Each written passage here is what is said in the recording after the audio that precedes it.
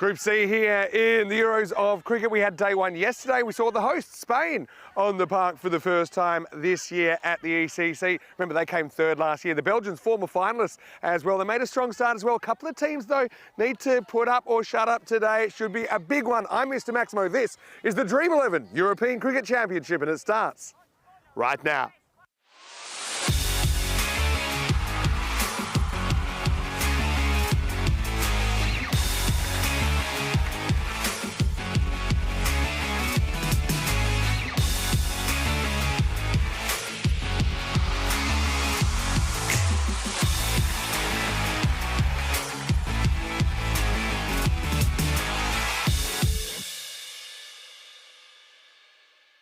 The European Cricket Championship is proudly brought to you by Dream11, HCL Software, Paramatch, the Junta de Andalucía, and Victorinox. And the official charity partner, Share the Meal by the United Nations World Food Programme.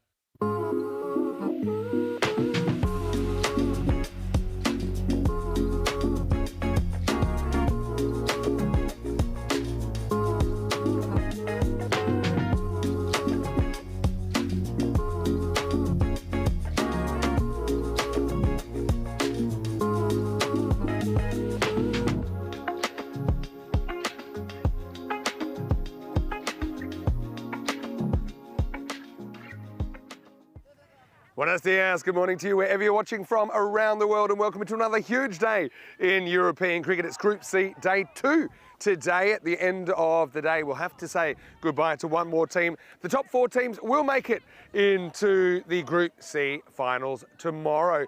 So we're starting with Group C match number 6. This one will see Switzerland taking on Belgium. Well, these two teams had very contrasting days yesterday. Let's see what today brings, though. At the other end, we've got Ian Ramage with the two captains. Let's see who wins the coin toss. Very much. So Switzerland and Belgium. There we go. Thank you. Thank you. Okay, Switzerland, you're the home team. You will toss the coin. Belgium, the away team, you will call. Dream11. It's been called Dream11. It's come down European cricket, so you've won the toss. We will bowl first. Okay, toss won by Switzerland. Who will bowl first? So it is the Swiss that win the toss, and they have elected to bowl first. What that does do actually puts a very strong Belgian batting lineup to the crease and getting a chance to bat the full 10 overs. But we know the Belgians had a very, very good day yesterday. Took all 8 points, took the octopus out of day number 1 of their group matches. But look, we know the Belgians, sometimes they can run hot and cold. They do have a really, really hyper-attacking game. Sometimes that can backfire. I suppose that's what the Swiss team are hoping for. I think early wickets is the key. This power play could be huge. Otherwise, the score could be huge. I think that the Swiss are chasing. Switzerland, though, they were disappointing yesterday. Let's be honest about their performance. And this is a team that we saw beat England in the group finals day last year. Actually lost them in the group final, but still, you know, just missing a couple of those players, and that made a difference last year. And it's a big effort from their player group, I think, to try and step up. I think Jason was pretty unlucky with the ball last night. I liked him early. I think he's probably going to get one of these power play overs at least. And yeah, I just think that they need just a little bit more out of everyone just to be competitive, I think, in this group. And look, if they make finals day tomorrow, then anything can happen from there. Let's talk weather. A little bit of cloud cover today, but still pretty nice on the Costa del Sol here, just on the banks of the Mediterranean in Spain, just about 20 minutes drive away. I can tell you that the maximum temperature is expected to be 24 degrees. Currently it's about 19, so yeah, pretty mild, pretty pleasant, and pretty good for cricket. Well, Rico's off today, but Andrew Ryan will be with me to take you through all the action. Rhino, looking forward to this one. I know you're heavily invested in the Swiss campaign. Of course, that's where you ordinarily would be residing, but I can tell you that it is the Swiss that have won the toss. They're bowling first. All right, it's day 2 for Group C. Let's get ready to rumble. Thank you very much for a comprehensive and charismatic introduction, Mr. Maximo. Vinny Sandhu down there, pitch side. Certainly very invested in this group, but remaining completely impartial as we've had some fantastic cricket already. And haven't the teams from Spain and Belgium put down a marker on day 1 of this group? Having a quick retreat back to what happened yesterday. Belgium 174 on the board in their first game against Finland, and remarkably it was a somewhat scratchy 174 at times, but they were powered in the second half of the innings by Sherry Butt, and that man Muneeb at the top has been very impressive. Finland, not one of their better performances. They pushed hard with the ball, but largely inaccurate, but they picked things up later in the day. One team that did also struggle first up, Malta, all out for 56 at the end of their 10 overs. When your top score is 11, then things have not gone well, and Spain ripped their way to that target for only 3 overs down. Yasir Ali batting very nicely at the top with DDC. Then came probably the most important match of the day in terms of the context of the table. Switzerland up against Finland. It was another scratchy effort from the Swiss with the bat. Idris Ul Haq did his best at the top of the order, 36 of 11. But the rest of the team looked like they were genuinely just getting used to the surroundings, whereas Finland, coming off the back of their first up loss, they were much better. And Amjad Sher played a captain's knock coming in and taking to the total pretty comfortably. Speaking of comfortable, Belgium winning their game against Malta with 4 overs remaining. Some brutal striking from Ali Raza and Muneeb. Mind you, much improved performance from the men from Malta. Sobu George on a lone hand with the bat, 60 off 30. He batted very well indeed, but the Belgian pace battery was hugely effective. And then we came to the match under lights, but the ones who were sparkling were Spain. DDC, a very nifty 66, undefeated off 22. Idris, once again, the man who was doing the job for the bat with Switzerland, but the rest of the lineup really not getting any rhythm. Jason, pretty good for them with the ball. As Vinny mentioned, he started the tournament well with his 2 overs in that last game, and hopefully we'll see him roll out as an important part of the bowling attack today. So this is where we sit as far as the table goes. Some fairly horrific looking net run rates as far as the Swiss and the Maltese boys are concerned. There will be a match between those two coming up as the 3rd game today, which sort of shapes likely as the decider of who will get knocked out from this group stage. Although the Swiss, if they can lift their game somewhat and put a bit of pressure on the Belgians with the bowling, then they will be looking to cause an upset here. And I don't think it's a bad thing necessarily that they are bowling first in this game, because batting first in the last 2 contests they played, they were very underwhelming with the bat. Good chance for them to get out there, take a few wickets. We know those Belgian openers will go hard. Most importantly, they've still got smiles on their faces, a few air swings with the low 5s with the kids, but I'm sure they'll pick up that quality once they get out there. Smiling face of Aiden Andrews running onto the field, so he's the one change coming in from yesterday. So the opening bowler, Brandon Gareba, is sitting on the pine for this game, and Aiden has come in. He's down to bat at number 8. He opens for his club, Kosane, but he seems to have been included for his bowling in this game. So bowls big, hooping outswingers, and he will enjoy this breeze as long as it stays consistently pushing across the right-handers. So have a look at the team cards there. It is an almighty powerful lineup from Belgium. As said, Muneeb, the left-hander, I've been impressed with this young man. Beautiful set of hands and very composed at the crease. Looking forward to watching him again today. Supercomputer, it's amenable to a Swiss upset here. 21% chance, they're suggesting. Maybe they've seen the man who's down there to take the opening over. Big Jay Sin striding around. He's got his lucky red shoes on again today. Pretty good conditions from him. Does bowl a good outswing, capable of swinging the ball both ways. And he bowled with some good pace and some good change of pace last night too. Produced plenty of false strokes. Had a few went to the boundary that were somewhat unlucky, but you got the feeling that even when he was up against DDC for the majority of the innings, he was well on top. Wouldn't they love an opening scalp here today?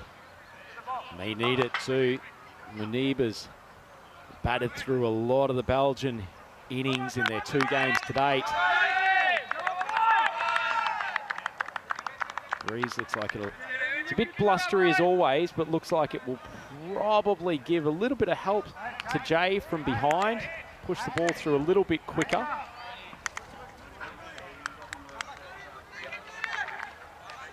Doesn't look like too many nerves in that Belgian team. They stay relaxed. And here we are, first ball, day 2, Group C. Jay giving it some chance, almost to catch out there. Well, if there was someone who was 6'2" there instead of Anish Kumar, you suspect they would have had a play on this ball. Big fan personally of putting your big boys out there and getting every bit of leverage you can. So Harsh deciding after one ball that he might want to put Dion Johnson out there. We saw Dion take a great stretch catch last night, but sticking with Kumar, left arm orthodox spinner. That's the one going away from the left-hander, but floated into half volley length. And that's a gorgeous shot from Muneeb. Not a bad ball from Sin, but probably just a little bit too much air. You get the feeling the Swiss have probably got to try to pick one way or the other here. You've got the fielder out there at deep cow corner. Jay continues to push it across the left-hander. Need the protection on the offside. Slight change of pace, and Muneeb pushes it. There's a little bit of drama. Bowler's end as Ali Raza gets a little bit excited, trying to get himself on strike. Muneeb having absolutely no interest in it.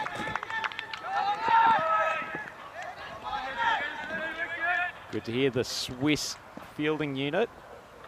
Up vibe, plenty of energy. Good in-swinger, excellent ball. And it's not just the movement, it's the length on that occasion. Right up in the block hole. See on the replay, Muneeb shaping up to hit this through the covers. The late swing having to adjust, just jamming it out.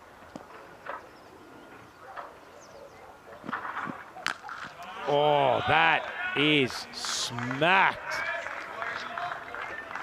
Ball pushing across him, just floating up in the air for a moment, and he is not missed. That's a beautiful shot. Even on a replay where we seem to be looking more like a rap video with some cuts in and out, still a gorgeous looking strike from this young left-hander. Another one where he's swinging it away. Muneeb swats across the line. Drags it out to Anish there at cow corner, and that will be the end of a lively first over. Some good movement from Jay Sin, but Muneeb punishing anything that was half volley length. Belgium 19 for none. And a man who is known to punish anything on half volley length during his illustrious career. Great to welcome Mr. Maximo back to the commentary box. Yes, seems a long time ago now, but good morning, everyone. Yeah, good morning, Rhino. Good morning to all the viewers. Let's have a look at some numbers in the Premier Division. Little slot machine, total Maximo 777.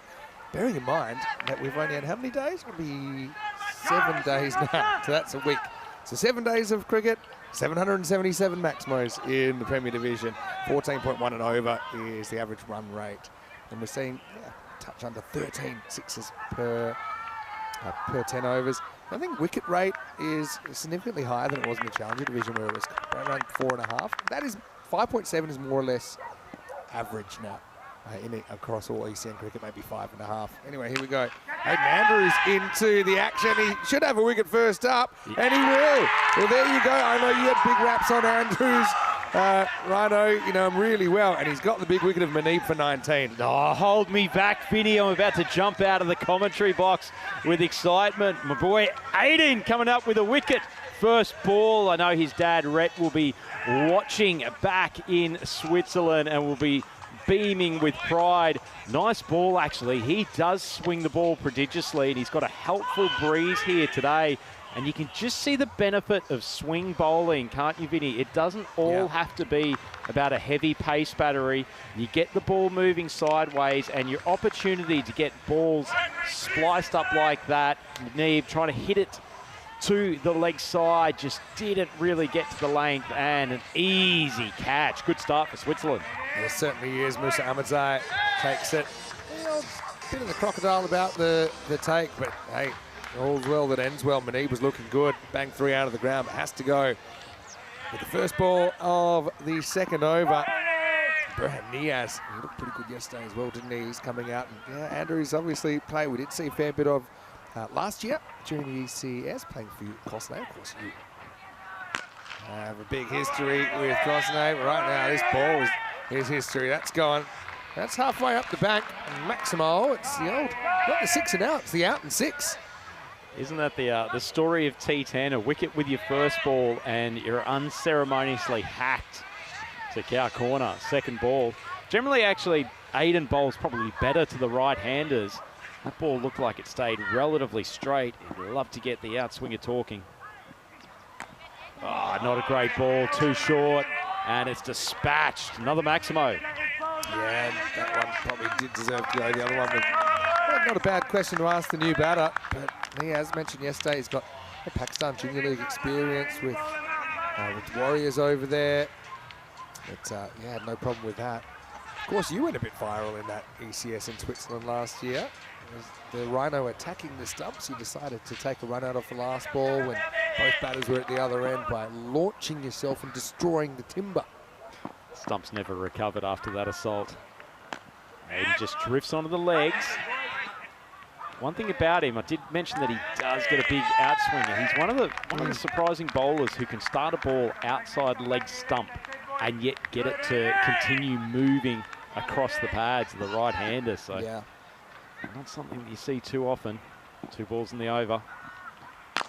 Oh, smash straight back at him, and thankfully he's kept the Jazz Crackers protected with his hands going up quick. That was crushed. Imagine if he caught that. Oh, you're right, though, with what you said. Imagine if he didn't get the hands down there. That was hit so hard. Might have renamed him Aiden Andrew. He's pretty tough, though. He doesn't care. Gets on with it. Oh, that's floated up and right in the slot, and it's been pumped. So just dealing with Maximos to start this innings for the most part. 1 for 18 and Belgium 37 for 1. Oh, we do warn you that Belgian ball might be hazardous to your health. Andrews almost had a ball go through him. The next one just clipped away effortlessly off the pads for 6 more. As it'll be the end of the second over, 37 for 1. Oh, magnificent Look start. at yesterday, first time I think we've ever had 5 4-pointers in a day. And yeah, it's a real case of the haves and the have-nots as we head into day 2. With Switzerland without a point, with Malta without a point. But it's moving day, and they're 2 teams that do need to get moving. Certainly do. This feels like it's been a brighter start. It's obviously the danger with this Belgium team is that as soon as you get a loose ball, they can be punished for Maximo. They're such good hitters. Dion Johnson comes on for the final over of the power play. A little bit wideish, but that's a good zone to bowl. Talked a little bit on the coverage yesterday about how that wide interpretation has been changed slightly in favour of the bowlers. So that offside channel, good space. It's a bit wider, the channel. That's straight over the line. So that's why it's not a wide. There's something for the batters as well if they want to gamble and if they want to step over there, the line's fixed. Big swing across the line. Skipper Harsh Deshan out there swinging around from long on. Actually, full credit to Harsh Deshan. First time captaining this Swiss group. And he had to deal with some difficult situations yesterday. Some bowlers really getting slapped around, and was quickly in there, putting a consoling arm around them, making sure that they were still keeping positive. So Yeah, it's good fundamentals. Part and parcel of the game, isn't it? Oh, it's unlucky. Slightly short of a length ball. It's gone flying off the tap edge for a Maximo. That one's gone about a third of the way up the hill, off the edge, and that's the wind factor, I think. With the batting at this end, the wind's typically behind the bowler, but this one was comfortably out of the ground. I love ECN cricket. Not your traditional Maximo, but it all goes in the scorebook exactly the same.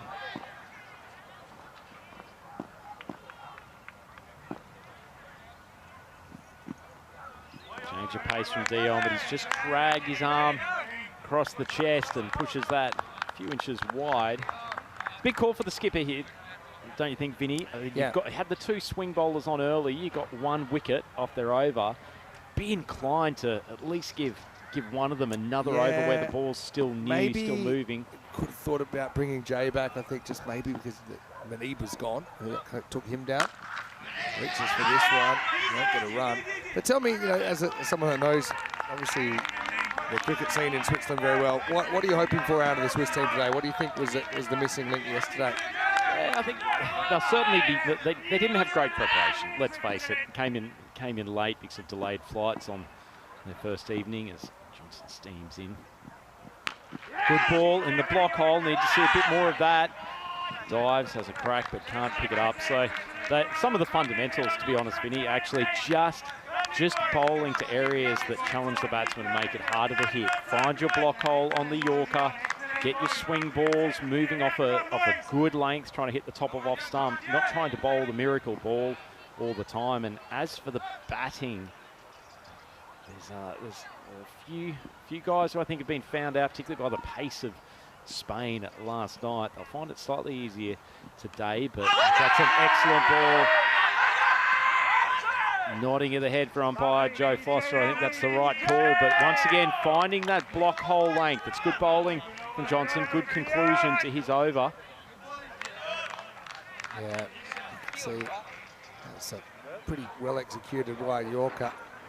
Just I think, even if it was nicked, it bounced after the bat, right? So it's the end of the 3rd over. It's 46 for 1. Let's have a look. One more time. You can see a little bit of hint of movement in. Mostly just good location from Dion the Rock Johnson. Let's have a look at this table then. And yes, Spain and Belgium both bagging octopuses on their first day. That's 8 points out of 8 available. Finland started with a none, then got all of them in their second game. Switzerland, Malta, have to have a very good day. Yeah, they do.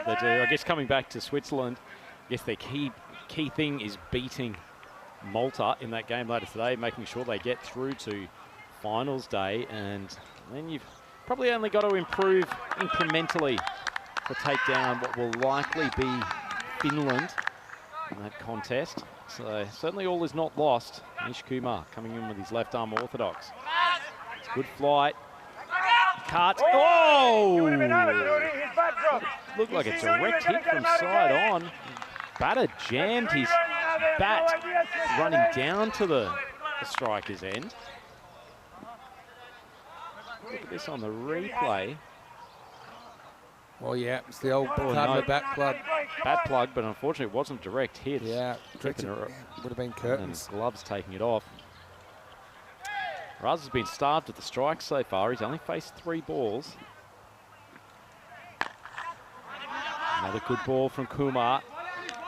Get a couple of good lengths to start with. And I mind this change when you've got Raza still early in his innings, giving him a look at the left arm orthodox. A good move.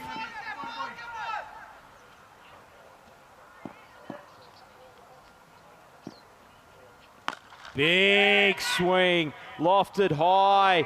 It's going to carry enough, and it's a Maximo. He is a pocket rocket, Niaz.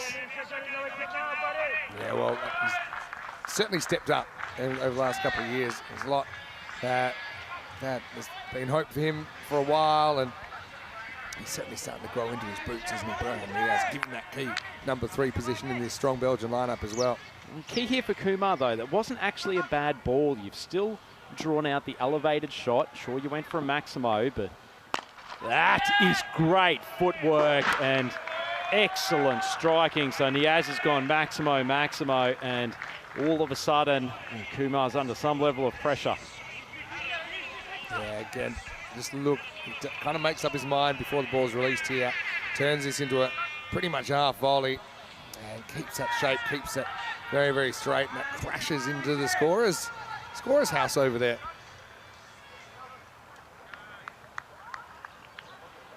Niaz has raced away to 38 off 11, and Switzerland need to find a way. You're probably not going to slow him down. You have to get him out. Bit of a conversation happening here between Kumar and the skipper Deshaun as they're going out to change the ball, which might have been knocked out of shape. A few of those lusty blows from Niaz. You've had to work with some good spinners in your time, Vinny. What would you be telling him now if you were down the keeper's end? Yeah, I'd be saying continue to be brave. You know, continue to be brave and chase the wicket. That's the easiest way. But this one is going to be whacked down to the ground again. It's probably the fraction too full, I think. So it's fine to use flight, but if you get too full, just gives someone like Niaz, who's in, a good look at it and put that over long on for Maximo. Yeah, indeed. Just a little bit of air, and as you said, just speared in towards middle and leg. Just probably, that's the easiest shot I think Niaz has had to play. So over this, the downside, when you start going for a few boundaries, it's easy to get away from the fundamentals.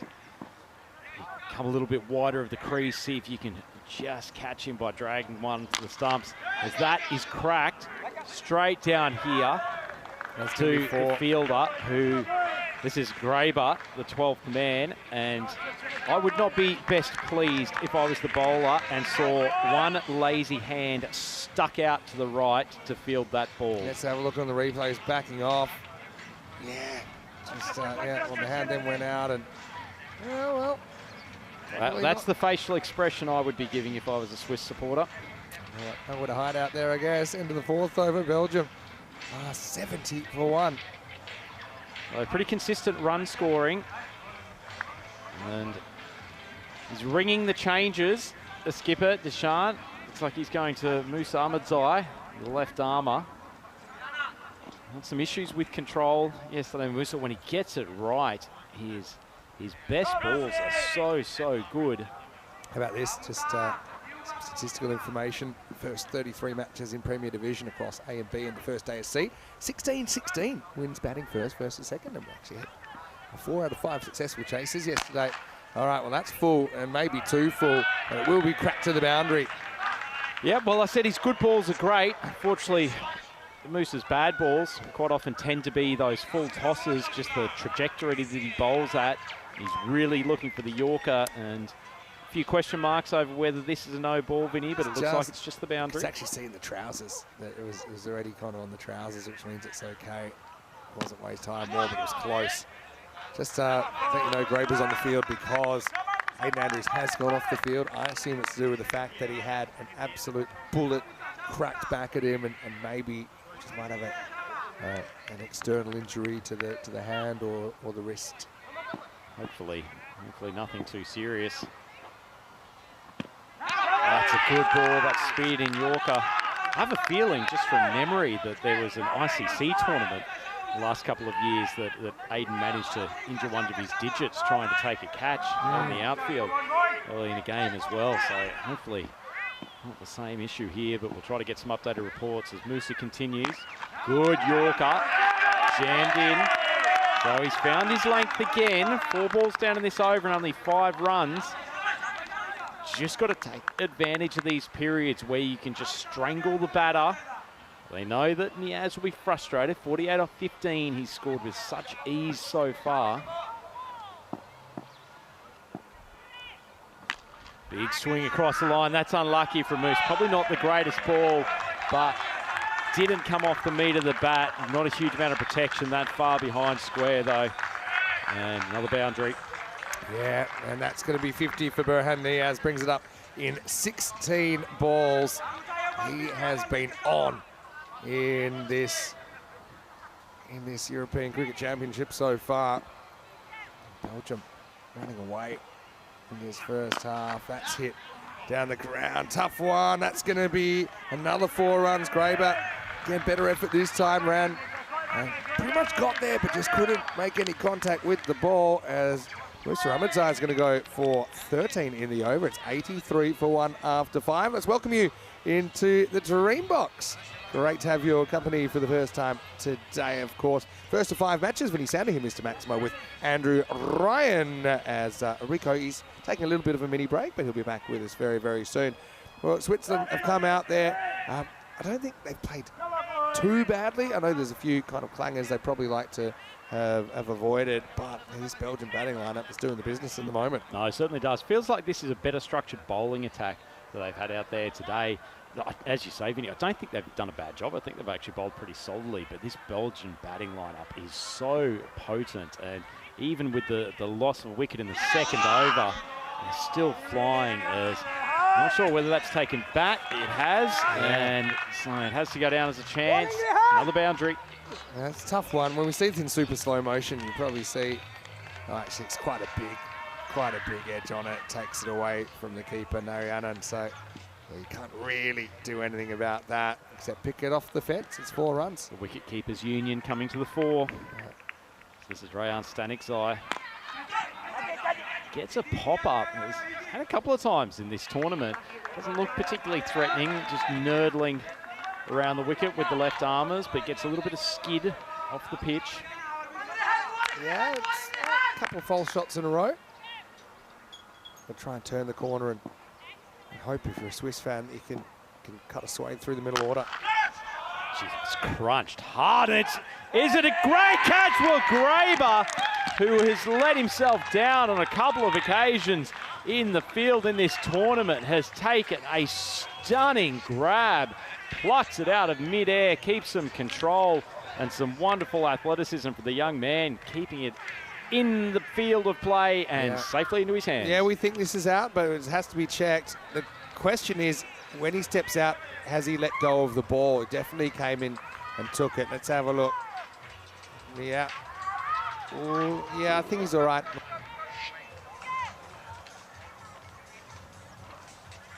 Okay, so the first thing is here, is he in the... Wait. Crucial thing, whether he can get himself back into the field of play.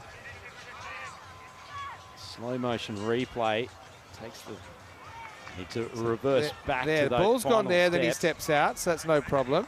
And then when he comes back, just got to make sure that, okay, does step on the rope, but he hasn't caught the ball yet.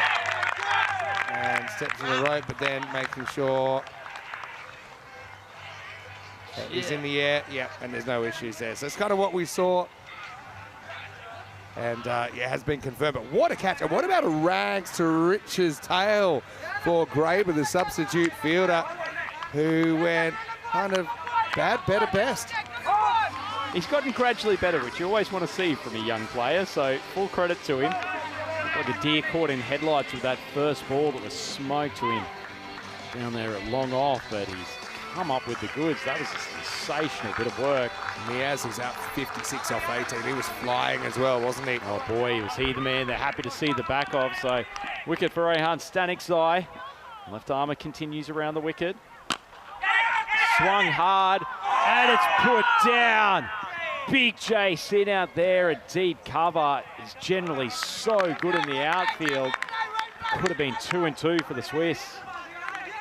Yeah, it should have been. He knows it as well. Just came to him pretty quickly, but couldn't hold on. Could be a turning point. Sherry Butt, so good in the later overs. Popped up, Graber coming in. And he takes it cleanly. So he's gone from rags to riches to millionaire. Graber, good athleticism. And Stanikzai now has 2 for 6. And all of a sudden, the primary 3 from Belgium are all the way back in the pavilion. 89 for 3. Really, it's 5 false shots in a row. If you think about it, it was a French cut start the over. There was a pop-up that just went over Rehan Stanikzai's head. Couldn't quite get there. Then we had the hole out to long off. We had the drop catch at deep cover. And now another one, good height there, and it's Graber's catch. He's coming in from the outfield, has a good sight of it, takes it, makes it look very, very easy. This is drama in this 6th over. 89 for 3. What a turn of events. So, wouldn't say Switzerland's on top, but tell you what, Vinny, if they can get rid of Butt, then they will feel like they're in a chance of keeping this to maybe the 130 range, possibly. 135. We had the chance to put Butt back. You haven't been able to. Let's pull the over. Good Yorker length ball. Batter out there, same as a keel. And yeah, this is going to be exciting. But having said that, the wickets probably don't factor in that much, given that there's just 4 overs remaining. That's 6 overs down. It's 89 for 3. What an over by Stanekzai, 2 for 6. Wow. The turning point, the over from the left armer, Rehan. So have a look at that batting card. So Niaz is the only one who's really gotten away today. 56 off 18, some glorious striking. But Munir, Raza, Niaz, all back in the pavilion. There's obviously some power hitters down in the later part of that innings, but boy, oh boy, Switzerland have got themselves into this contest. Yeah, definitely. Definitely, and we know that Switzerland have some good hitters as well. They're sticking with their spin. I suppose that's what I'd be doing as well. Anish Kumar coming back to bowl. Big swing, popped up, Graber charging in. Just can't get around. Pretty fleet of foot, Graber. He's been in the action at long off. Ball's been finding him. And they'll be happy extracting the false shot, so Sherry Bart living a charmed life. Goes the reverse, taken by Narayanan, big appeal, but umpire not interested at all. Good appeal, but I think that's straight off the pad. That's how I read it. Let's have a look. What does the picture say? Yeah, flicks the pad. Don't think it gets any glove on the way through. Yeah, Insana, they call him. Sabazakil, because he bats a little bit insanely. Oh, a bit of air from Anish, and it's been elevated out to the hospitality area. Lovely shot from Zakil, his first maximum. Yeah, that's well struck. Didn't try and hit that too hard, just timed the absolute cover off this one, Sabazakil. This guy that kind of burst onto the scene, his first ECC, he was probably one of the batters of the tournament. Probably if you take out maybe 1 or 2 bats in that English lineup. But he had such a good series. Had a couple of disappointing years. He struggled with injuries a little bit as well. Good to see him back. It's a better ball from Anish, just drops it on a length. Not a huge amount of pace to work with. So Zakil having to reset his balance. Belgium 97 for 3. 2 overs to go. There's 2 balls to go in this 7th over. Charge down the wicket. Graber's taken a couple of steps in. I'm not sure he would have had a play on it regardless, but hit straight in his direction, and Butt is ready to punish them for that dropped catch. Yeah, it's a very good flat strike, isn't it? He's a fluid mover at the batting crease, isn't he, Vinny? Yeah, he really is. He's fun to watch. He's kind of graceful, but also very destructive.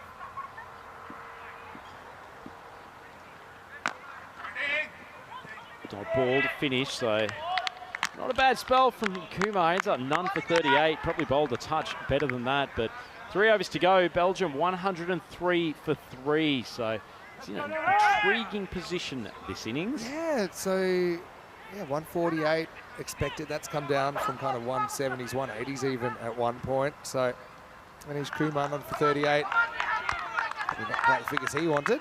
These are some other figures. We went over 20,000 runs, I think, a day or 2 ago. Today, I think we hit 2,000 maximos. That's combined stats. Oh, another wicket for Rehan.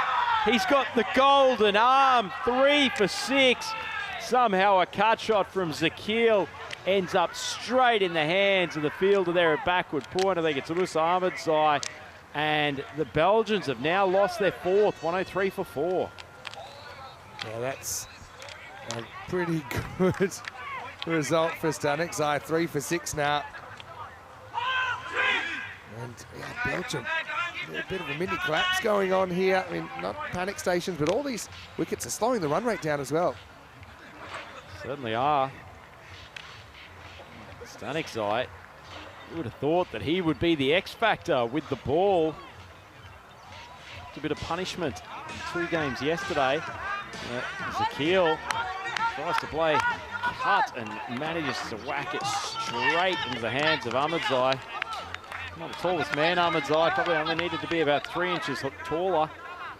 Would have carried him, but as it is, sharp chance, and Stanekzai 3 wickets. outside of stump. I don't mind the plan though. Better than giving a ball on middle and leg. Funny how you can have two left-arm spinners. It's actually very similar bowlers, but they have wildly different results. Could see some fans in the hospitality area today. It's swung around to the leg side. Good effort to keep it in. Idris'll hark down there backward of square, but he cannot prevent the boundary. And that's the ball we were just talking about, Vinny, the one coming wide around the crease. And by the time it gets to the batter, it's sort of on off stump, middle stump, and very easy to swing away to leg. Yeah, boundaries will be crucial here in the last 3 overs. Oh, another chance. Nurkan Amadi just backward of point, and this time the cut shot beats the field, goes for 4, but it's all happening out there in the Cardimer Oval. Yeah, that was such a bit of a teaser. Gets a fingernail on it. Statics are really making a huge difference. The ball's left in this over. Can pick up a 4th. Beats the bat. Beats the bat.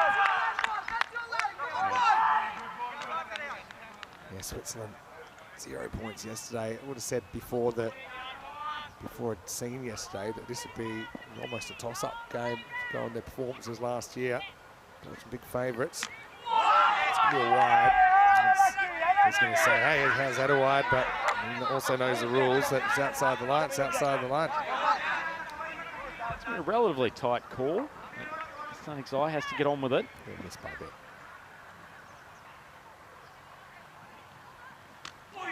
Swung away at the leg side. It's another wide. So he's going from either side of the wicket the last couple of deliveries. Feels like just a bit of tension in this game now. It seemed all one-way traffic, didn't it? At least they prevented the Maximos in more recent stages, Switzerland. So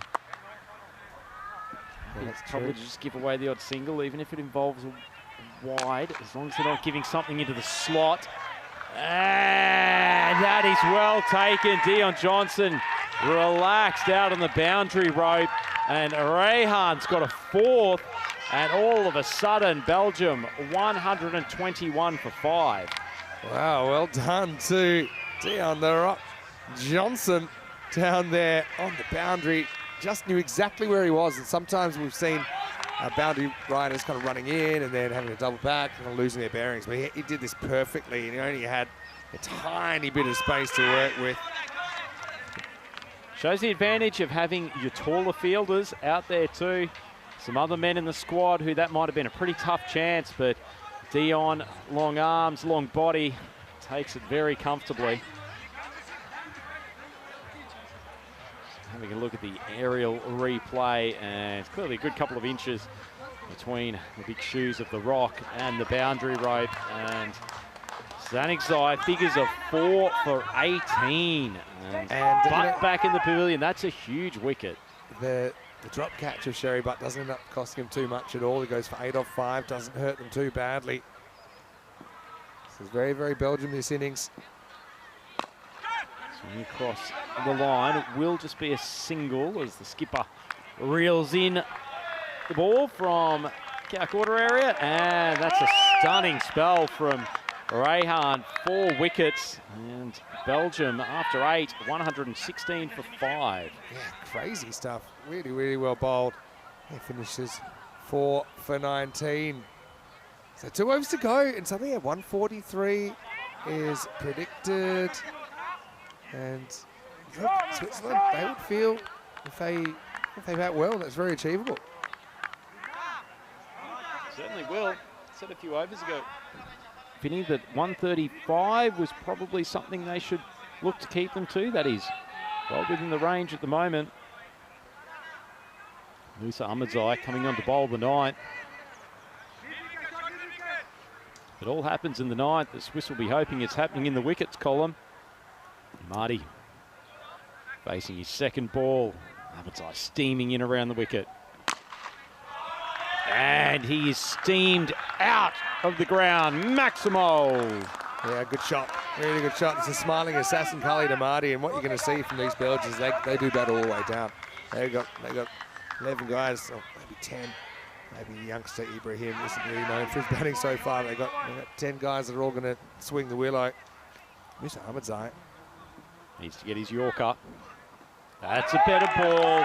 That's the one that's very hard to hit for Musa because he comes so wide of the crease and his arm action is really, really even wider. You see he's releasing it almost outside of the tram line. And by the time it's come in almost a metre on the angle. Big swing, I think that's an outside edge. The finger goes up, the arms are pumping from Musa. Narayana with a good catch behind and the 6th wicket down for Belgium. It's right off the end of the bat for me. Just a wild swing. Getting that length, getting it right is so, so important. Musa Ahmadzai does. Nails a Yorker, and then the very next ball, it's kind of Yorker adjacent. And it takes a little bit of the bat on the way through. Umpire Joe Foster, good to have Joe as part of our crew now. Let's have a look at this replay. He's got an interesting seam position, doesn't he? Maybe it's just a regulation kind of outside edge. You can see the swing from Khalid, swinging all the way around, lost his shape, loses his wicket. Nice catch behind the stumps as well. Nice piece of bowling. Wasn't a great start to the over, but he's come back with a good Yorker, and then that one really full batter. Trying to just swing it to the leg side. Body weight all out to leg. Not do any more than get a feather. Ahmadzai, it's a double up. Another one right in that Yorker spot.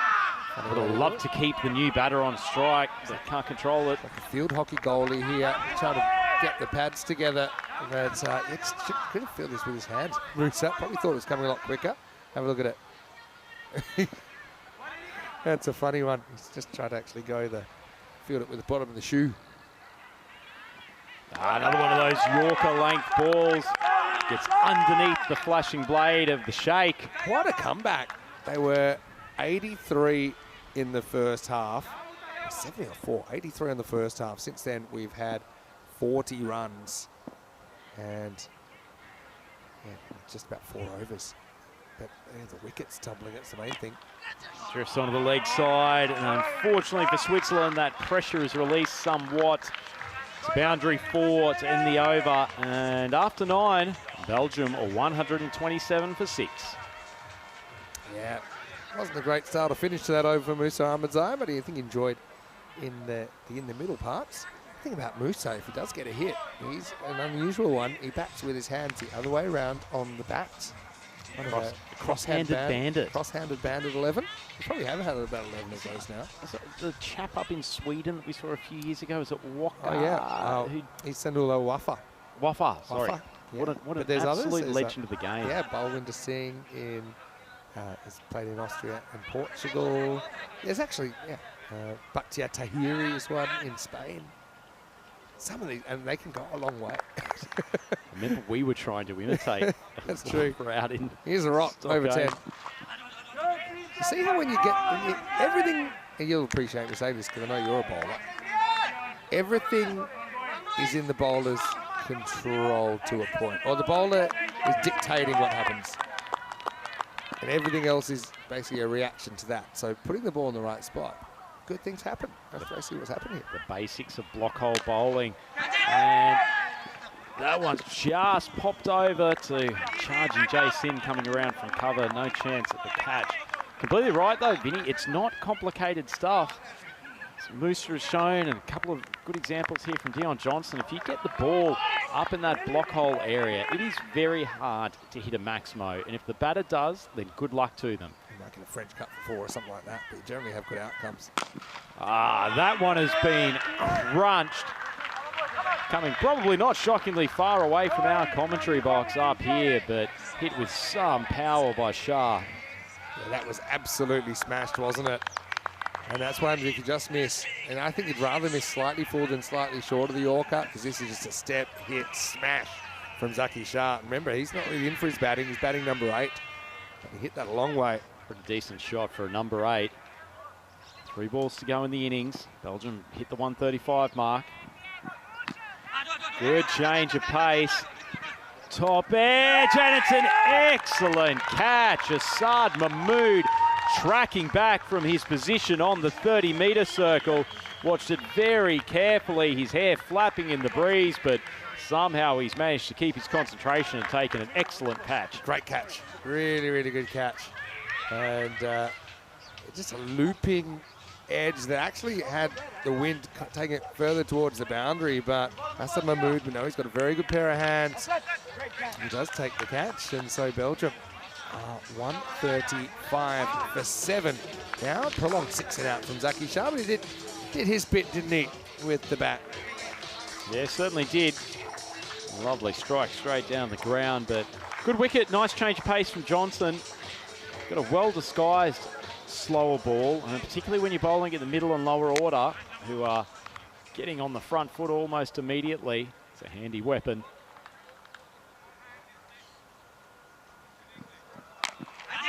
Slightly short of a length, but not hit well. Narayanan tracks it back. He's very, very good with the gloves, and 2 wickets in 2 balls for the Rock. And Switzerland continue to make their way through this Belgian batting lineup. Yeah, well, how about this? They did send out the youngster Ibrahim, who went on the hook. Good catch by Satya. And we've got a hat-trick opportunity. Gee, doesn't get much better than this. Got the number 10 coming out. Either Adnan Razak or Jabbar Jabbar. And yeah, a chance for another hat-trick. We've had a few hat-tricks in this Premier Division. Not a bad time to be bowling it either, Vinny. You know, man coming out here at so you're facing the number 10 batter as Ibrahim goes for a golden duck, and Derek's been woken up for an early dance this morning, but you're bowling to the number 10. You know they're going to have a massive swing. You get this ball on the sticks, and there's a pretty decent chance you're going to end up with a hat-trick here at ECC 2024. So Dion Johnson striding in. Here we go, hat-trick ball, last ball. Oh, not a bad ball. It's hit up. Chance coming in. The catch! It's a hat-trick. A moment of celebration as Musa Ahmadzai takes another catch, and Dion Johnson concludes this innings with a hat-trick. Wonderful stuff for the Swiss. Oh, well, he'll remember that a long time. All the the indicators were there. The Dion the Rock Johnson has been able to go bang, bang, bang to finish this innings, and Belgium finished 135 for 9. And all the pressure out there as well of holding on to the catch. But yeah, well, we know now that Dion Johnson will be on the Hat-Tricks Hall of Fame list. Well deserved too, Vinny. Pretty good closing over from him there, and that's a much improved bowling performance from the Swiss. If you had have offered them that score at the start of the innings, then I suspect they would have taken it. So 135 on the dot, and they managed to keep a good changeover of the Belgian batters in that innings. So aside from Niaz, no one really got settled for an elongated period of time, and that's really what they needed. Keep on getting those heavy hitters back in the pavilion. You can't do much damage from there.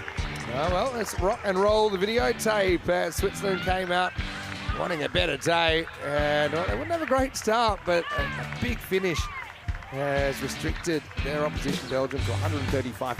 It's a kind of a classic innings of 2 halves. We saw 83 in the first half, we saw 52 in the second, and we saw 7 wickets fall, or maybe 8 wickets in that second half. Things really fell away for Belgium, and that, for me, really, this game is pretty much a toss-up. Yeah, certainly is.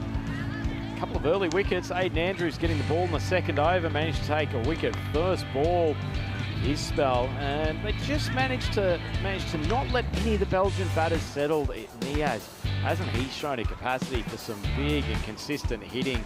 Slow motion Musa getting that Yorker to work on a couple of occasions, and he certainly looked more comfortable coming in the middle and late overs rather than bowling with the new ball. So feels like after a little bit of experimentation, the Swiss have got Their bowling structure's in a much better stage.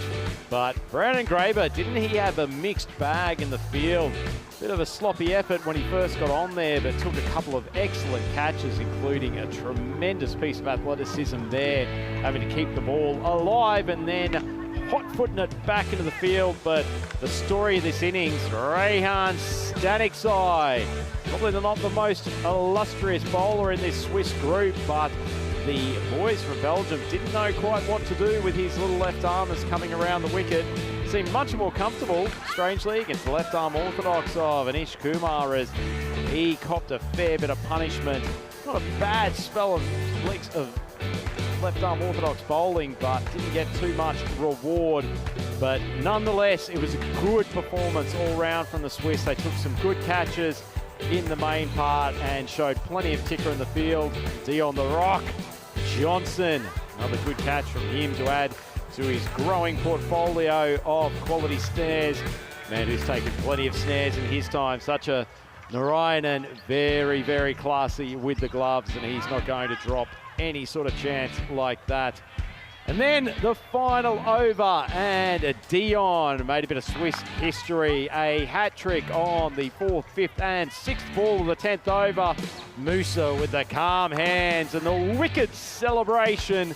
Great finish from the Swiss, and they ended up leaving the Belgians with a total of 135 for 9. So I suspect they would be fairly happy with that, and it should be a compelling chase from the Swiss. If they get off to a flyer in the power play, then they could well make their way towards their first victory here in ECC 2024. Quick look at the scorecard.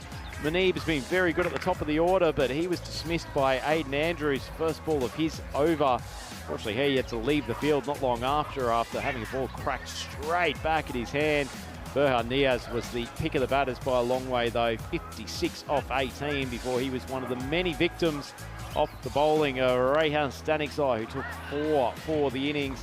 And then Dion coming through with the hat-trick at the end. So once again, much better bowling performance from the Swiss. Dion Johnson 3 for 17 off his 2 overs. Very economical stuff. And Rehan 4 for 19.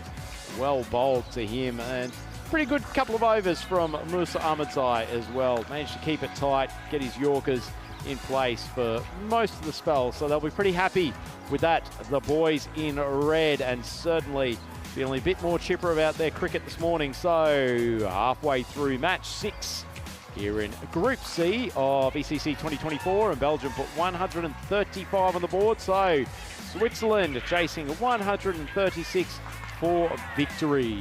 Ted Ryan here with Vinny Sandhu all day here at the Cardimer Oval.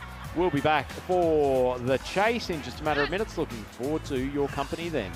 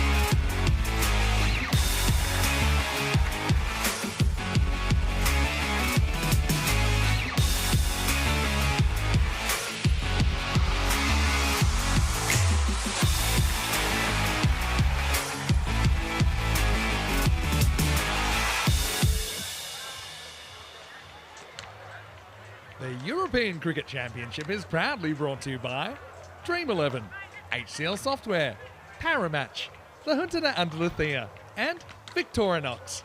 And the official charity partner, Share the Meal by the United Nations World Food Programme.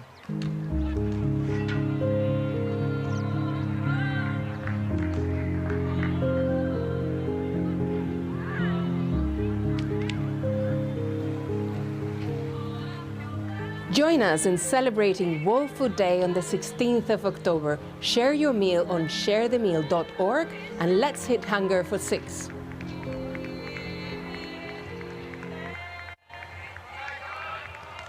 Welcome back, European cricket fans. It's Andrew Ryan here with Vinnie Sandhu at the Cartermere Oval. We've got a cracking contest here. The first game of day 2 of Group C. Switzerland versus Belgium. After a fairly tough start yesterday, the Swiss have done very well with the ball to restrict the powerful Belgium batting lineup to only 135 runs off their 10 overs. They almost ran through the entire team, 9 wickets down. So having a look at the equation, it's a chase of 136 for the Swiss. They can grab a bonus point if they can do it in 7 overs, but frankly, they should be looking to simply chase the target down in 10.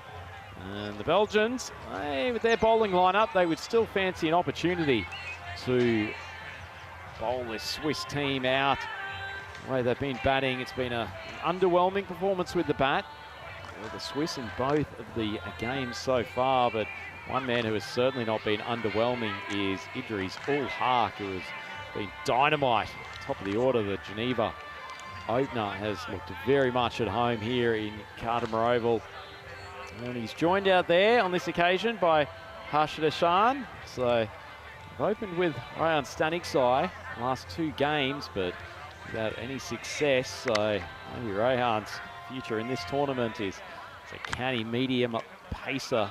The left arm coming around the wicket as his 4 wickets would attest in that first innings. So the skipper, Hattick, has come out to accompany Idris at the batting crease. Love a good start in this power play, particularly Idris, who has been punishing both sides of the wicket, but particularly strong square and over cover on the offside. Good man to bowl to. Belgium just getting their field ready. They're opening up with Adam Razak steaming into bowl. Sort of lane ball actually doesn't carry through particularly well. Certainly what I would think of as Idris' slot, if nothing else. Like he was premeditating a shot to the leg side.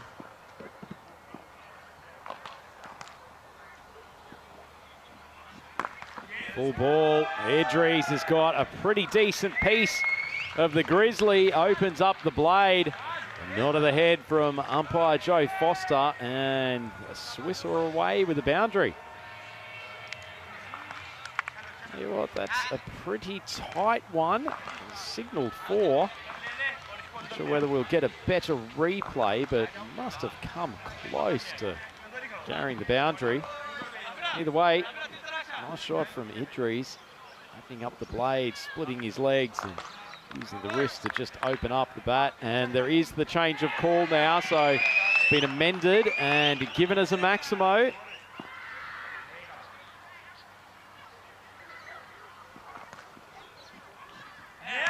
Big swing. Once again, Idris playing away from his natural instinct of hitting through the offside. Displayed the front leg and trying to whack it straight down the ground or out of a cow corner. Just needs to stay stable here and work with what Razak is giving him. Much better. Thrashes the hands through the ball that's in his favoured wide of off-stump position. There we're going .6 to start this innings. And the Swiss 12 for none. Much better batting from Idris on that occasion. He stays stable at the crease. Razak's effectively giving him what he wants. keeping the ball about a foot outside off stump. Doesn't need to manufacture anything at the moment. He's sitting there, 12 off 4. Skipper Deshan. He's getting the joy of watching some power hitting from the non-strikers end as the Swiss team looking pensive in the background. Another one in his slot, and it's smashed. Idris lets loose with consecutive maximos. 18 off the over, still 1 ball to go. And if I was the skipper, I would be having a word to Razak about the line he's bowling. Idris is one man who will not care or one iota about having to swing from wide of off stump. It's a glorious piece of timing. And Razak, at least he's changing up something, coming around the wicket. Final ball of the over. In the slot again, but somehow that has carried 10 metres over the boundary backward of point. Razak will probably feel a little bit hard done by, but he's just got such immense striking power and elevation, Idris. The wrists open up the bat face, and it's carried the boundary easily. So what a start for the Swiss. 24 off the first over, and he's even getting the whistle of approval from Big JC, and a man who cops his own share of wolf whistles when he's trotting around Kardamar over, Mr. Vinny Sandu. You are so right, but wow, that over going so wrong for the Belgians. How about the hitting from Idris? Let's have a quick look at the golden ball counter. Another day, another no golden ball. Well, could it be on though today? This is one of these sort of Middle middle range road, targets. Yeah. I'm hearing you. But interesting, yeah, Razak bowling the first over. Typically, I think of him as a death bowler. Really good at hitting the Yorker, but different role for him is Amadi. Be a handful. Deshan just gets it over square leg. Only just, but it's another 4 runs. Switzerland continue their good start. Pretty good shot from Deshan, actually. Got into that awkward space just around the hip. Hasn't tried to overhit the ball, just let his wrist carry through. Got enough elevation. Carried square leg, and he starts with a boundary. Yeah, Switzerland now actually ahead in the game, according to the supercomputer. That was kind of a thick inside edge, but did just enough. Harsha Deshan saw him playing for Winterthur in the Swiss competition. Big swing, swipe down the ground, almost beats the fielder, but an excellent diving save. That's some good athleticism in the field from Belgium, Yeah, that's and Manib. they'll need to field well here. Manib's a very good fielder and good under pressure. Let's look at this. We've seen those missed before. Amadi, interesting also, they bowl him quite early. His real weapon is that slower ball. It's also, you know, quite quick. He's called the smiling assassin because, yeah, generally has a sunny disposition, but he's also very, very deadly with the ball. Oh, that's an Idris slot outside off stump. Doesn't get any elevation though, but it's slapped out to have a boundary. It'd just be the single. Yeah, so just by bowling him this early, you'd feel he's less likely to be using that slower ball. I suppose he still can. It's also slightly different, I think, with the new ball. Still quite shiny. Short ball pulled by Deshan, doesn't time it at all. And the fielder coming in from mid-wicket stops the single. Fascinating contest developing. And I suppose going on yesterday, you start feeling, well, every game is going to be a clear smashing, maybe except for the Spain-Belgium game and the Malta-Switzerland game. But Switzerland reminded us of what they're able to do. Okay, a bit of a first 5 overs got away from them, but then they've stormed back and they've continued that momentum into the second half. That was that slow ball from Amadi that is a real weapon of his. Last ball of the over coming up. Sort of just pushed, won't beat the fielder a point, but they'll scoot through for the single. So Marty bring back an element of control after the first over went for 4 maximos, 7 off it, and the Swiss after 2 are 31 for none. Yeah, so basically you're looking at 14 and over. They've done that. They've got a handful of runs extra as well. Switzerland in the first 2 overs. I know one question that always comes up is around why Switzerland has CHE as their abbreviation. I'll tell you a bit more about that in a second. You can see that this tournament, 14.2 and over. This is across both divisions as well. So it's a fair comparison with last year. And it's gone even higher. One thing we did notice last year is when we got to Championship Week last year, it got a little bit local, didn't it? We saw, I have to look up the run rate in last week, but it was crazy. Anyway, change of bowling. Go to the left arm at Jabakale, who's going to start with a wide. Steaming in, bowled with good pace yesterday. Really impressed with him. Not sure about the length and the line of the Belgian bowlers so far, Vinny. The skipper's got fielders in the deep down to the fairly wide third man and anyone out in the cover boundary, but there's been a lot of short balls at the body. The Swiss batters just failing to get any bat at the moment. Oh, it was called wide, but either way, dicey bowling. Another short one on the hip. It's just too easy. It's not clever play from Jabakal.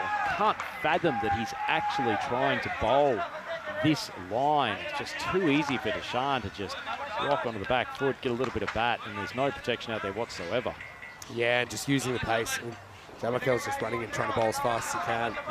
Fine if he gets it spot on, but also allows the batter to use the pace a little bit. Yeah.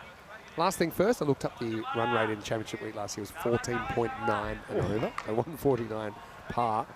And then the other thing is about their CH or the CHE designation of Switzerland. Another short ball. Deshaun gets into an awkward position, but they'll scoot through for the one. Obviously, you're probably better qualified to speak on this than me. No, I want to hear the Sandu description. I know you know your stuff. Well, I know it already, but it's because it's 4 official languages in Switzerland. Is that true? Correct. What's the 4th one again? Romanche. Romanche, that's the one. Not the most commonly used dialect within the country, but historical connotations. So in addition to French, Swiss, German, and Italian, it's up there. Yeah, and so basically, I always think it's just to not pick sides or something. They use the Latin Confederatio Helvetica. That's where the CHE comes from. Wide ball, beautiful use of the hands from Idris, but outfielder well positioned. That's a much better line for Jabakal to bowl, actually. That is where his outfielders are. And then the other question is, for me,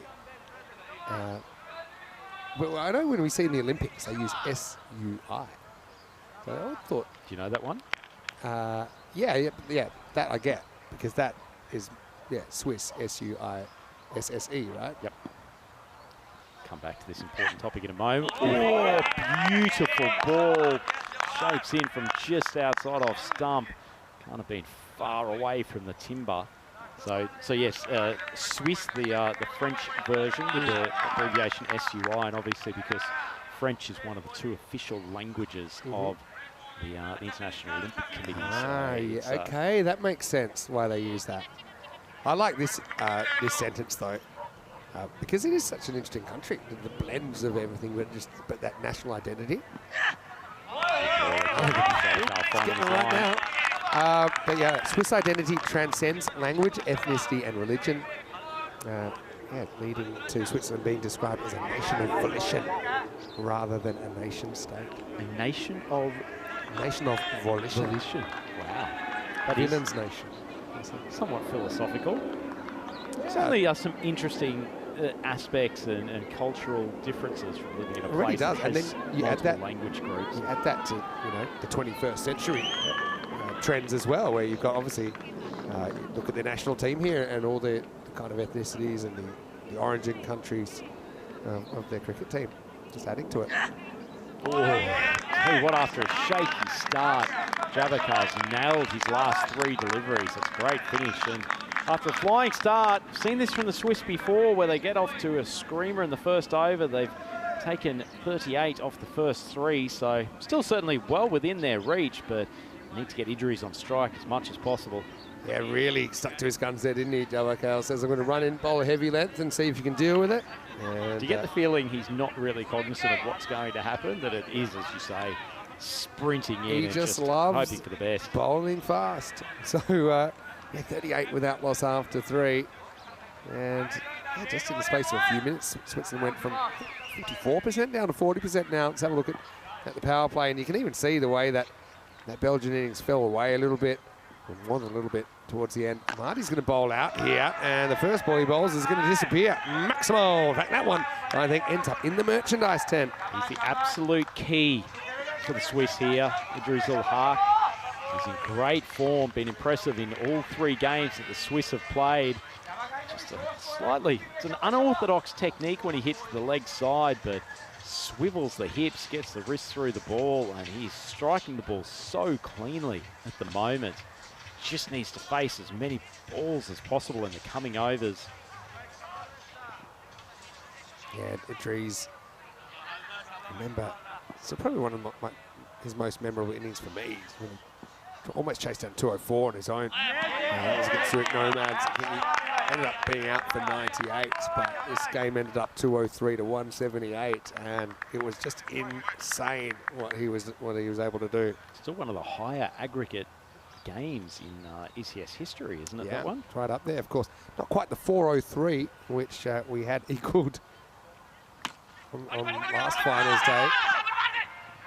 Good ball jammed under his bat, swinger at the offside, so it's intelligent bowling from Amadi, and after that first ball, Maximo, he's got things under control.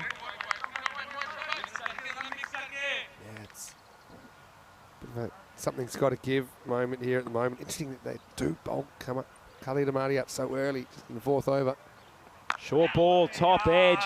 Not the first time that Idris has profited from a nick going over the keeper's head, but he races along to 36, and Switzerland 48 for none.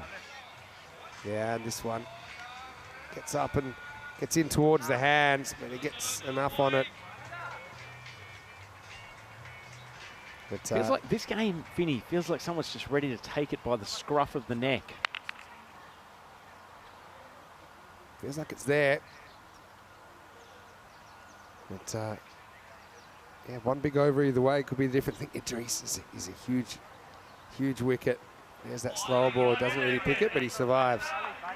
Certainly does. Front leg splayed out towards mid-wicket. Lucky that one wasn't aimed at the timber. So 1 ball to go from Amadi. It's been a pretty good spell from him, but such a good bowler that if the Swiss can get 20-odd of his 2 overs, they'll probably see that as a win.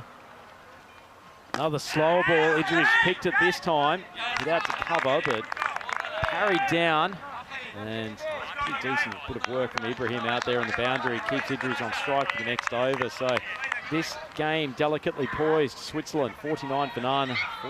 4 overs down. So it's a pretty good spell from Amadi, but he's done and dusted. He's hoping to take a wicket there, obviously, and break this partnership. Looking at the run rates, you can see it's not too much in it all. Switzerland, after a good start, falling a fraction behind.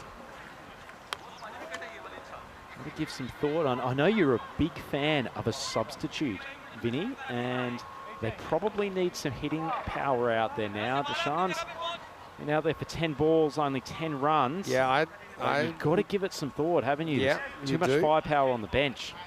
I will say that he's had to deal with some tough stuff, so maybe change of bowling, maybe he'll feel that he can make something happen, but Zaki Shah is going to bowl now. Been pretty good through the tournament so far, Shah. Idris on strike. Oh, I feel like I've got the Rico Fall disease. As soon as you give a bowler a rap, somehow manages to land one almost off the cut strip. It can happen.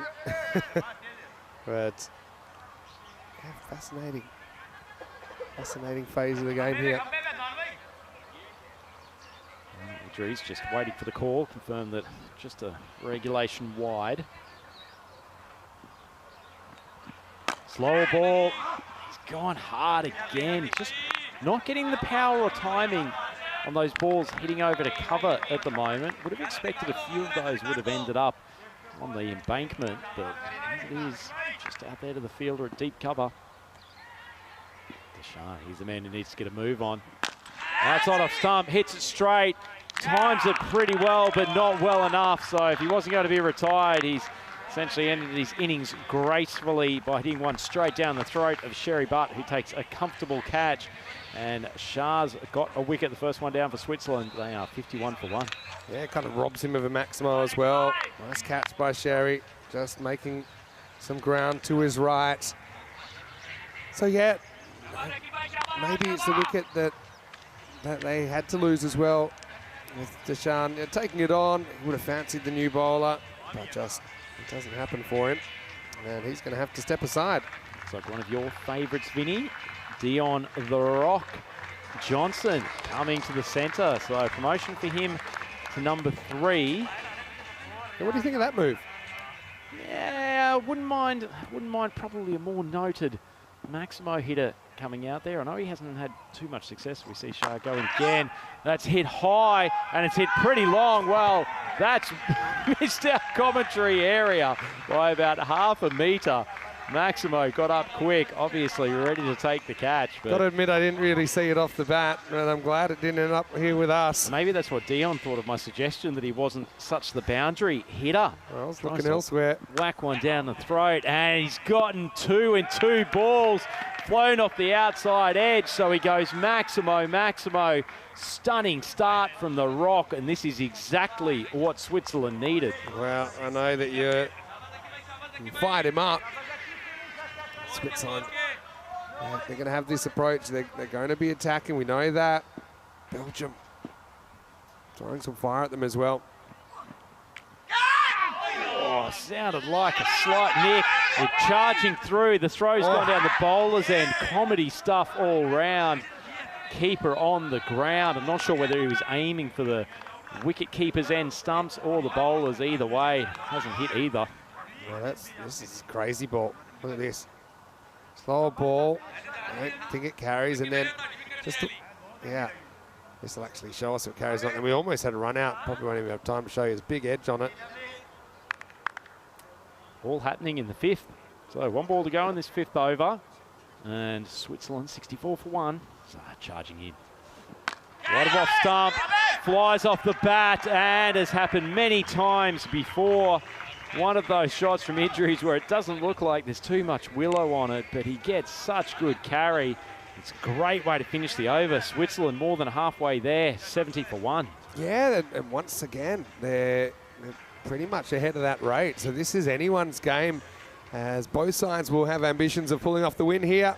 Very, very good day to you, wherever you're watching from around the world. Vinny Sander here, Mr. Maximo for ECN. Got Andrew Ryan with me, and well, the Swiss, they're putting up, aren't they? They've won the last 10 overs of this game, the last 5 of the fielding effort, and then I think they win the first half of this batting effort as well. Yeah, only just, particularly that last over. Obviously, the skipper, Deshaun, went on the first ball. He was struggling to find the boundary. Dion the Rock Johnson comes out, and he's swinging hard. Creates a couple of Maximos out of nowhere, and then Idris, just if they can keep him on strike as much as possible the next 2 or 3 overs, they could be well on the way to winning this. But big moment here with the leg spinner coming on. Yeah, I'm saying they won this 5 overs, but actually this is probably a draw. I think 70 for 1 off 5. Yeah, I'm really looking forward to seeing this young spinner again, Husankil Ibrahim. Johnson faces up. Big swing, outside edge. Well, luck's going his way at the moment. Dion, another boundary.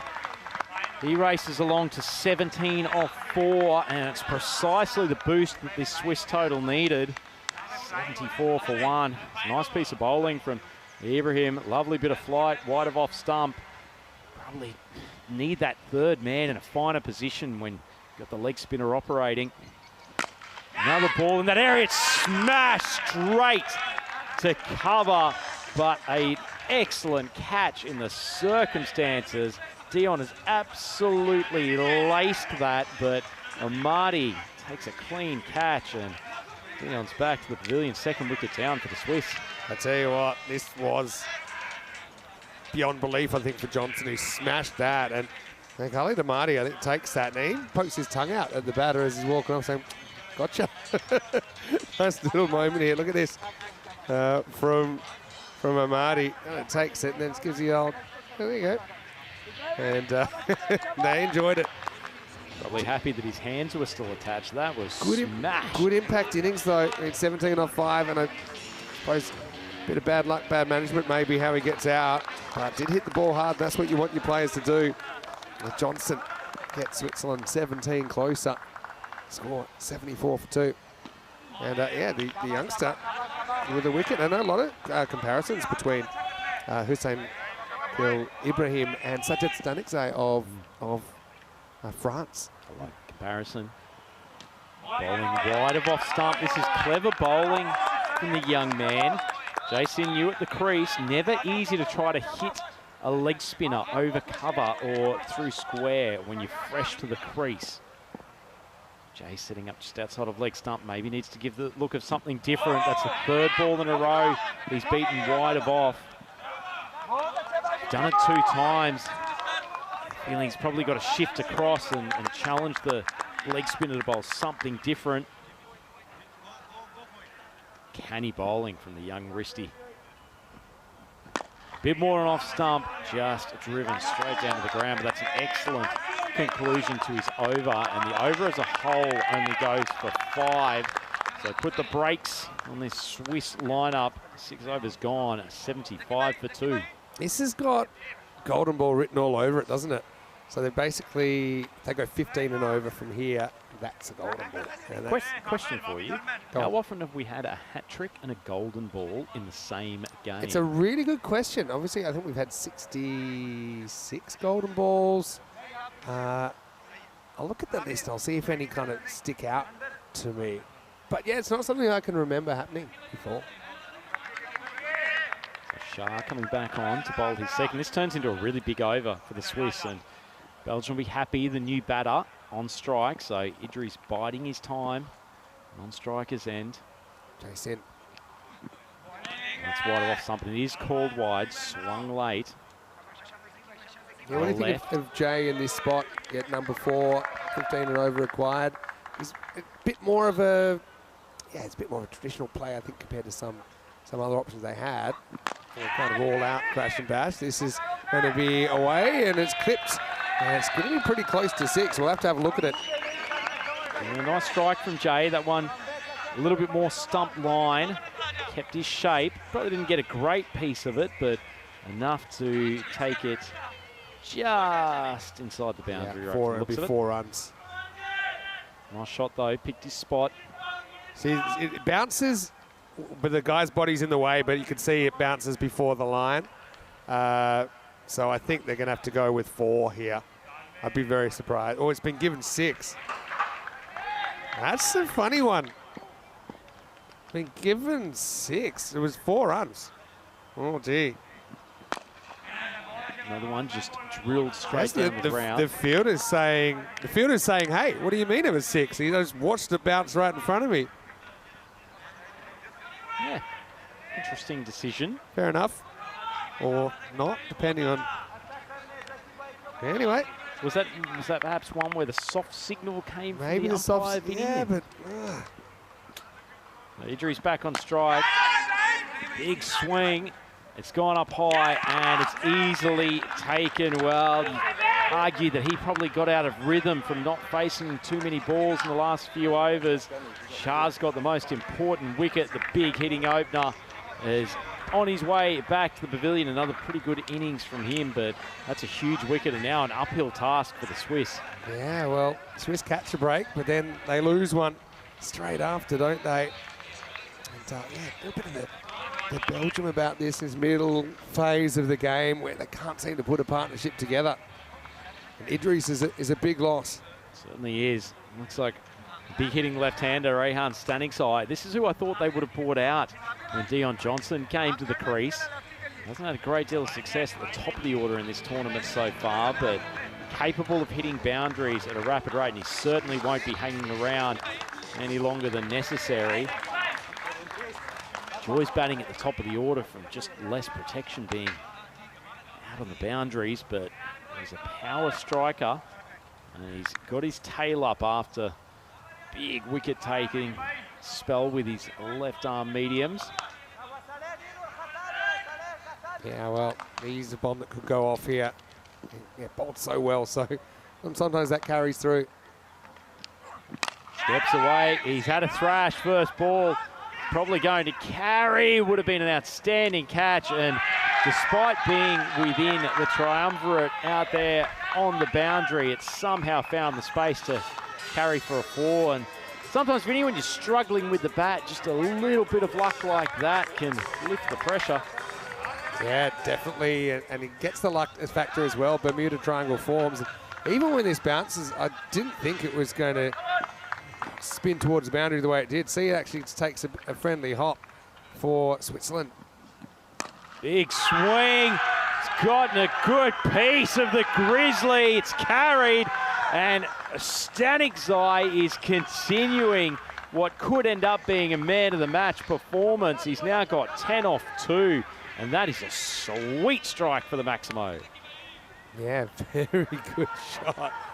He's an all or nothing kind of player, Rohan Stanikzai. That was the all bit. He will not be playing a defensive shot. His innings. Steps across.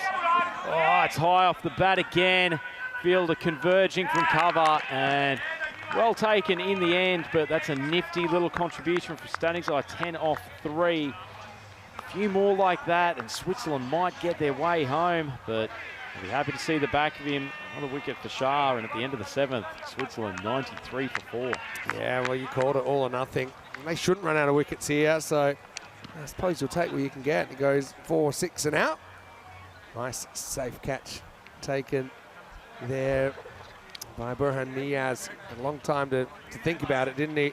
So Zaki Shah picks up a cheeky little 3-for in his spell. Well, it does go for 39. Yeah, probably the most expensive we've seen for him. A little while, very reliable bowler and usually quite tight. Those middle overs. Now got a leg spin again as Stanikzai in a way did his job. 10 off 3.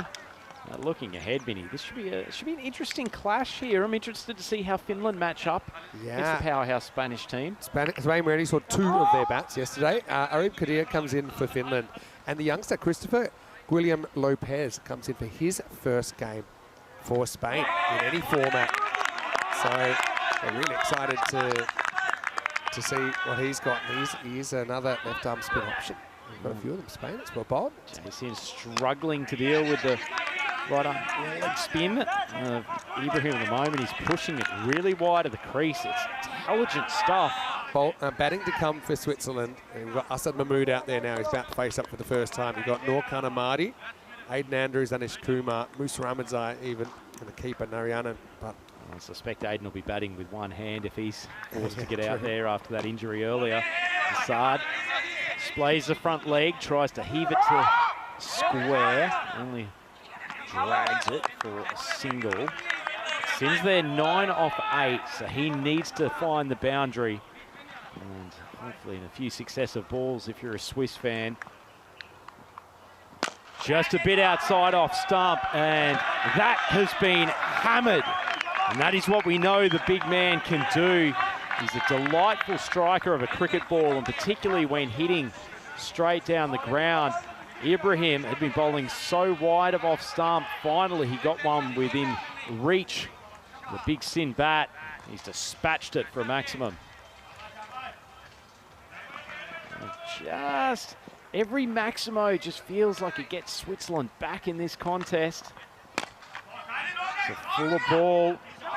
Could have been a shot at the stumps. The bowler probably about a metre away from the wickets when he took the ball. If he had been standing right over the top, I suspect Sin was gone. yeah, well, I think this might have been out. Might have time to have a quick look at it. Back to the live action. Zard, big swing, can only carve it out to deep cover. They'll take the 1. That's the end of the 8th over. This game precariously poised. Switzerland 103 for 4, still 33 short of the target. All right. So Mahmood, and he's a very good player. We've seen a fair bit of him. Pace player. Tell me, is it Power? Power Winterthur. CC. Yeah. Yeah. Very alpha name. Yeah. Power Cricket Club, isn't it? I like it. Yeah. We've got some Adelaide football supporters, Port Adelaide supporters. Very true, very Australia. true. They don't really use the power too much anymore. No. It's there. They'd like to hark back to the tradition of Port Adelaide. But no, he's an excellent striker. So we saw last night, came out and hit, I think, 3 Maximos towards the back end, the Swiss innings. So he's seeing the ball well. It looks like he's going to face Jabakale. So Jabakale generally the same length. It's either a little bit short of a length and quick, just just outside off stump or a little bit short of a length and quick into the body. Good contest coming up, 33 off 12. All right, here we go. There's that short one on the body. Dicey bowling because there's no protection out there at the square leg boundary, so it just needs a tickle on it. So fine leg, sitting a little bit wide inside the 30-metre circle. The pace of Jabberkale still caused some problems. Yeah, can't afford too many dots at this stage. Swiss have already got the bonus point, so it's really just hurtling towards the total now. Slightly fuller from Jabberkale. Actually, Looks like Jay's going to push for the second. should get it. Good running. He's a big man, but he's actually pretty quick between the wickets. Good athlete. Just, yeah, interesting one with Switzerland. If they can pull this off, they'll feel this is a kind of transformational kind of game for them. They have been in a winning position during this second half. The other thing, though, is any team that doesn't take a point out of the opening day, they're going to be thinking, are we going to be able to survive in this division? Remember, the top and bottom two will go down. That point as a minimum here will go a long way to Switzerland staying up. But right now, I don't really have the answers to Jabberkale, who's steaming in this 9th over. He's quick, Jabberkale, and he comes across the body at quite an angle. Difficult man to try to hit over long on or out to cow corner. I think Assad's probably got his pick his 2 spots. If it's on the body, try to pull it to square leg, or if not, open the bat face and just hope you can beat the man who's down there on the boundary at 3rd. Standing very wide. Need something to happen soon, Switzerland. That is the one at the body, but it's down the leg side, so called wide. Don't know about the thinking there from Jabberkale. I don't really understand how fast bowlers think at the best of times, but he's consistently had success with that ball outside off stump, pace on, heavy length. So I'd be sticking with that. You go are slower working ball. from a fundamental assumption that he has actually thought through that delivery. He definitely has bowled a slower ball. He rolled his fingers on it. Yeah, he's saying one thing about Jabberkale, he's got magnificent hair. There's been some fantastic hairdos in this Premier Division already. Great volume in this Group C. That's a better ball. Well timed by Assad, but Ibrahim's had a fair bit of work out there to do on the cover boundary. Yeah, look, Assad will be kicking himself here. Plays a good shot, gets it, but hits it straight at the fielder. That's the way it goes now. JJ is going to have to pull out at least one boundary here. Interesting to see if Jay just steps across the leg side, because he's a good puller of the ball. I think he needs to take a big step outside off. Sorry, to the offside, I should Yeah. have said. Great change-up. Well, Maximo, he talked about the slower ball from Jabberkale earlier in the over, and a great time to bring it out. Just have a look at what he does here. Rolls his fingers, the left-hand side of the ball. You see a bit of rotation on it. Comes out a bit slower. Did not be able to get behind the line of that. And even if this goes for 6 now, 23 to defend in the last over, he should be defending that. Said last ball, do with just taking a big step across the offside, see if you can access that leg side boundary. And the legs just sort of splays out, and they actually don't even take the run. Might have been a tight one. That's a good finish. That also tells me that he's saying, all right, to Assad, you go, because I haven't been hitting him too well. I'd even maybe consider sending someone out there like a Musa Ramadan, somebody different that's just a 6 hitter at this stage, maybe to give Jay a spell, because I can see him maybe hitting 1 out of the ground, but to win from here, you basically need to hit 3 or 4 out of the ground. Certainly do. So it's sitting on the shoulders of Assad Mahmood as it is. So it's an excellent over in the 9th from Jabberkale. He ends up with only 10. His 2 overs. Exceptional bowling from the left arm paceman. And so now we have the man who went for a few in the first over, Adnan Razak, coming on for the 10th. Wow, it's not a great start. It's only whipped for 4, which is probably less than what the Swiss need, but Razak might be having some nightmares after he got smoked in the first. Keeps him alive. So now, well, 24 to tie, 25 to win. So if you can hit 4 sixes, probably win the game. If I'm Assad Mahmood, this is the sort of bowler I'd almost ask for. Enough pace to work with, putting the ball full.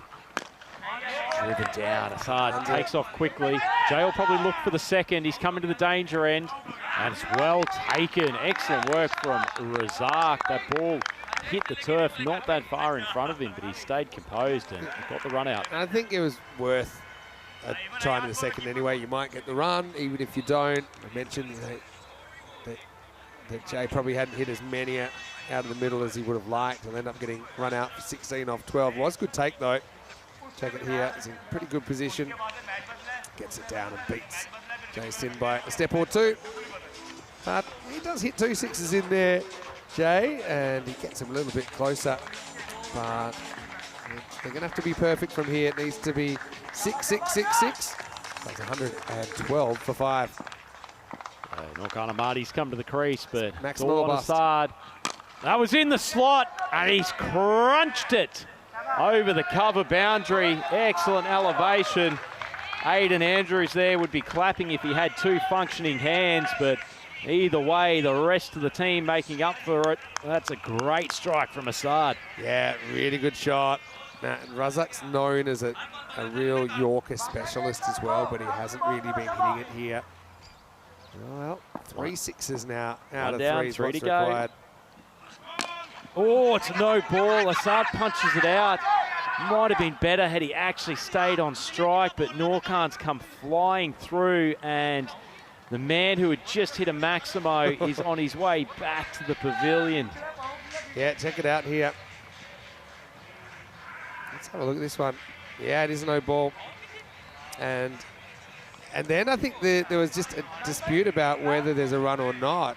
I don't know whose idea the run was. What it has done is put the new batter on strike. I would have thought, yeah, maybe. It's like you need 6, 6, 6. This way you get a free shot, which he wasn't able to get more. More than none. I mean, you're coming to the batting crease completely fresh. You've had a guy who's already made a couple of good strikes. I think you've just got to back the mood. But anyway, Razak coming in for the free hit. Short ball, big swing. It's flown up in the air. Take the catch, but it won't make an iota of difference. And they just scoot through for the 1. Yeah, it's a free hit, remember. But that's the thing. I don't think Belgians remembered it was a free hit. But yeah, they shouldn't have run. That's maybe your summary position. Yeah, it's easy to say now. I agree, Maximo. Oh, that one's gone high. This will count. Such an run out there. 2 fielders converging. We almost had a massive collision, and Such is going to be run out as well. So we managed to score the 1, but Norkan will be on strike. But unfortunately for the Swiss, irrespective of the run out, that has meant that unless Razak launches a bevy of extras, then this game is done and dusted. Just have a look as well. I'm so glad this didn't end up in a collision. They do reach. They get 1, and there's a disagreement, and Munib comes in for the world's easiest direct hit. So, yeah, this game kind of ending on a little bit of a downer, but certainly has been a pretty intense one for the most part. Another run out makes it 120 for 6. There's 2 balls left. Yeah. Well, Musa Ahmadzai come out to the crease. He won't be facing anything unless there's an extra here. 120 on strike to face the last. 120 for 7, I should say. This is the last ball. Slower ball, and comes almost as slow off the swinging blade of Amadi. He's been involved in a few barbecues over the course of this innings, but that's the end of the chase. The Belgians have just done enough to hold on to the victory here in the first game on day 2 of Group C. They keep Switzerland to 121, so they'll fall 15 runs short of the target. So solid win from Belgium. I think Switzerland, much improved performance, Vinny, but they'll probably rue just getting stuck in a couple of overs. Yeah, just couldn't put a whole game together. I think Belgium, who kind of probably man for man are a little bit stronger than Swiss, which means Swiss have to play above themselves to win. But yeah, just in the end, the Belgian team did just enough. So we have our first kind of 3-1 split of points in Group C. It will be the Belgians that come out on top. But yeah, Switzerland, they're the kind of games where last year, needing 136 to win, you felt they'd be heavy favourites. We felt that was probably a toss-up in the end. They can't get over the line. This is what's coming up with Finland taking on Spain in the second game of the day. And yeah, Finland winning the toss and bowling in that one. So we'll get to see, I guess, a bit more of Daniel Dorkaya and Yasser Ali. But I mentioned the youngster William Lopez coming in, and Alec Davidson Soler keeps his spot behind the stumps. Yeah, for Finland though, the golden button, Jordan O will be there to try and chase down whatever the Spanish set. Let's have a look at this second half. It was 136 for victory as the cricket school kids were running away. And really, to be honest, Idris was running away in the power play as well. Yeah, a couple of lovely strikes. Managed to take 4 maximos in that opening over as Adnan Razak was given a very unfriendly welcome. Jason thought the win was coming to Switzerland, but while Idris was there, it looked like they were not in control, but certainly going to keep up with the required rate. And then just as Belgium managed to reel him in, they also managed to take a few wickets as well. Deshaun struggled to get going in his innings. He was well caught by Butt out on the boundary line, and that was the first wicket for the Belgians. A couple of big strikes in between that as Dion Johnson pumped his first one straight into the commentary box. Aiming for yours truly. But it was a pair of good overs actually from the leg spinner. Ibrahim didn't bowl particularly well last night. It was really impressive today, Vinny. I liked his line wide of off stump, and it was good control. Yeah, it certainly was. And Switzerland, disappointing. Yes, they obviously 0 points, but they've got their first point. Obviously, every point's important, even if you're not going to win a group or even qualify for the finals with the relegation. But I mean, Switzerland still have visions, I think, of going places in this group. They certainly did look out of place on the same field as that Belgium side that took 8 out of 8 yesterday. We had this one which came off Ryan's bat and ended up sneaking across the line. He went kind of full gangbusters, didn't he? 4-6. But then straight up in the air, this was a pretty good catch from Burhan Diaz. So, yeah, Belgium certainly improved in a couple of areas as well. Obviously, they would have wanted to sustain their run rate up in that kind of 16-17 for a bit longer than they were able to. But in the end, sometimes you just got to take the W. And that's exactly what they'll do. A couple of good strikes from Asad Mahmood towards the back end of the innings, but there was some comical running. Aiden looks like he's holding his third hand there. Hopefully he hasn't done serious damage to that hand, but either way, unfortunately for the Swiss, they just didn't have enough. And Vinny, probably the difference between the two sides, the innings of Burhan Nihaz, he was the only batter who really wasn't stopped throughout either innings. Good innings from Idris at the top for Switzerland. They managed to rein him in some of the middle overs, and so the innings from Niaz was probably the decisive one, but a much improved performance from Switzerland, and that will give them a lot of confidence. They go into their final group stage game against Malta later on today. That will be our third contest today, following Finland versus Spain. But a good tight contest, this one. Finally, we had a bonus point shared to the losing team rather than just a big fat 0 next to every single game. Look at the Swiss card. Idris again, he's been excellent in all 3 contests so far. 44 off 17. They just need some support for him at the top of the order. Deshaun just going to run a ball. Dion Johnson came and launched a few, was swinging hard. Jason really got stuck, 16 off 12. And it was that wide of off-stump line from the leg spinner Ibrahim which really tied him up. Asad Mahmood, he's a handyman coming in that later middle order spot. In the end, it just wasn't enough, but as I said, we'll give them a boost of confidence. Have a look at the Belgian bowling attack. Well, Zaki Shah and Razak both got pumped. Yes, Shah can point to his 3 wickets, but the rest of the lineup all in single figures economy, and that's a good route to victory, Vinny. Yeah, sometimes you've got to win. I wouldn't say win ugly, but I suppose Belgium won a bit more of the game. Switzerland certainly win the second half of the first innings, and probably the first half of their batting innings was a draw.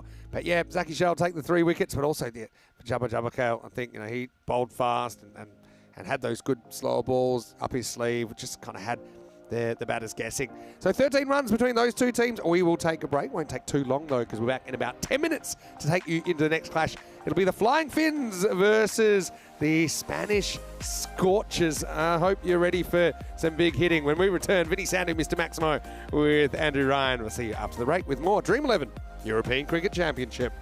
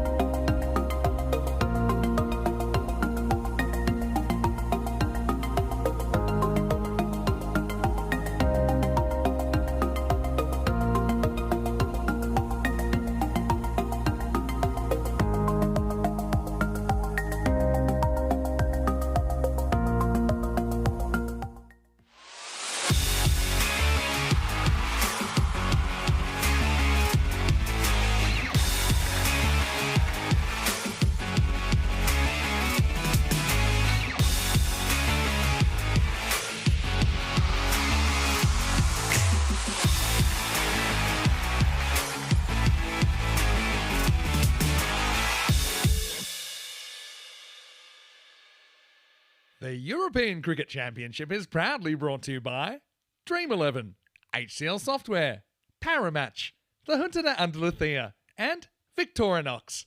And the official charity partner, Share the Meal by the United Nations World Food Programme.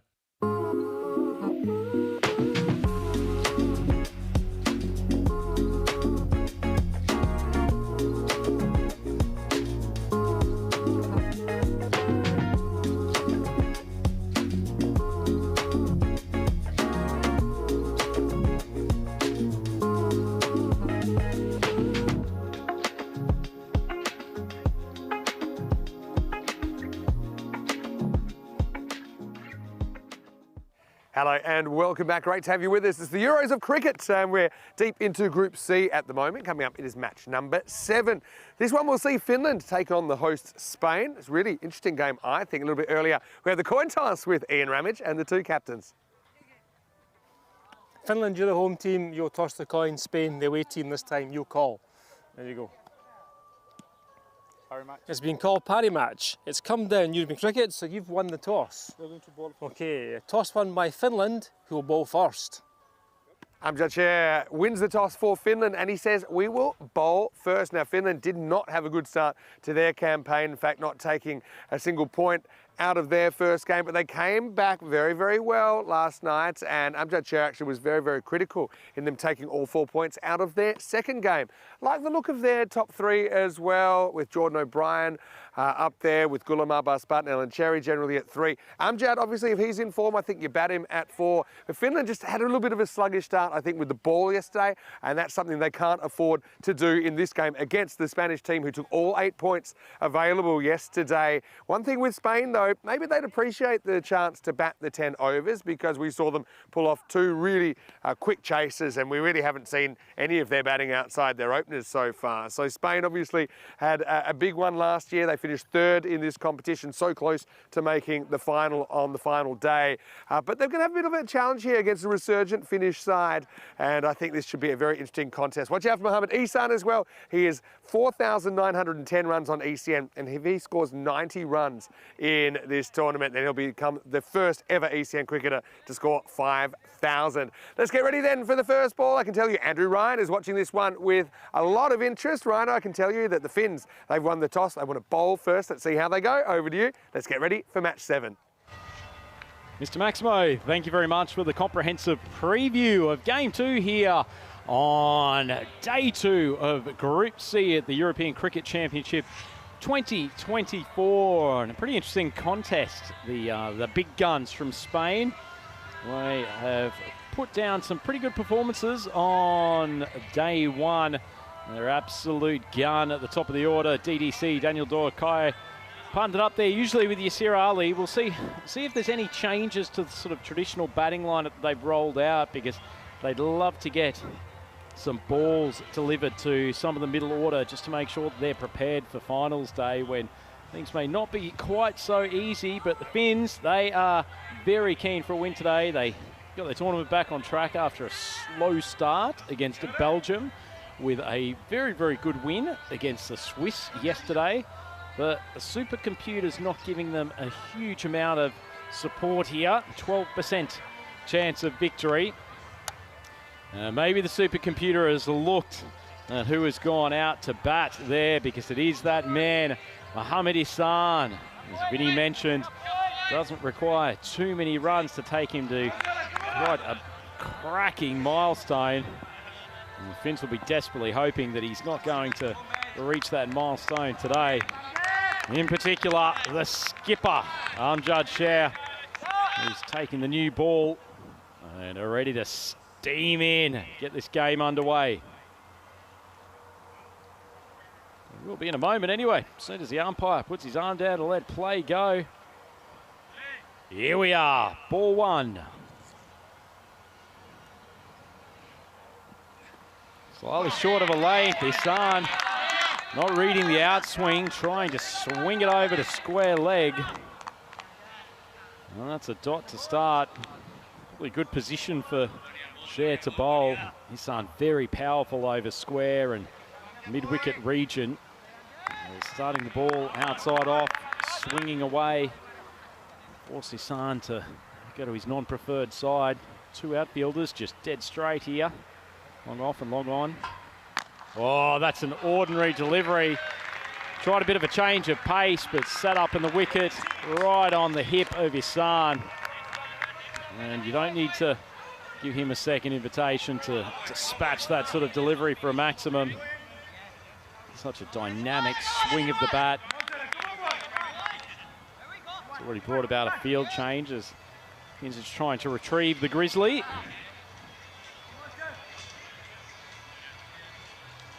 Spanish, 2 balls in. First Maximo. Very good for the Spanish to get Isan some time at the crease. He's such a key player in their batting lineup. And they have ambitions to take themselves through to finals week. And if so, he's such a key cog of that lineup. Short of a length, and it's collected well by Isan. Swings it over for a second consecutive Maximo. Amjad Sher tried short of a length, probably just a touch outside off stump. Moved away a little bit, but Isan picks up the length early. Clean strike. Just such natural elevation on his shots. Swung onto leg, too easy. Oh, it's a beautiful shot. Isan swivels like he's on an office chair. Elevates the ball backward of square. And that's 3 consecutive Maximos. Finnish captain under a lot of pressure. Taking a bit of advice from Nicola Salonen there at the mid-off position. Needs to find his Yorker. That's better, right up in the toes.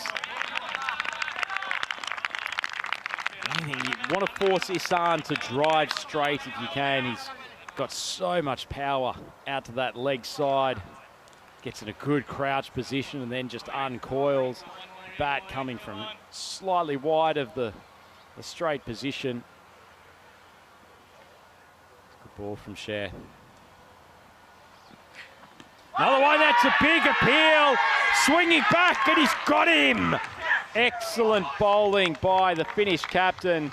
Looked like it was straying down leg side, but got it to swing away to off stump. Isan comes across the front of his pegs.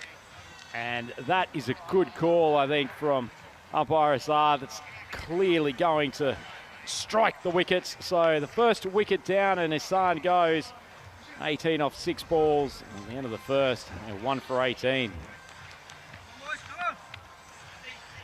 Yeah, that's pitched on leg.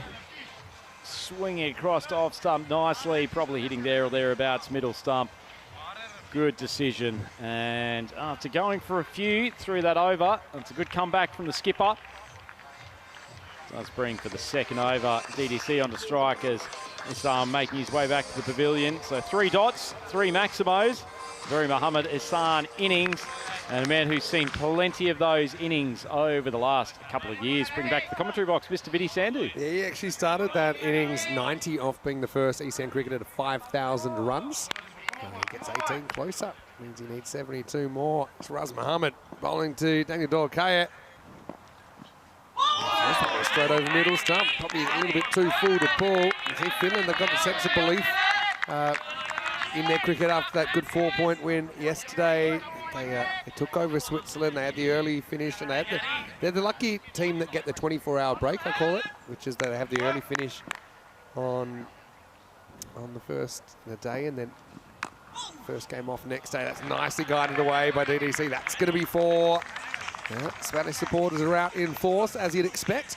And don't forget, that wicket of Mohamed Isan. It's the first wicket that Spain have lost in the tournament. A good start from the Finns. It's actually been a good start to the over from Raz Muhammad. It's a slippery customer. He's not tall, so the ball skids a bit more than most bowlers here. There was actually a good seed, but such class from DDC. Stand corrected. They did lose 1 wicket last night. They still cruised to victory. Another one that he's looking for that pull shot. A bit carried away with it, and a bit of luck. He he survives a couple of false shots here.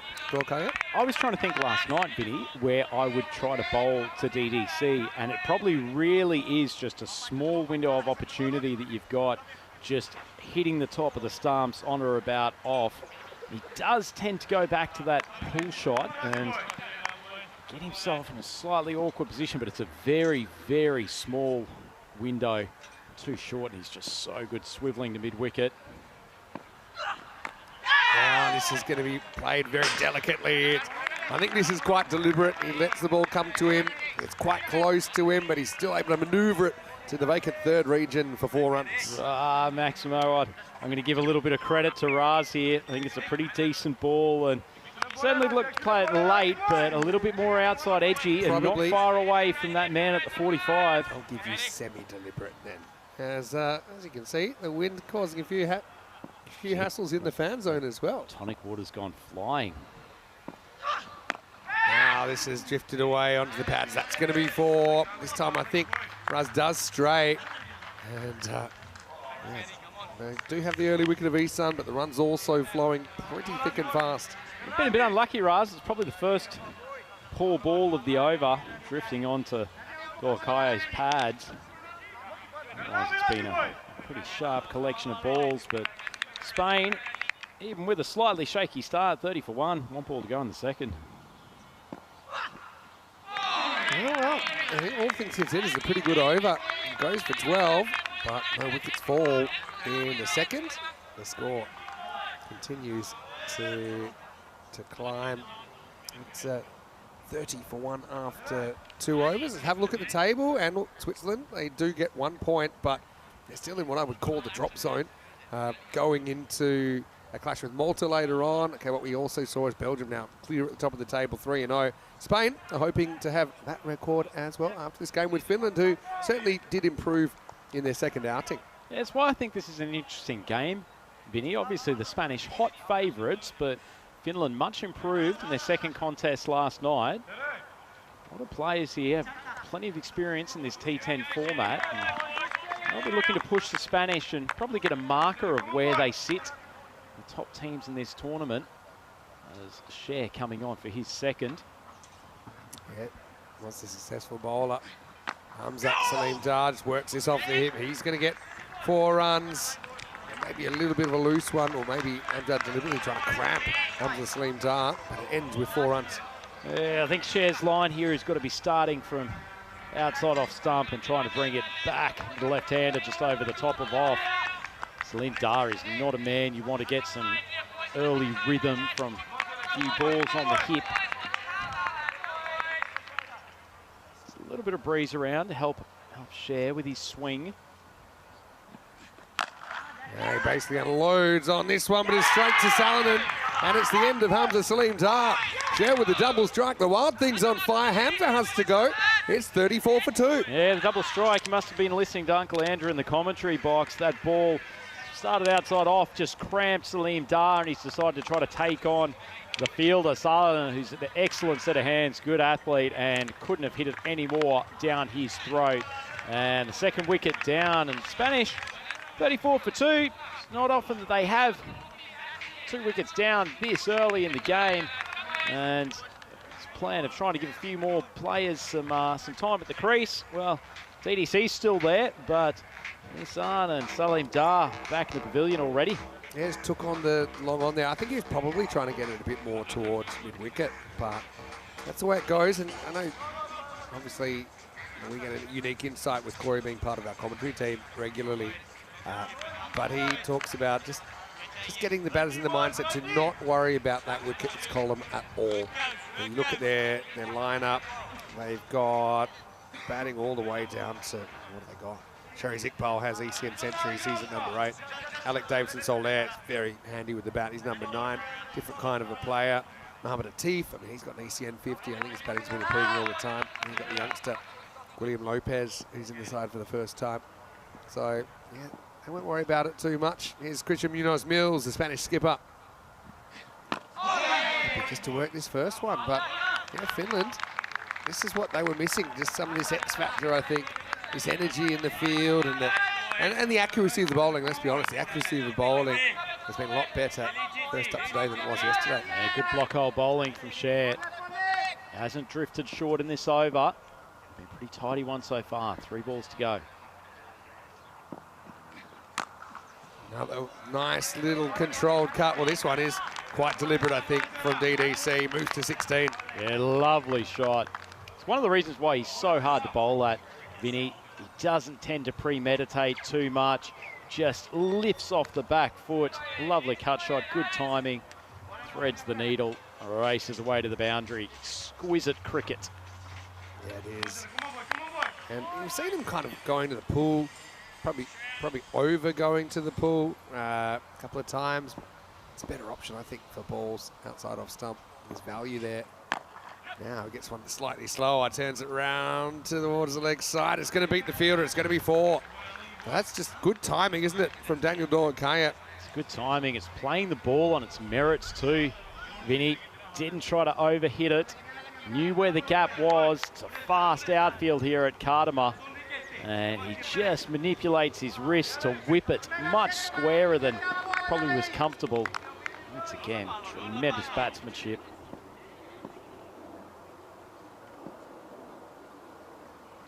Nice ball for the Wild thing. Get a bit careful with it. It's a very tight run. Oh, I wonder if the captain was in jeopardy here. It'll be the end of the power play. 44 for 2. Yeah, I suspect if you'd said to the Finns, 44 for 2 after 3 overs, they'd take that, especially seeing 2 of the big guns back in the pavilion. A tidy pair of overs there for Sher. Might have been I think he would have been out. Let's have a look. Well, wasn't even in the picture. We'll never know. I think he would have been out if you look at that. But Christian, he does call it. He's backing up. Has everything in his favour. It would have had to been a perfect piece of fielding. Pick up, throw, and direct hit. So what do you think of this call, Vinny? A pretty good first over from Raz Mohammed. Probably created some discomfort for DDC that he's not used to. They're going to hold him back and bring Kushi, the leg spinner, on. Well, I mean, I do like that it's creates something different. But I would have been tempted. I think the wicket of DDC is pretty significant. You've already got Hamza out the way. Yeah, I probably would have gone back to him, but let's see what Kuchi is able to do. That's the first one through, and he's gone. He's caught behind, and that changes as good as a holiday. Daniel Dorkaya caught behind for 21. Nice take as well from Chanaka Jayasinghe, and the Finns are flying. They've got Spain 44 for 3. Yeah, sensational captaincy. What do we know here in the commentary box? Kushi's landed a delightful leg spinner and a fantastic snare by the keeper. Huge wicket. So Spanish 3 down, or 1 ball into the 4th over. Now the middle order is somewhat exposed, particularly early in the innings. Hasn't spun a huge amount, just deviated slightly and been outside edge, but very nicely gloved. The keeper stayed in good position, soft hands. Vinny Sandhu would be mightily impressed with that work behind the sticks. Yep. So the pressure rolls back onto the Spanish. He takes it very well, doesn't he, Jayasinghe? And credit to DDC, he walks. He doesn't stick around, so straight away, yep, I've nicked that. And this will be a good view of it. The Rev's coming out, a hint of spin, maybe a little bottom edge there, well handled. Well, real window of opportunity. Here's Always Ahmed, who's a late replacement in this Spanish lineup for this match. He's getting opportunity with the bat. And he steps and he hits his first ball into oblivion. Maximo, that's getting your eye in, ECN style. Yeah, message to Coach Rutgers in the dugout. Put me in the side full time. That's a lovely shot. Just easy power from Awais, and he sends the ball away from the Cardamar centre. Yeah, and they like it in the crowd. The Spanish natives, they're pumped seeing their national team here at Cardamar Oval. Very proud of Spain's performance over the last couple of years. Gucci. Climbing over the top of the stumps. He might get 2 here, although it's a pretty good chase from Raz to come across and make sure it's only going to be a single. Leg by call. Yeah, Waste would have been running to the danger end. Probably a smart call. Start from Kushi. It's the way of T10, isn't it, Vinny? Pretty good ball. The second one got launched for 6. That one, half tracker on the hip, just goes for the one. Again, good location. It does get through the infielder, but probably doesn't cost him a run. Always going to be a single. 50's up as well during this over for Spain. There's Corey over there with the Spanish players that aren't on the field right now. Obviously, they've got ambitions of getting even better, I'm sure, than they were able to manage last year. Incredible learning experience for those players, getting to drink from the well of Rutgers knowledge. Yes. More eloquently put than I think Corey would have put it. But obviously he's forged his team culture, and Corey does think of the game a little bit differently than a lot of players. He's seen a lot of it, probably got that advantage over some other coaches as well. Looking resplendent, his Spanish top here today. Takes the bait and gone. Probably swings it wide there, always Ahmed. And the Finns get a 4th wicket now, 52 for 4. Well, the call of bringing Kushi on for the 4th. It has worked a treat. 2 wickets in the over, only costing them 7. And 4 wickets down, so they're at a rate of 1 wicket per over. And the Finns could not have hoped for a much better start than this. And this is one that, I just think this is where in baseball we say, you got to have have a good eye of what to swing at, what to leave alone. That was one he could have taken to wide. His body weight wasn't really over there. Simple catch for Raz Mohammed. And so our ways will go for just that 6. After 4 overs, 52 for 4. This is getting tasty, Vinny Sandhu. Expected the Finns would put up a pretty good fight in this game, but they're really into the Spanish order now. Obviously, still some class in this lineup and plenty of hitters. Yeah, definitely. Yasser Ali gets about at 6, of course, and we've seen him opening the batting, and I think the plan is for him to open normally. But yeah, different thing coming in the middle order when you've already got a number of wickets down. Yeah, it's a cracking shot from Munoz Mills. He's going to put that up and into the jungle. Maximo! Well, it's quite a great story, Christian Munoz Mills. He had a lot of time out with quite a serious knee injury. But he's a guy, in a lot of ways he's the poster boy. I think literally is the poster boy because we see him, see his face on the billboard when we come in every day. But Spanish born and bred player, very good player. He's not a token selection. And he's actually able to bat anywhere in the top 7, really. One of the best fielders in Europe, I think, as well. There's a bit of a repair job to do in this innings. Tambe comes on and gets dispatched first ball. He's put more of a check drive for a single. Yeah, but that's the thing with Yasser coming out. The idea was for him to just pretend that this is the first ball innings. So forget the 4 wickets down. That would be the instruction. Facing Tambe, who probably feel a little bit dudded. That first ball was around the top of off. It's a beautiful shot from Munoz Mills, but he's got the fresh batter out there now. Cracked away, and Yasser is going to start with a bang. Almost took out Kristaps over there, who's on our roving camera, but the result's going to be 6 runs. Yeah, nice shot. Tambe just guilty of dropping a little bit short onto the hip. It's an easy shot for a player of Yasser Ali's class. As Vinny said, very accustomed to opening the batting, so coming out in this stage, be an interesting experience for him, but good start, dynamic hitter. Oh, that would have been gone. Would have been gone. Tambe was actually heading that way in his follow-through. Puts down a spicy one. Yeah, it was probably one of those ones where it's just slicing away from his left hand. First view, thought it was probably one that he should have taken, but in the end did well to get a good piece of his hand on it. Oh, gee, that's really close. Change of pace from Tambe, dropped late. Look at this on the replay, probably just going down leg side. Yeah, maybe just. And the reason I said that's really close is because he got so far across his stumps. But probably good to see it started to drift a little bit, but not impossible. It might have clipped a little bit of it. Good Yorker here from Tambe, who battles back into the over, ends up going for 14, and a very fascinating first 5 overs of this one. Spain are 67 for 4 after 5. Let's welcome you into the commentary box. Great to have you with us wherever you're watching from around the world. Vinny Sander here, Mr. Maximo. Got Andrew Ryan with me. Well, as they say in Finland, how's that?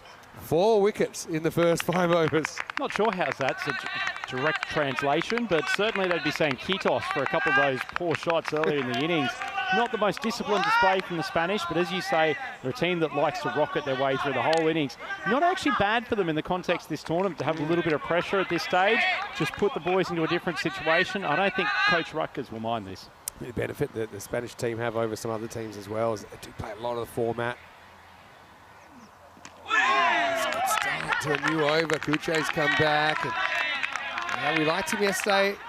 Sometimes results don't necessarily match performance. We know that for bowlers in this format, especially spinners, who are kind of often throwing down challenges, hoping for miss hits, knowing that a few balls could disappear out of the park. He's been great here today. He's well bowled again, right on the money, just a single. North Mills just say he's taking his time. Just getting a look at Kuche. I wonder if they've identified this is a bit of a danger over. They can get away with sort of 10 or 12. They'll be okay as long as they don't lose another wicket. Again, another wrong end. Typically that's what he's bowling. He's bowling either over spinners or he bowls quite a few out of the back of the hand. But he does bowl the leg spinner as well. He's quite a clever bowler. Quick learner too, Vinny. Didn't bowl badly in that first game, but probably just giving the ball a little too much air, drifting on to middle and leg stump. He's got his line a little bit more just outside off stump now. Pushing it a bit quicker through the air. Oh, wasn't that far, and inside tickle. I think the arms went up for a moment as Kushi thought he might have threaded one underneath the bat of Nunes Mills.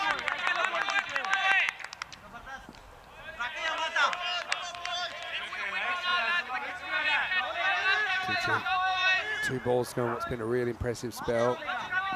And we thought it's worth going back to Raz or not. He's stepped up.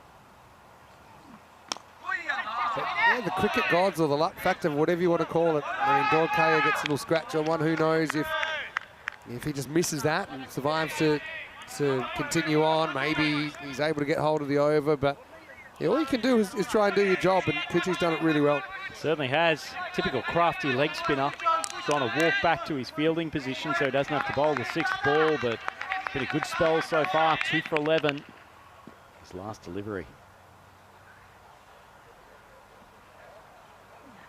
Wow, last one is a little bit gundy, and he's going to pay the price. Over the roof and far away.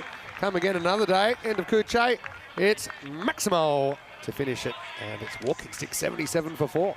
Oh, it's probably a good reason why he didn't want to bowl that 6th ball. That's a poor delivery at the end of what's been a very good spell. A drag down from the leg spinner. Not the first or the last time we'll see it at Cardamom this week. And look at the raging support there is for the Spanish national team here at Cardamom Oval. Crowds coming in from the surrounding areas. I know Vinny and I have gotten mobbed at the petrol station over the last couple of days with the locals very, very keen to keep up with how things are going. And we absolutely love it. An interesting one for Finland, not bowling a single wide or a no ball in this first 6 overs. That was a bit of a pain for them, especially that the first game they played yesterday. They struggled a lot with left-hand, right-hand combinations, particularly left-hander. That's one thing. Let's look at this order. You've only got one left-hander there in Hamza Slimdar, and he got out 2nd ball. That's certainly something that normally Corey likes to have, but he's just, with the squad available, it's quite right-hand dominant. Right, this is up in the air, and it's catchable. It's Ghulam Abbas-Bhat, and he'll take it. So Yasser Ali goes now. The Spain batting lineup with the Staggers here on day 2. Salonen strikes with his first ball. It's 77 for 5. Yeah, definitely. Video. I actually like Salonen bowling in this part of the innings a little bit more than starting him early. He's capable of hitting the pitch hard, and you could see an example of it there. Reasonably full ball, but just jumps off the deck. hits a little bit high on the splice, and Ali just swings it straight into the air, but takes an easy catch. So 5 wickets down for the Spanish. Still plenty of balls to go. And a lot's going to be asked of the lower order. And if the Finns can pick up a couple more, might be able to keep this total around the sort of 110 mark. And that would give them a great chance of chasing it down. Also gives the Spanish bowlers some pressure, which isn't really something they've had to deal with so far. And Spain cruised through the first day, and yeah, it can kind of, I'm not saying that they're taking this easy or anything like that. I mean, credit has to go to the Finns, but I also think, you know, that the Finns had adversity which sharpened their game, kind of heightened their game, I think. And in Spain, this is the first real pushback they've had in the series. Shahraz Iqbal is going to come out to bat, and I mentioned that he's a guy with a very good record as well. Facing Salonen. Just going to work the first one down. Well, long throw. Took a bit off the throw, actually. But Shahraz Iqbal, he's a guy. He has an ECN century. He's got it right here, actually, for Catalonia ECC versus Gracia back in 2022. It was a domestic game, though. It's a guy that averages 33 in this format with a strike rate of 213. So that gives you an idea of what he's able to deliver, potentially. That's an absolute bomb from Christian Munoz-Mills, pitched up. I suppose he could call it in the slot, but that one is out of here. Adios, pelota. The velocity of that ball exiting the arena was something else, Vinny. Almost felt a little bit more like just a short arm jab from Munoz-Mills, but he sent it flying straight in the direction of our camera team.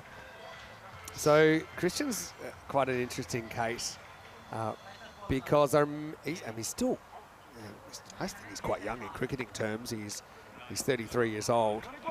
Salonen gets a comeback ball at him right here. Slow ball. Yeah, clever bowling. Just got to mistime the attempted clip. Leg by signalled. But when we first saw Christian, there was a thinking about, you know, is he really suited to this format as far as the way he bats? He's quite a technical player, but good players find a way. You know, he's really turned into an excellent T10 batter, and really the skills required are cricket skills. This is a game where you can hit sixes all around the park. You need to extend your strokes. You can just see the power that he's got as Iqbal swings straight through this one. And that straight six was probably the biggest six we've seen today. Yeah, wouldn't be surprised. Other than that, though, it's been a good over from Salonen here. Only the 7 runs off it, almost all of them coming off that straight Maximo from the bat of Munoz-Mills. Love to get another dot ball here, or maybe even just a 1 to have Iqbal on strike at the start of the next over. Salonen battled well. It's going to be called a wide. I don't know about this one. I know the umpires have a slightly different perspective than we do, being so far back. For me, I felt it got some of the line. The umpires aren't sure, though. They'll call it a wide, and let's see if it ends up costing Nick. Bowlers' thoughts? Yeah, I'm okay with that one being called. It did started wide, started to swing to the offside. It's a hard one. You're trying to picture when it goes over the bottom crease. It's very hard to know when it was. Not the response I expected, but this one could work out. Well, it won't, because it's just out of the grasp of the fielder there at mid-wicket. Didn't offer the dive. That's Kuche, who I think was a bit worried about what might be coming the other way, but still a very good over from Salonen. 1 for 9. 7 overs down. It's 87 for 5. Yeah, really good over from Salonen.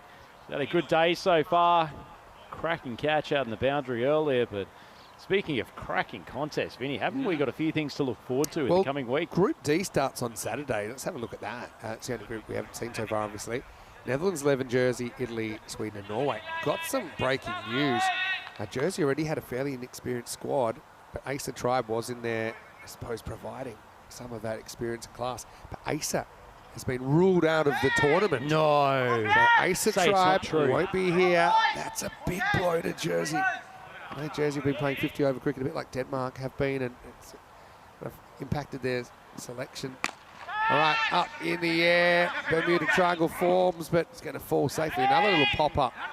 Well, Iqbal hasn't really found his strap so far. Big responsibility here, I think, on Christian Munoz-Mills to get his side to something competitive. Does go to show, Vinny, when you get to the middle and lower order, particularly the lower part of the middle order, hitting those hard lengths on either just short or on a good length, batters down the order find it so much harder to hit those for Maximo. Obviously, you've got your class batters up top, more adept at it, but Finland's bowling very disciplined now. This one's on the run either edge onto the pad. Yeah, you're right. But yeah, discipline, that's probably the good word.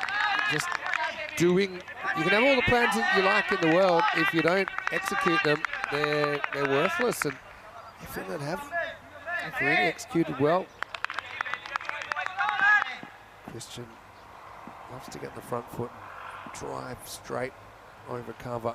And he gets a good Yorker here, and just has to take his medicine, only a single.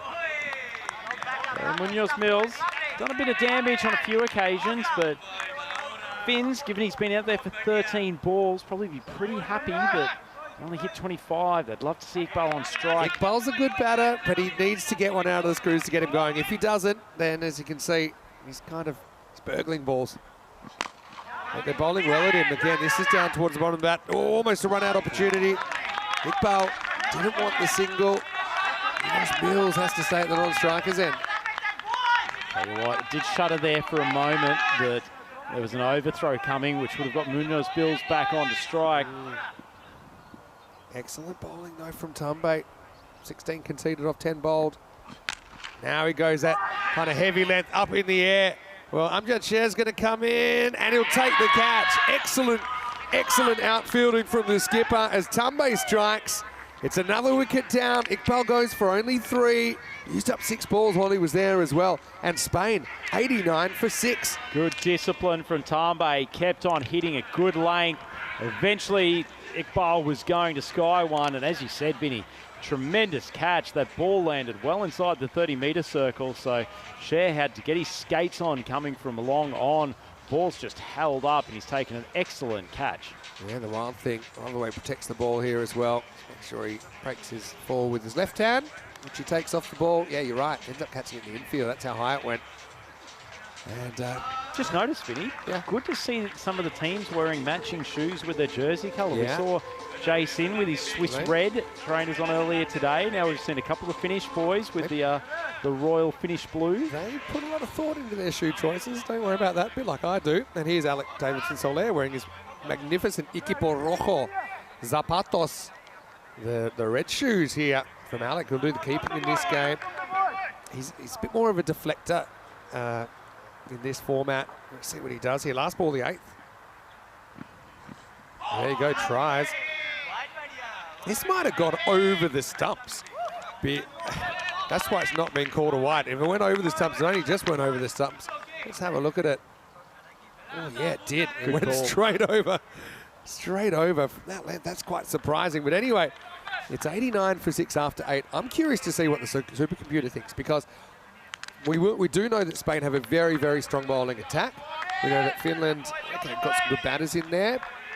But I think even 100 or something like that probably isn't a walk in the park against this Spanish attack. It won't, but you've also had Gulmar Baspat, who hasn't really fight at the top of the order. He will go hard, as it's looking almost 50-50 Yeah, at Finland the are moment. ahead for the first time now. Supercomputer's starting to believe. What this will allow them to do, if they keep this sort of around the 105, 110 region, is allow Jordan O'Brien to just take a few balls to get himself in, rather than having to go from the start. Yeah, and true. he could really anchor this chase for the Finns.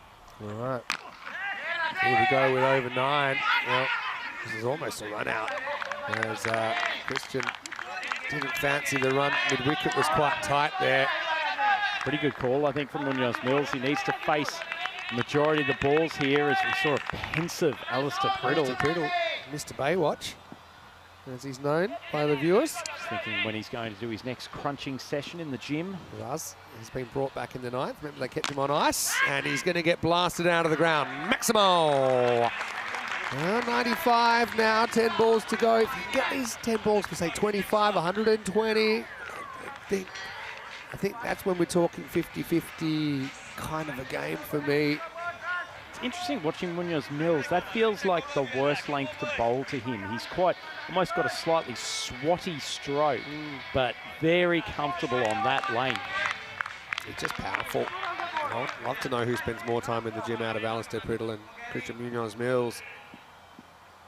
And Raz maybe bought a very good over, troubling DDC early. Well, that's that length again, and that's crunched, absolutely crunched. Maximo back-to-back for El Capitan. Yep, I think that's not the length to bowl, Raz.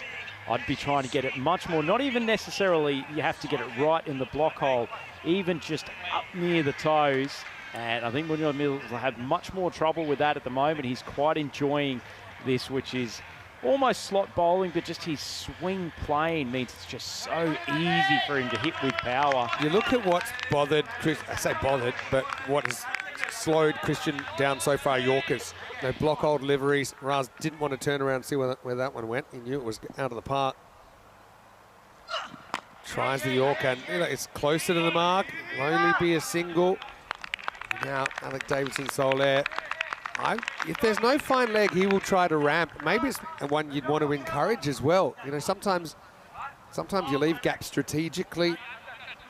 I'll be curious to see how they decide to set the field in. Now, they are going to put the fine leg back.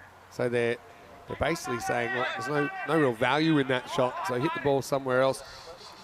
2 balls left in this over. Interesting as well, because won't be looking just to take a single, I think, because there's only 1 ball left for Munoz Mills to face after that. Raz Mohammed, 2 to go in his spell as well, of course. Holding it for a cross seamer, I think. Across, and he's just heading down the leg side, so it'll be a leg bye. Tell you what, after scooting across to off stump for his first ball, I was expecting a little bit more from Davidson-Soler on that. Just played a conventional attempted flick. Yeah, just not getting too crazy with the shot selections. It was kind of cramped for room there. I think that was the strategy. But last ball of the over. Raz Mohammed would love to get Munoz Mills out the way. Well bowled. Oh, going to take the one there. They are going to take it now. Don't know why there was hesitation. That's a brilliant finish. Great awareness from Raz just to adjust that length to Christian Munoz Mills, and he holds his own in the battle in the end. It's 104 for 6 after 9. Great adjustment. You can hear our commentary booming out across the entire venue at the moment, Maximo. So maybe he's taking some tips from the television coverage. But either way, great stuff from Raz. Another good pair of overs from him. And Nicholas Sullivan will come on to bowl the 10th. As you said, he's got Munoz Mills on strike. And certainly the Spanish probably won't be taking too many quick singles here. They'll back Munoz Mills to find the boundary on a couple of occasions. All right, so yeah, this 10th over seems big, doesn't it? Well, it is big. You go magical, you're looking kind of 125, 130. If you can get Munoz Mills early and maybe get into guys that haven't had a hit, man, maybe even looking at kind of 110, something like that. It's a big differential. Nick Salonen coming back to bowl the last. It was kind of slightly paced off, I think, clipped away. They want 2 here. Don't think it's on though. Oh, now it will be on. Now it will be on. There might be a run at the other end. There's no one home. It's a crazy ECN2. And there's all happening out there in the middle. I can't fathom of how much went wrong in that ball. I'm not sure quite why the Spanish were looking to take a single to begin with. No ball called as well. I just spotted that a no ball call late. So can't have been for front foot. I don't know. Maybe it's not. No, it definitely isn't front foot, but I wonder if it was for a field. Whoever it was an absolute calamity. I haven't got a scored as a no ball, mate.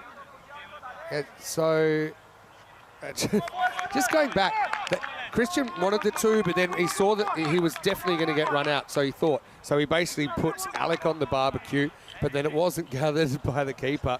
Yeah, it was called a no ball. It had to be for 6 outfielders. It had to be. So it's a free hit coming up for Christian Munoz Mills. And it's going to be a huge wide. The free hit will stay in play. So actually it was quite clever thinking by Christian to pull out of it, but then obviously then he had to run. The other option there is Alec Davidson-Soler can kind of hold that in safe and give himself up to get the captain back on strike. But this has turned into a pretty handy first ball. So now we're actually at 4 in the over. We haven't had a ball bowled yet. Just bowl a Yorker, Nicholas. It's a pretty simple equation. He's also bowled that short ball, so he can't go back to it later in the over. Well, free hit, skews it up. Again wants to, realises quite late. They're going to take it on. Oh, now, oh, you'd never believe it could happen twice, but it has. And for some reason, the keeper, Jai Singer, was a spectator. Maybe forgot it was a free hit. And there's nobody home there at the keeper's end. What was he doing, Vinny? This ball was in the air for an eternity. He's just daydreaming. Thinks it's out. And he's like, uh-oh. And then kind of tells him to hold it. He says, what are you talking about? He really should have run him out there. Now, the next one is going to cost him because that is going, and gone. Maximal says Mas. Well, Nicholas, I'd be turning around and giving a gigantic death stare to the wicketkeeper because you should have been facing the number 8 batsman for that delivery. As it is, Munoz Mills has punished the Finns, smashed straight down the ground. And Christian, to be fair, also made a slight error because I think he jogged the first couple of steps. Then he realised, hold on, I can get 2 here. And he moves to 49. Well, Salonen, such a nice guy, but it's got to be dirty on the inside. This is going to be hit down the ground into the gap. That's going to be 4. It's 50 for Christian Munoz Mills. The captain stepping up and getting his side to something that they can bowl at. Brings up his half century in 22 balls. Clean striking from the big man. Proudly carrying this Spanish team, and after a good first over, things turning far more difficult. Look at that wagon wheel. Very heavy straight, isn't it? That's the zone in front of the wicket. All right. Still time to spare. That's going to be a wide. So yeah, 3 to come, 121. It's kind of what we mentioned at the beginning of the over. You get a magical here, go kind of 125 to 130. That's what it's looking now. I'm going to lose control here, Finland. Still 3 balls to go in the innings. Another couple of maximos from Munoz Mills, and this target's starting to look a lot more difficult. Still within range no matter what happens though for the Finns. Just they're going to have to bat very well. Crunch. 6 runs, Maximal. Well, there you go. That was kind of in the slot. Salonen can't find the block hole and disappears. Yeah, it hasn't been a great over when it comes to his length, Salonen. Just right into that spot that Munoz Mills eats up. That's a beautiful strike. Such a strong man. Just opens his body, crunches it over the offside, and good partnership between these two. Not happening much from Davidson-Soler, but Munoz Mills. You used the word discipline for Finland earlier in a positive way, but they kind of ill-disciplined the last over. The illegal field no ball, not the run-out execution's been botched, and now it's costing him runs. That's another 6 to Munoz Mills. Maximal to take him into the 60s. Oh, Salonen, he's come back with a vengeance in his first over today, but he's getting pumped in this second. Now gone for 38. There's still 1 ball to go. This is going to go supersonic. I think it's 29 off the over. This is the ball that he shouldn't have had to bowl because of that no ball for 6 outfielders. First ball of the over. 133 plus this for Spain. Oh, and they're going to get lucky. They'll get 4. French cut 4. Munoz Mills probably gives him a little fist bump saying, look, you got me there. Could have easily sent the stumps flying, but instead the ball flies to the boundary, and Spain are going to finish 137 for 6. Thanks to that man on your screen, Christian Munoz Mills, who finishes with 69 not out of 25, including 8 maximos and 2 fours. They were so good for most of that innings, the Finns, and have really let themselves down with the 10th over. Cracking innings towards the end there for Munoz Mills. Lucky little, powerfully. Lucky little 0 not out for Alec Davidson-Soler. Sprinted off to get his keeping stuff on. But yeah, Christian will get a good ovation here. Again, had to think quite strategically there. But again, the Spanish philosophy of attacking all the way through pays off pretty well. They get to 137. Yep, good stuff from the Spanish towards the end, but it was an excellent performance from Finland early on. Spanish flag was flying high, but they managed to lower their colours despite Isan getting off to an absolute flyer. A couple of poor balls from Amjad Sherrill in the over, but he came back and sent Isan packing. LBW, good call from the umpires. Isan tried to whip him over the leg side. And it was an excellent start for the Finns. They managed to carry that momentum on. Raz Mohammed came on and bowled very good second over. Actually troubled DDC quite a lot. DDC still managed to get his boundaries. And, well, the wickets were flying, the wind was flying, and the hair and the hat all over the place. Maybe there wasn't too much of that tonic water left, but one man who did have to leave, Hamza Salim Dar. Tidy catch from Nicholas Salonen down there at the long on position. And that was when the Finns really started to get some momentum. And when Kushi came on to bowl, they're in a position of ascendancy. And with his first ball, DDC outside edge, well taken by the keeper, Jayasinghe. Wasn't he happy? Yeah, well, that time he found himself in the right spot, the right time. We'll probably see something a little bit later on where it wasn't quite the case. But yeah, got to say, Kuche bowled really well. Raz bowled a good first over as well. And Amjad Sher obviously bowled really well.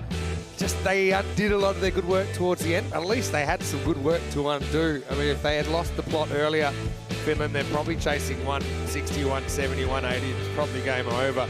But yeah, they did, in this phase of the game at least, kind of hold their catches, execute their plans, and had that middle order turning over pretty quickly for Spain. Yeah, certainly. The Finns will feel like they've let themselves down in those later stages, though. They had an opportunity to really turn the screws, and after that excellent over in the middle of the innings from Salonen, you got the feeling that they could have kept this at a very, very gettable total. I mean, we were looking at potentially 110, 115 at one stage, Vinny, and when Cher took a good catch coming in from long on, that looked very likely. Tumbe with a pair of pretty solid overs in the middle of the innings, but my word, Munoz Mills then just went ballistic. Yeah, well, that moment the catch was taken, 89 for 6 with 13 balls left. Then we had this kind of comical one, wicket keeper or wicket breaker, and then this one should have been run out. There's never two. Their keeper again watched the catch and realised, oh, it's free hit. They'd pretty much given up, and then the throw went to where the keeper should have been, Jayasinghe, and to rub salt into the wound, Munoz Mills then kind of turned around and started launching balls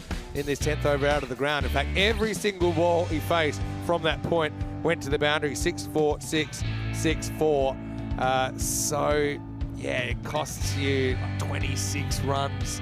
And we don't know what the error. We don't know what the replacement batter would have scored, but yeah, it hurts. Last over went supersonic, 33 coming off Salonen, and included the illegal field no ball as well. So, well, we'll say this: if you offered Finland 138 to chase at the beginning of the game, they probably would have taken it. They know they have to bat well, and they're going to take on some pretty good bowlers, but that's what they're here for. And they've got a quality top order who will fancy the chase. Great innings from Christian Munoz Mills, by the way. 69 of 25 with 8 maximos and 2 fours in there. Little bit of a cameo from Dorkaya, 21 early, including some nice strokes, and Isan was sent up the top. Did whack 3 sixes before he got out. No one else reaching double figures. 137, game on. Yeah, precariously poised. Feel like Spain's probably just ahead, but the Finns will give them a reasonable shot of chasing this down. The bowling attack did really well. 2 wickets from Cher at the top, obviously facing some of the brutes at the top of the Spanish order, so his economy rate's okay. Raz actually bowled better than none for 26, but it was Kushi with the 2 wickets with his leg spin, bowled very nicely. And then Salonen, good first over, but hammered in his second.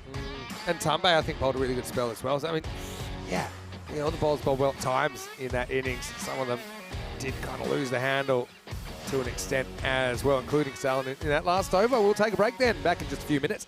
138 for Finland to go back-to-back wins, or Spain, well, they can go a pretty impressive 3-0 and lock up that double chance. Vinny Sandu here, Mr. Maximo, with Andrew Ryan. We'll take a quick break see shortly here in Spain for more Dream11 European Cricket Championship.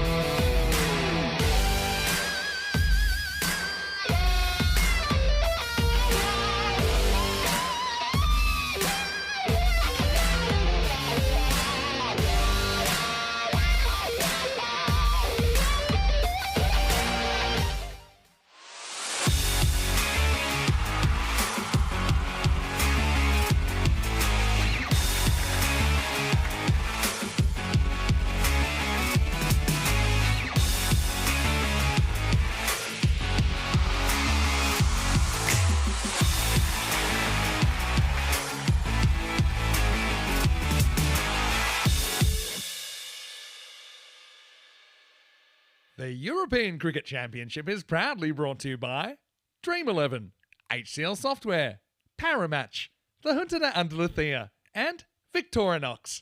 And the official charity partner, Share the Meal by the United Nations World Food Programme. Vinny Sandu here, Mr. Maximo, and thanks for watching the European Cricket Network. Now we'd like a minute of your time to give you some more information about our official charity partner.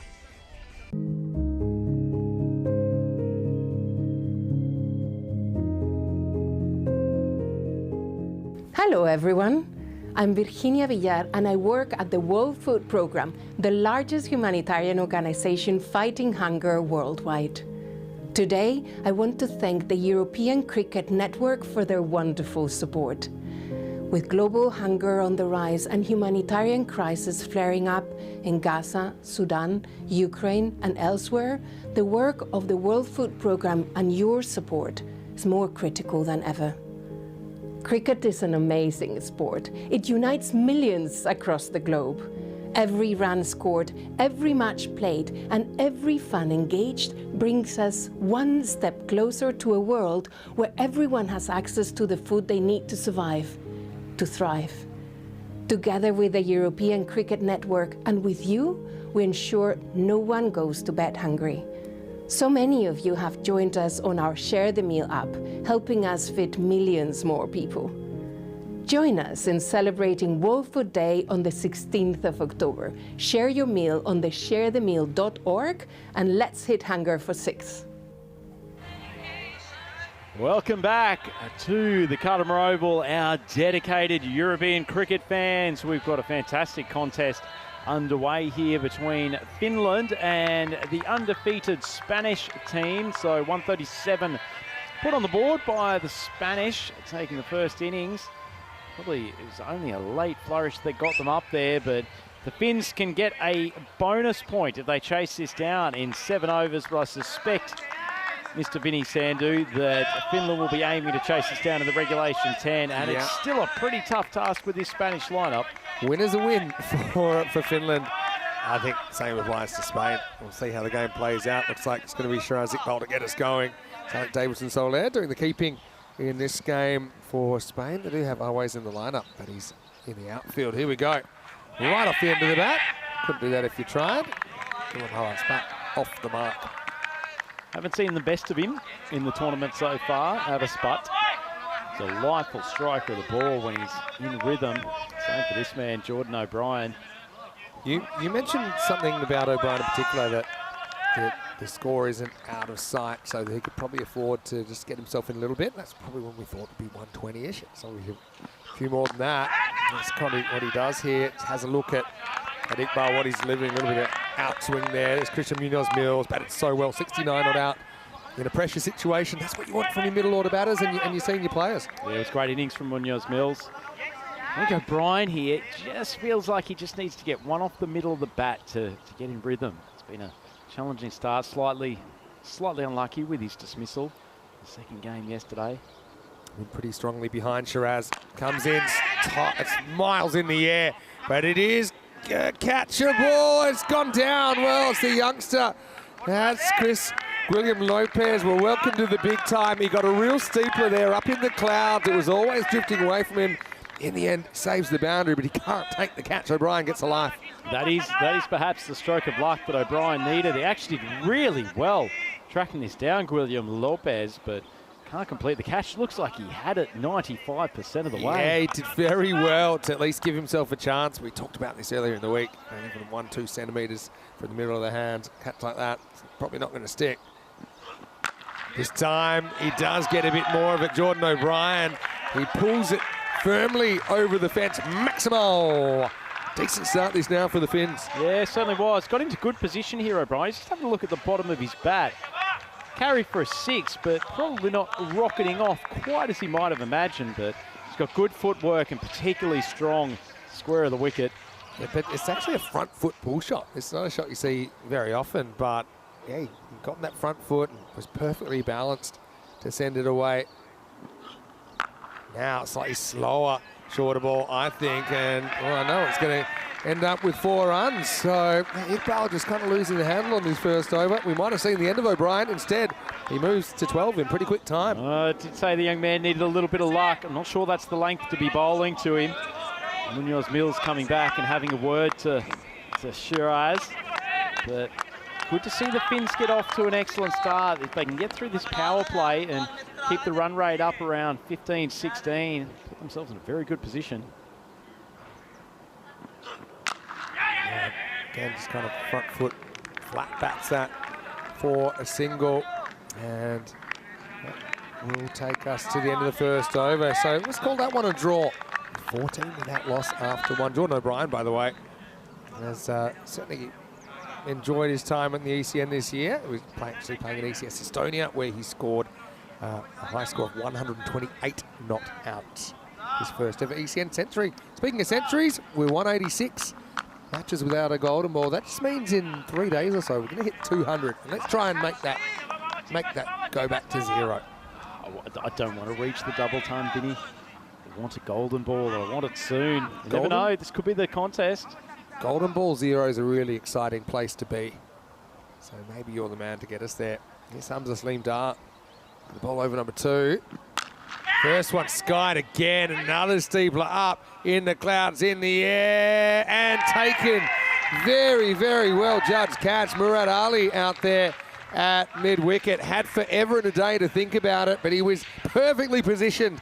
So O'Brien, his luck runs out on 13 and it's 14 for 1. O'Brien very keen to pull that ball probably a little wide outside off stump. Steepling bounce from the pace of Saleem Dar. Got into an awkward position. A pretty good catch with the swirling wind here at Cardamar. Could have done with a bit more out of the gun opener. But as it is, he's walking back to the pavilion, and a lot now rests on the shoulders of Abbas Butt. I actually like this strategy for this kind of ball when it's so high. You're almost lying down and creating like a mattress for it, saying, all right, well, I want the ball to be landing on my chest, and then, yeah, fall into the ground that way. It just gives you a little bit of extra time as well to react to when the ball comes back within your field of vision. Is that how Maximo jumps onto the bed at night at the Sunset Beach Club? Yeah, so I can watch the replay of all the games. Backside but even when I was first. keeping, because keeping you don't take those normally fingers up, that's how I would have done it. Great catch by Murad. Pretty good ball first up to Salinan, who plays and missed. And, yeah, Spain just seemed to be losing a grip on the power play, but that wicket's changed things. Excellent seed from Saleem Dar. Just angling in. He sort of falls away, and his action is touched. Position.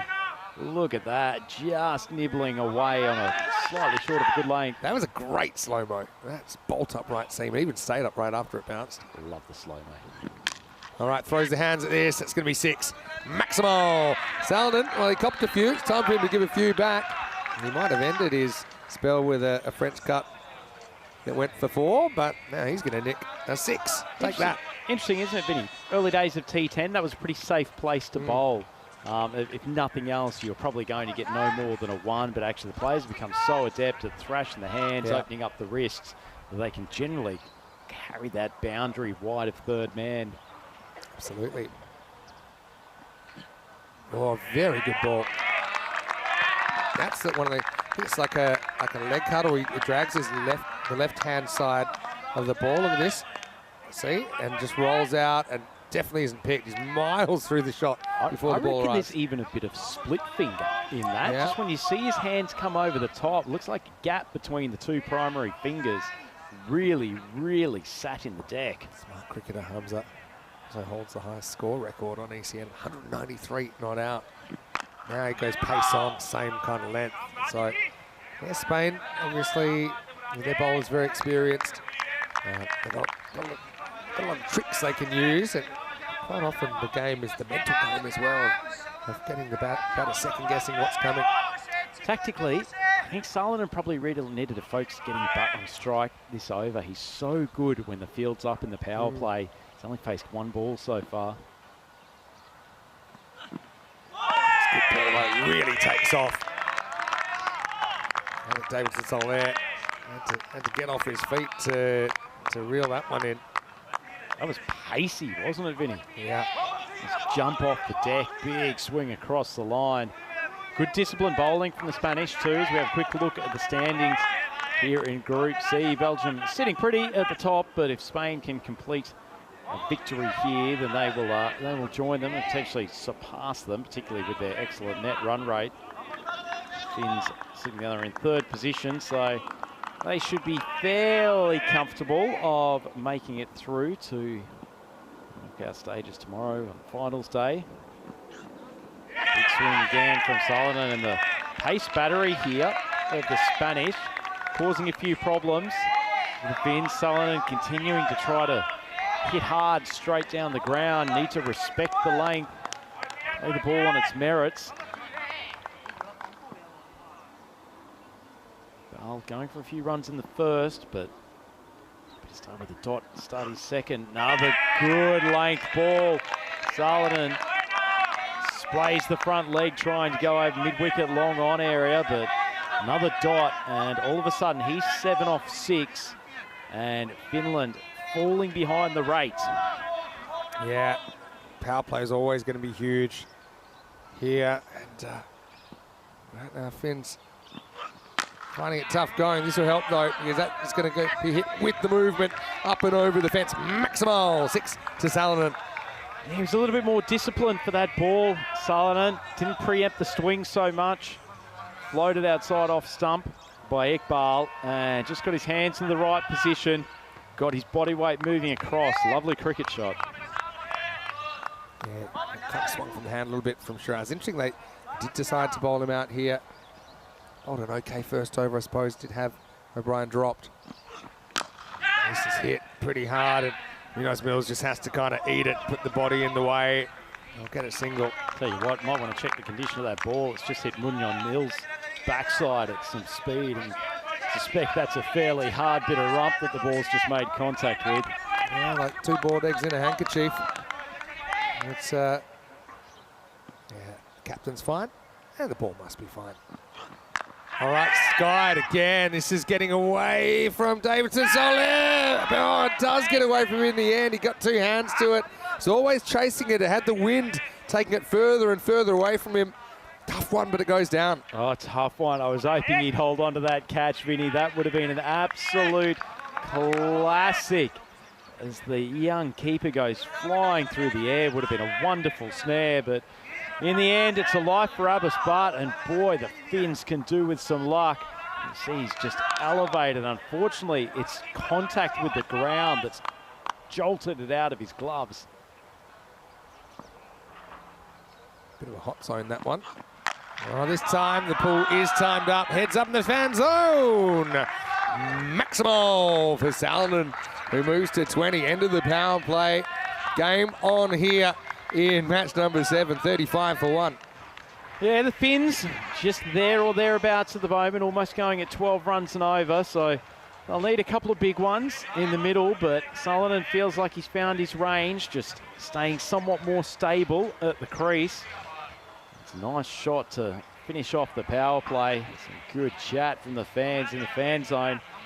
The Finns 35 for 1. Good chance for us to turn to the YouTube chat, Vinny. Great to, surprised to see Dave B in there.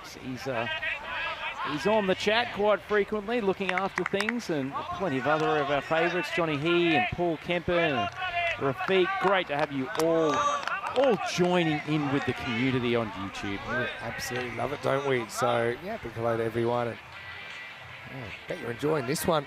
Yeah, the Golden Butt only faces 3 balls in the power play. Imagine if you face the first ball, statistically you are likely to face more. This is an exception because he did face the first ball. I can't believe he's faced 3 balls in 3 overs. Yeah, crazy. Ahmed Atif, left armour, comes on. And starts with one of those kind of like, not a full cutter, but he does have a natural little bit of hand down the left side of the ball. Just watch this, and it bounces a lot. See, that's that rotation of the ball. Very tough to drive back down the ground. Geez, he disguises it well though, Vinny. You see his second last stride, it still looks like it's going to be a regulation seam-up ball. So hard for the batters to pick. Does it again. It's a almost trampoline bounce there. It's a very good start. You know what I love about Atif's Teef's slower balls. I always think the best slower balls are the ones that even if the batter picks it, it is still a difficult ball to play. And the fact that he gets so much juice off the deck, and you've described it as trampoline bounce, and it's an excellent description, it's still a tough ball, even if you get a read of it. Yeah, very, very good. Good comment there. One thing to pick it, nothing to deal with it. Good, I'm struggling early. This time he does pick it, and he throws the hands at it, and he's going to get 6. Maximal! Yeah, I think Ghulam, if I was him, I'd be saying, wait, wait, wait, wait. He probably knew it was going to be the same one again. And let's see what Hattick goes to next. But yeah, 6 valuable runs for the Finns. Yeah, he's such a good batter, Arbus Butt. I think he's almost been a little bit disconcerting. Some of the speed that's come from the Spanish opening bowlers. Just needs to stay steady, get his hands moving, because he's such a sweet striker of the ball. And his country needs him.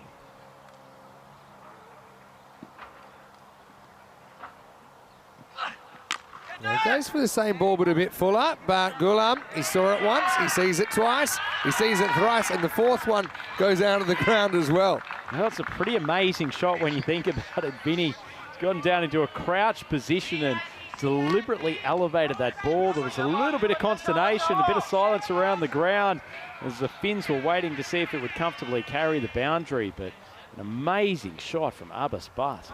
Yeah, because he had to generate the pace. This would be a good shot of it, actually. Throws the hands. There's a fielder out there. He has 0 qualms about taking him on. Slow motion cameras from Spring Productions. Just phenomenal stuff. Best in the biz. Change of angle. This one just misses the mark. See what he's trying to do there. He's trying to get one over the tram line. Thing is, Hattick, even though he's been hit for a couple of 6s over there, he still feels, look, it's a solid tactic. He's got a deep backward point back. He's got a 3rd back as well. So he feels it's a way he could probably get Ghulam out. He's kind of sticking to his guns here.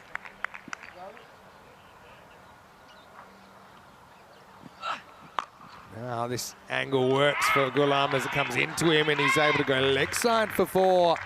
So the 50 comes up to Finland, who have fought back in this 4th over. Yeah, this is why I don't like with that field, Vinny, that he's coming around the wicket, because the trajectory of the ball is inevitably always coming into the batter, even if that one's sitting a little bit outside off stump. Arbus Butt's picked the length really quickly, and he's essentially just helping it on, and there's very little protection on that leg side. It's like Hattick is going to potentially move. Yes, coming back over the wicket. I think this is the line that he should be bowling to Butt. I'm not saying Butt got lucky with those 2 shots, but sometimes you've just got to not worry about the outcome. His method was right. 1 ball left in the over.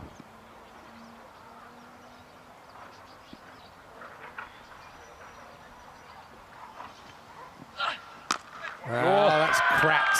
Very, very good shot. Hattick went back to what he started with. And this time Ghulam was ready to pounce.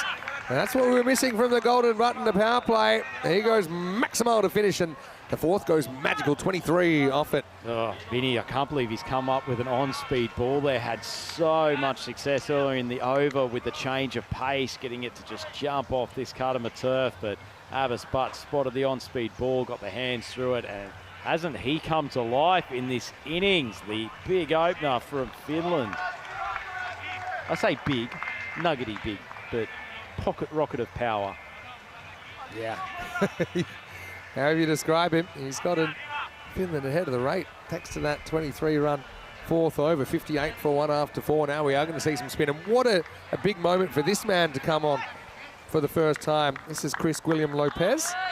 He plays his cricket in the UK, Spanish citizenship. First ball ever that he will bowl in a Spanish shirt. Here it is. That's fractured short, and Salnen's cracked it onto the roof. Maximal. It's going to be sink or swim time for young Chris here in the 5th over. Yeah, not the greatest start for him. It was an unceremoniously dispatched over the leg side as Salnen's picked up the short ball. Beautifully struck. And a fair bit of pressure on this young man. This over goes for plus 20. Then Finland's really on target to chase down this total. They've only lost the 1 wicket. Still plenty of batting to go. We saw how effective Sher was. Finland previous game. back on top. Statistically, we saw them even about 5 minutes ago, they were around 30-35%. Shows you how quickly things can change. They can change back as well. They've got a lot of young left-arm spinners coming through Spain. We've seen Charlie Remitrovic, we've seen Sebastian Hughes-Pignan as well. He tosses this one up, but he overcorrects. It's miles high, and it's going to fly. Maximo back-to-back. So, yeah, the overcorrection. And Finland now really getting into quite a strong position in this game. Certainly are. Sullinen's come out, and after a bit of a shaky start against pace, he has hammered a succession of boundaries. Now up to 32, and the way he's striking this, he could get them a long way towards this total. Yeah, would be feeling like he's in charge of this over, Sallinen. There's not a lot of pressure. He's just going to play what he sees here. Better ball, much better ball. And he won't actually get a run. I don't mind that with Sallinen kind of winning the battle with William Lopez. So could have been a risky run there, but he'll get to take strike again. Good bowling from the young man. Continuing to give it a bit of air. The ball. That's two really good balls in a row. And quickly gets back to his mark. Gutsy stuff from the youngster. He's got a rampaging Sallinen there at the batting crease, who's swinging hard. Gotten it fallen into the block hole. Just a little bit of dip. It's good stuff. 18 years old, Chris. And he sneaks this one through. He's found his feet now. It's a very, very good comeback. I like that, dropping back the length too. And yeah, he's able to mix up his pace. Obviously, to an extent, he's mixed up his length. Probably not always by plan, but yeah, it's turned into a decent over. This one sneaks through as well, but it might be off the leg, and it might be heading for 4 runs. You know, in fact, there's a little bit of bat in there. But Sallinen will take the 4. Finland 74 for 1 after 5. Yep, good stuff from the left arm orthodox spinner Sullivan, coming out with a couple of maximos, but good finish from him. Yeah, just a little inside edge, took it past the keeper, and well, luck was with Sallinen, who certainly remembers the last ball of the first innings, I'm sure. Vinny Sandu here, Mr. Maximo with Andrew Ryan. Great to have your company here as we take you through Day 2 of Group C. We'll say Rico's on a little bit of a mini break, but he'll be back with us before too long. And I know he'll be watching. He's a huge fan of really all the teams, particularly Spain, though, having lived there for so long. So I'm sure he's watching with interest. Anyway, we're back, and it's going to start with a ball that's catchable for Munoz Mills, and it's gone. So there you go, Gulamabas, but he gave you that one big over, and that's all he's really given Finland in this. Murad Ali comes along and takes a wicket first ball. And the score now, 74 for 2. Well, there's Corey. He's got plenty to think about right now. The Spanish team, though, celebrate the wicket of Gulam. Yeah, big wicket, because Albus Butt started to find his range in that previous over. Mohammed Atif smacked him for a few boundaries, and excellent catch. And tell you what, nice start from Ali. Took a good catch earlier in this game. And so some of the lesser heralded players from the Spanish squad really stepping up when they need their depth to come in. Yeah, well, Gulam has to go for 24. Well judged by Christian Munoz Mills out there. Just knew where the boundary was, made sure that if he was going to go anywhere, he was going to go forwards. But he's very, very experienced out there, and he's quite a straight long on, almost what we call the Southern Cross field, with the kind of 3 outfielders, a wideish long on and long off, and then Christian in the middle as the Southern start. Murad, first ECC for him. So, yeah, really excited to see him out here at the Cardimer Oval. Plays his cricket for Royal Barcelona. And we've always thought there's a little bit of something about him, the way that he's able to generate a lot of pace, all arms and legs coming in. And that is not what was in the plan. Davison Soler does very well, actually, to get a glove on this, to stop it going for a minimo. Davison Soler does well to get a glove on it. Cher's done well to get his head out of the way. This was on target, and a pretty ordinary ball from Ali, and will result in a free hit. Yeah, bear in mind that was on the full. This is pretty scary for a keeper to have to react. I love the sympathy that's coming from Maximo to the wicket keeper as opposed to the batsman who's he's got a helmet 22 on. yards in between. And he gets a free ball. hit. Think of the poor keeper. All right, slow ball. Doesn't get all of it.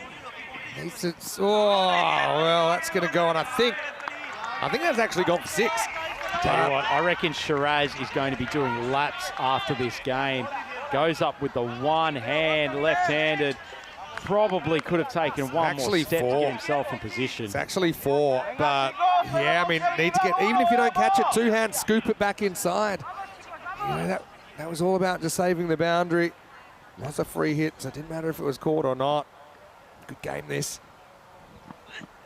This one goes upstairs. And probably be the one for the over.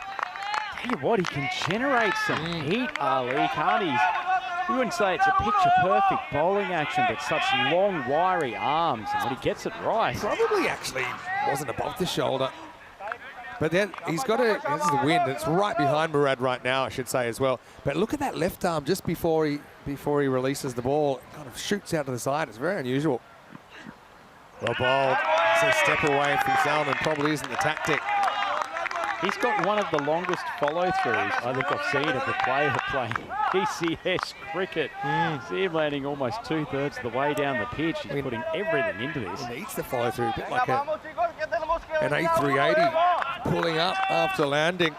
But yeah, he's all arms and legs, isn't he, Murad? Could easily be blown off course here with this crosswind. Misses the mark this time. That's the slow ball. I'll take one. That's actually very good running as well. Saw this a little bit in the last group. Zimas Tapoy did it very well. As soon as you see that ball's going to bounce a second time to the keeper, you could probably take off as long as your partner's on the same page.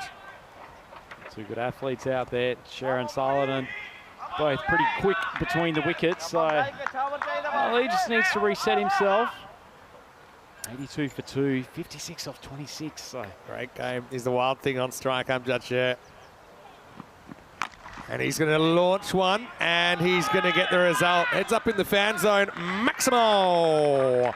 That's one way to get off the mark. And some of the youngsters protected by the Swiss team over there. Wow, Chris Lodge coming out with a spectacular piece of fielding. The Swiss coach maybe making a bid to throw himself into the 11 for the next match, but Amjad Sher, he's a clean striker of a cricket ball. Yeah, that was a good take. It was a very good take from Chris. Wisely let it hit the ground first. There's an athlete trapped in that body, I'll guarantee it. I've seen him playing in the ECS before. Last ball, the 6th. Goes upstairs, and that will be the one for the over that they use on the last ball. So 6 overs down, Finland 88 for 2. This game could go either way.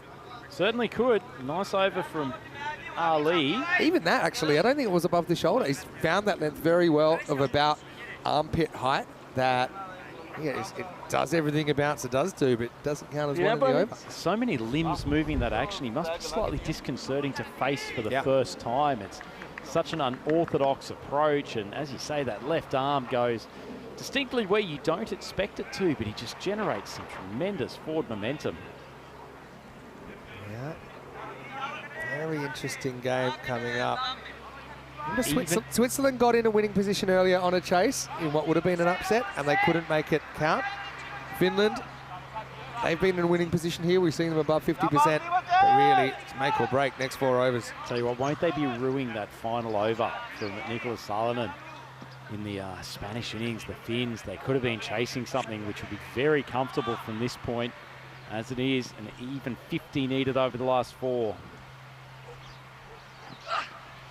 Down leg side. You get a little bit of a scratch on this. He must have got a bit of glove on it. And so that's why it's not a wide. Salonen has annoyed at himself. Let's have a look. More off-speed one, coming rolling the fingers over the top. Little touch on the glove. And that's why it's not a wide. Pretty frustrating because it wasn't a great ball. You've either got to hit that for 4 or take the wide.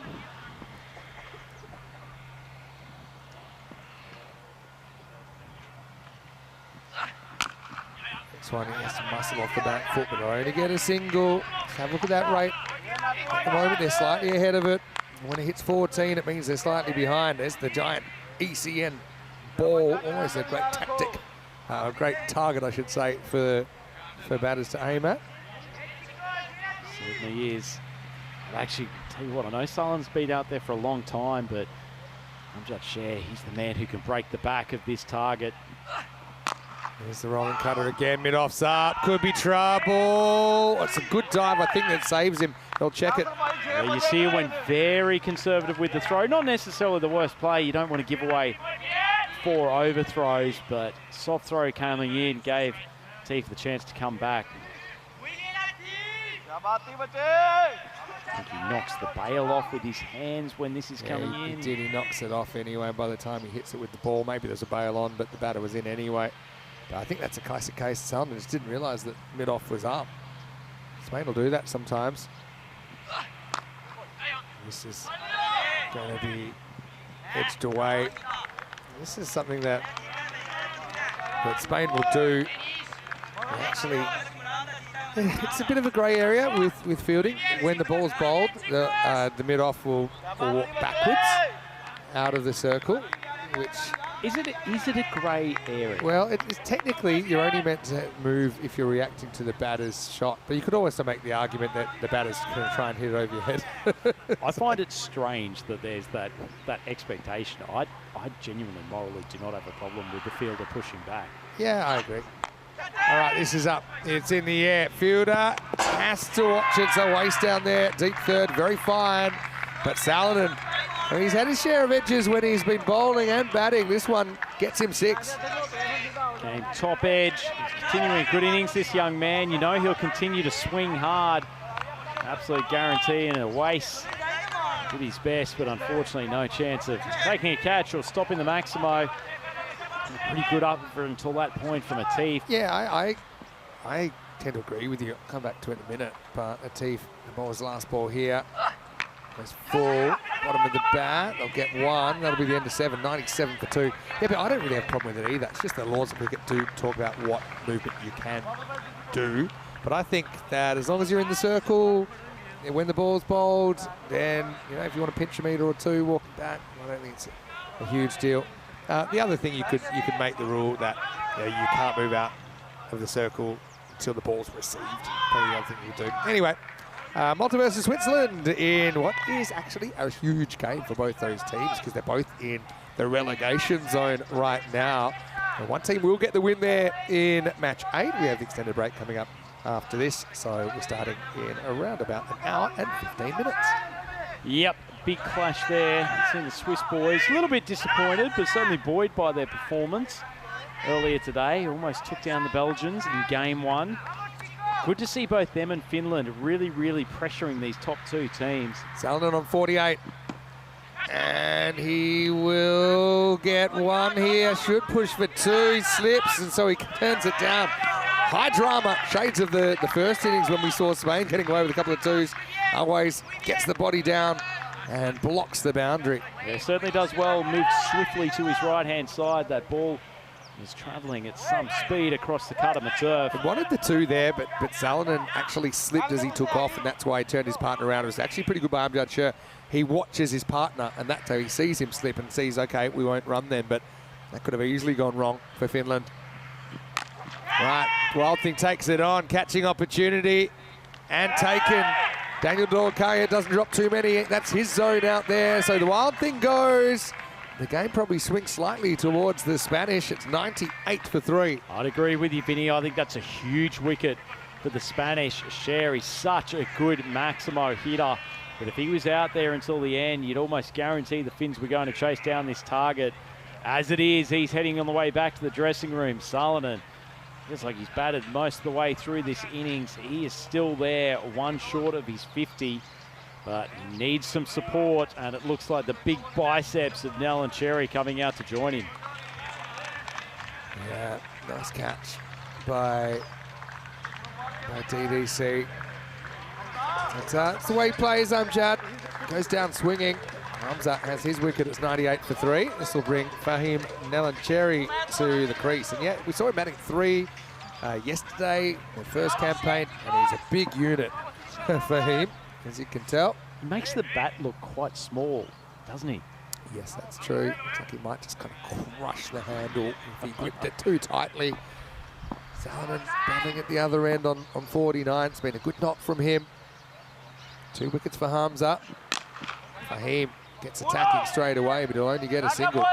He's not what you'd call a touch player, Cherry, is he? He takes a big swipe at everything that comes his way. But anyway, Nicola Salonen, 49 runs on the board. It's been a very good innings from him to date. Finland, one short of a ton as well. Still 15 balls to go, 39 runs required. That goes in at the body, and Salonen will be really annoyed. There's no fine leg. If he gets any sort of out on that, that's flying away for an easy boundary. Be a leg by, so we'll stay on 49 for now. Hamza Salim Dar, it's quietly gone about his business with the ball, but it's been an excellent spell from him. Took one of the power play overs. Figures of 2 for 9, so 2 balls to go. His 2 over spell, but he's been excellent. This over's gone 1 wicket, 1 leg by. So just 3 of 4 balls. And the asking rate was up at 15, 16. All right, so this is to the skies again. Big moment. Shiraz gets another chance, and he takes it. So Cherry falls, and Spain firming now. The big man can't get it out of the park. He's well caught by Shiraz Iqbal. It's a 3rd wicket for Hamza Salim Dar. It's 100 for 4. Well, he's normally a match winner with the bat, Salim Dar, but it might be with the ball today. 3 wickets, and he's kept the runs down. And the Finns just are struggling to keep up with this rate. Cherry, they could have done with a few big bombs off his bat. But as it is, yet another wicket down, and it just feels like they're stuttering at the wrong time. Yeah, and Salonen, who's been the kind of main playmaker, just hasn't been able to get too much of the strike in the last few balls as well. When he hasn't been able to do too much with it. Again, sliding doors moment. If Salonen hits that leg glance with any of the bat, it's 4, and he's facing up instead. They take a leg by, and then the next ball's skied. Cherry out. Mahesh Tambe comes out to bat. 13 balls left to get 38, and that 10th over of the Spanish innings starting to look pretty important. That's really well bowled wide. Yorker. Tambe doesn't move the feet. Brilliant over in the end. There were just 3 runs off it, but only 2 off the bat, and it's 100 for 4. Brilliant spell from Salim Dar. Gotten the Spanish right in control of this contest. 38, certainly not impossible, and thrown the ball, showed some confidence in the young orthodox spinner, William Lopez, who will come on to bowl his second. Skipper Munoz Mills going to take him through his fielding structure. It's good to see them showing some confidence in the young man. Let's have a look at the worm, as Means have just started to drop behind that key line. They've generally been there or thereabouts for most of the innings. But you know what? They're like working in parallel, aren't they? Those two lines in sync. All right, here's the youngster, William Lopez. And this is going to be cracked away for 4. It's 50 for Salonen. Well, he's the last great hope, I think. And he'll feel that it's personal as well. If he can chase these runs down, he's probably your player of the match. Brings up his 50 of 25 balls. It's great context, isn't he, Vinny? He's almost chasing the runs now that he leaked in that last over. Great shot. Gave his body a bit of turn. Wanted to find that gap square. This one pushed through a bit quicker. He's not full toss, not able to get it. Only a dot, basically. William Lopez. Like the look of him so far. I mean, you can't judge too much on one game and a couple of overs. There's fantastic medical staff. Hopefully won't be required too often. Rates crept out past 20. Cracking shot. Excellent batting from Salonen. Maximo! He was brave, he uses the feet, but he holds his shape, he holds his balance. And that was a banging, elevated cover drive for 6. You said it, Vinny. It was actually a pretty good response. I think that William Lopez has seen him moving down the track. He's tried to drop it a touch shorter, but Salonen has carried on, stroked the hands through the ball beautifully, and Finland 28 off 9. This is a proper contest. Maybe back in the crease this time. No, goes again. This is very, very close. I think it could be stumped. Beautiful bowling again. You saw Salonen trying to charge down the wicket. Have a look at this from side on. Foot's down, he's safe. Well, it's actually a pretty good stretch from Salonen because he had his body weight going forward. Yeah, it was very quick work. Let's check it here. But really, there's a bit of movement there. But I think it's more of a slide than a lift. So whenever you see the foot moving around as a keeper, you always feel, okay, was it in the air? It's, yeah, I mean, dot ball's a good ball, though. Certainly is. Look to charge the last two. See if he throws a bit of a fake in here and sits back and tries to That's crack what I one thought he through might have done, thinking that it might be a bit shorter. He sets himself, and he's going to get 4 here. Again, uses the pace.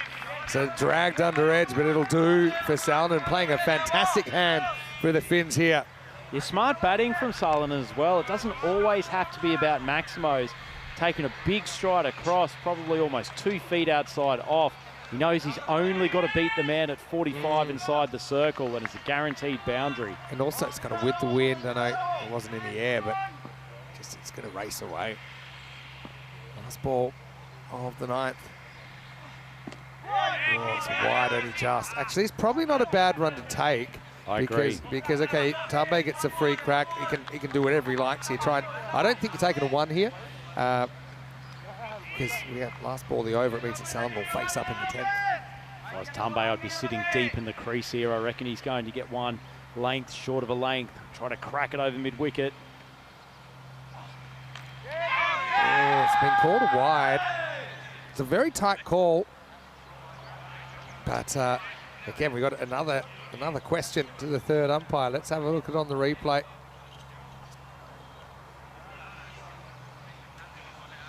Oh, again, I think he's just back. Boy, he's got quick hands though. Yeah, he does. Doesn't he? He's almost made something out of nothing. And so, yeah, not out is the decision. Was the wide though, so the wide one was, ball to go. The wide was 50-50, I thought, but anyway, went against the bowler. Lopez, who has to deliver it one more time. Tambe wants to put him out of the park. And he will go to the skies. 2 fielders coming around. It's taken by Iqbal. Yassir just basically makes his own 2nd row in the end, so it will be a duck to Tambe. He can't clear the rope. And well done to Chris William Lopez, who had his 1st wicket ever in a Spanish shirt. Certainly was put to the test in his 1st match for Spain. Finland now 117 for 5 off 9. There's 6 balls left in this game. Salonen will be facing up. They'll need something magical. 21 required. Yeah, as you said, Vinny, it was basically a free hit there from Tambe. Yassir did his best to run interference. Iqbal's actually done a pretty good job taking the catch. Yeah, it was a funny old one. He probably called it. Don't know if the call was heard, but Yassir at least saw the fielder in front of him. So Tambe will go for a 2-baller. There's Derek. 21 required off 6. We certainly have seen that many pulled off a last over. Let's see who gets. Looks like Murad's going to get it. Murad's got it. Interesting. Jayas Singer is the man who's brought to the crease, so he's not a power player, but we saw him play a few creative shots behind the wicket. Let's see if the Spanish were watching yesterday. At the moment, to be honest, no protection on the boundary behind the wicket, but it'll be interesting to see if they keep that when Jay Singer's around. If there's I don't think I'm running first ball if I'm Salonen. I think then the most likely result is you might get the strike back, you might not. I think it even almost say he's got to face all 6 here. Maybe you can get creative, trying to get back on strike, pushing for an impossible 2. Let's see. Here's Murad, 21 to defend in the last over. First one is back for... well, that's a release, and it's probably very smart. And they've taken 1, and that's a disastrous result, really. Well, as you say, Vinny, Salonen needed to stay on strike. Yeah, look, have a look at it. Is he inside? He is, and then... Oh, is that touching the rope at 6? He is touching the rope just a little bit, then he released. It is a great result. Oh, well, always maybe has wider feet than the average human, and it cost him on that occasion. Oh, that's a huge one. 15 off 5 now. I thought it was smart because, you really don't mind giving up 1 at this stage. or even 0. Incredible stuff, Vinny. It's a game of absolute inches. Just kissed the rope. Salonen survives to 69, 15 off 5. Hits it, 6 more. Maximo! The Finns fly again as Salonen moves to 75, and they are very much alive. What a shot from Nicholas Salonen. Not actually a bad ball from Ali. Made him reach, but he's cracked it off the middle of his stick. And that's consecutive Maximos to start the 10th. ECN Classic loading here. Murad, remember when he first played for Spain, as we look at the golden ball graphic, of course, this could be a golden ball. We haven't had one since the 1st of September. If it is a tie, batting team get 1 more ball. They need 2 or more to win the game. If they don't get it, they lose. But Murad came into the side for the series with Italy, where, let's just say, all the bowlers went the journey. 9 off 4. Goes for it again, and he's going to get it. Maximo! Well, you talk about a game of inches. This has been a game of millimetres. We thought Salonen would have to watch the next phase of the game from the other end, or might even be out. But he's very much there, and he's just cracked another 6. Just 3 to win now. That's a sensational strike. Ali, I thought he was going to be the match winner here. So difficult to get away. But Salonen is playing a gem of an innings. Here's 3 off 3. Question now, do you take a single this ball or not? It's going to be a funny one. He wants 6. Boundary wins it for Finland to get Salonen to the other end. I would be pushing at least 1 each side in, because, yeah, if you can go a dot here, or you can force a run out, then 1 won't be good enough. Last ball for Finland. I mean, 1 would be a tie. 1 would be a tie. Yeah, 1 would be a tie. Wouldn't be enough for the win. Let's see the field here. Vinny, if you're Salonen, are you running almost no matter what? I'm running no matter what. And if you need to chat to your partner. If you miss it, you need to hold that end safe. You don't want Salonen run out. He's so valuable. Let's see if Jayasinghe can read the room. Pressure on the keeper as well. He's a long way back to Murad Ali. He almost needs a wicket here, Murad, doesn't he? Well, we didn't have the close games yesterday, but we certainly got one here. 2 runs required. Jayasinghe to face his first ball in match 7.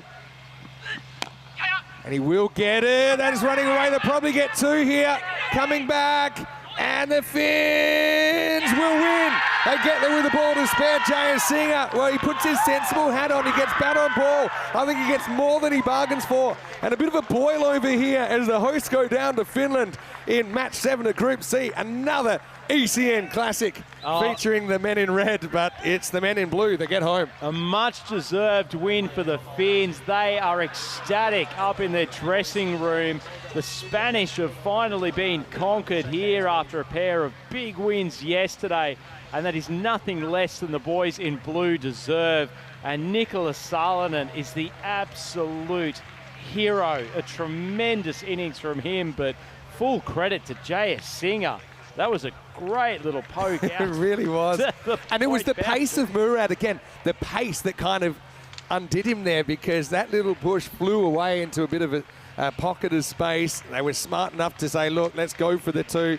And you can see there, I know that one did more lifting than the other between those 2, but both pretty important in Finland, getting this upset win that actually might even give them some hope that they can push up towards the top 2, depending on what they do against Malta later on today. Yeah, tell you what, that's a great win for them, and genuinely really deserved. They were the better team for the majority of that game. It was probably just the big hitting from Munoz, Mills, and the last over of the Spanish innings that kept the Finns sort of at 50-50, but tremendous stuff, particularly after they lost an early wicket. Salonen has just played a blinder against some of the best bowling that you'll see in this tournament. I mean, I know you wouldn't never normally do this, but if I was one of the Finnish players, I might be going and kissing the feet of Always Ahmed, because the fact that he grazed the rope turned out to have a huge bang on this game. I don't think that Finland win if that's not 6.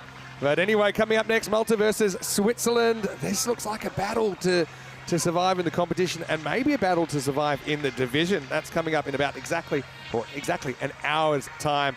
2:30 p.m. GMT, which is 4:30 in Central Europe, and 8 p.m. in India. Well, let's have a look at this.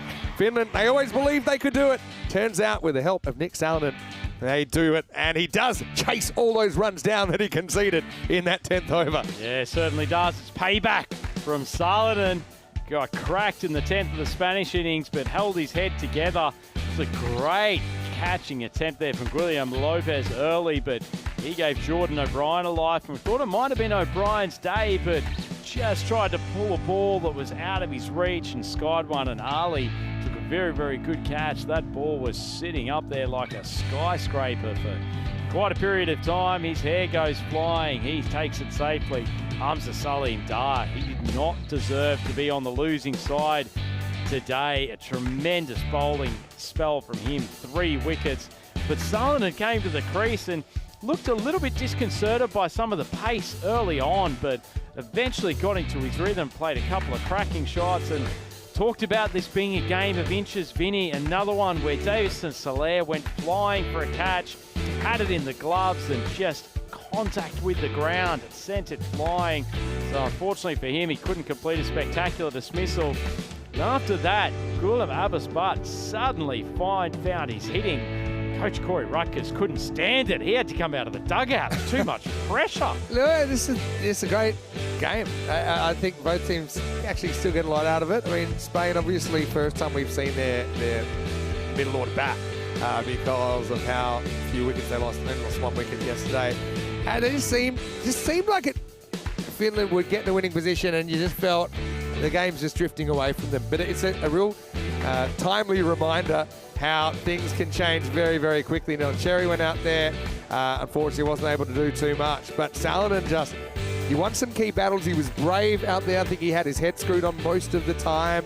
But look, brilliant game. Finland obviously will see them later on against Malta. Spain will see them against Belgium, and that's a huge game coming up in match number 9.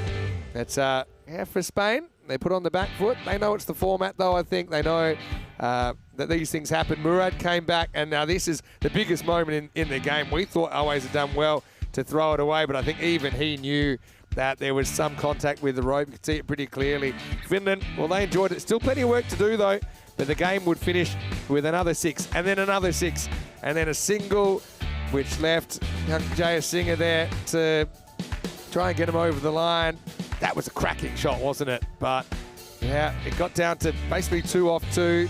Jayasinghe with the winning runs that sent Finland into wild celebrations. Yeah, Jayasinghe, it's funny, on that last winning 2, took off relatively gingerly, just thinking he was going to get Saladin on a strike. They realised penetrated the field and there was the opportunity for the double. He holds his hands aloft.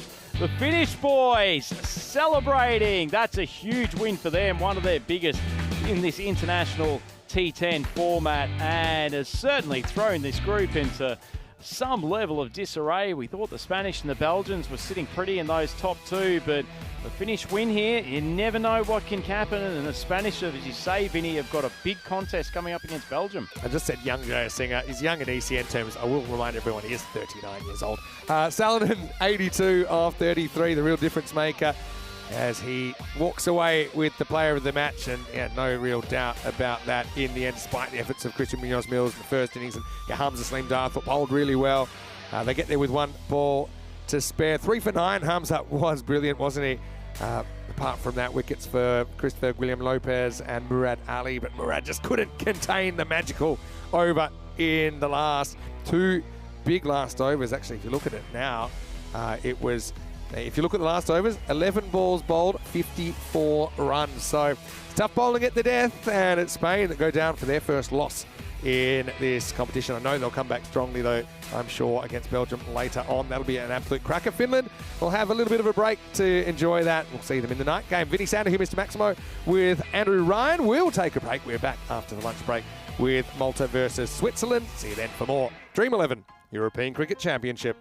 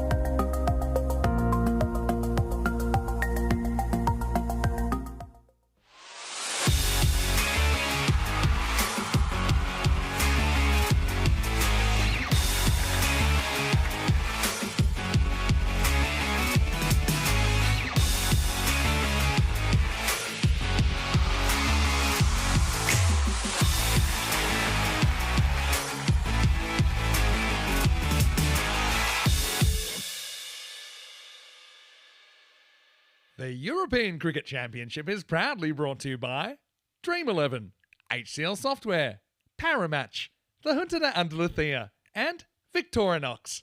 And the official charity partner, Share the Meal by the United Nations World Food Programme.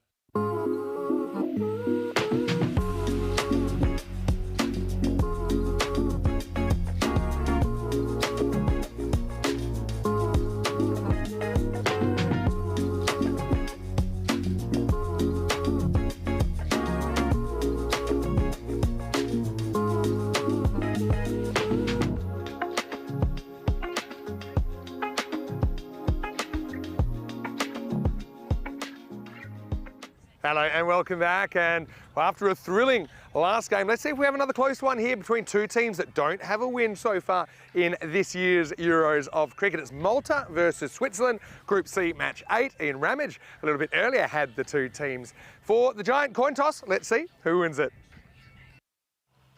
Here you go, gents. Good luck, buddy. Thank you. Okay, Malta, you are the home team, you will toss the coin. Switzerland, the away team, you will call. Yep. It's been called European cricket. It's gone a long way away, but it's going to come down. It's come down Andalusia. So you've won the toss. Okay, toss won by Malta, who will bat first. Malta win the toss then, and they have elected to bat first. Now look, Malta, let's be honest, it's a very different looking squad. Only one player, Basil George, played in last year's Euros of cricket, and it's even very different to when we've seen them play in international cricket, you know, outside the ECN T10 format generally, or even when they've played ECI cricket. But they've got a big job to do here. I will say that it wasn't Boom Boom Basil last night, but it was Sobu George that stepped up with a pretty important innings. But still, Malta didn't take a point away from the first day, and they will have to do something pretty dramatic, I think, today if they're going to survive to finals day tomorrow. But they can do it with a win here over Switzerland, who were slightly better earlier on today. They also didn't take a point out of yesterday, but they did pick up 1 point earlier on, and they will feel a win here obviously assures them a spot in the finals, barring a big upset by Malta later on tonight. So look, plenty to play for both teams. For Switzerland, I've got to say, Dion the Rock Johnson, great to see him picking up a hat-trick earlier on, but it wasn't enough to get his team the win. Also, just Raihan Stanikzai, just very, very effective with those left-arm spinners. He picked up a bag of wickets earlier on today. Andrew Ryan, I know, is very interested in this one as well, and I can tell you that it's Malta batting first. Hopefully, their top order can put up a bit more of a fight than this time yesterday as we get ready for the first ball. Let's go up to you in the commentary box. Time for the start of Group C, Match 8. Certainly am interested about the outcome of this one, Vinny, as I'm sure our many millions of fans around the world are on the European Cricket Network. Andrew Ryan here at Cardimer Oval. Welcome back to our coverage of ECC 2024. And it is the boys in red from Switzerland showing plenty of heart, both literally and figuratively, as they take the field for this crucial clash against Malta. So neither of these sides with a win so far in the tournament, but the Swiss put up a pretty damn good fight this morning against the Belgians. Unfortunately, they came up a touch short, but nonetheless, it's given them a lot of confidence. One change from their team for this game. Roshad Karunamurti has come into the team, into the 11, and Aiden Andrews out after a hand injury today. We've had recent reports from the hospital that it's not a fracture, which is great news for him. So hopefully he'll just be inconvenienced and badly bruised for a couple of weeks. But good news for the young Kosnei Tyro. But Karunamurti taking his place. He's a hard-hitting left-hander. Hopefully we'll get to see some of him at the crease in the second innings. But in the meantime, Jason taking the new ball for Switzerland. Floated up and tickled around the leg side. And despite having the pace of Asad Mahmood chasing that ball, it's a first up 4 from Maitani. It's like Jay just trying to bowl the outswing up, started a little bit outside leg stump, couldn't get it to come back across, and tidily worked away by Maitani. He's joined out there by Basil George, one of the most well-credentialed players within the squad. Hasn't fired in the tournament as yet. Good full ball from Jay. Matani just opens it up. That is not the most attractive piece of fielding we've seen all tournament. Rayhan Stunningside, big smile on his face, no doubt, because he would have been in some strife and that cannoned off his shin and gone over the boundary. But as it is, they'll keep it to 1. Brings Basil onto strike. Jay Sin opened the bowling in the last game and didn't bowl a bad over, but Maneve in particular took a liking to his fast medium delivery. Medium fast probably more fair. Big man striding in hard. Short ball, wide of off stump. Actually don't mind that line to George. A little bit of a pokey cut shot. Carried through nicely to the wicket keeper. Clutton Narayan taking the gloves as he has throughout this tournament. One of the most experienced players in this national team. He's been part of the Swiss national setup for over a decade. High quality cricketer. Good line, outside edge. And that man, Narada, has gone flying to his left. Only just missed taking one of the best catches we would have seen in the tournament.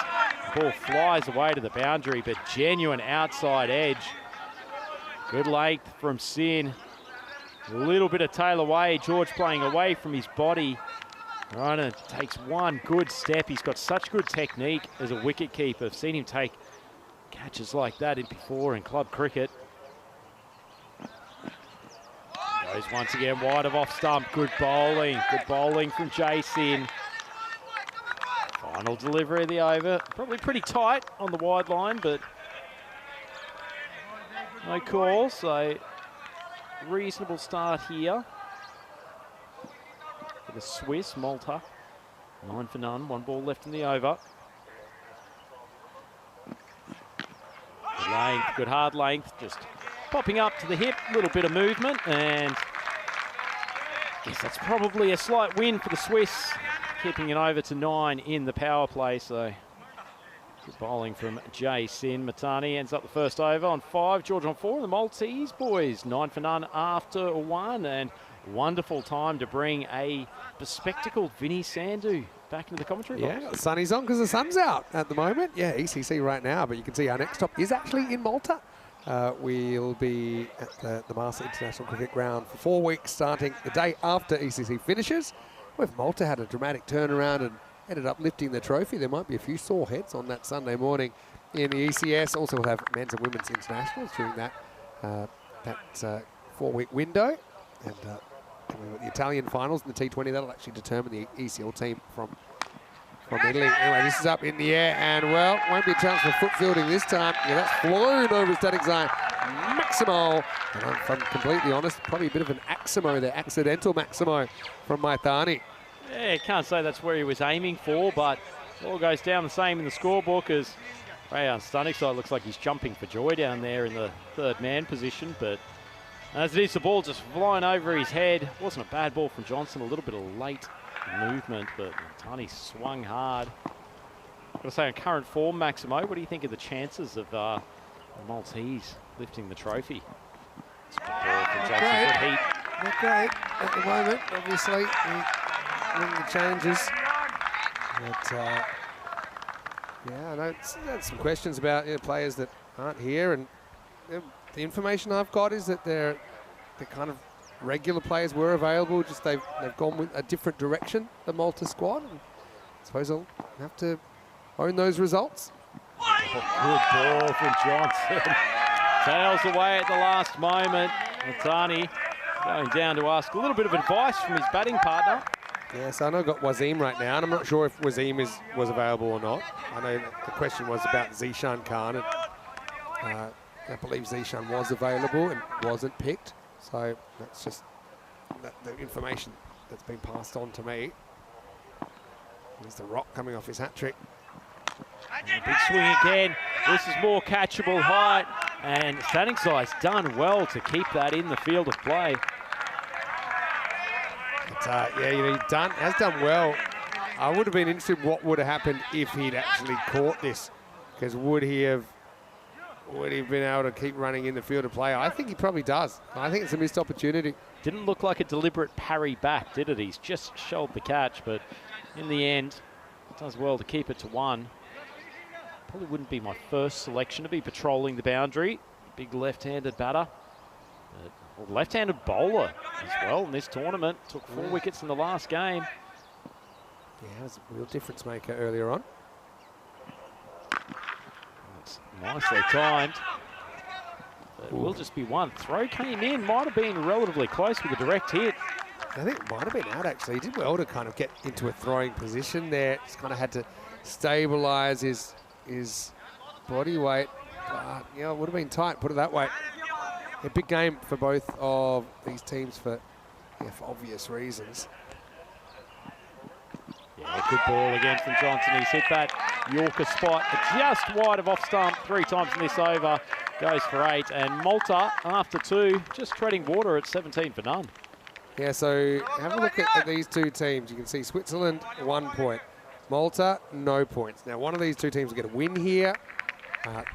Switzerland, of course, they're out of games in the group stage. They'll be hoping they can get a win here, which will mean they'll play in the finals tomorrow. For Malta, they do get another crack tonight. They're taking on Finland, who have certainly hit their stride in this tournament now. But wasn't that a huge win from Finland too? It was a massive win. It actually opens up top 2 for them now. If Spain don't beat Belgium, looks like Spain aren't top 2. Quite a drama. Oh, that's gone high. And it is well taken down on the boundary. That's an excellent catch. And Dion Johnson, he's a man you like to have under a high ball. It feels like actually the wind might have actually just pushed that back into the field because it was reasonably well struck by Basil George. But excellent catch and good piece of bowling from Jason. Yeah, it's a brilliant catch. Yeah, shades of Steve Waugh running back towards the sight screen about that. But one thing he knows here, Dion, is that the wind is actually blowing the ball back into the field of play. So this at the other end, it's running away for 6. But he just judges it perfectly, doesn't have to break stride. And that's a huge moment early in this game because we know how important the boom boom is. But he's a bust, unfortunately for him. In this match, he goes for 5. 17 for 1. Yeah, not having a happy tournament so far, Basil. It's like he's been left in the fridge and unused.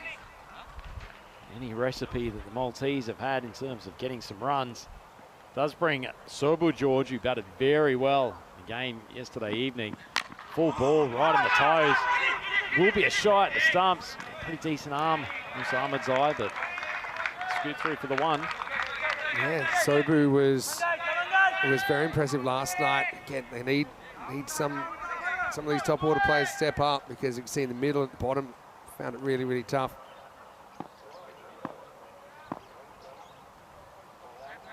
Sin was ready to steam in until the umpire told him to hold his horses. Malta, 18 for 1. Switzerland feel that they're controlling the run rate so far and happy to have 1 wicket down. Oh, it's a good shot. Oh, it wasn't a bad ball, but opened himself up, and Harsha Shan does well. Tracks back. Tell you what, Vinny, this wind is reasonably powerful. I thought that came at least decently off the bat, was going to carry easily for a 4, but holds up in the breeze. Great fielding, wants to slide as well. It was 100% intentional because he just kind of slips on the rope, but does well, Harsha. Good advertising for the shoe sponsor. Yeah, nice ball from Sin. Starts it on leg stump, a little bit of movement across the right-hander, and Matani chooses to just delicately push it back down the deck. Yeah, well, Jay does have an ECC hat trick, doesn't he, as well?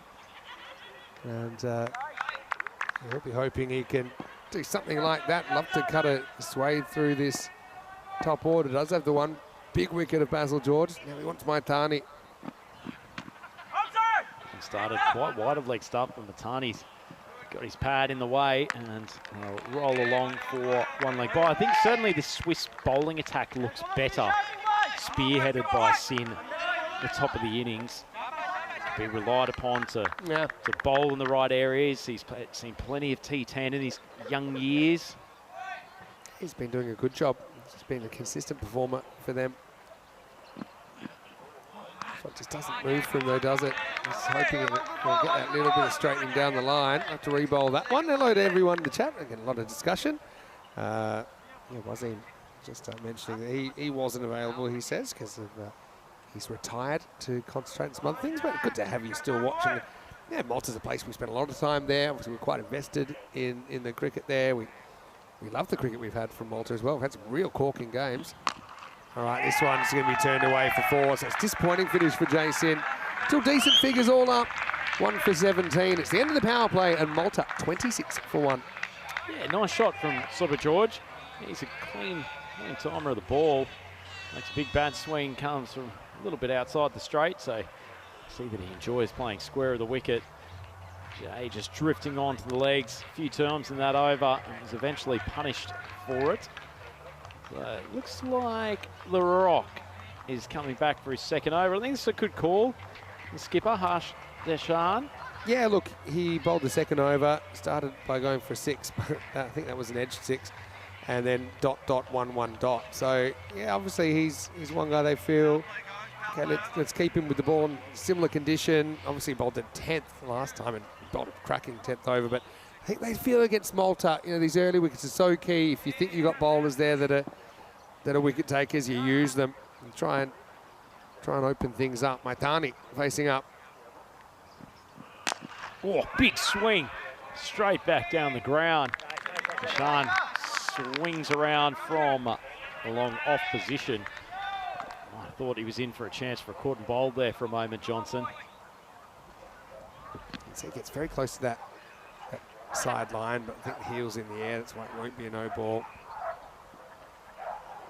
Sobu. Oh my goodness. Completely lost control of that delivery, and it's an easy call for the Sheriff. Oh yeah, just completely lost the handle on that one. We've seen this happen probably more often at this tournament. That's snout high. What do you think that is? Bowlers going for Yorkers more, or? Partly that. That's definitely, I think a lot of the waist high ones are because of that. But I think this is just balls slipping out. And yeah, I'll come back to that in a second. It's going to be wide. So the free hit remains in play. I think at night I've just definitely noticed a bit of a humidity factor. So, and I think that would be a reason that the ball might slip out a bit more often. But yeah, I don't really know. Well, as it is, dug himself a little bit of a hole. This over Johnson. The no ball followed by the wide, so still a free hit. And Silver George, probably the man that Malta very happy to have on strike for this ball. Another wide. See what he's trying to do. He's gone wide of the trams lines, trying to just tickle the tram line in the last ball. This time the change of pace. Just dragged it down the leg side. So just saying to the captain, just keep it calm, keep it calm. How was... Yeah. I mean, he's backed himself into a corner, I was going to say, with Dion Johnson. But, interesting decision when to come back. Still a free hit. That's a pretty good ball, actually. Just speared into the pads. George trying to give himself a little bit of room, and they'll scoot through for the 1. Malta just building this total, given the batting struggles they have had in this tournament. Well, it'll be okay. That might have been a pretty decent shout for LBW if it hadn't have been the free hit. It would have been a good shout.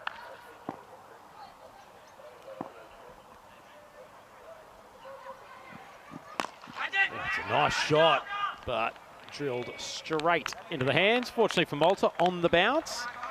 The skipper, Deshan, who's had plenty of work down there. We saw the 12th man, Brandon Graber, in that spot in the first game. And it felt like just about everything was going to him. Yeah, with varying results. Sobu on strike. Oh, that's a lovely shot, and after taking a while to get going, Sobu is finally unleashed. That's a cracking shot, and that's a Maximo. Yeah, it's a good shot. I think with Sobu, I'm sure it's a bit of a learning curve for him as well, because he hasn't played any ECC cricket. He's going into this top 3. at an ECC in the Premier Division. So that's certainly something that he's found his feet better than some of his teammates, put it that way. Certainly has. So a few questions being asked of Dion Johnson. Hasn't quite found that Yorker spot. Goes for the slower ball and gently tickled.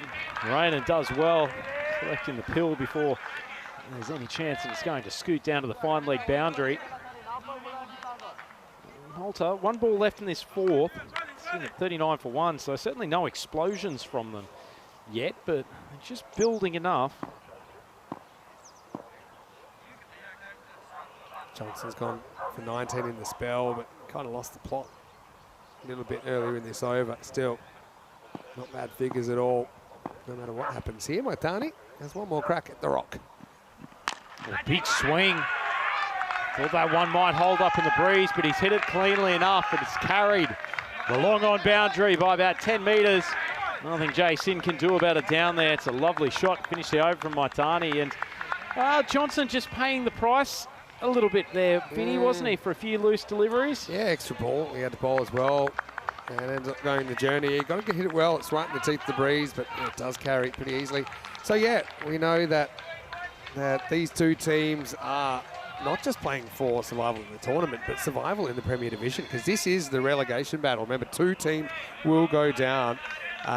Switzerland currently on 1 point, Malta on 0. Obviously, they've got Switzerland have this game to play, Malta have this and another to play. But then also, a little note at the bottom, just clarifying a situation that we kind of spotted. We went up to the top brass. They just explained that if you do finish in the top 3 in your group, you are safe. So, because we were running through some we're running through a scenario where Switzerland might finish on 3 points, Malta might finish on 1, or vice versa, or something like that at the start of the day. But the fourth team will play finals, and what if they started winning finals, and how would that work? But yeah, that's clarification that, look, if you can win a finals day match, then you're safe, no matter how badly you went in the groups. Excellent decision making from the ECN top Yeah. brass. It makes sense. But Rehan laced down to long on. Sin gets his substantial body behind it. And gets the one. The two relegated this year is to even up the groups, so that we have even numbers in each group. But from next year, it'll just be 1 up, 1 down. So I don't think we'll see that scenario play out again. But yeah, I don't think anyone pictured they could be from the same group. But now, I suppose we know it is possible, because the bottom of Group A scored 4 points. That's Guernsey.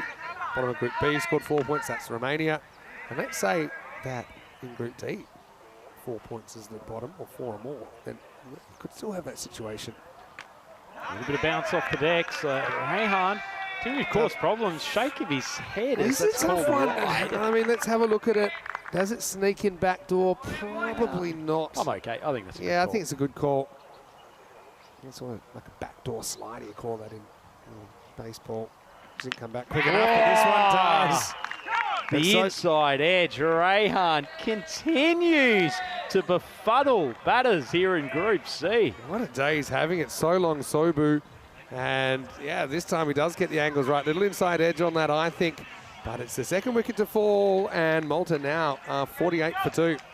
Yep, good stuff from the left arm with a golden arm at the moment. It's a big swing across the line. It's a huge wicket for the Swiss too. Sobu George batted so well yesterday. He's definitely the man they'd love to be seeing walking back to the pavilion. And Rehan just looking at his teammates, just saying, this is easy, this T10 bowling stuff. Yeah. Sobu has to go. Strikes a 6 and a 4.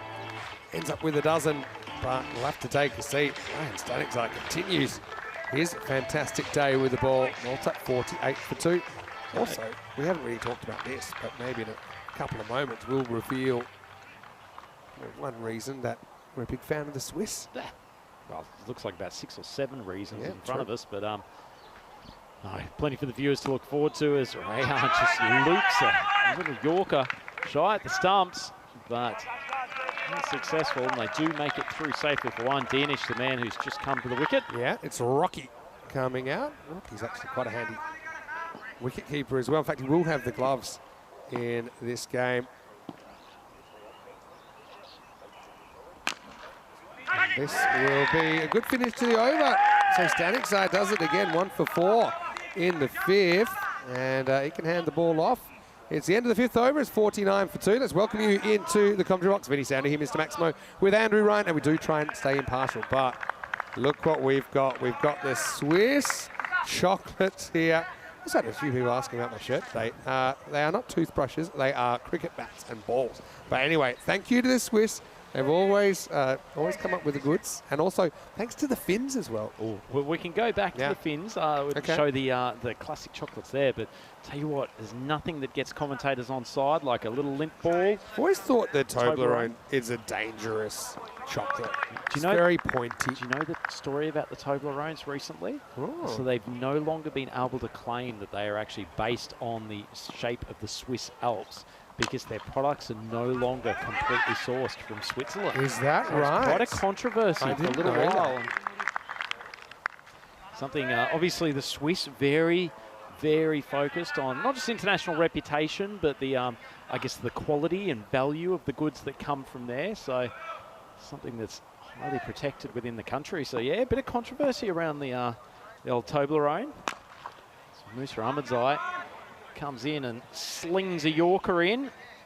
He's gone for 2 off his first 2 balls. So Matani's sticking it out there. He's not looking particularly dangerous at the moment, but just doing enough. Yeah, just kind of hanging in there. I've got another Toblerone-related story. Swung out of the offside. Oh, that should have been taken. It's high and to the right.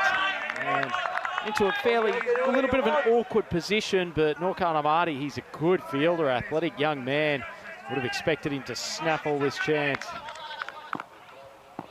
Yeah, The technique wasn't quite right there. Didn't have the hands in the right position. Just kind of grasped at it, missed.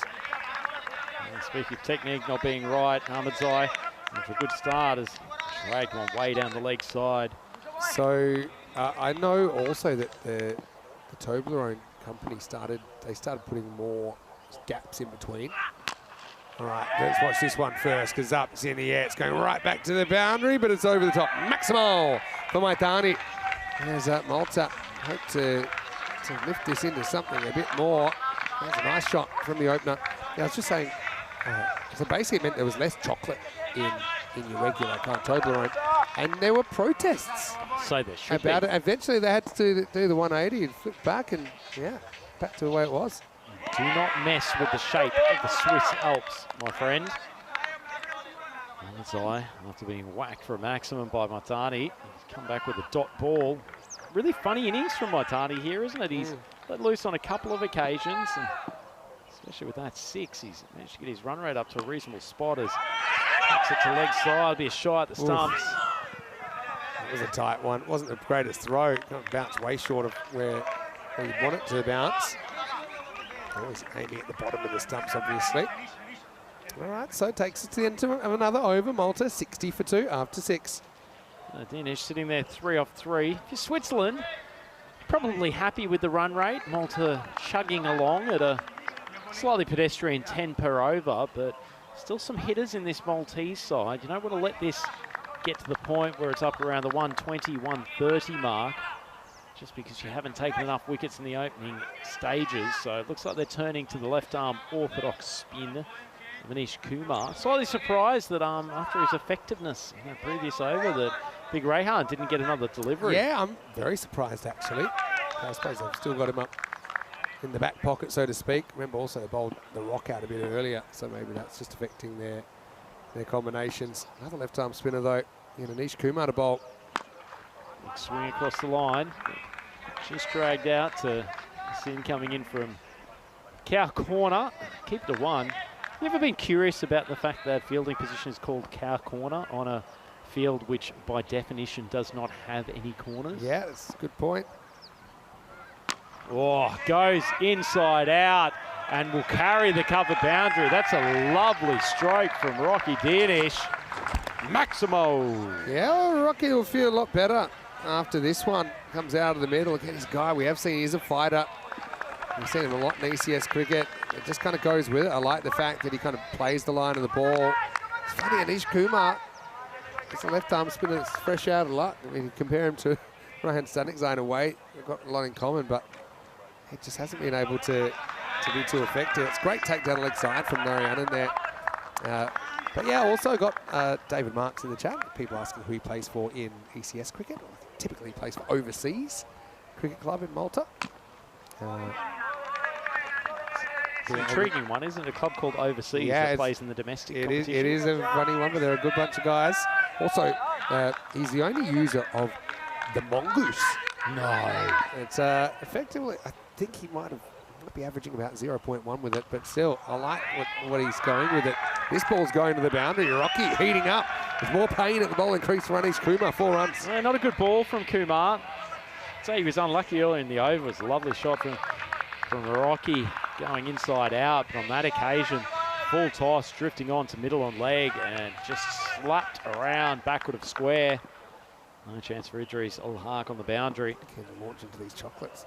This inning seems like it's taking forever. Anyway, this is going to go around, and it's going to be 4 runs. It will hit the helmet. Now, it won't be a 9, but it will be a 4. Look at Kumar, pretty nonplussed. Don't think the chocolate will melt in his mouth. Tell you what, I've got to say, Vinny, wouldn't mind seeing that helmet moved another couple of metres over the boundary line. If you're a fielder down at fine leg, you're sprinting trying to keep a ball in. I suppose it becomes it's an object the other side of the rope, but if you want to be super technical, it's not meant to be 4 till it touches the ground. It has hit a hat. Funny one. But anyway. Poked away, and Ahmedzai goes for the throw at the bowler's end. Lucky the Rock is alert and comes in and backs up. And that's the end of an eventful over, so 17 off Kumar's first, and Malta edging their way towards a reasonable total here, 77 for 2. Yeah, edging is probably the way I would describe it.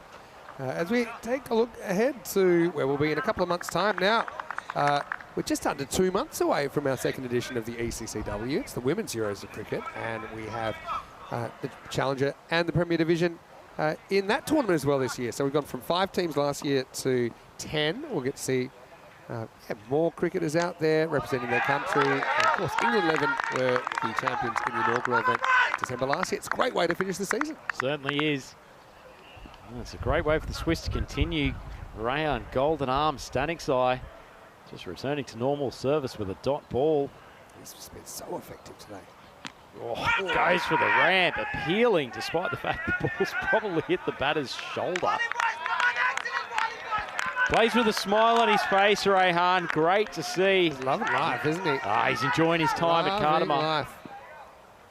Oh, not a few left arm finger spinners. Oh, the inside edge again. Staniksai, figures of 2 for 4. DNS is on his way back to the pavilion, and this is amazing stuff from the big Rayhan. I reckon he's hit this onto the back of his leg, and it's rolled back onto the stumps. We saw a pretty crazy one in the last group where the ball actually stopped, and as the batter took off to run, it kicked it back onto his stumps. That was Hamid Waradat from Germany. But let's have a look at this one on the replay. Just goes very, very wrong. Hits it onto the back of the pad and just dribbles back onto the stumps. You won't believe your eyes here. Somehow this has ended up bowling. When things are going your way with the ball, this is the sort of stuff that happens. And Rayhan is having an absolute belter at the bowling crease today. So Malta 77 for 3. Just Matthew in the chat, just noticing, a lot of Maltese representation. Quite a few people watching from Switzerland as well. Disappointed with that entire discussion on the YouTube chat that despite the fact that we've got Malta on screen, there's no reference to Maltesers as anyone's favourite chocolate. Tell me about it. Follow-up question incoming. Swatted out to the offside, but it will just be the single. As Niaz Mohammed's come out now to bat. Yeah, Maltesers, but do you have the discipline to suck them, or are you a chewer? Oh, mature, absolute chewer. Do you ever try and kind of hold them in your mouth a bit longer? We'll come to this in a moment. Standing side drops a little bit short, swung across. Sin does well, coming across to his left, and they'll keep it to 1. Look, without it getting too graphic, I just don't like the thought of like my saliva mixed with the chocolate then coming down the back of my throat. You know, saliva It's coming down the back of your throat. Yeah, all I the know time. it is, but it's just where it's concentrated. It's a strange take. But I hear what you're saying. It's probably put anyone off going and getting a packet of Maltesers as we speak. There's a magical moment as we get to the end of the 8th over, 80-3. There's a magical moment where you do finally break through that chocolate and you hit honeycomb or whatever's in it. Is that what's in Maltesers? No, that's a violet crumble. No, but whatever's the middle of a Malteser, but then it's kind of like it crackles on your tongue. You know what I'm saying? I get that because it's almost a bit bubbly in its formation. Yeah. Anyway, Malta going at an even 10 and over after 8, 80-3. And tell you, we've had a little bit of chat on the YouTube group about Cow Corner. So Yeah. Rob Pook, who's addressed this to Vinny, so obviously Okay. doesn't give a rat's that it was Andrew who actually brought up the question, but he says it was from the original Lord's ground. It was Nelly rectangular. In one field, there was a corner with cows in it. Okay. Thanks, Bob. I've got to say I've heard several theories. That's one of them.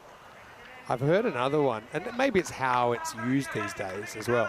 But I was always under the impression that it was because shots out there were somewhat of an agricultural nature. So, hacking across the line. That's a big hack across the line, well timed. See, because I don't remember the term cow corner coming into fashion until we started playing, not just limited overs cricket, but obviously people going for very lusty swings out in that region. It's also true. It's almost been used as a bit of a derogatory term for a place to aim the ball. The other thing is that I think that partly it's some alliteration there. It's the sound, the cow corner, which is why it would stick. It's kind of a pleasant expression to the ear, linguistically. Steps across the leg side. Well, not going to cow. That's just an exquisite flick off the legs as Mohammed has taken a step across to off, whipped it off his pads. Great cricket shot. Yeah, just got across and made something out of nothing there. Smart batting, using the pace. Musa has been pretty reliable, full outside that off stump.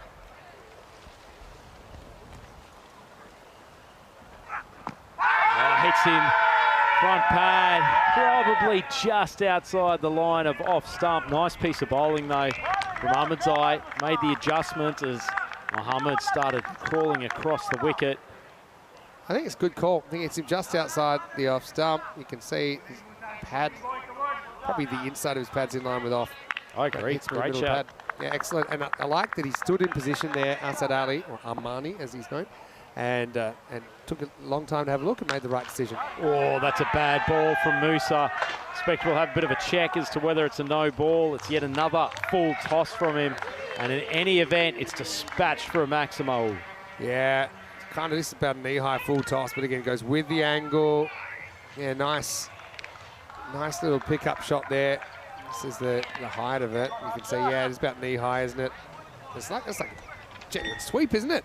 From Maitani, who we know is a very good player. We've seen a fair bit of him at the ECS level. Maybe he hasn't always scored as many runs as he would have liked, but who has? 93 for 3 after 9. Have a look at Ryan Stanik's eye there, 2 for 7. Of course, that follows up his performance of 4 for 19 this morning. So think of that, if you think of it as a 4-over spell, like you'd have in a T20, for example, he's taken 6 for 26. Ain't no party like a Stanik's eye party here at Carterborough Oval. Tremendous stuff from the burly left armour. There's a skipper, Harshad Hashan, has come up to the bowling crease for the 10th. Oh, short of a length ball. Wrong end. And not a great throw anyway from Narayana behind the stumps. That's a pretty good run, I suppose. From Maitani, steal the strike back. He's had his shoulder problems such as not quite the rocket arm these days, but they only get through for the one run.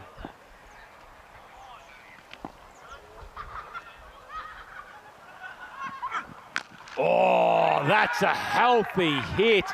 Matani finding his range late in this innings, and Malta have cracked the 3 figures, 100 for 3, and he moves to 46 off 25.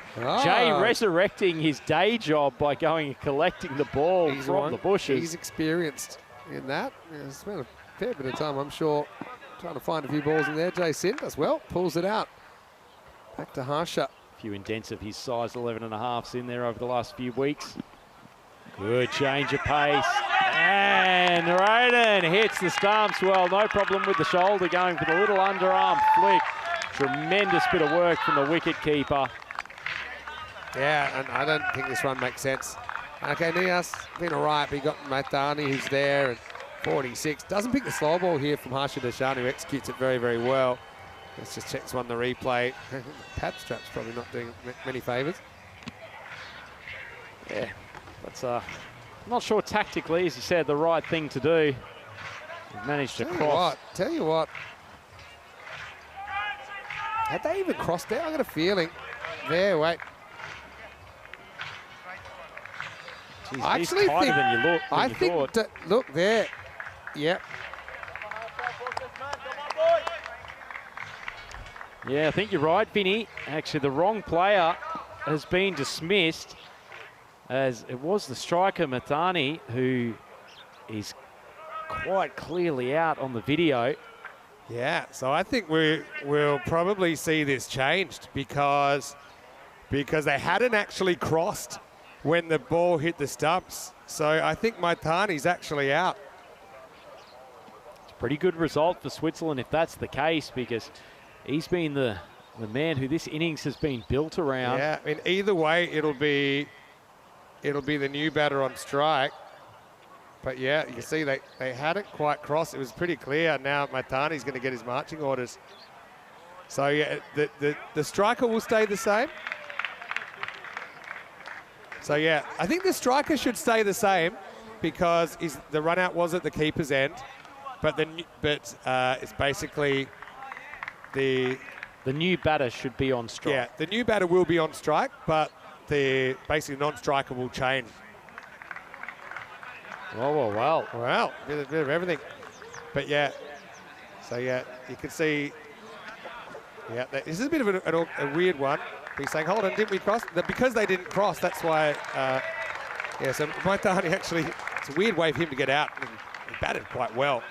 But yeah, well done by the officials to spot that. So Nias, he's saying, well, hold on, shouldn't I be at that end? The whole point is they didn't cross. So the new batter is on strike. Yeah, but Nias, pretty sure he's about halfway through taking his pads off. He gets the late reprieve.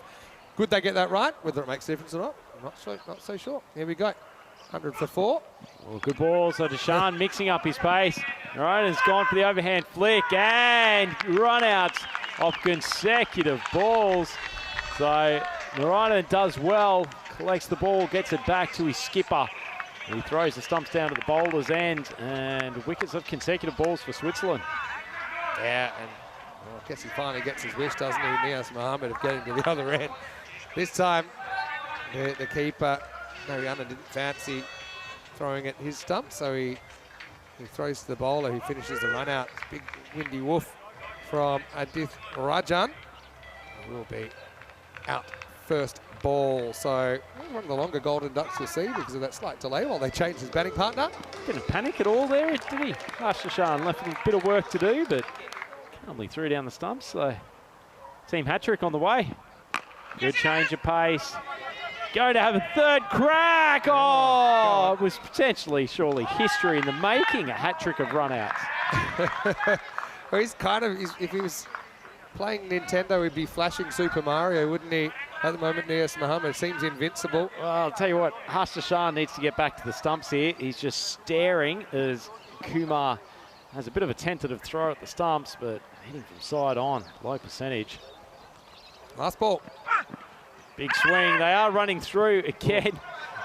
It's a race between a slow underarm throw and finally we have some ECN chaos, and I think it's actually going to be Nias Mohammed who is run out of that last ball as he just edged a couple of steps towards the striker's end.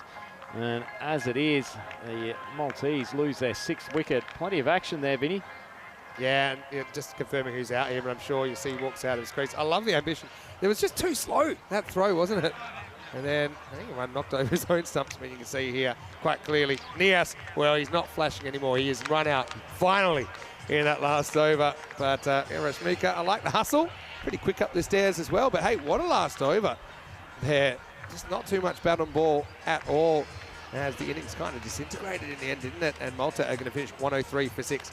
Yeah, if the Swiss could have gotten into that middle order a couple of overs earlier, they might have been chasing an even easier score. But as it is, they've done a pretty reasonable job. Similar sort of score to what Malta scored in the second game last night, which the Belgians chased down reasonably easy. Look at that vision from our team at Spring Productions. Yeah, the Sheriff and Armani are out there, Malta flag flying as they try to get something going without a single point in the tournament. That was an acrobatic attempt, wasn't it, from Narayanan to pull off a catch to his left. But no lots on Basil George. It was a brilliant catch that got rid of him. How about Dion the Rock Johnson showing the Rock can move as he went back and took that one with the fly. Yeah, excellent catch. He's an excellent athlete, Dion Johnson, and good celebration for the man right next to him too. That was a great grab. And well, the focus was on the middle. Jay Sim was focused, charging through. He bowled a pretty good opening spell. There's rapid bowling, defensive shot coming back, but ball went rapidly off the bat of Maitani a few times too, and he was joined by Sobu George, who continued on his merry way since yesterday. And while those two were at the crease, it felt like Malta could actually put together a useful score, but it was Rehan Staniksai who got the crucial wicket of Sobu George. A big sweeping swipe across the line, and it's just all too easy for Rehan with the ball today. Fortunately, the other left armer, Nish Kumar, having a bit of a tough time. His left arm orthodox getting slapped around different parts of this Cardamar Oval, trying to give it some flight. Just the footwork from the opponents has made life difficult for him, and hasn't had quite the same luck as Rehan, but he's a man who should be going out and buying a lottery ticket today, because things are going his way.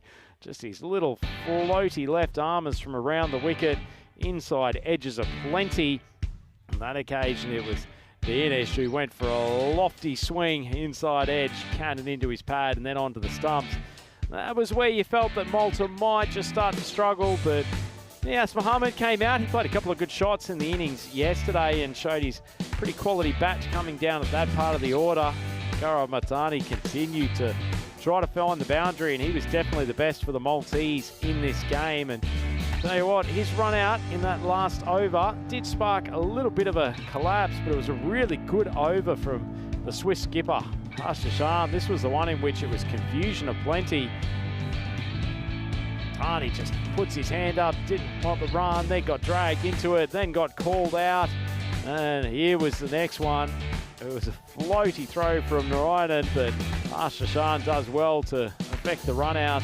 And then they managed to get a third in the final ball, so this one dribbled away to let them get the single. But then it was Niaz who had no chance of coming back for the second, despite the efforts of Vidusha Rashmika to make it back through the double. So plenty of action in that contest. But after that first innings, it feels like it is the Swiss in the driver's seat. Have a look at the scorecard. Gaurav Maitani up the top. 46 off 26, so an excellent innings from the Maltese opener. Basil George continuing his struggle with the bat in this tournament. Maybe he just needs to drop down the over, take a little bit, or to take a bit of pressure off himself. So for George, Rocky Dinesh doing a little bit in the middle, but it was really off the bat of Maitani that the runs were coming. And in the end, 103 for 6 for Malta, so just a touch over 10 runs per over. And the Swiss bowlers bowled fairly disciplined, but it was Staniksai 2 overs for 7 with his left armers that really ground the innings to a halt. And it was probably only Kumar who was punished greatly, but a good all-round bowling performance from them. Deshan coming in with a good over at the end. So Malta 103 for 6 in this crucial clash to realistically see who will go through to finals day tomorrow. So Swiss are in the box seat, but still, there is a score on the board, and Malta will be giving it all to defend it. And it's Andrew Ryan here for the European Cricket Network. I'm in the box with Vinny Sandhu today. We'll be back for the chase of this match 8 from Group C. Just a few minutes, so we really look forward to having your company then.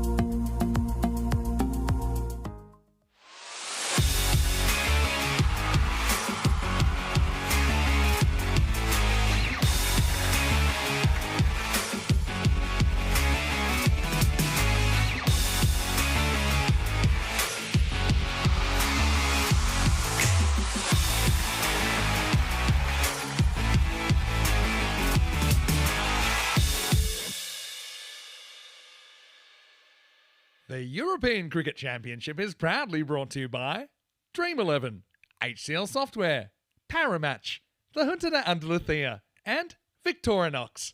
And the official charity partner, Share the Meal by the United Nations World Food Programme.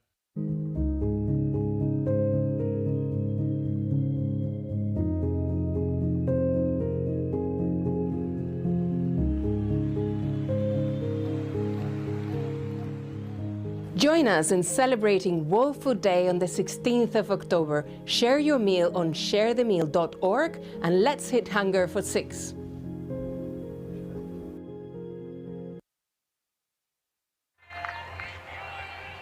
European cricket fans, welcome back to Cartermore Oval.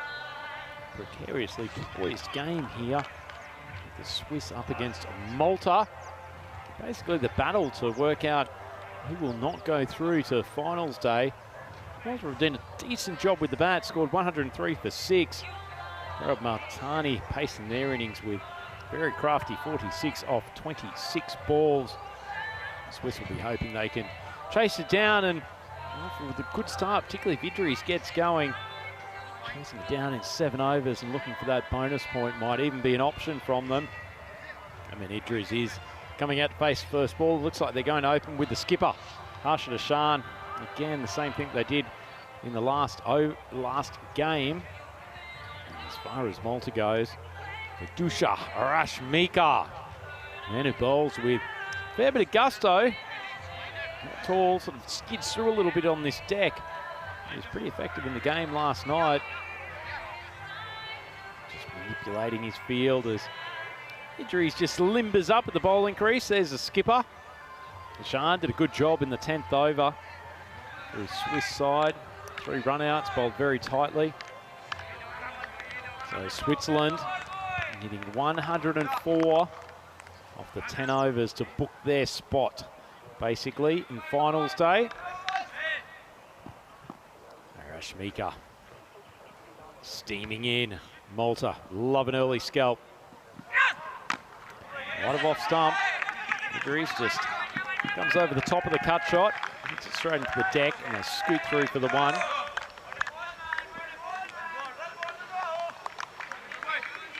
Sean getting on the face an early ball, didn't really get to. Too many early deliveries in the last game. Idris was on fire to start it. Beautiful shots off Razak, who opened the bowling for Belgium.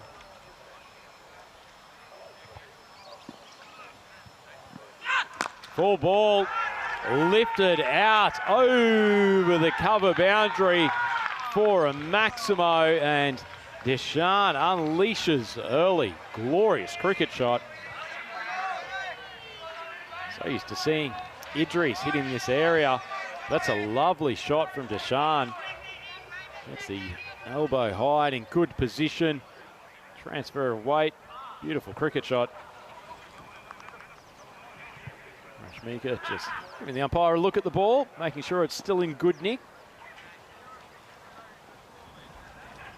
There's a defensive field. Got a long off. So deep cover. Looked like it's going to be a full ball, but Dashan's adjusted the slower one well. Opens the face of the bat. And it rolls away, just beating the man. The third man in the circle, and another boundary. A healthy start for Switzerland in pursuit of this chase. With Arajan putting in the big dive. Certainly the supercomputer suggests Switzerland's the favourites at the moment, giving them a 96% chance of winning this contest. Big swing. Dashan's tried to take one off a decent length outside off stump. It's gone high. It's gone straight up. And it's straight into the hands of Jamshid Kunan Shirakal. One of the best names in this Group C. I'm sure he'll have a part to play with the ball later on. But it's probably not the shot to play by Dashan. He's got a good cut shot. Slightly short of a length, just outside off. Has tried to heave it straight down the ground. It's a big early breakthrough. Rashmika with the wicket. A little bit of shape away, probably caught the end of the bat. Body turning out towards the leg side. No power in the shot. It's Good catch. Swirling wind today again. We saw plenty of catches drop yesterday. Good in succession, actually, in the game that Malta played in the early evening. And Ashan back to the dugout for 10 off 3.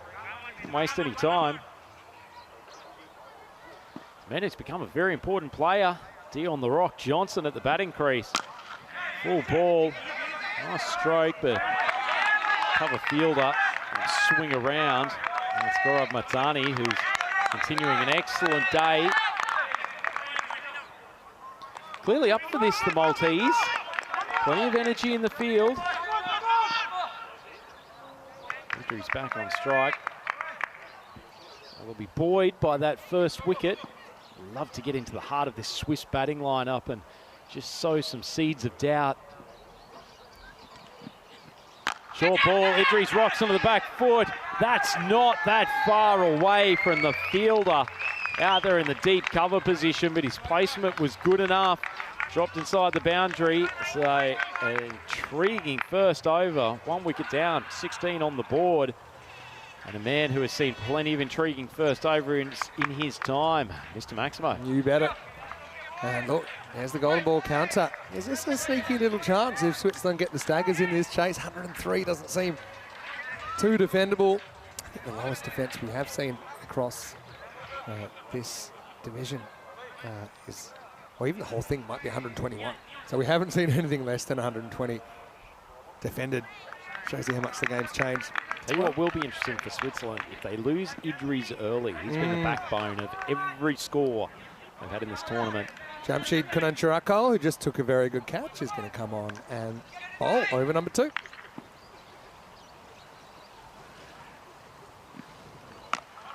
Nice ball from Kunancharakal. Just a little bit of shape outside off stump. And Johnson does this most innings, doesn't he, Vinny? Just likes to poke a couple outside off stump to get his eye in.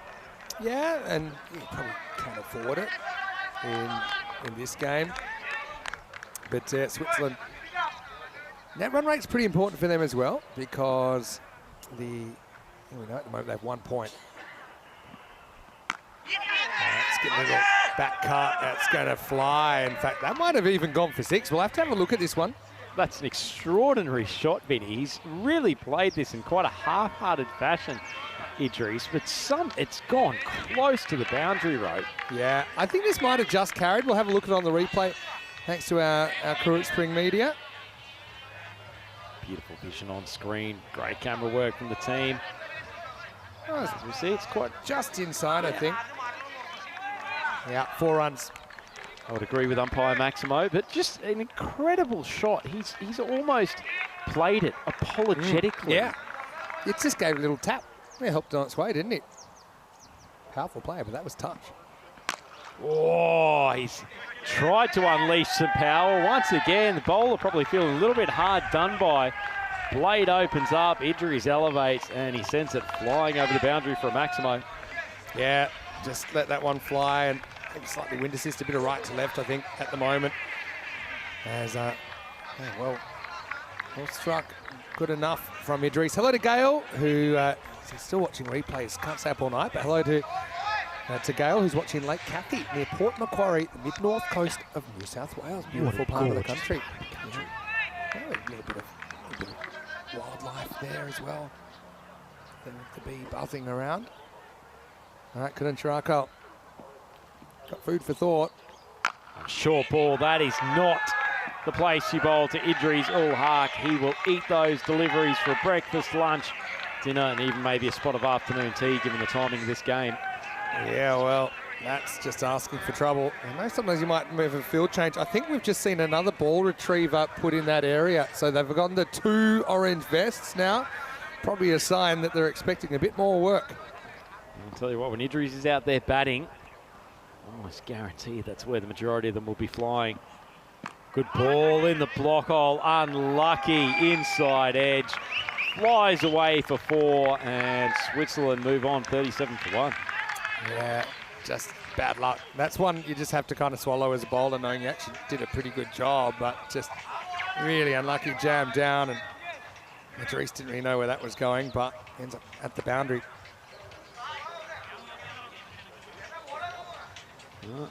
Injuries all hark. Been in tremendous form. Wasn't always coming off the middle of the bat in this innings, but boy, oh boy, does he find the boundary so easily. Another big swing, flying down. Yet another boundary off the all-hark bat. And after 2 overs, Switzerland have put a good dent in this target, 41 for 1. Yeah, so let me just tell you what I've just noticed as well. With Switzerland playing their last group match here. Now, if they win it, they'll play the Eliminator tomorrow.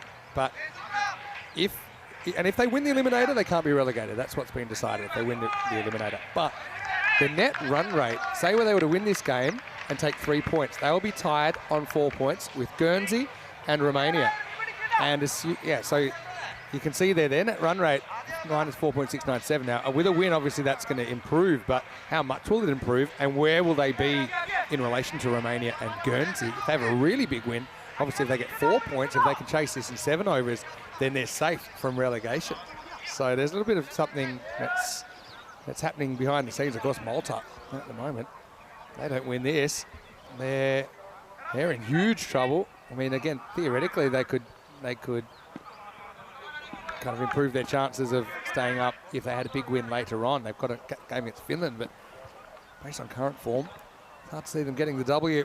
Anyway, here's Babu, who's coming on, and his first ball is going to get slashed away by Dion the Rock Johnson for 4 runs. Well, I'll tell you what, if they keep on bowling wide half-trackers outside off stump to these two, then Switzerland won't have any problems about getting the bonus point.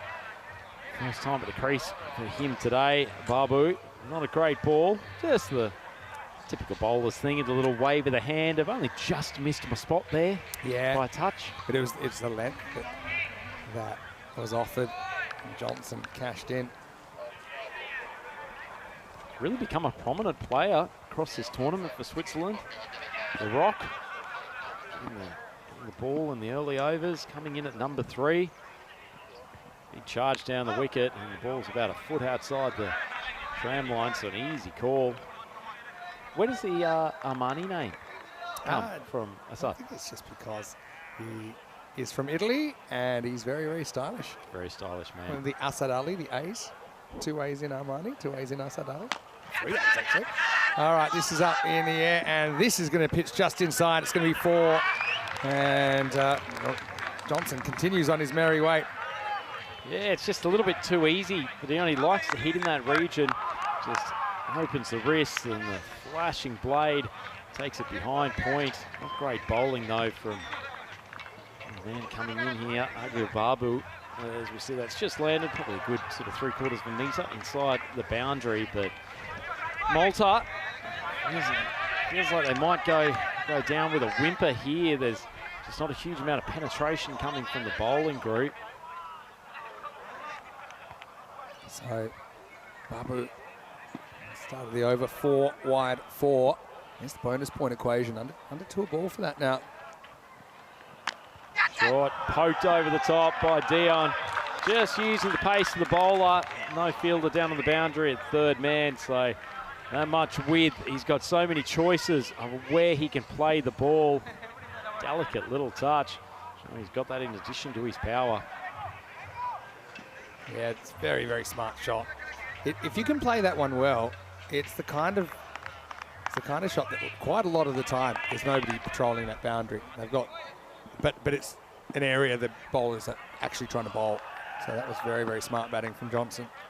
They've moved the fielder around to almost backward a point on the boundary now as Johnson takes it down to the man at the 45 on the circle. This is a funny one. I'd call this a kind of a grey area because it is Idris's call theoretically because it's behind the wicket, but the batter who hits it can actually see exactly where it's going. So he just kind of tries to help and say, look, don't run that. They would have made it on the fumble, but kind of makes sense that if you hit it and you're watching the ball, that's why normally behind the striker it's the non-striker's call, because a lot of the time they don't see exactly where the ball's gone.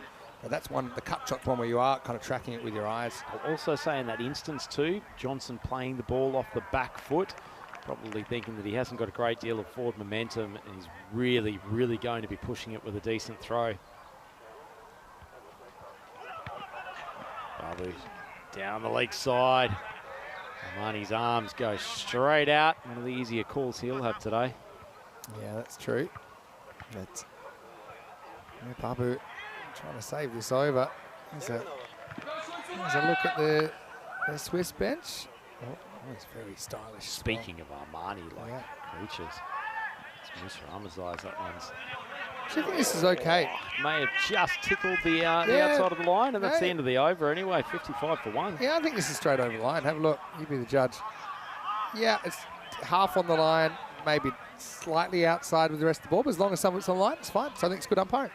Having a good day, the umps. End of 3, and Switzerland are 55 for 1. Look at the comparison between the two power plays, Vinny.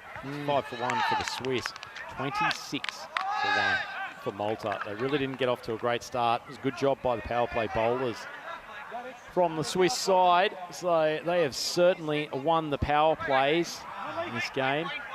And it's Pintu Ghosh coming on to bowl the 4th over. This is up to a rampaging Idris, who hasn't had too much of the strike recently, 29 off 7. I'll give you a pretty random ECN stat. I know that some of our viewers enjoy this kind of stuff.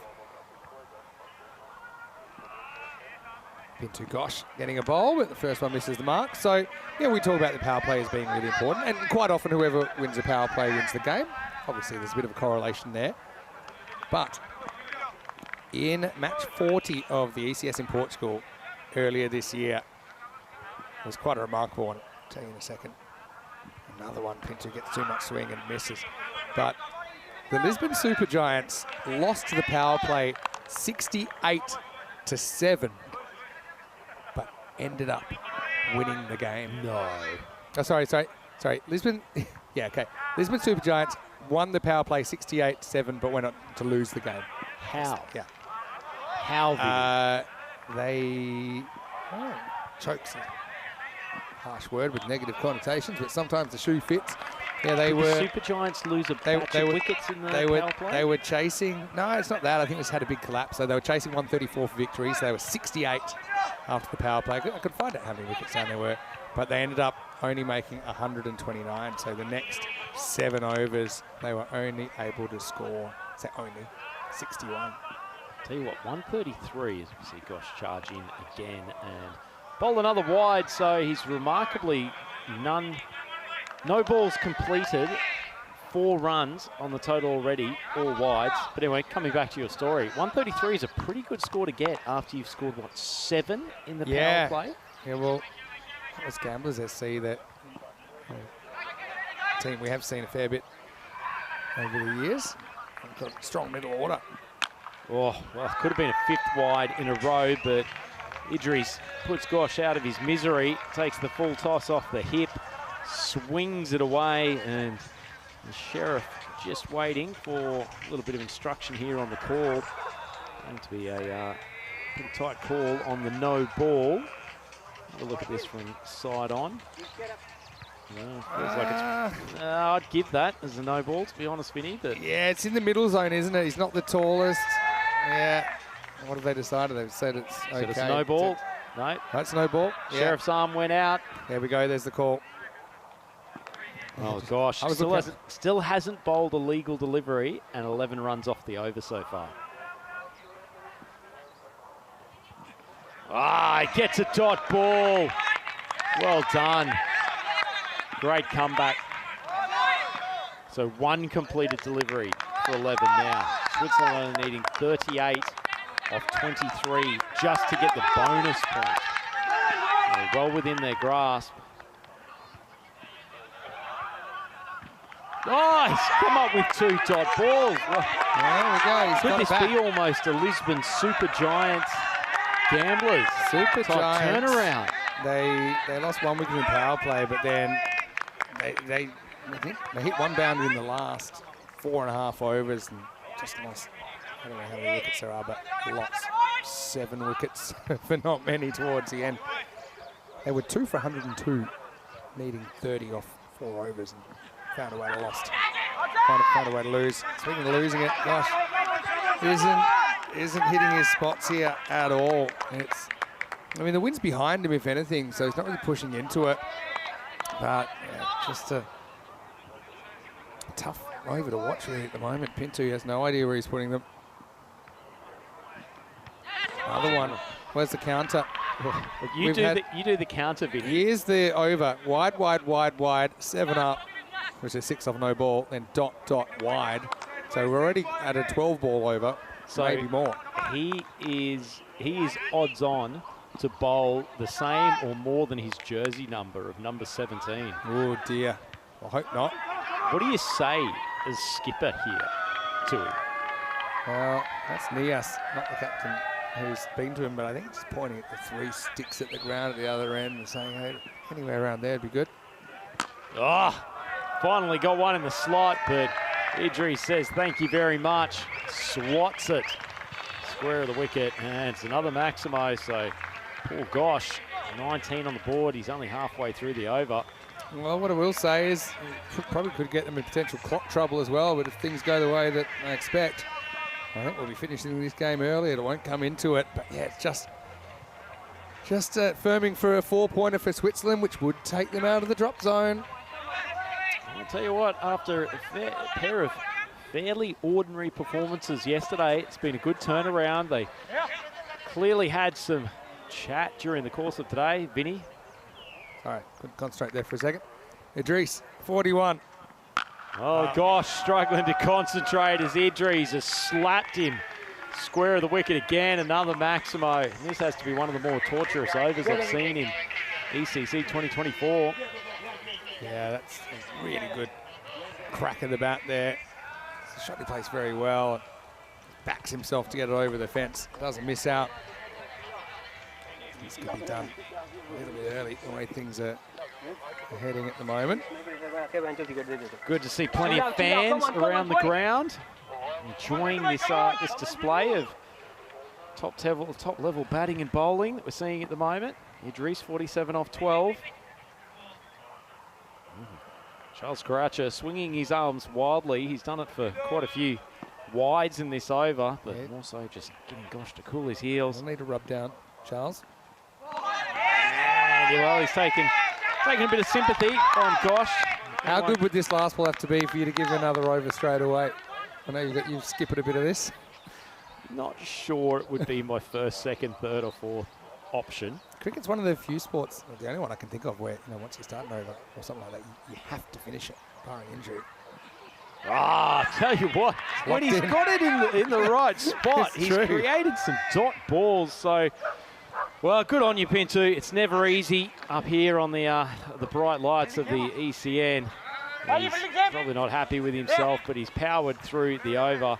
Switzerland 4 overs down, going at 20 and over, so pretty good rate. And they only need 24 off 18 for the bonus point. Yeah, and the thing is also, Pinto's guy, we said, play a lot of cricket for Malta today. He's had some good performances there.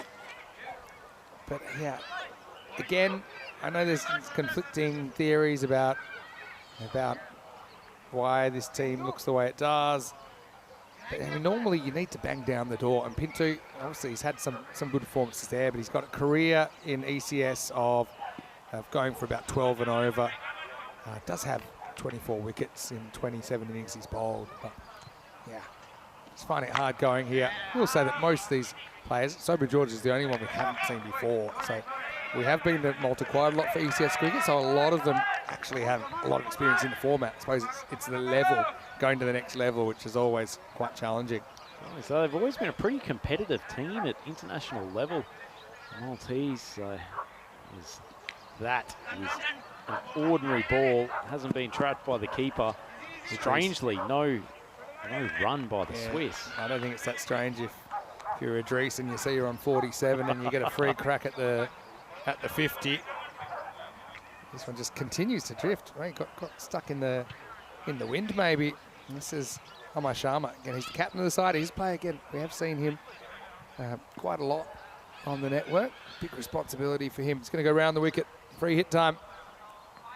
Whoa, beating Idris all end up. Not that far off an appealable ball. Right in the midriff there. Watch this one. Just threw it too early, I think. Hitcher is shaking his head at the end of this. The ball's coming out of his hand. Very awkward spin as unleashes over the offside, and that is the half ton for the Geneva superstar. Great strike from Idris. He continues a phenomenal tournament, opening the batting for Switzerland. A very impressive display. He is in some form, Vinny. Yeah, and have a look at the zone. Pretty much nothing down the ground, but yeah, he's been a flasher of the slashers. He really doesn't hit that many sixes straight down the ground. It's quite an extraordinary power zone as he tries to overhit that one. You have a look at next time he's on strike, Vinny, have a look particularly when he wants to unleash. He really does cock the bat back towards almost third man area, and that's how he generates so much pace hitting over that offside. He hits it harder there than most players in this level of the game. Big swing. Not a great amount of control from Johnson, but it doesn't matter. Goes flying away for another boundary, and Switzerland are racing towards this bonus point target. Yeah, very, very odds on now, I think, to take all four. And it wasn't the worst location from Sharma. It just must be tough. Just trying to think what the vibe must be in the Malta dressing room at the moment. Probably not great.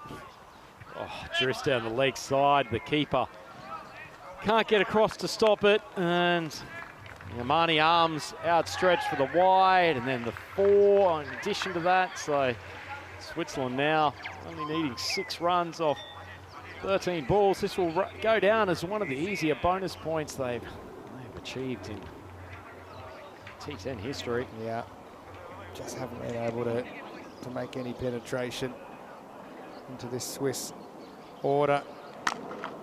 Big swing out of the offside, and Dion finds the point boundary, just a 4, and takes Switzerland to 102 for 1 off 5 overs. Yeah. Let's welcome you in then, and we're almost done here. Looks like could be a bit of an extended break for the next game. It's 102 for 1 off the 5 overs. And yeah, Malta, really tough learning curve for them. Obviously, they've got another match tonight against Finland, and they'll be hoping they can make something happen. We did see a dramatic turnaround in a group that involved Malta. It involves the French team and the Belgian team playing a golden ball a couple of years ago. But before we get to that, we'll have match 9 with Spain taking on Belgium. And, well, we'll get another look at that because this game is over. It's game, set, Maximo. Idris to 60. Nias Mohammed comes on and only survives 1 ball. It's a bit of a thumping. All 4 points for Switzerland, which puts them up to 5 points and means they're safe from relegation. So that's bad news for Guernsey, who dropped back down into the red zone. But one-way traffic, really, despite the 1 wicket. You see Switzerland chasing down the 104 with 29 balls to spare. Yeah, no doubt. A little bit of relief for Switzerland, but it felt like a game they were always in control of. But in the end, chasing it down comfortably, getting that bonus point has helped them as far as ECC relegation goes, and will also give them a fair bit of confidence. They have been far better across today than they were in the first 2 games yesterday, and comprehensive win against an admittedly disappointing Malta team, but shouldn't take away from the fact that Switzerland have been clinical in their display. They bowled solidly earlier on, not spectacularly in terms of taking clutches of wickets, but just enough to keep the Maltese team in check, and they have chased down this target very, very easily. Yeah, and really for Malta, you just never found their feet, have they? And the bowlers, a lot of the time, just seems kind of they're letting the ball go and they're not really sure where it's going to go or what their plans are. But yeah, Switzerland, like I said, the fact they win it with the 4 points plus the point they picked up this morning does put them above Romania and Guernsey. But we now know Malta, the best they could do, I mean, in theory, they could take 4 points out of the game against Finland tonight. And you might say, okay, well, that's never going to happen. But you think about a player like Basil George, if he's able to light it up and score a big ton or something like that, then maybe they could do that. Who knows? Spain versus Belgium coming up. A rematch of the first ever ECC match in 2021. With Belgium winning the toss and bowling first. So we'll get to see that Spanish lineup again. They kind of faltered a bit batting first in the last game. But expect DDC at the top. Yasser Ali listed at the top as well. and pretty similar looking side. Adil Raja, I think, coming in to that lineup for the young spinner, William Lopez.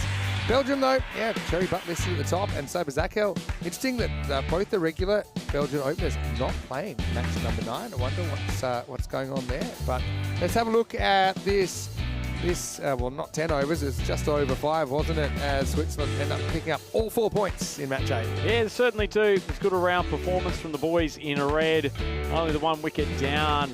Skipper Harsh Hassan going out to open again. Interesting to see what they do as far as the opening combo tomorrow. Idris is obviously doing the majority of the work up there. It doesn't feel like either of the other two, Rayhan or Hush, have quite clicked yet. The wildlife thoroughly enjoyed Idris whether he was going for the full power shot or just a sort of delicate little half shot. Still managed to take the ball towards the boundary with ease, and he was joined by Dion Johnson, who's putting together a pretty good tournament here at ECC 2024. Always much easier when you're batting in the slipstream of someone who's going at such a rapid rate, and he has stamped himself as a very good T10 international batsman. Idris able to find the boundary particularly square and over the covers with ease. He possesses such natural power, absolute pleasure to watch. So doing his nation proud, and Johnson gave him really, really good support. Very capable, particularly when opening up the wrists over to the offside. And they just peppered the boundary square of the wicket all game long. And in the end, an extremely comfortable victory for Switzerland. And as you mentioned earlier, Vinny, getting that bonus point, it has taken away any relegation concerns for ECC 2025 and allows them to focus fully on winning their game first up tomorrow. And the thing is, Malta, their net run rate is still below -11. And even what that does do as well is it shuts the gate on any chance of them qualifying for the finals, because they're now 5 points behind Switzerland. If it was just a 3-1, then maybe Malta could have pulled it up, set it off tonight, and found a way. And I said there is a way for them to do that. Obviously, with someone like a Basil George up there, I still think he hasn't really fired. Idris Haq with 60 off just 19. Sparkling innings for him, including 5 big sixes. Very good on the cut, wasn't he, in that kind of point region, slashing away over there, and a few little mini contributions as well. Dion Johnson with a pretty handy 23 not out. Deshaun, a 4 and a 6 in his 10. Bowling wise, not pretty.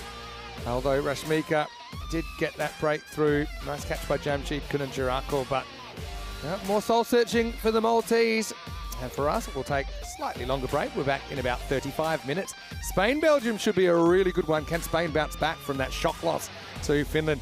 And can Belgium go a perfect 4-0? Vinny Sandu here, Mr. Maximo, with Andrew Ryan. We'll see you after this break for more Dream11 European Cricket Championship.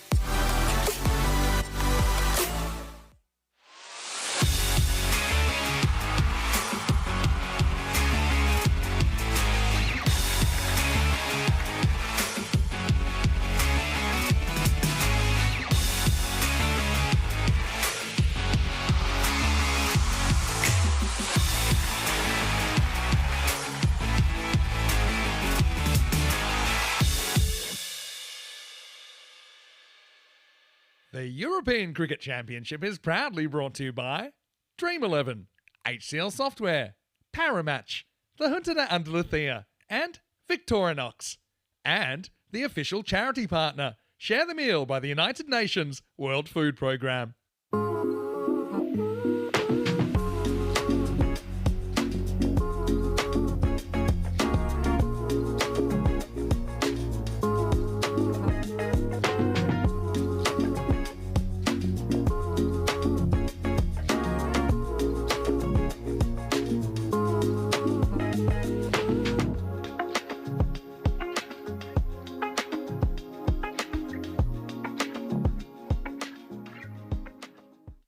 Hello and welcome back. Great to have you with us as we roll into the twilight match now. It's match number 9. This should be a really, really good one. Spain taking on Belgium. Let's see what happens at the coin toss. Ian Ramage has the 2 captains. Spain, you're the home team, you'll toss the coin. Belgium as the away team, you'll call. Here you go. European cricket. It's been called European cricket, it's come down European cricket, so you won the toss. Yes. We'll bowl first. Okay, toss on by Belgium, we're going to bowl first. So it is Belgium that win the toss and they will bowl first. And I think that Belgium are happy with that. They will know exactly how to pace their chase, although normally they only have one pace and that is super fast. We saw them have a good start to their innings earlier in the day batting first, but kind of lost their way, losing some wickets in the middle and just eventually doing enough to get the win, but certainly wasn't one-way traffic all the way through. Also Belgium, I just noticed their regular openers not in the side for this one, so they'll have a slightly different looking batting order when we do see them bat in the second half. For Spain, well, they're coming off a little bit of a tense loss, to be honest. They went down to Finland and the first real big upset, I think, of this group. I suppose some people might say that Finland getting over Switzerland might have been an upset as well. But Christian Munoz-Mills certainly batted really, really well. Expect him to have a key role if he's called on. But yeah, I think we haven't seen the best out of their openers yet, Spain. That's an opportunity for them to do the business, I think. Of course, we saw them batting a lot yesterday, but to be honest, the competition wasn't quite level, I think, that they'll get from this Belgian bowling attack. Andrew Ryan standing by. Let's get ready for match number 9. It's Spain batting first after getting sent in by the Belgians. Let's get ready for the first ball. Over to you, Rhino.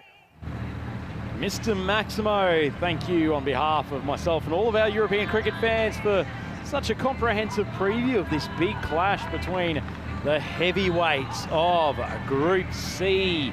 It is Belgium up against Spain. The Spanish going out to bat first and Belgium approaching the field, trying to keep this target to minimum if possible. Spain going in with fairly familiar lineup.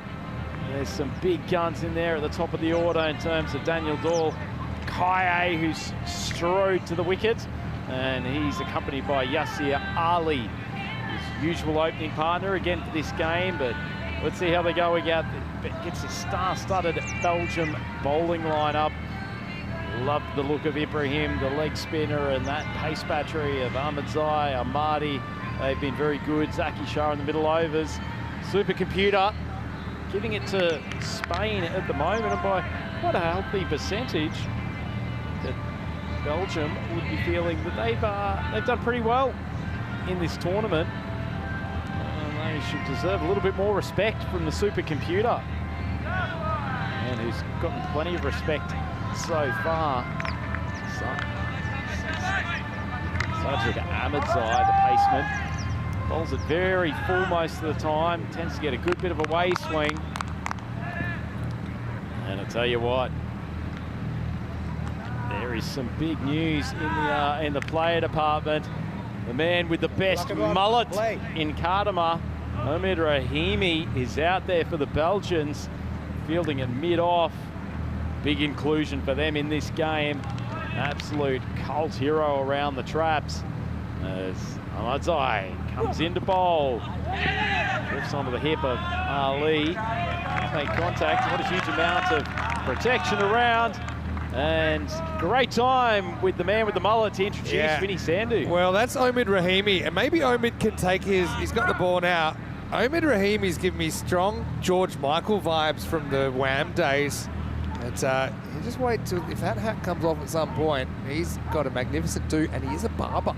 Oh, I don't know who he did it himself for. Done anyway. Nice to be back in the box. He's in the action here. He's going to be caught. Well, right on cue. Omid into the side, into the action. That was hammered by Yasser Ali.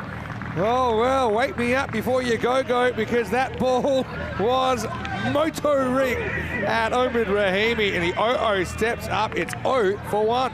Ah, that's magnificent. That's probably my moment of the group stage. The man with the greatest mullet in Belgium has had a ball laced to him at mid-off, taken a very solid catch. High degree of difficulty, but his second ball in the entire tournament, and takes it with aplomb. This was a great catch. I mean, it was absolutely hammered by Yasser Ali. And Omid Rahimi, oh, well.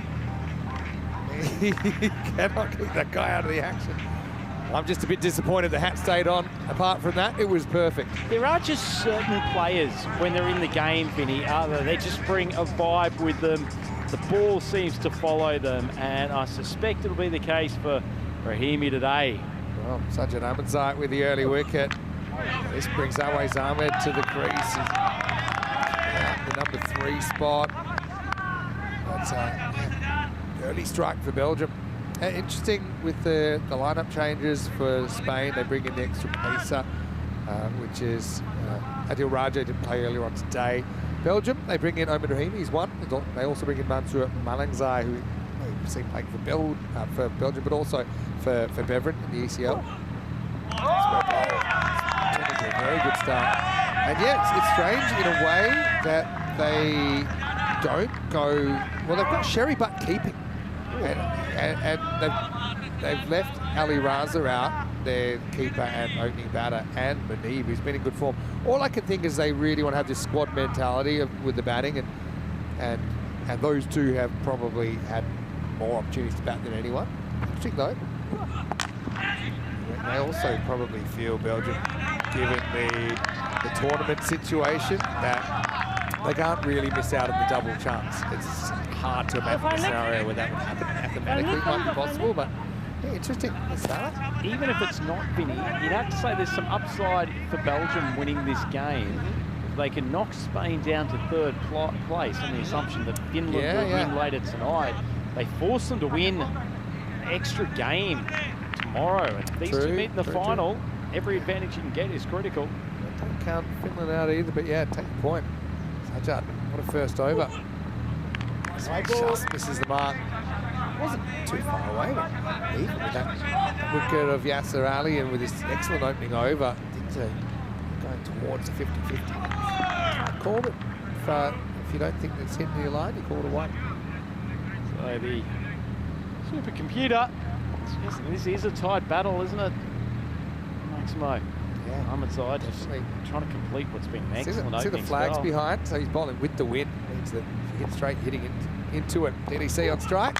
It's a good in-swing up, but he digs it out. Won't get a run. So what a first over for Belgium. Spain, 2 for 1. Yeah, great start. Ahmedzai.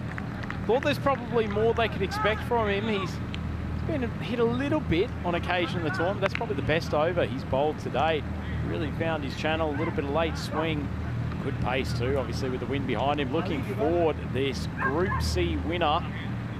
At least 4 teams realistically still in it. All of them have shown some bright spots. But Group D coming up next week. Sorry, in a few days, Maximo. Yeah, that's right. We obviously have Scotland 11, Germany and England 11 confirmed, but with this Group C winner and the Group D winner, which we'll find out Monday night, will be the other teams through. Here's Khalid Ahmadi. As this is up in the air, well, this should be out as well. That's another wicket. Awais Ahmed just never timed that pull up. He was surprised with the pace and bounce of the smiling assassin. And we're all square at deuces. It's 2 for 2. Certainly a bright start for the Belgians. And the Spanish thought that they would be able to walk through this game with a couple of changes to the Belgian lineup. They are sadly mistaken. DDC must be standing out there in the middle of the ground just thinking, what is going on? 2 wickets lost in the first 7 deliveries.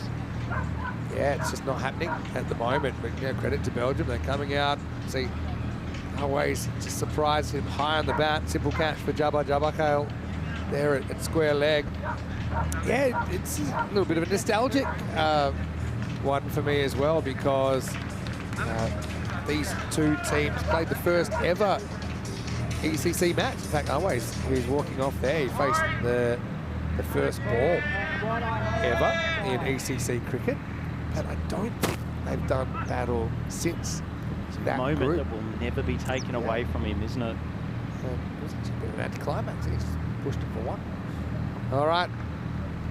Munoz Mills comes out and he's coming off runs. He scored a very good half century in the last game. He's going to have his hands full with Amadi, who knows he's got that one of the best slower balls in Europe up his sleeve as well. He's got a pretty good quicker one too. That was some serious heat going past the outside edge of stick of Munoz Mills. Did plenty of damage in the later overs against Finland in their game earlier today. Good job to do, bit of a rescue mission here with DDC.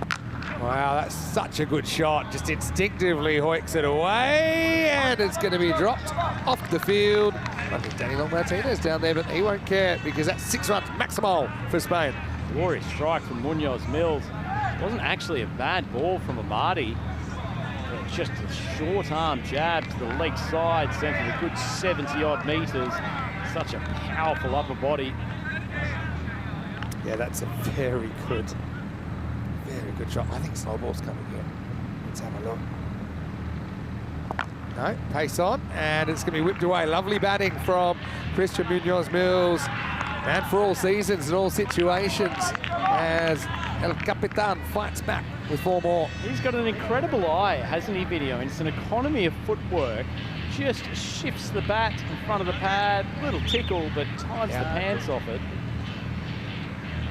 Like I said, these two haven't done battle since that first ever week of ECC cricket in September 2021. So a rematch a while in the making.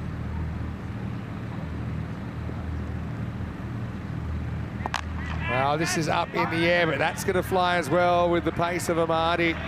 Way to fight back here. Goes 6-4-6, and this over's had a bit of everything. That one ends up in the Grizzly tent, I think.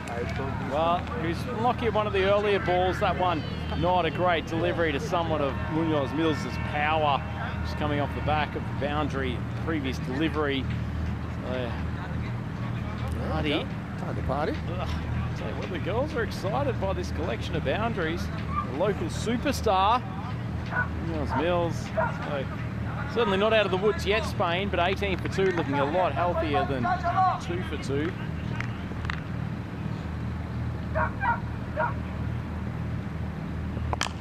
Cracked. And that'll be the fielder as well. Only just does well to get a figure on that, actually. But it will be a magical over, so the counter-attack comes. Christian Munoz Mills. What a start to his innings. Picked up right where he left off earlier. Wasn't enough to get his team to win, mind you, in that last game. Right now, he's on 20, and Spain are 22 for 2 after 2. That's some phenomenal striking, isn't it, Vinny? I mean, Amadi has caused no end of problems to other teams in this group as we have a look at the standings. Yeah, and so just to confirm, it's Switzerland with their 5 points now. They're safe. Malta, anything but. I know they still have the one game against Finland to come, but just mathematically they might be able. I don't know. They'd have to win by about 600 to get out of the drop zone. Put it that way. Yeah, I'm a bit surprised we don't ever see the slow ball from Khalid Amadi there. Had it in his back pocket, kept it in his back pocket, and I wonder if they bring him back straight away, which they have done in earlier games, and I think then you got to use it. Well, Do you think there's a bit of caginess? There's Egan as well. Yeah, caginess with this. Playing the long game. Amadi might be thinking, I want to pull this out when it really matters tomorrow. Okay, yeah, but it's not really a secret that he bowls it. That's the thing. He's still giving top quality batters a look at it first. Corey Rucker's the Spanish coach. He used to coach Belgium as well. He used to coach Amadi. Off the back foot this time. And Dorkaya gets off the mark. Have to wait till the 3rd over to get his first run. Something you say with DDC too often. But the way that Munoz Mills is going, DDC's probably happy to look from the non-striker's end. I like Hassan Ahmed's comment as well, saying that Grizzly went back to meet its maker. Yeah, the Grizzly ended up in the Grizzly tent. Such a good bowler though, isn't he? I had a question, is he getting reverse swing? That was a question from Dave B. I'll tell you that. Doing well in in a the second. 3rd over. He is getting a little bit of in-swing here, but we wouldn't call this reverse swing. We'd call this traditional swing when you have the new ball. Reverse swing is normally when the ball gets a bit older, and to be honest, older than it would ever really get in a 10-over match, that one side of the ball becomes heavier and it swings towards that side, which is the shine side. These balls never have too much ability to shine them at all, I don't think. All right, this is up in the air, going to fly out of the ground. Maximal, 6 more. Oh, Christian Munoz-Mills has come out on a real heater, and he's suddenly getting Spain back into a decent position. Lone hand from him today. It's a little bit the same in that last game. Carrying where he left off against the Finns. Just striking the ball so cleanly, and it feels like the quicker that the Belgians try to bowl, the more it just exits his bat with great velocity. Quite a crowd building up here on the Victoria Cerveza platform. That makes sense. That's a nice spot to watch the game. Just keep your eyes peeled, keep one eye on the ground. I've got a question for you. You have actually played quite a few ECN matches in Switzerland, but is there any thought to trying to shine the ball or anything like that? This is chips. Whoa, I said watch out. That's almost hit them. It's going to go off the road. Look both ways before you cross it. It's Maximal 6 more to Christian, who's having some kind of a day here. Remember that he scored 69 earlier today, and essentially he's now brought up his 100. He hasn't been dismissed yet. It's 100 runs in the day for the Spanish skipper. Yeah, so I'll take that question from you, Vinny. A couple of angles to it. Certainly in terms of managing the time that you have in ECN games, there's an imperative to get the ball back to the bowler and everyone get into position as quickly as possible. So less time to mess around with shining. Alternatively, it probably depends if you're playing at a ground where the same ball is 100%. likely to continue to be used. So in Switzerland, we didn't lose too many balls, except for on the roof, as we found out when we got the bill for the solar panels that were damaged. And explains why the power went out a few times over there. It's not surprising. A few balls ended up on that St. Gallen roof, I'll tell you that much. All right, goes after this. There's nobody back at third. It's going to be another 6 runs. Christian Munoz-Mills, 38 off 8 and ticking. DDC's enjoying the show as well. He's not having to do too much work, DDC. He's essentially a spectator, but he's getting to see some great action. Munoz-Mills is on fire, dealing almost exclusively in Maximos. Striking the ball so sweetly. Yeah, that Switzerland damaged roof, which we didn't realise at the time how much damage was being done. Certainly the staff practice where everyone was trying to hit them on the roof has a different bit of a feel about it now. A costly endeavour. It's probably not a bad single either, because Christian Munoz-Mills dominating when he's on strike, and he will be on strike for the new over after the end of the power play, 43 for 2, and it turns out to be a pretty even power play. Yeah, pretty even power play. Remarkably, Munoz-Mills has faced half of the balls in that first 3-hour over power play, and yes, he's hit 39 of the 43 runs scored. Stunning stuff from the big Spaniard. He's in such good form. I often wonder with Christian, obviously living in Spain, generally not having the same facilities that you might have somewhere else, and how he keeps his standards so high. Essentially played all his cricket in Spain, and yeah, just to come out here and be hitting him so well, I want to know his secret. Absolute brutal striker. This would be good. Best 39. Who's coming on? It's Jabba Kale. The left arm firebrand. We know at least 1 or 2 balls are going to end up at the chest. The lawyers are in, are they? Yeah, well, yeah. Hello to it. That's the zone of that. You might need a lawyer actually, if something goes wrong over there. Anyway, he's a big lefty. Right, takes it on, checks the shot. He's going to get away with this. Should be stopped. Will be stopped in the end. Bit of a team effort down there. 3 of them coming through, and Rahimi managed to finally get his big mitts on the ball for the first time since he took a stunning catch in the first over. Yeah, that's a bit of luck for Christian though. He was surprised. See that just kind of kneed it away. But wasn't touching the boundary. So that really could have gone anywhere. Was surprised for pace. Got just enough bat on it to get it over Berhan Niaz, who's prowling around at extra cover. Generally bowled the second over of these innings, Jabakal. Held him back to the 4th. wide. He's taken off the pitch, hasn't he? Yeah, it's good wheels though by Jabakale. Really does put everything into his action, doesn't he? It's a tough call. Umpire, like I said, has a different perspective down there. We have a lot further back. But it didn't miss by much if it did miss. But Jabakale, he's fun to watch. He just takes the handbrake off and just tries to blast you out. That can go badly, but it can also go pretty well. Fire versus fire here in the fourth. Nicked and gone, and he gets his wicket in the end. Maybe a little bit of glove on the way through. It's probably too close to cut. Jabakale comes on. Fire burns fire. It's 46 for 3. Jabba. It's great bowling from the left arm paceman. He's been hugely impressive. And the third wicket down to be able to make Munoz Mills, who was in ripping form, look uncomfortable. That was a searing delivery. Easy catch through for the keeper. Look at this extension on the left arm. Good bounce off a decent length, and Munoz Mills can only feather it through to the keeper. That's exceptional fast bowling. Tell you what, I'll ask you, Vinny. Yeah. Is he the sharpest left armer you've seen at ECC since Mohamed Kamran? Yeah, that's a good question. We have to be right up there. Christian just got a good one there. Well, that's how acceleration works. Well, I'm glad we got that, but somehow that scooter stayed up. Yeah, I mean, yeah, he'd be in that conversation, definitely. I just love the way he goes about it. Just says, look, I'm probably going to get smashed either way, so I'm just going to come in and I'm just going to try and blow you away. Yeah, it's Sherry Butt, who's the caretaker wicket-keeper in this game. No Ali Raza, takes a simple catch. Brings Hamza Salim Dar, who hasn't had to do much with the bat in this tournament as yet. One of the purest strikers on the European cricket circuit. So may need something from him today. Yeah, nicely worked away by Hamza.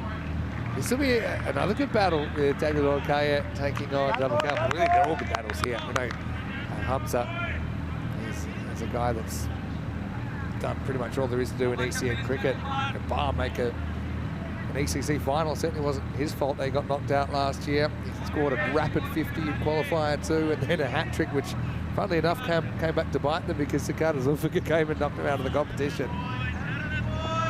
Certainly a tremendous all-round cricketer these days. Salim Dar. Dorkaya still only faced 3 balls in the innings. Shot, really good shot. I mean, yeah, it was a bit of a half volley, but it came at a rate of knots and it left even faster. That exit speed off the DDC bat, that's probably the shot of the day for me. Doing that off a rapid pace bowler like Jabakale. Sprays it across his body, but look at the timing. That one, oh, I'm glad it hit the tree. It might have embedded itself in the hill to get out the old pick and shovel to get that grizzly back. But Jabakale, yeah, I mean, DDC, obviously he's been playing top-level cricket in Netherlands over the last couple of years. Also, he's got played a lot of high-level cricket in South Africa, so I mean, the pace in itself won't bother him. You need to direct it well to him. Couple to come this over. This is wild. That's very wild. Jabakale just gets thrown off, and he tries to go even quicker. Sherry's got no chance of getting near that. Minimo time, basically. That 6 becomes an 11. Sherry's got no chance of getting it. Did you hear the ding when that ball hit the fence, still 50 metres away, showing you the speed that he's bowling at. 2 bounces and it's over the rope. I'll tell you what, keeper, even the best of wicket keepers would have been struggling to get across and stop that ball. Yeah, that was fast. I think Sherry pretty much just hit the ground in his dive and he heard the ding off the fence. But it's just aggression. I like it. I mean, yeah, okay, that's misdirected and it's costly, but it's fun to watch. It's Jabakale get another crack at DDC. DDC gets that one nicely, but straight at the fielder. Turned into an expensive over now, though, Vinny. 15 off it after such a good start. So Maximo from DDC and then the 5 wides. Doesn't take much for an over to turn around here in T10 Cardimer Oval. Spain, after a troubling start, remember they were 2 for 2. Yeah. 58 for 3 now. So it's been good recovery. Expected 150 just shows us where they play. Both these teams play very similarly. Away this time, just a single as the over will go for 16 in the end, though he does get the big wicket of Christian Munoz-Mills. He probably pay 16 to get it because he's been the in-form Spanish batter. Spain after being sent in match 9 of 59 for 3. Yeah, certainly, still some quality in this batting lineup. Mohamed Hassan still to come in, so if these can bat through the next 2 or 3 overs, give him a good platform to come in and try to whip some Maximos towards the tail end. Zaki Shah approaching the bowling crease. He's been very good for the Belgians throughout the middle of the innings. Coach Corey Rutgers just chowing down on his stimmerol, just trying to keep the nerves at bay. Jacket now, because I must say has gotten a little bit cooler.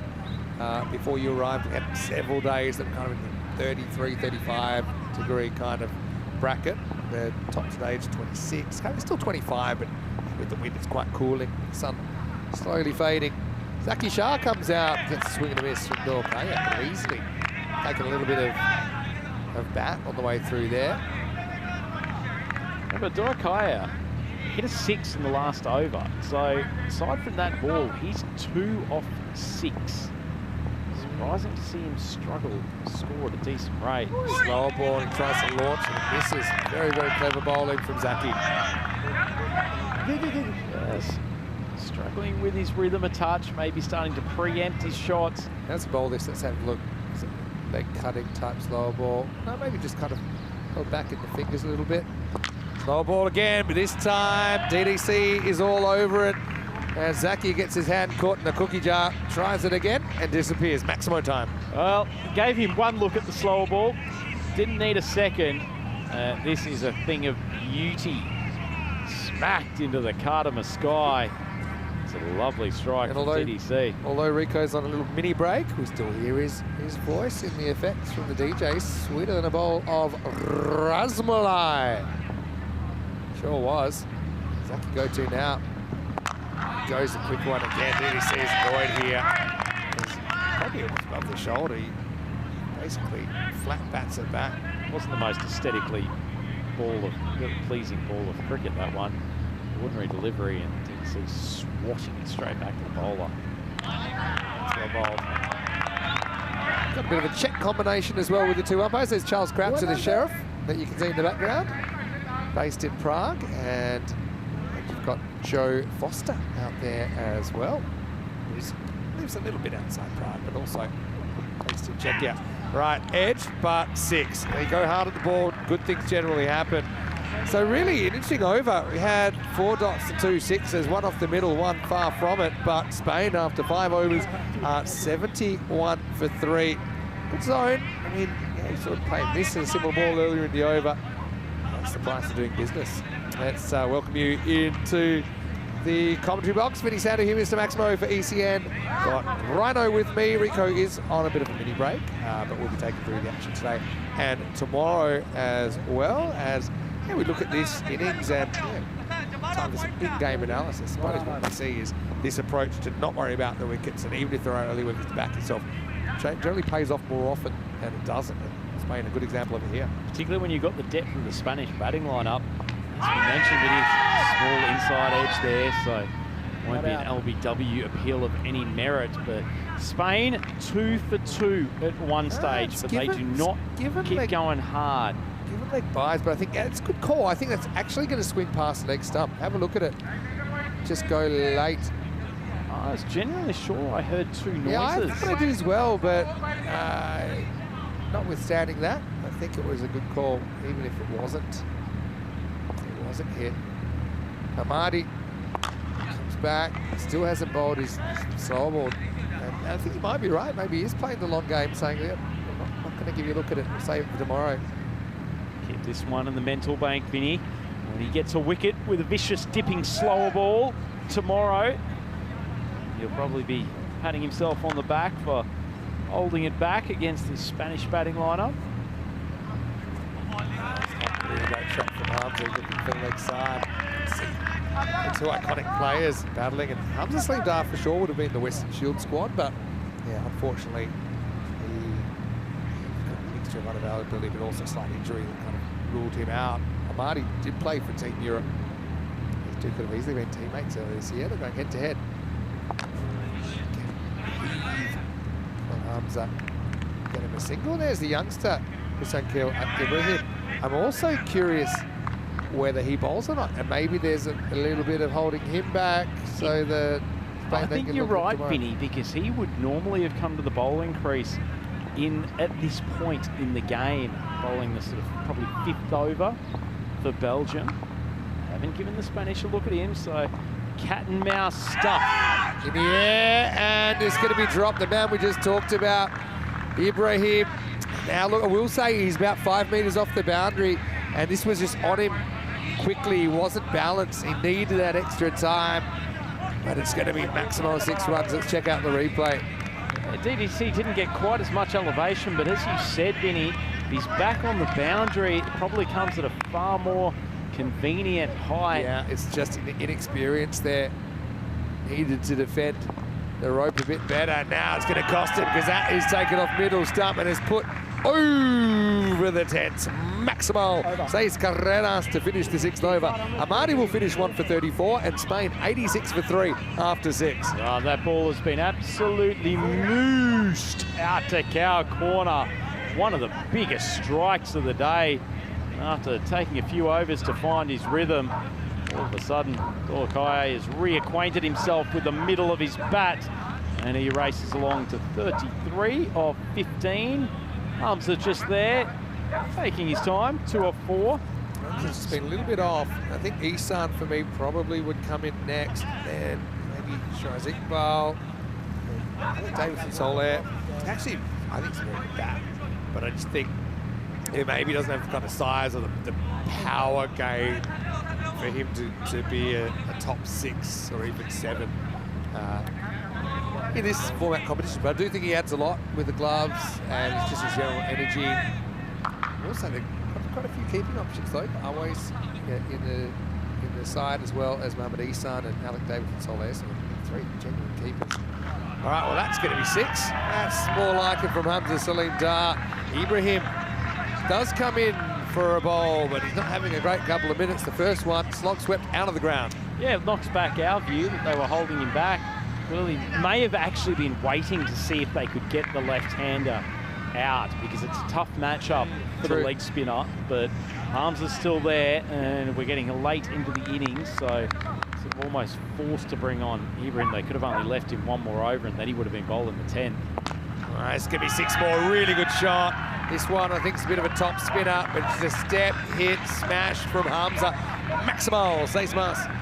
He's been most successful in this tournament, Ibrahim, when he's gotten wide out near the tram lines. These two have just been bowled into the hitting zone of Hamza, who's just got such easy power. I suspect we'll see him go around the wicket now and see if he can actually push it wide of off stump. I wonder what he goes here. Will he be brave enough to go slower?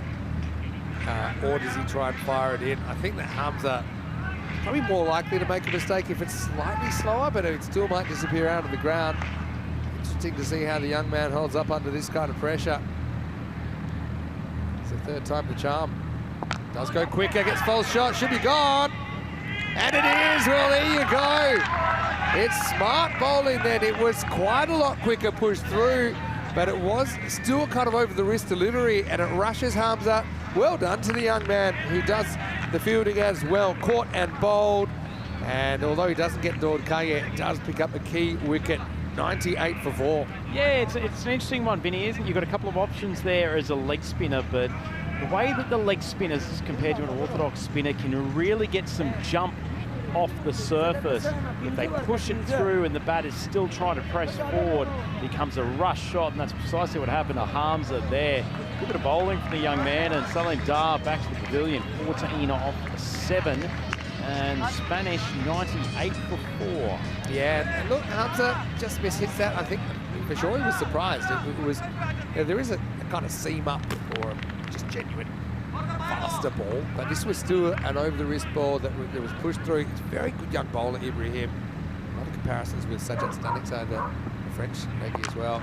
Anyway, new batter, but same old story. Isan comes out at 6, as I predicted, and I probably could have also predicted the first ball might go out of the park. Maximo. Doesn't take too many siders. Isan, lovely strike. Like Ibrahim was trying to push it wide of off stump, but just drifted in a little bit too close. And so this quality striker. Over's got a 6-6 wicket 6. Yeah, that's another one. But that one was a bad ball. Yeah, the GBI Gundy ball index for wrist spinners is always a little bit higher. And Ibrahim just loses his length. And Isan, strong shot. He's still got to hit it. He keeps his shape quite well. Isan used to maybe have a bad habit of trying to go a little bit too square. I think Corey's worked with him, said, look, back yourself, keep your shape. And went a long way. It's good advice from the rut. Tell you what, I think that one was probably the wrong one, Vinny. Unfortunately, we didn't get to see it bounce on the pitch because he sent it about probably 2/3 of a metre fuller than he needed to. Something went wrong. And this last one is also going to fly. So it's a rare supersonic over that has a wicket. It goes 6-6 wicket, 6-6-6. And Spain, well, live by the sword, die by the sword right now. They're 116 for 4 after 7. Well, maybe they should have held Ibrahim back because it's probably going to dent his confidence against this powerful Spanish batting lineup. Isan showing what an incredibly talented cricketer he is, coming in off the bench, smoking his first 3 balls for Maximos. Looking ahead to what's to come, of course, we have Malta in this group, and we'll be there for 4 weeks. Looking forward to seeing some quality cricket from Malta. Also we have the Italian finals, and of course we'll be in Barcelona where you'll see players like, who's on this side? Adil Raja, Mohamed Isan, Mohamed Atif, Hamza, of course. Just saw him, Yasser Ali, hopefully. Shaz Iqbal is Catalonia based, Murad Ali, Always Ahmed. So yeah, the Spanish side's a very interesting side as where their cricketers are playing kind of their club cricket. There's a lot from the Catalonia region. Minos Mills, bit of an outlier. He plays Alicante, around there. And then you've got the UK-based players as well that we've seen coming in, such as Chris William Lopez, such as David Soler, who's behind the stumps, Danny Long Martinez, we haven't seen too much of that. That's him right there. And then you've got TDC, who's a bit of an interesting case as well. He's ordinarily playing his club cricket in the Netherlands. We'll see what he does next summer. His Jabbar is back. It's going to be a bit of the old fire versus fire. Isan can't connect with that one. 2 boys who will not hold back here at all, Vinny. Jabakal sprinting in, trying to bowl as quick as he possibly can up against Isan, who just has one look, tries to smoke this delivery over the mid-wicket boundary. It's a good contest. That's bad on that. It's flying one way or another, but I don't think it's going to end up in the field of play. I love this wind at his back. Left arm fast, Jabakal. End of the bat. This isn't well struck. Omi backs off the catch. Probably was the right move. Because I don't think he was going to get there. Didn't want to risk it going to the boundary. There's different opinions on that from some of his teammates. Pretty good adjustment actually there from Isan. He's had one ball end up near his chops. The next one sprayed across, low full toss. Didn't commit to the swing too early, so he has been able to push it out to the offside. It's 19 on 5. The battle resumes. Daniel Dorkaya versus Jabakal. Slower cutter, but he gets a little bottom edge on it. It's going to run away for 4. So it shows he's in a good headspace here. DDC plays the ball bold to him.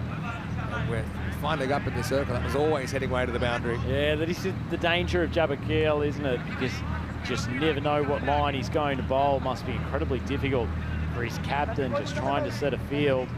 Young Firebrand and DDC. A little tickle all the way through to the boundary. I think this is a slow ball. This is when you say, look, the bowl you Mahida, see what you do. Yeah, well, it was fast, but it's also dealt with, and I think that's gone all the way. I think that's a Maximo. Definitely worth a look. Not perfectly timed. If the field is on this line, it's probably out. The DDC will take 6. A little sniff of admiration from Coach Rutgers. Beautifully played, though. Rode the bounce. He knew where the gap was, and that's carried the boundary by a good half a foot. Excellent batting. Board, but that's how he pays attention. Nice for the 8th coming up, Jabakale. It's been exciting to watch. He's going round the wicket, gets one more crack at DDC. Oh, interesting option. He wasn't there for that shot. DDC does survive. He moves to 44. Jabakale 1 for 28. He's box office. 128 for 4 after 8. Question for you, Vinny. Yeah. If you're Spain here, what score do you feel is comfortable against this Belgian batting lineup and with your pretty top-tier bowling lineup? I don't think you're ever comfortable against Belgium. And one thing about Spain, let's be honest, they scored more runs than anyone last year's tournament, but they also gave up more than anyone. So I think, you know, comfortable is 170, 175, but fairly confident, I think 160. And actually 160 is what they're on for here.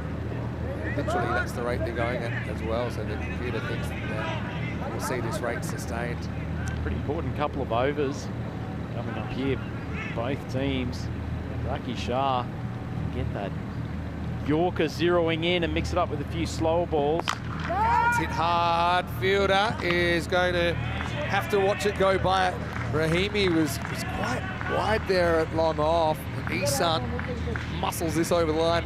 Maximal says carreras. Technically, this is a stunning shot, Vinny. Zaki's hit a hard lane.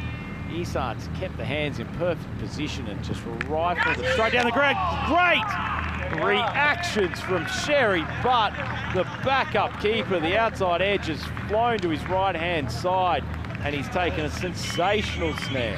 Well, you know what? There's all these kind of principles of wicket keeping and tactics and footwork and technique, but sometimes just instinct is everything. And Sherry Butt knows he doesn't really have time to get a step in. Again, he's not a guy we see keeping too often, but he's a good cricketer, and he just sticks out the glove and hopes it gets in the middle. And yeah, that's quite a remarkable dismissal. Watch it here. Doesn't really have time to think. Sometimes that's a good thing when you're keeping. Isan goes for a pretty quick fire 25 off to 7, 134 for 5. Yeah, that was a great grab, Vinny. I'm not sure it's straight out of the wicket keeper's coaching manual, but I'll tell you one thing that actually he does well there is he doesn't get wrong-footed. You know, a lot of keepers, they set up too wide and they're heading to their left. So yeah, he's actually in a pretty good position there. And maybe the width of delivery just meant that he was never drawn onto his left foot, which would have made that a very tough catch. He would, yeah, it's funny. Sometimes just standing still is actually the best strategy. Iqbal getting a hit here. He goes strike 1, strike 2 to start. well, Zaki Shah had smoked from Maximo, first ball by Mohammad Hassan, and he's come back wicket, dot, dot. Shows the value of experience. He's keeping his line. He's being patient. Iqbal, 2 dots to start with. Pretty packed kind of top left of the field. They've got 4 of their 9 available fielders in that direction. And that's where it goes. So, yeah, it shows you, bowling at pace, bowling that wide hole kind of strategy. Pretty well coached, pretty well drilled. I agree. That's a smart play. I mean, you can get hit to the boundary, you can hit it over the boundary no matter what you bowl, but Shah, his fielding structure giving the best chance to defend. Swing and a miss. Good. So it's okay. This is our excellent spell from Zaki Shah. He's been good in this group. 1 for 19. Very, very good figures. Spain over remaining 135 for 5. And look, that means that they're now kind of more on for like a 150, maybe low 150s, whereas before that over, they were high off 160 plus. That certainly is the case, Maximo. And it looks like they're going to Mansour Malingzai. Yeah. Final over, so obviously Sankil Ibrahim's been told to just cool his heels for a little bit. Got smoked for like Maximo's in his first over. Malingzai being called on in a pressure situation. He's got Iqbal facing for this first ball. Love a couple of dots to start this over. DDC should be looking to get on strike as soon as possible. All right, here we go. Can they go magical last over? This is towards the fielder-ish, but it's going to carry. It's going to go all the way. Maximo sees Carreras. Will Iqbal really get too close to many in the last over? This one, if there's a fielder right on this line, it's probably caught. It was kind of hovering there. But Ibrahim has to watch it go out of the park. Pretty fair shot though, Vinny. That was really there or thereabouts. Yorker length, not far off it. Iqbal's got the bottom hand through. Struck it powerfully. That's hard and out of the ground again. Iqbal can be destructive. We haven't really seen him click with the bat yet, but that was power. Nod of approval from the fans in the fan zone. It's a pretty decent crowd who's come in today to see their national treasures in the red and yellow jersey. Iqbal, dicey start, a couple of dot balls, but found his range, and Mallingside might be wishing that the captain didn't throw him the ball for this 10th over.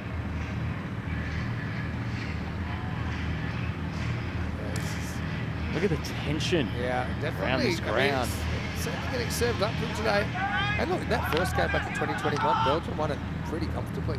And Belgium actually qualified for Championship Week out of Group A and ended up coming second in the whole tournament. Mallingside is going to get hit a mile high. It's a long time for Niaz to be under it. He drops it. And really, they turn down the 2 then. I think that's Dorkaya saying, look, I'd like another crack at this. I mean, Niaz is a very good fielder, and he's very good under the high ball, but there's high and then there's kind of stratospheric. That was the latter. Yeah, his hands looked like it swung very late because his hands really didn't get in good position at all. All right, DDC gets a 7 up. Well, I don't know if he's a clairvoyant or he can see the future, but it's the perfect ball, if there is ever a perfect time to get a beamer, because he hooks it away. It's 50 for Daniel Dorkaya of 21 balls. Remember, they did get dropped at that point, but it is costing Belgium now, and he's going to be able to celebrate with a free hit too. Yeah, certainly will be able to, serving up an absolute buffet of poor balls here. Mallingside, he's under pressure, 20 after only 3 legal deliveries, and he's now facing a free hit against a free-flowing DDC. So the pressure is certainly back on the Belgians, and Spain cracked the 150 mark. All right, free hit as well. Mallingside having a tough over. It's gone magical. And that's another high-ish one. It is a free hit. It's Mallingside brought into the side, so they're waiting all the way till the 10th over to bowl. And this is another one.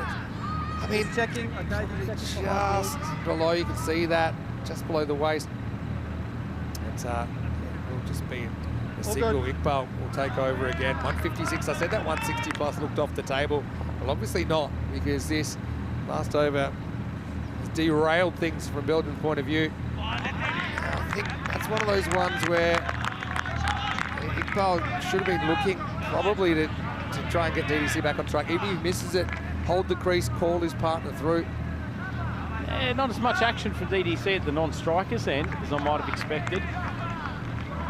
Pretty keen to face this last ball, but as it is, Mallingside gets the key dot. Last ball then. Misses, now they will run. It's a bit of an average killer for DDC, who'll get run out. So Mallingside kind of pulls it out of the fire. I think a little bit of mismanagement there, I think. Second last ball was probably an opportunity, I think, to sacrifice himself to get the set batter back on strike. But in the end, it will be 156 for 6.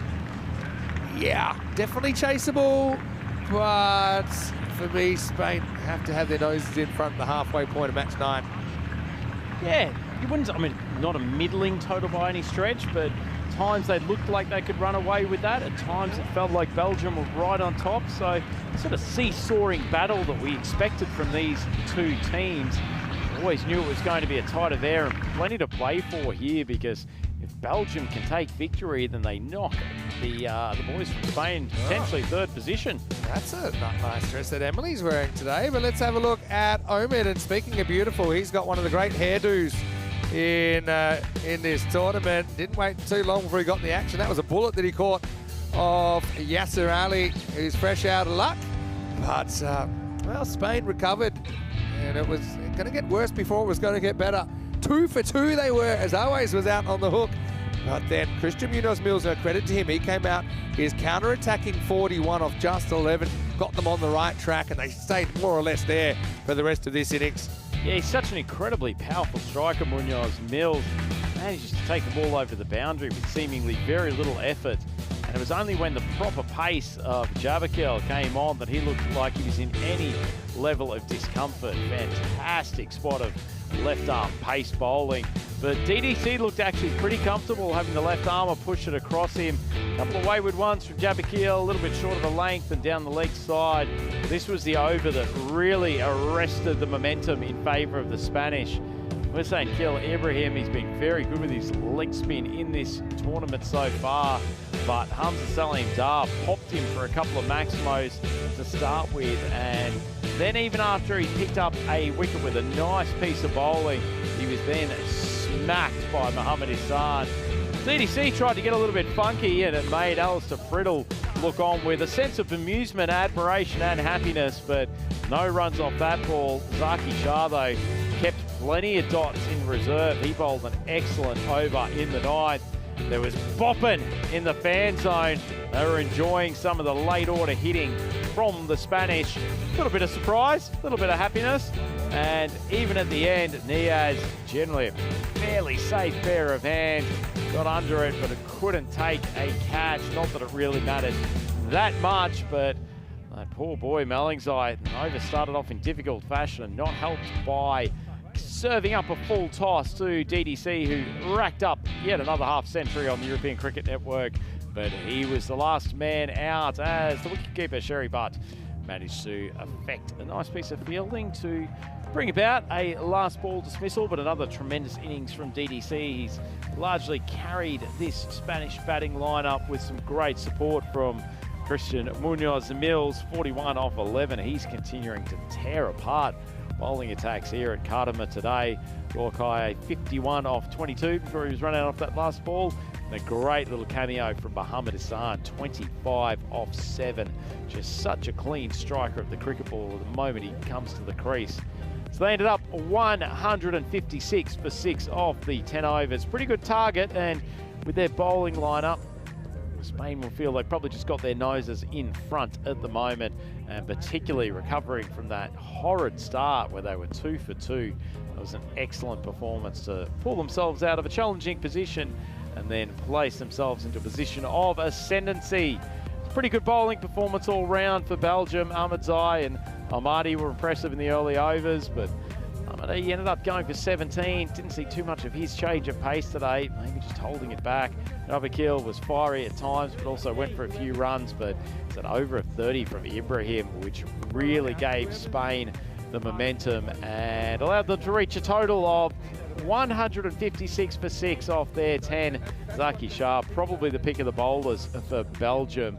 And this will be a good contest. It's a power pack batting lineup Belgium have.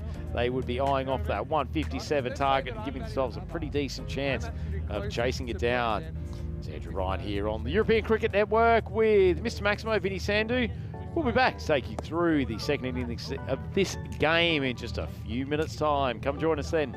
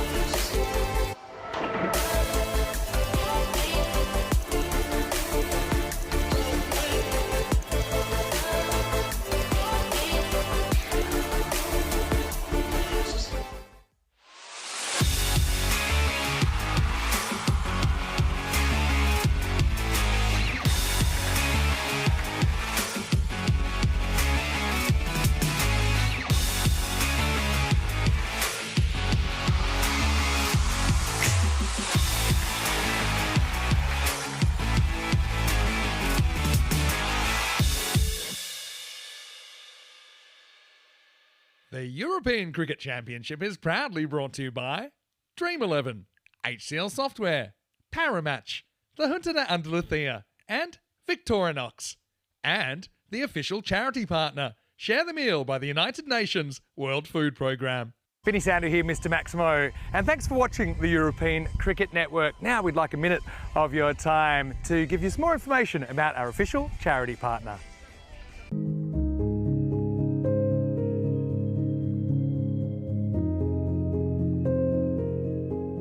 Hello everyone, I'm Virginia Villar and I work at the World Food Programme, the largest humanitarian organization fighting hunger worldwide. Today, I want to thank the European Cricket Network for their wonderful support. With global hunger on the rise and humanitarian crisis flaring up in Gaza, Sudan, Ukraine and elsewhere, the work of the World Food Programme and your support is more critical than ever. Cricket is an amazing sport. It unites millions across the globe. Every run scored, every match played, and every fan engaged brings us one step closer to a world where everyone has access to the food they need to survive, to thrive. Together with the European Cricket Network and with you, we ensure no one goes to bed hungry.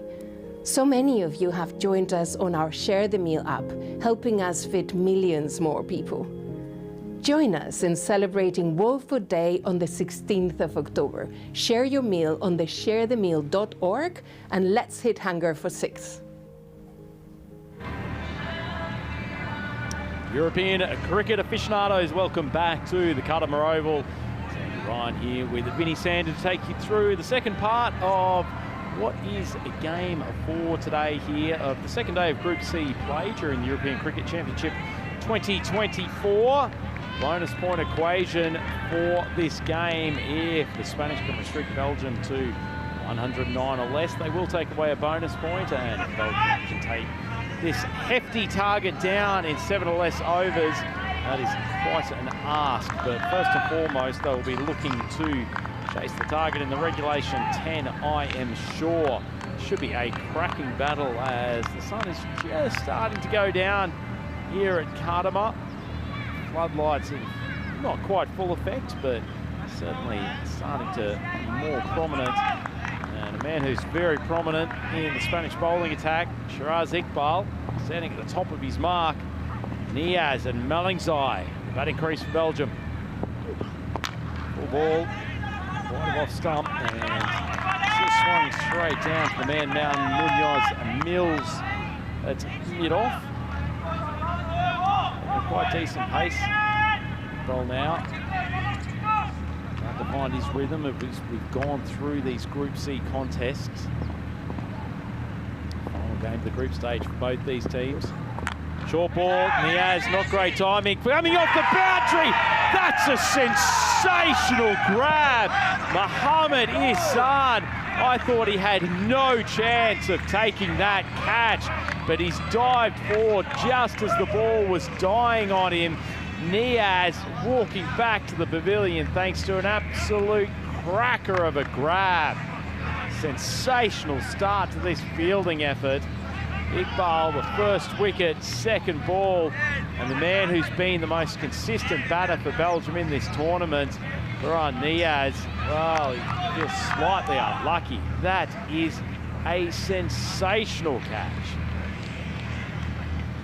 See it on replay. It's a wideish ball from Iqbal. Niaz didn't even get near the middle of the bat, just coming off the toe end. His son diving forward, taking this really acrobatic grab. Well, Spanish just started this on fire. The upside is bought. Our man with the mullet, Ahmed Rahimi, to the batting crease. Pocket rocket of power. Out there at number 3 for Belgium. Short ball, takes a big swing, huge top edge, and it will fly for a Maximo. Well, it's all happening out there in the centre of Kardama. You know, Belgium will go hard from the first ball. Rahimi gets the front leg striding out towards somewhere between mid-wicket and square leg. Premeditated swing, pays off for him.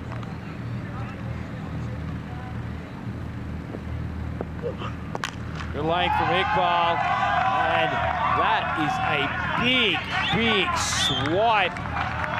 First one didn't come off the meat of the bat, but that certainly did. Rahimi announcing himself at ECC 2024. Cult hero of the Belgium team. Didn't look like he got in tremendous position to play that shot, but such a sweet bat swing, and he's timed it beautifully. Full toss, and that's heaved over the leg side for another Maximo. So Rahimi comes to the crease and he knocks 18 off his first 3 balls. And after the stellar start with fantastic catch from Mohamed Ihsan to get rid of Niaz, Rahimi has put the Spanish on the back foot again. Oh, smiles all round. Alex I's just been a passenger at the non-striker's end to date. Deep breath from Iqbal as he charges in for his final ball. It's an edge through to the keeper. Easy decision. Nice piece of bowling, may have just held that one back a touch. And Iqbal, after an incredibly eventful over, now has 2 for 18 and a short but very sweet stay for Ahmed Rahimi. His head goes back. Tried to repeat the dose for a 4th consecutive delivery. Can't do it. Sent out there as a bit of a pinch hitter, and he's done his job. But that is the 2nd wicket down. Was the little off spinner, popped off the deck. Excellent piece of bowling from Shiraz. Well. Guess if Belgium need any inspiration, Spain were 2 for 2 in their innings, so certainly off to a better start as Rahimi trudges off out of Oval. And that does bring Melling's-Eye to finally face a ball. Been up the non-strikers and the entire first over. Joining him out there is Sherry Butt. Much sits on his shoulders. Class bats in this Belgium lineup. Been in pretty good form throughout the tournament. A little longer stay from him today.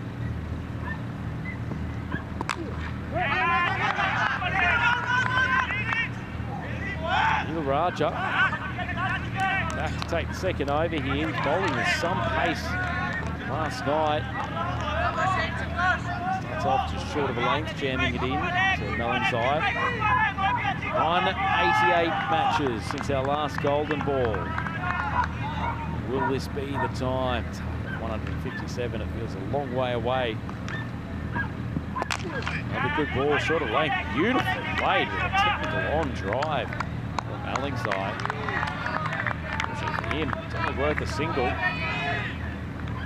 Very nicely played on the up. Good high elbow. In terms of outfielders, Spain going the long on. Very wide third man, almost in between third man and backward point, and he's in the action again. Just a single. Soler taking the gloves again for Spain in this game. Great athlete behind the wickets. Soft pair of hands. Pretty good over from Raja so far. Shot, stumps. One's eyes come in with a slightly, I should say Butt has come in with a slightly awkward slide up on his knees. Really didn't do any help in terms of getting into his crease, but seems to be okay. Scrappy over from the Belgians to date. 2 balls left, only a couple of runs off it. Good ball, right up in the block hole. But can only drag it to Mills at mid-off. So this is probably the over that Spain needed to feel like they're right on top in this game. Old with good pace and bounce. Again, he's such a tough customer to get away. Raja doesn't give you too much width. Speared in, it's come off the edge, and it's gone flying down to third man. Only just over the head of Hassan, but good pace. Beat Butt all ends up, but as it is, it's punished for the boundary. It's the end of the second, 27 for 2, and a welcome back to the commentary box, Mr. Maximo. Yeah, Butt uses the wind, and it ended up flying all the way over Mohammed Hassan. And, he loves it, he's smiling. Adil Raja, he was kind of smiling as well, but is that one of those grimaces? It's the way the cookie crumbles sometimes. Switzerland have done enough to make the 4. As far as these two teams go, whoever wins this is assured of the double chance. We'll say Belgium should pick up a point minimum. If they make 110, then they would be safely up there as well. All right, well, this is up in the air, and it's catchable. Bit of an awkward one, but it's taken. Murad's caught really well under pressure today. This is not an easy catch at this time of night, swirling around in the breeze. It's kind of it's a hazy sky at this time, and that's what he's saying. It's a little helicopter, but Mallingside is going to have to go. So the 2 players they brought into the lineup are both back in the shed already. Mallingside only 1 to his name. It's 27 for 3. Seems to be a definite approach from the Spanish bowlers to dig the ball in hard, just short of a length. Try to prevent these Belgian batters from being able to hit straight down the ground. Good example of it there from Shiraz Iqbal, really getting some lift, and Mallingside completely out of control with the shot. So another wicket down, and this Belgian total 27 for 3. They have an uphill battle now. Yeah, and I said they should get the 110, but you never know. Obviously 3 wickets down. Sherry Butt is still there. He's been in good form. Imagine they'll go to Zakil. They do. There's Sabah Zakil coming out at number 5. Now Belgium will have the same approach as Spain. Early wickets. No pasa nada. Just going to keep swinging the bat. First one this time, Paul finds the fielder. 3 wickets now for Shiraz Iqbal. Good bowling from him though. He knows Butt wants to get his rhythm by driving hard, driving straight, giving him absolutely nothing in that area, really challenging him to play square of the wicket.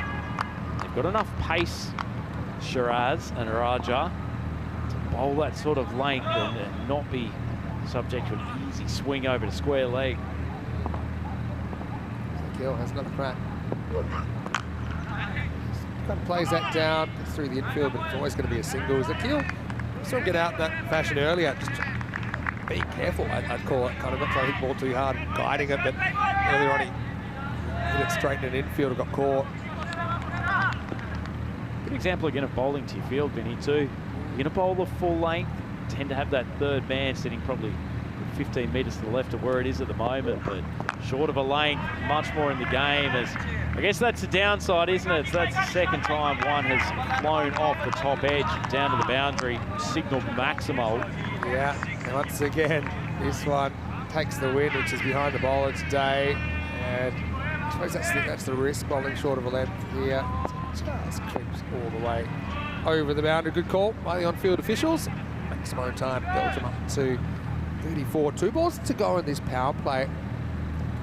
Big deliveries, I think. Just the 2 outfielders. Oh, he's going to get another edge. That's going to pitch just inside.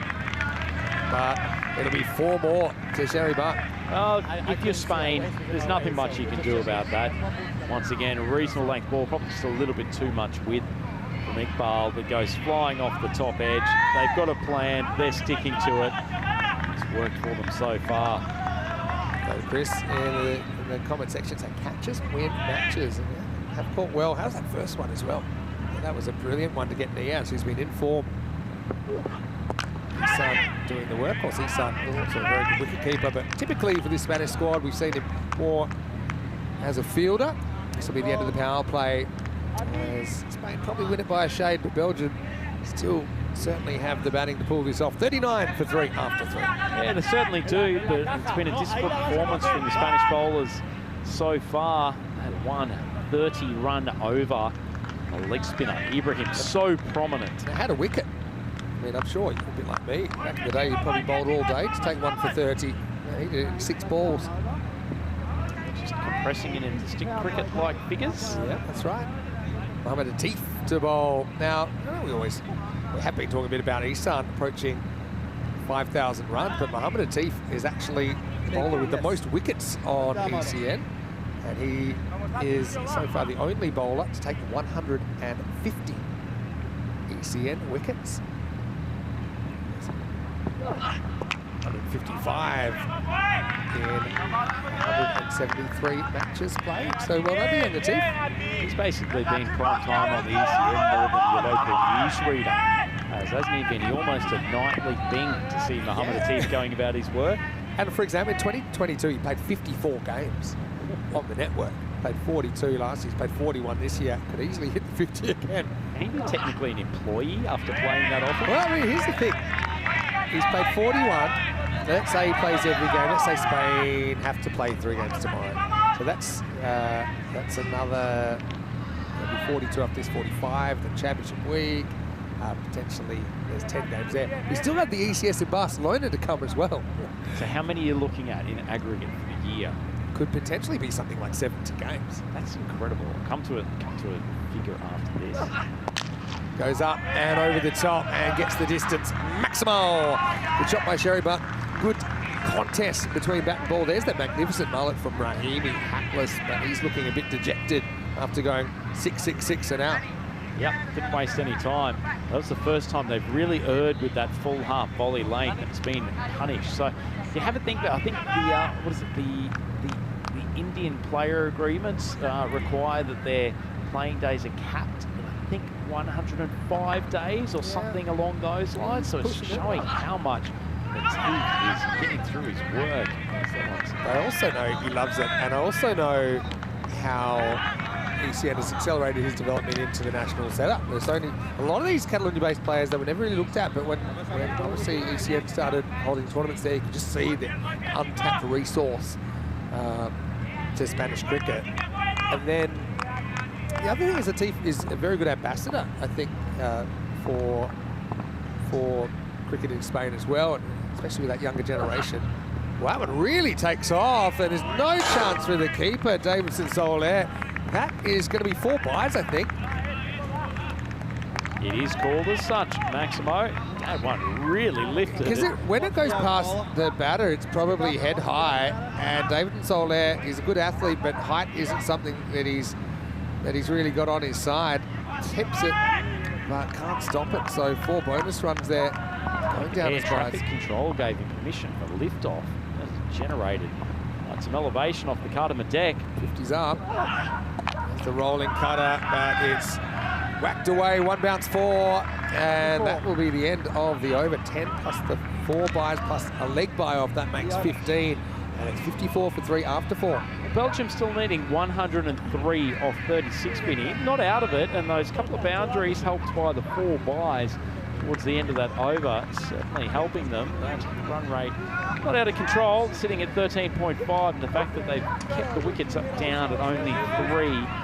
A lot being asked of this pair, but to be honest, as long as Sherry Butt is there, Belgium's in this game. These teams are very, very similar with their team balance, with their approach, what they try to do.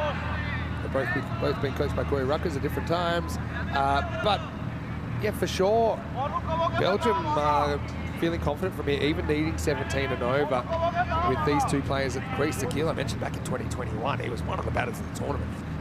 Just in a rich vein of form. Here's Hamza Saleem Dar coming on over number 5. First one is timed, but we'll get a single. Yeah, just going back to Atif, I remember there was a bit of a controversy as well. Some footage went viral. It's actually something that they've said to me a few times. You know, we've gone viral for so many different reasons in the last 2 years. Different things they've done. Remember, they bowled Isle of Man out for 10 in a T20 international. There was a bit of a controversy about the national anthem as well here at the ECC. It's good. Yeah, it's good umpiring. Gee, that's a sharp ball. Tough one to hit. He wants the wide, but it's not a wide. Watch this go straight over the line. Maybe even slightly inside. Atif's a good example of someone who spent a lot of time in Spain now, speaks fluent Spanish, and was able to go out there and say, yeah, look, this is what our cricket team looks like, but this is where we come from. We're proudly Spanish and representing Spain. And there was kind of some disappointing reactions on social media from some people that don't realise it's 2024 and that what a Spanish person might look like might not be what you traditionally think. Yeah, so Atif was kind of central to that. It's really exciting. Alden's like, oh, it's clocked him. Might have edged that onto his helmet, and it's going to be 4. Well, Awais somehow has missed this. It's going to be 4 runs, but I got a feeling that this is bat to helmet, and then last minute Tortuga Awais, who had a moment in the field that was pretty costly earlier on. That one is going to might go a little bit right to left for him, but you've got to be expecting that, really. That's not the standard that Spain have held themselves to. A little bit casual from Awais, and he got the single teapot from Hassan, who clearly didn't have a huge amount of confidence, came in to back him up. A piece of fielding. Have a look at the replay. Good quick ball again from Saleem Dar. Swing across the line, and it does look like it might have clipped the lid. It did. Now this one is going to be a wide. It's not too far away from Hamza Saleem Dar. Not a bad spot to miss. Pretty tense game, this one. Spain on top, but Belgium certainly with these 2 at the crease in the hunt. Producing another good spell here. Saleem Dar, you take away that incredibly unlucky boundary. Really kept it tight. This is carved away, and that is going to go the journey as well. Maximal! Well, shaken but not stirred. Sherry Butt continues the attack. Pretty good innings from Butt so far. They really haven't given him a huge amount in his preferred hitting areas, but he's still good enough to be going at a rapid rate. 35 off 13, and it's allowed Zakil to get himself into the game. 6 off 6. Another boundary here, and Belgium, there or thereabouts. 13 off the over. This one ties him up. No, it's not going anywhere. End of the 5th, and the score is 67 for 3. Why don't we welcome you into the commentary box now, Vinny Sandu, Mr. Maximo, as day turns in tonight, and we're seeing a fight out there in the middle between 2 contenders in Group C. Here with Andrew Ryan, of course. A really good game, and I expected it would be. Remember, these 2, they met in the first ever ECC match. It was also the week that Belgium were on the wrong end of what we call the impossible chase, when Sweden were able to take, I think, something like 90 off the last 4 overs or something. But yeah, right now, really good contest. You made the observation, Vinny. these two play the game in very similar fashion. Rely on a pace battery that do tend to bowl pretty quick. Nice little bit of short of the length bowling, occasionally at the melon, but they go hard from ball one, and they both back themselves to be deep enough in their batting lineup. Spain probably have a little bit more quality, a little bit more depth than the Belgians, but you can guarantee the Belgians will keep on swinging, and they have got some pure class in the form of Sherry. But as I've said, if he is still there, then the Belgians are a big chance of chasing this target down. Here's Murad. First time he's been back since he went magical in the last over, and Spain dropped that game to Finland, but he'll just take that in his stride. I think he's well supported in the setup as well, fairly new to the Spanish national team, picked on the basis of some good performances for his club, the Royals, in Barcelona. This will be a good contest. Sherry Butt on 35 at the other end. Goes on the jump cut, finds the gap in the outfield as well. That's going to be 4 runs. Gee, that's good control, isn't it, Vinny? Wasn't a bad ball from Ali, sort of even jagged in to make him slightly uncomfortable, but such a sweet strike. No protection over that part of the field. Yeah, smart batting. It's important to know where the outfielders are, but even more important to know where they aren't. And now who's that's gone up into the jungle, because the ball retrievers, I suppose they like their help, but the players probably might as well come back on the field. It's Shiraz Iqbal who went. They actually found the Grizzly. Credit to him. Good on him. Should get bonus points for tracking down your own Grizzly. Yeah, that's true. Maybe that could be a good tiebreaker at the end of a group stage where teams are on the same points. Who found more balls in the jungle? Come back to that in a second, actually. Murad. Short little nick, and he's gone. Great comeback from Murad Ali, went short of the length. That had been lucky with a few edges earlier in his innings. This time it's just a feather that flies through to Alec Davidson-Soler, and Belgium lose a key batter. It's 72 for 4. Yeah, good bit of bowling from Ali. Gone a bit closer to the stumps than that previous ball. They're persisting with this tactic of really banging in hard, and it's paid dividends, and they've got the big gun. But on his way back to the pavilion for a well-made 39. Yeah, and it was well made. But you can see here, just not really in control of that shot. Probably done for a bit of pace. And whenever you're trying to pull, ideally you want to get across a bit so your eyes are a bit more in line with the ball and to play it from outside his body. And Sherry gets some fair bit closer. Goes for shirt number 39. It's 72 for 4. A question. We had a question from who's watching from South Africa, asking what are the best bowling figures all time. Well, I'll tell you very shortly. Shiraz, the captain, batting 6. To wide. First one. It's going to be called a wide. Just check out this one, the replay. It's a pretty good call from the umpire, Vinny. Always a tough judgment right on that wide line. Good tactics, though, from Ali for the new bat.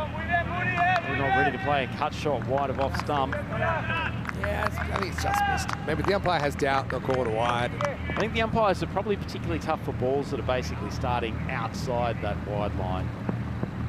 This one comes in, well, mid-off, doesn't have to move too far. It's Yasser Ali that takes the catch. Sheikh goes first legal ball that he faces. Golden Derek activated, and Murad, what a comeback from the pacer. He's got 2 now, including the Belgian skipper, and it's 73 for 5. Yeah, well, he's come back after a bit of a mauling, the final over of the game versus Finland earlier today, and Ali's doing a great job for his captain. He's tall, he's long, he's lean, he hits the pitch hard, and he's a tough man to get away when he gets it right. Exceptional over from the big fast bowler. Yeah, and actually this works out well. Mid-off in the circle. You see, he was kind of backpedaling, but then just stabilised himself. Shiraz Sheikh has to go, gets a visit from 24-carat Derek. 73 for 5. Yeah, so best bowling figures, I can tell you, it is 6 for 2. It's a famous spell by Stefan Gooch. These are all the 6s we've ever had, actually, and 12 of them. I still think one day we'll get a 7 for.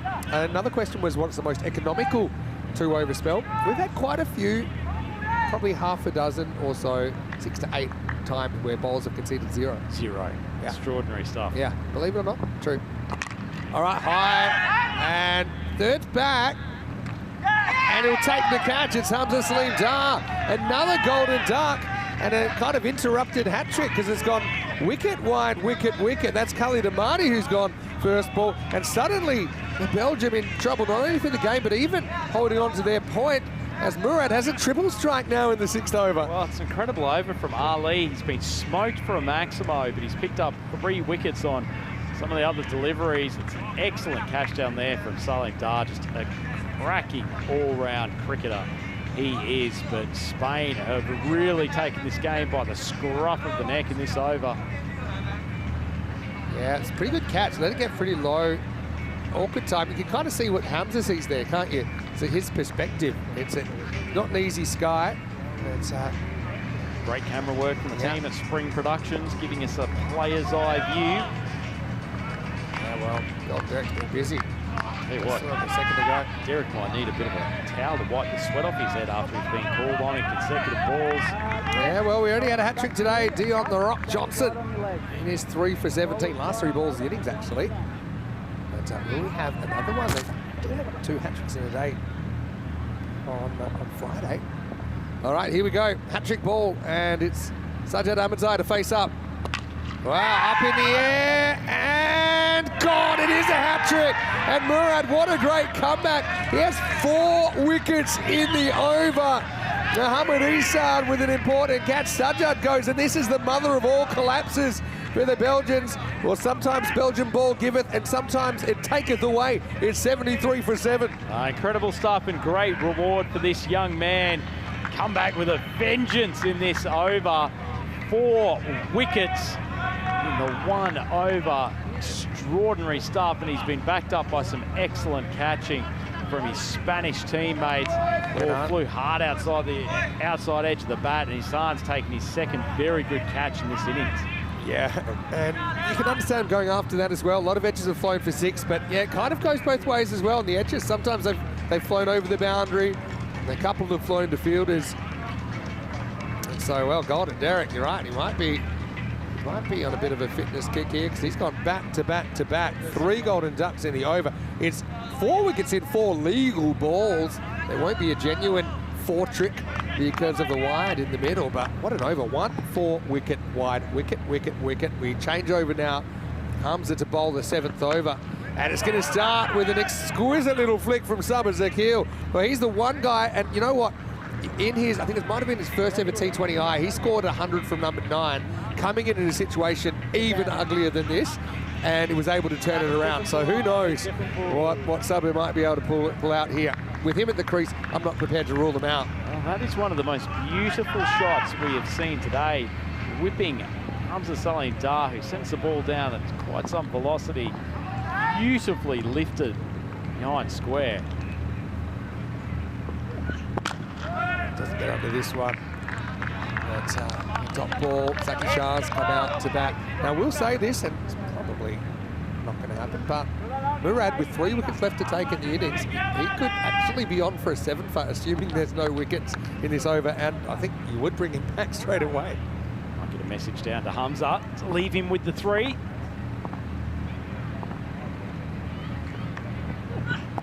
All right, but he might take a wicket. Yassir's under this, and it should be gone. He's gone. And the collapse continues. Akil goes for 13, and Spain now, they're not just on for 3, they're on for 4. Belgium 79 for 8. Well, it's gone a bit pear-shaped for the boys from Belgium. This Spanish bowling attack have been very disciplined today. Kept the ball out of half volley range, really forcing the Belgium team out of their comfort zone, and it has paid dividends. Just a series of skied balls. Knew it straight away, didn't he? Zakil just got under it. Again, that mid-off is tempting. The mid-off's up in the circle. You see a big gap behind there, but the contact point was all wrong. I really think that's probably last rights now for Belgium. And now I think the key for them is just making sure they get their point. They lock up their spot. Just looking at the table, Belgium right now, they are 4 points clear of Finland. So if they could pick up 1 here, then they know Finland can't catch them. Finland are playing Malta in the last game and would be favourites to take all 4 points. Then there's that run rate issue. Belgium at 110 is crucial. Leg side, wide. As Ibrahim has come to the crease, the youngster. Tell you what, if Belgium get bowled out pretty soon, they're going to take a run rate hit here too. True. 80 for 8, chasing 157. Now the tables have turned. Belgium coming into this game thinking they might be able to knock the Spanish down into 3rd position. Oh, good seed. Actually does a bit. I think he swings after the stumps as well for Davidson Soler. Alec behind the stumps, by the way, of course. Andrea Davidson Soler plays for the Spanish women's team as well. She's having a very, very good season. We've seen a fair bit of her this year, and also she'll be part of the Spanish team, I'm sure, for the ECCW. All things going well. Also, his younger brother, Danny, who's only 14, he's a very promising player as well. Might see him in the Spanish shirt one day. It's a lovely alliteration, isn't it? Danny Davidson Soler. I like it. DDS. Where does he go? To DDC. Oh, DDC, DDS. Of course, we've got the two ADSs, Alec and Andrea. I'm sure Andrea's watching, so hello to you. And all of the Spanish women's team, I'm sure, will be tuning in. All right, well, a couple of jaffers from Hamza here. Here's the last ball, the 7th. And this is going backwards. Fielder comes around. Another catch, Murad. Can't keep him out of the game. So that's a 9th wicket now. Belgium have just fallen off a cliff here in response, and they look like they're going to go pointless. It's 80 for 9 after 7. Great grab from Murad, who was positioned far finer than the majority of the fielding position down to that 3rd man area have been for Spain this evening. And Murad Ali continues to show that he's got a very good set of hands. He's taken a couple of great grabs for balls that have been up high and swirling. Picked this one off the bat, made excellent ground and took it comfortably. Yeah, and that's where you have to find really fine 3rd. Lower you go down the order, the more fine they get, because a lot of balls going to go backwards. It's going to be a 3-ball duck for Hussein Kal Ibrahim. Derek working overtime here. 7 overs down, 80 for 9. So I'll show you what's coming up tonight, because this is actually a big game. Finland could even grab the double chance, and amazingly Belgium could miss out. What is it about Belgium, Malta in groups and crazy things happening?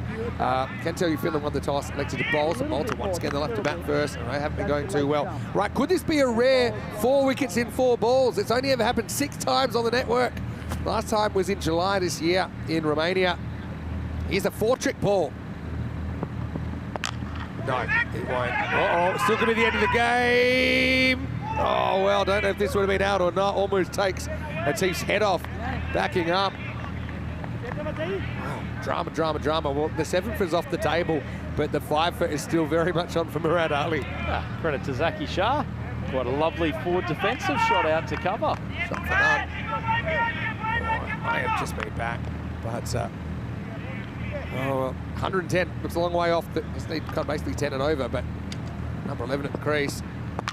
Goes to the sky in the air. Well, this should be it. Munoz Mills takes it, and well, it's a landslide really for Equipo Rojo in the end. El Capitan finishes it off, and it's 5 for 6 for Murad Ali. And not just that, he also took 2 very good catches, so it's kind of like a 7-for. And what a way to come back after that tough last over he had to sit with for a few hours. And believe it or not, this game is done in the 8th over. Belgium bowled out for 80. Quite incredible, Vinny. They were set a tough task, Belgium, and they have capitulated. An excellent display of bowling from the Spanish pace attack, and they have reasserted their position at the top of this Group C and made quite a statement. And I'll tell you what, Belgium may look back on this game with some level of regret if they end up in 3rd place, which, doing the mathematics now, but we think is distinctly possible, and that is some turnaround from what was being discussed only a mere hour and a half ago. Yeah, crazy. It just shows you how unpredictable this format is. And Spain, well, talk about your bounce backs. That was a proper bounce back. Let's not forget they were 2 for 2 at the start of this game. And we saw Munoz Mills coming out and turning things around. We also saw a pretty good contribution from DDC, scoring at 50. Isam with a quick fire knock. Hamza with a couple of bombs. Likewise, Shiraz Iqbal. This is what's coming up in around about half an hour's time. In fact, exactly half an hour's time. We'll be back. Rizwan Ali coming in for Finland for his first run. But, yeah, Finland, I'm just about to crunch some numbers, but I'll tell you roughly what they'd have to win by if they're going to grab double chance. Belgium in jeopardy. Oh, incredible stuff. Just such drama here at Carnarvon as the lights go down, and Belgium started in the sunlight, but there weren't too many rays of sunshine coming from their top order. Shiraz Iqbal, even in slow motion, he's bowling at a pretty decent clip. And unfortunately, the big gun, Burhan Niaz, got one to the bottom edge of the bat. And even more unfortunate for him, he had the scooting Mohamed Insar coming in to take a great grab. The pace battery continued as Shiraz banging it hard into the turf. Our boy Omar Rahimi came out and slaughtered 3 Maximos in 3 balls before he got a feather through to the wicketkeeper. There were 2 wickets down in the first over, and it just continued to get worse for Belgium as Malingzai had a tough final over when he bowled in the first innings, and probably even tougher stint at the batting crease. This was probably one moment of respite for the Belgians as Oasis completely overrun the ball. Even the desperation of Hassan couldn't help him out. But Murad Ali, he was the pick of the bowlers. Came in and bowled with good fire and good bounce. It was a real handful for the Belgians, and they just couldn't get it off the middle of the bat. Just kept on skying balls to the infield, and he has certainly got his confidence back, Vinny. Yeah, just running some quick numbers here. It looks like to me that if Finland were to win in around about, let's say they won in the 5th over, something like that, which I know it's crazy, but the way Malta have been playing wouldn't count them out. Again, Malta might be able to make runs, maybe Basil George, Sober George steps up, but there's certainly a path for Finland to take over the net run rate. Belgium's net run rate now is plus 1.67. Finland have still got a negative net run rate, about minus 0.58. So you're going to have to make up about 2 full points in net run rate, which isn't easy, but let's just concentrate on this game. And Murad, really, what a step up. It was like a magnificent 7 for Murad. 2 really good catches as well as 5 wickets. And yeah, I'm really, really happy to see him pick up a 5-wicket haul for Spain. He's worked very hard in his game. Again, he's a selection based on performance in the domestic game. He's a little bit different. He's got some natural attributes that a lot of players would love, and he certainly made the most from there, just rocking through that whole Belgian lineup. And yeah, it's very Belgium. They end up falling away 80 in just 7.2 overs. And have a look at the ducks. We had 6 ducks in total. In fact, we had 3 golden derricks in there. So really only 3 batters out of the 11 able to get more than 1, which Malingzai got. So it was a crazy, crazy kind of collapse. At one stage, they were 72 for 3, so they lost their last 7 wickets for 8 runs in 11 balls. That is ECN cricket. I'll give you some more figures, Vinny. Sherry Butt scored 39. The rest of his teammates contributed a total of 32 runs off the bat in the entire innings. That is a very, very ordinary performance from the Belgian batting lineup. But just quickly, Murad, 5 wickets in 8 balls, 1.2 overs, 5 for 6. He is your player of the match. 2 wickets also, Hamza Salim Dar, 2 for 20, and 3 for Shiraz Iqbal, 3 for 30. So, well, just when you think you've seen it all, you see something like that. Belgium will be back in finals day, but in what capacity, we're still to find out.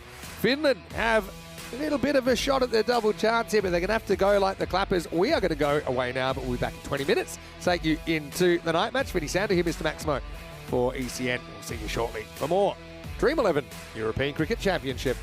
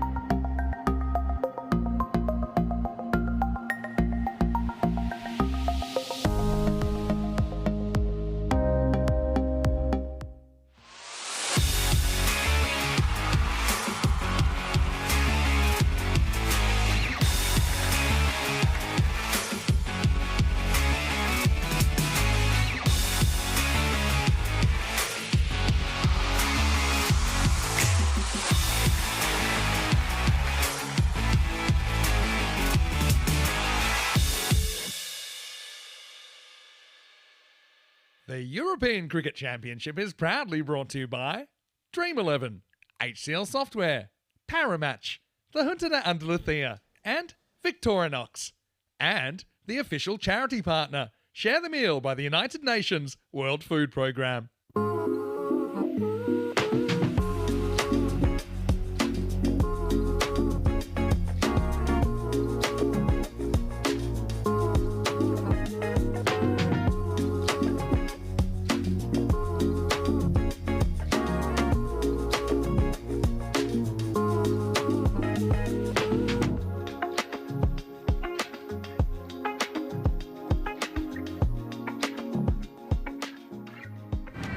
Buenas noches. Hello, welcome back to the beautiful Cardiff Oval. We're under lights now for the last group match of Group C. It does come around so quickly, doesn't it?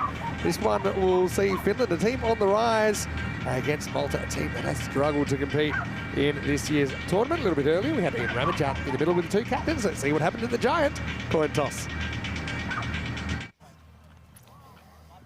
Finland, you're the home team, you'll toss the coin. Malta, the away team, you'll call. There you go. Dream11. It's been called Dream11.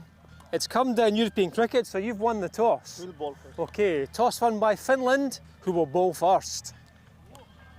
Interesting decision for Amjad Sher. Of course, that was a little bit earlier that we had that coin toss. I wonder if he might regret that decision, because Finland do have a path now to the double chance. If they win with 4 points and they are able to get their net run rate up above Belgium's, then they'll actually take second spot. And the reason probably you would have wanted to bat it first in retrospect is that probably easy to move that net run rate if the game goes a bit longer. Either way, it's going to be a big victory. If they batted the whole 10 overs, they would be able to get that batting run rate up a little bit higher, and it's probably a bit of an easier path. Having said that, Malta, obviously they've really struggled and they seem a certainty for relegation, don't they? Obviously, we'll have to see what happens here. Theoretically, they could still take 4 points out of this game, but I still think if they were, they'd still be in the zone because of their abysmal net run rate. And yeah, let's just see if Malta can be a bit competitive here. Once again, they will be batting first. They batted first in every game they played. I had a feeling they would have wanted to have bowled first, so it might have been a really bad toss to win for Amjad Sher. For Malta, well, Basil George, a lot is on his shoulders, but he just hasn't fired yet. So George did bat pretty well last night. Maidani batted okay earlier on today. Dinesh, again, he's been fighting there, but just really not too much to get excited about for the Maltese fans. For Finland, well, Jordan O'Brien, pretty important for them at the top of the order. Got Gulamabas Butt as well in there. And Ellen Cherry, who's a big unit, I have it on good authority that he has tailored his shirt to maximise his physical characteristics, and that was a whisper from an anonymous tip, which is called a deep throat in the Finnish dressing room. So they look really cool though. They remind me of scuba diving on the Great Barrier Reef, actually, those Finnish tops, as they go out and take the field. Finland had an awful start themselves. They'll be kicking themselves in a way that they did have such a bad start to their tournament, because let's not forget they just looked a little bit short of a gallop in their first game. They didn't take a single point out of the game with Belgium. They conceded 174 and weren't able to exceed 70% of that, scoring 102. So even a single point there would have given them a much easier path to the top two, considering what's happened since then. 18%'s probably pretty rosy for Malta, but having said that, in this format, you know, just can have 1 or 2 guys get on a heater and win a game for you. And we saw Basil George getting Malta very, very close to a win over the English 11 last year. So, yeah, I think he is, for me, the only player which could probably see Malta pull off an upset. You'd have to fire really, really big. Mind your chairs, there's Maltese dressing room. Amjad Sher, it looks like he's going to get things underway, the Finnish skipper. And helping me get things underway up here in the Dream Box at night is Andrew Ryan. Love it under lights here at Cardiff-Mavini, and a man who will certainly enjoy bowling with some helpful conditions. Amjad Sher, the Finnish skipper, has done well since he's returned to opening the bowling for the boys in blue. That's just poked away to the offside, and Raju, first time we've seen him opening the batting, but he finds the gap and gets the Maltese off to a great start. Boundary 4. Yeah, very good shots. Handles the bat out there. We'll say it's kind of catchable height, but he couldn't have picked the gap any better. Certainly couldn't. As you've said, Vinny, absolutely imperative that the Finns try to keep the Maltese down to the lowest score possible in this game. Nice ball from Cher, but it's touched away in the offside, and Raju will scoot through for the one. Yeah, Raju being asked about at the top of the order. Would have been tempted maybe to go Sober George up there. Obviously played pretty well when the day was turning tonight last night. Captain Cher, a wild thing we call him, but he's looking a bit more and more deputy principal at his school, a bit more responsible every time we see him, and he's captaining the side now. He's a little bit the young teenager that you knew went to some heavy metal events back in his youth, but has become responsible as he's gotten a little bit older. He's just getting down the leg side. Certainly very responsible with his bowling and his management, his Finland unit. Those tops, and they are Grizzly Bear Sports tops that that Finland are wearing. Are those being retailed in the Grizzly store? I would think I'd be pretty keen to get my hands on one of those. Solid moustache game as well from Amjad. Oh, just popped up, and Basil has gone full meltdown here at Cardamar. His first legitimate delivery in this game, and he somehow conspired to just pop it up to mid-off. And by word, if we had Rico full here, I reckon he'd be unleashing the quacking duck. Well, Basil just wasn't right in this tournament, and maybe just that extra pressure on him. He must have felt that he had every game, he had to win the game off his own bat. But just feeling for that, skidding on a bit at night. It's an easy catch for Tumbe. Malta, that's a critical blow for them, even though we're only 3 balls into this match. It's a golden duck for Basil George. The boom, boom, just fails to make a sound. Is he looking extra glittery under lights here, Derek? Yeah, he just seems like it, doesn't he? Extra sparkle. Almost nightclub, Derek. But full credit to Amjad Cher for that dismissal too, Vinny. Mistaken shot from Basil George, but Cher hit a really good lane, popped back off the deck, touch with the swing, and got into a really uncomfortable position. Does bring, oh boy, Rocky Dinish. Rocky's a fighter. Fittingly, he's facing Amjad Cher. Oh, Rocky bullwinkles Cher all the way to the mid-wicket boundary. Big slap across the line, but good timing. I mean, if you're allowed to have 8 fielders on the leg side, it probably would to Rocky Dinish, who loves to walk across and loves to swat across. I think full at the stumps is the key with him. Don't give him something you can get under or get beside. That's just next to Chris Tubbs, who's on the roving camera tonight. Hello to Wazim, who's tuned in. Hello to Tom Thomas as well, who is watching from Malta, no doubt. And I'm going to say special hello to Ian Smullen, who's just become a Silver Spanner supporting the network. Oh, good ball from Cher. It's full, and Nicholas Sullivan is not going to miss an opportunity as simple as that. And after a sparkling start, Dianish goes second ball for 4, and Malta now 2 wickets down, 10 runs on the board. Out choose again. He's trying to hit across that one at this level. That's going to be very, very difficult to Rocky. Gets more disciplined bowling. Cher with the double strike. I know they've conceded 10, but I still think Finland, they're pretty happy with this opening to have Basil George and now Rocky Dinish. See, look at that, just trying to hit across. No, straight away, he's dead. As Saladin was never going to drop this one. 2 wickets in the first 5 balls. Yeah, good bowling from the skipper. He's got his outswinger talking as this tournament has moved on. Big smile on Nick Saladin's face. He's still probably enjoying the rosy glow of his match-winning innings against Spain earlier today. It's one that's given Finland the potential to take that second spot. And Vinny, this is a good start from them. 2 wickets in the first over. Nice looking. This is kind of last chance saloon if Sobu fires. And he almost picks off first ball. Went up. End of the over, and it's 10 for 2 after 1. I just want to say hello to all the Masita Warriors out there. I know a few of them are in the comment section right now. Club in Malta. Hopefully we see them in the European Cricket Series soon. Tom Thomas plays for Masita Warriors with Rocky. Unfortunately, Rocky has gone 4 and out. Speaking of Malta, that's where we'll be from the 20th of October. Hard to believe it, but that is actually 10 days away. 10 days away, and if you're enjoying the cricket here on ECN, you might be watching on one of our international broadcast partners. It's live and free all day, every day on our YouTube channel, ECN, European Cricket Network. How many games do you have in between that maximum? So we've got 4 remaining in this group, 14 in the next group, and 24. 24 in the last. 42, I guess. Bit of work to do. Raz Mohammed, well, he starts this over the way he started the tournament, pushing one way down the leg side. They're pretty happy to get Basil as well, for obvious reasons, but also Finland have sometimes struggled just making adjustments to bowl to left-handers. Raz was probably in that basket earlier in the tournament, loses that one down the leg side, but Raju has already watched a couple of his partners come and go.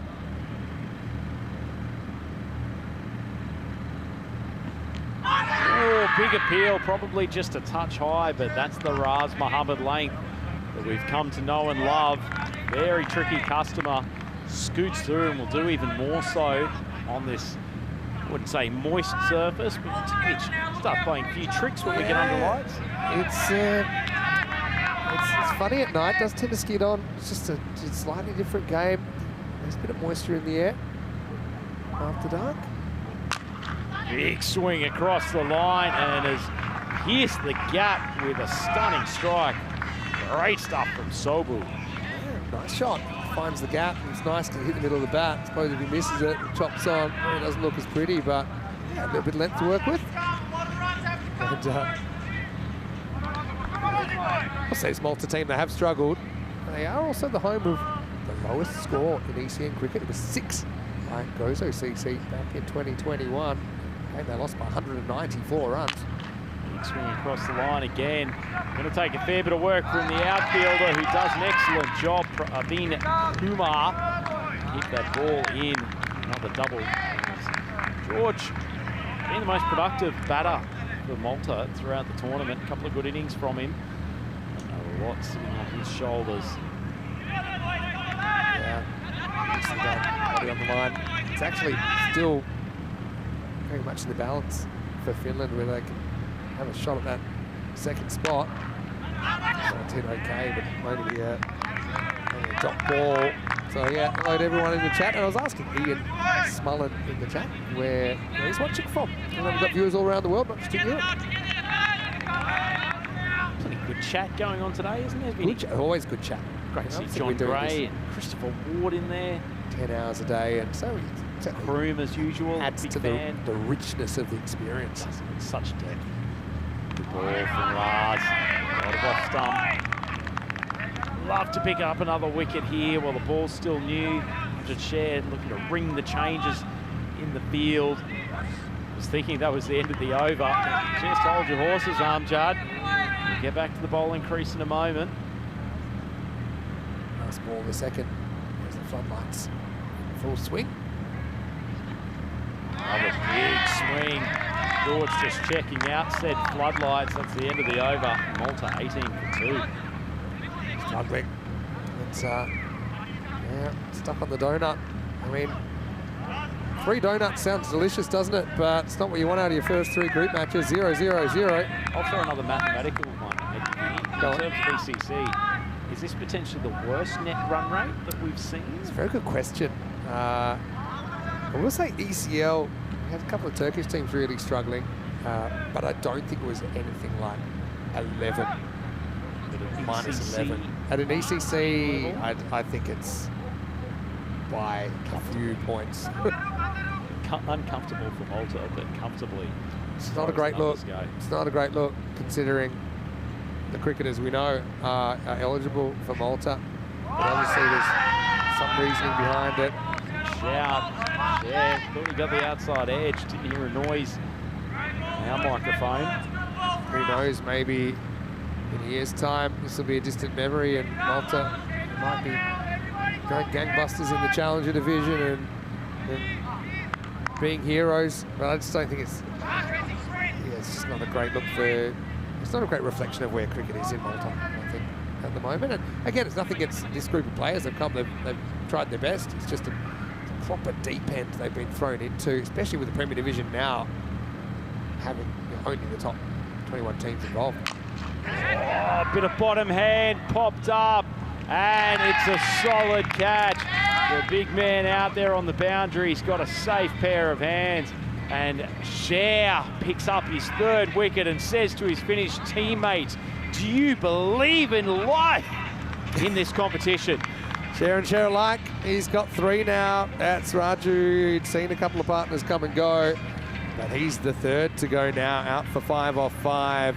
Nice take by Tambe down there under lights. It's slightly unusual catching technique. I will say it's got a little bit of the alligator about it, but hey, all's well that ends well. Grabs it, says, yep, thanks very much. Finland are businesslike here because they know that every run is kind of crucial that they concede and make it more likely they can chase in the kind of 4 overs or so, I think. Now they got Malta on the ropes. Malta have been most of the tournament, except for when they've been on the canvas. It's 18 for 3. Certainly a good unit, the Finns, aren't they, Vinny? They're always playing with smiles on their faces. They seem to be very supportive of each other. A lot of these players play in the same team at club level, so they're familiar with each other, and they've obviously brought in some of the best from other clubs around Helsinki and beyond. Floating slip comes in. Nias gets a bat. Just flicked around to the leg side. He does love to whip around square leg and backward square, but one on that occasion. Yeah, that was one he had to hit, otherwise he was being plumb LBW. Yeah, so Ian said he's actually watching from Leicester, and he arrives in Cardiff on Monday for the rest of the tournament, and he's coming with Steve McVeigh, who's from Portugal, and Lance Hall from Isle of Man. So great to see some of the community coming down. I know it'll be a really exciting week and a bit to come. Have you booked your tickets, team? Big crowd down here. Oh, yeah, boy. Almost gets the LBW Must shout. have flicked his pad. Well, the head goes in the hands. This one swung a long way back. Flicked this strap, actually. They trust you leave. So we'll get it was almost with the dot. Almost Shane Warne-esque, being bowled around one's legs just with an outswing. That was an era that we just, I don't know if we'll ever see anything like that again. People just trying to pad up and get bowled around their legs. Yeah, 3 for 11, 2 balls to go. Big swing across the line. Well, Sophie Georgie's a better bat than this. Got to play the ball on its merits. Absolutely no threat that Cher is going to throw in an in-swinger, so you know the direction that it's travelling. 4 overs or less, what's your ceiling? You could chase probably 80. 89 expected, yeah, depends. This is the bowling crease for Malta as well. Cher almost sizes him up for another intriguing shot, but George manages to poke it straight down the ground and rotate the strike. And that's a pretty good set of overs from the captain, 3 for 12. He's done his job in Malta, 20 for 3. Does his bit, doesn't he? Amjad Cher. But you have to play, so you can't just rely on your opposition playing badly and say the way Malta are going at the moment. That's not a given that they're going to struggle, but Finland have to play well. They need to take their chances. They've done that so far. They need to limit their extras. They've been pretty good with that. I suppose just the 2 wides in the first 3 overs. And now looks like we're going to get Parveen Kumar to the bowl. So yeah, and you can't afford that over. I think, you know, the magical over where you get whacked around, give up a minimo or something like that, like 5 wides. Good to see Parveen back at the bowling crease. A bit of rotation with the bowling lineup for the Finns in this game. Big swing across the line. George just unbalanced at the crease tonight, almost just trying to hit the ball a little bit too hard. Saw him play well the other night. He was playing the ball on its merits, staying stable. Not the case this evening.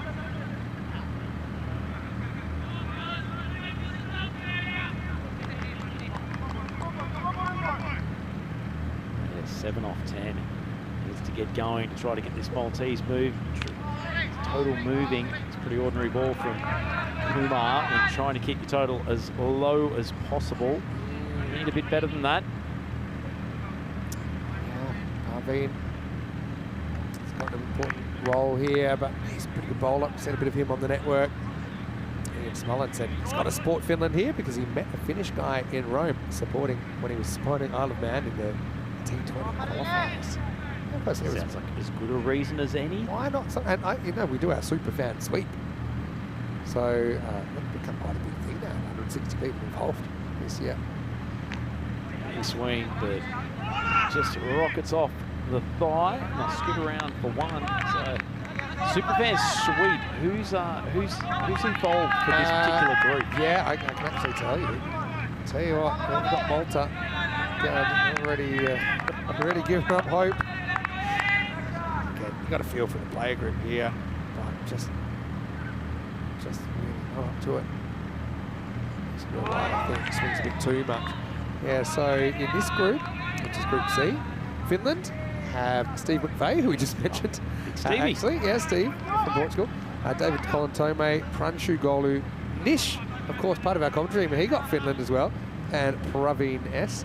Belgium, Jacob Stewart from Estonia, Lee Mungo, Mish Mash, and Andy Yates. Leading edge, but it will fall safely. Take a big effort to keep it in. They've actually done pretty well there, the Finnish outfielders. Mars fires it in from the boundary. Yeah, look, it's a pretty good stop. We'll just double check that he gets it away before he goes over the boundary, but I think it's pretty clear. Yeah, just a little tap back, so yeah, no problem there. Rizwan Ali in action for the first time tonight. Good save from him out in the boundary. Tickle through to the keeper, big appeal. Absolutely no interest from the umpire. Definitely off the pad. Just finishing what I was saying. So Spain have Wazimatron, who's watching from Australia, as well as Magic Spray Mary, Jazz Chatsy, Jason Jack Berlin, and Tony Rule. Malta, looks like we know they're out of the running. Elsboy, Oase, John Woodward, Manuel Robbins. And then the Swiss, we've got Steve Penn, who is often here watching, as well as Andrew Thompson, Stephen Jones, and Sukesh Prithvi. So I think five will become 4 tomorrow. Malta, no matter what they do here, are going to finish in 5th place. Yep. Tough tournament for the boys. Malta, Robin Kumar, none for 4. It's been a bit of a strange over. All up the block hole and just gingerly driven straight down the field, and they'll roll it for 1. That's the end of the over, 4 down, and Malta almost riding the bicycle backwards. They're 26 for 3 after 4. Yeah. So this is really very interesting. Feels like this is a partnership. It's been 10 balls without a wicket. I will say those 10 balls have only scored 8 runs. But it feels like Malta have kind of stopped the slide, but also we haven't had a boundary since the 8th ball of the innings. So 16 balls since the boundary. But now we're going to get a slight change of speed, and we've locked this guy, haven't we? Ekpelwak Kuche, who's going to bowl over number 5. Yes, I don't see what the approach is. He could be dangerous, actually. Something quite different. Gets a lot of overspins. Got some clever variations. See how he goes. Like these two laying bat on him. That's a big appeal. Didn't look like he dragged, but the wicket keeper's confident. I've learned you can't trust wicket keepers anymore. I used to be able to go off their reaction. Does the foot drag here? Little. Oh, I think he's probably. Oh, gee, that's tight. Probably I think it's not out. That's the grounded frame. Yeah, I think he's just in, but certainly enough to get Jay Singer excited. Absolutely no judgment of Jay Singer going for the appeal. It's a sharp bit of work. You can see that you've got the bails off before the foot fully comes down. It's just there was enough of it down for the batter to be safe. Good appeal though. Good appeal. It's up for Kuchi. I did say at the start of this over, good luck to these two getting bat on Kushi, and nothing I've seen to date has changed my opinion on that. I noticed the robot has popped into the chat, but also Kroom has put the image which everyone's team. So thanks for that, Kroom. And said that super fan sweep. Oh, he's missed a third in succession, so 3 dots. Cushy really wants to get a bit of bat contact, really. It's his best chance of getting the wicket. It's got to be a tough place to be for Nias Mohammed right now. I suppose they're all out there, maybe jump across there fully. Well, he's made contact finally. It's deep into the night sky, and it's Jordan O'Brien backpedaling, and he's taken a sensational catch. That ball hung up in the night sky for an eternity, ran in fast, backpedaled quickly, and has taken an excellent grab. That is an incredible catch because it's coming out of the night sky. I've said a few times, I said if you dropped a tic-tac from an aeroplane flying at 39,000 feet, that's pretty much what it feels like to be under that ball. And Jordan is able to correct himself. He runs under the ball first and had to run back. Luckily he had room to spare, so he could afford to kind of to land and still not go near the boundary rope. That's a great shot of it as well from right behind him. And you can see there the velocity of that ball coming down from outer space.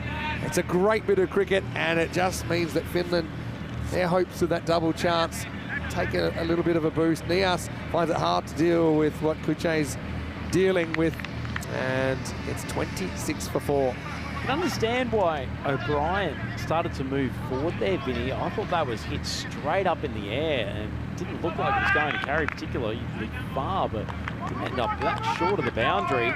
Taking an excellent grab in the end. Cushy, 1 for none, 2 balls to go. Oh, that is a swipe and a half.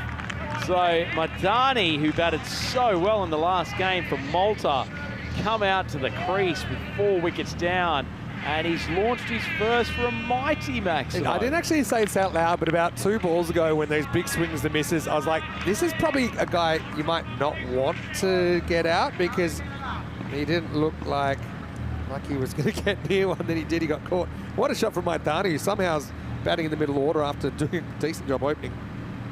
That's a wild swing. So we basically get 4 swings and misses, a miscue that gets caught, and then a Maximo in the over. This is ECN cricket, and Malta 32 for 4 after 5. Let's welcome you into the commentary box. Great to have your company wherever you're watching from around the world. Vinny Sander here, Mr. Maximo. And Andrew Ryan here as well. Can I say thank you to the Finns as well for some of the Finnish chocolate that we got. You're going to go get. And I'm very conveniently sitting right next to me. This looks delicious as well. And there are a few other little goodies that we may have consumed already. But big thanks to Finland. Hello to all of our viewers up there. And it's great to have Finland involved, obviously. And they're playing very good cricket here in this group after a bit of a shaky start. Malta, of course. Hello to all our Maltese viewers. I know that there's a lot of opinions flying around, a lot that's happening. But that just shows people are passionate about the sport in the country. Certainly does. And I would like to give myself credit, Vinny, because I'm under strict instructions to make sure this gets back home to my Finnish girlfriend. And somehow it is still in one piece at the moment. I make no guarantees in future. I'm disappointed that you told me that, because it looks absolutely delicious. I didn't know Finland was known for chocolate. I wouldn't say so. The Carl Fazer brand has been around for a long time, and it does produce some exquisite sweet treats. So if anyone's anywhere near Helsinki Airport, they're usually under instructions to pick up something to bring back to Switzerland. And lovely thought of Jordan O'Brien from the Finnish team, fellow nice Brisbane boy, to bring a couple of sweet treats. Seems like we're getting into food chat, which I have no problem with. I'm trying to remember what Zishan Siddiqui brought me last year from Norway, and it was a quite unusual cheese. This was the brown Brunos cheese, I think it's called. It's like almost caramelized onion cheese. Tambe gets a skyer. It's going to be a tough catch.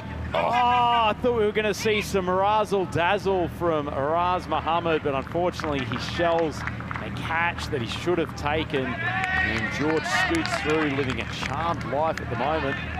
Yeah, it's the first one they put down. You can see ends up, just loses the hands in the end. That's it. If the ball's going to drop in front of you, it's very hard to go fingers up. So that's probably, if he was going to go that way, needed to go fingers down. And ends up being a missed opportunity. Chance here, if he hits, can go to the bowler. Bowler misses from point blank, and I think it still would have been out. Maidani was in jeopardy. Yeah, the Finns a little bit sloppy with their fielding in the last 2 balls. That should have been a run out. I think he's a still big out. dive from Matani, but tell you Let's have a what, look. you've got to at least make the umpire make a call. Yeah. So, yeah, I think that'd be called Good Brunt Salad. That's my best attempt. I love it. We can talk about that all you like, Vinny. Well, flying edge. They've had the third man very wide, but out of control shot from George brings up another boundary, and how he's made it to 14 off 15, I'll never know. But man, he's still out there and fighting hard. Yeah, take the run scan with Malta. I mean, I can understand also at this stage, got pretty much nothing to gain. How they organise their order was interesting to me, but Maitani, 46 off 26 opening in the first game today, so you know, the better performers. Finds himself down at number 6. Oh, searing Yorker from Mash Tambe, one of the best balls we've seen today, and Soba George is finally put out of his misery. That's a torturous innings for a very talented cricketer, but an excellent delivery, and the 5th wicket down at the end of the 6th over. Malta only 40 on the board. Now you're hoping you just run through the bottom order, maybe keep them to 50s or something like that. You'd feel, okay, Maitani's a bit of a pain for you. He's batting as well, but you've got people coming in that just haven't really been able to do too much, and they've had opportunities. Malta rock and roll before. As George gets a pretty good in-swinging Yorker there from Tambe. Mahesh ends his night with the bat. It's 40 for 5. And also, we're hopeful to get back to Finland next year for an ECS. I think we've been there since 2020, so we'd love to get back. I've actually never been to Finland. I feel like Helsinki is a place we should go to together, Max. Okay. Right? Leaving aside my love of Finnish culture, but I know you love your saunas, I know you love your cold dips, and there is no better place for it. I will, when we get the projected schedule, most of the tournaments will be probably 1 week next year, with a few exceptions, so it probably would be 1 week. Maybe get you to clear your schedule then, Rhino. Incredibly tempting. Oh, smash back at Kushi. He's almost had his head taken off, and unfortunately for the Finns, Salonen has had the ball ricochet off his legs.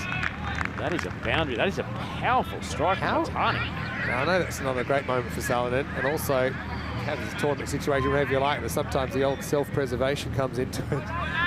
This is Kuchi coming back, of course, for a second over.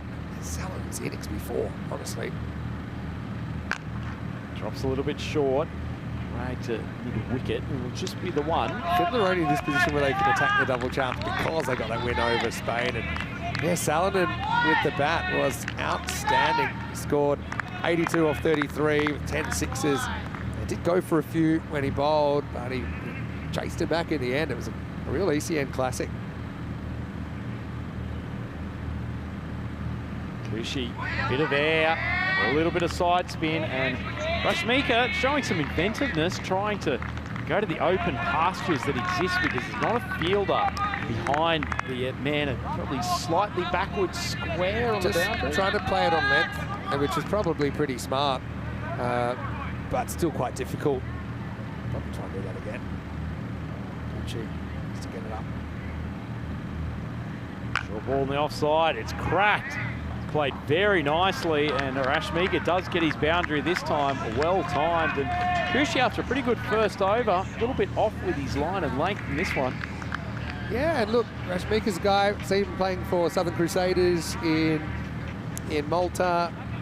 He has a bit of a trademark of putting up the finger to the lips, the shush, normally when he's bowling. We'll say that Malta have been quite in this series. I will say that is one of my most despised sporting action in the modern world, Vinny. The finger up to the lips, and that is gun barrel straight, and the finger goes up, and Kushi has his man. Looked plumb to me.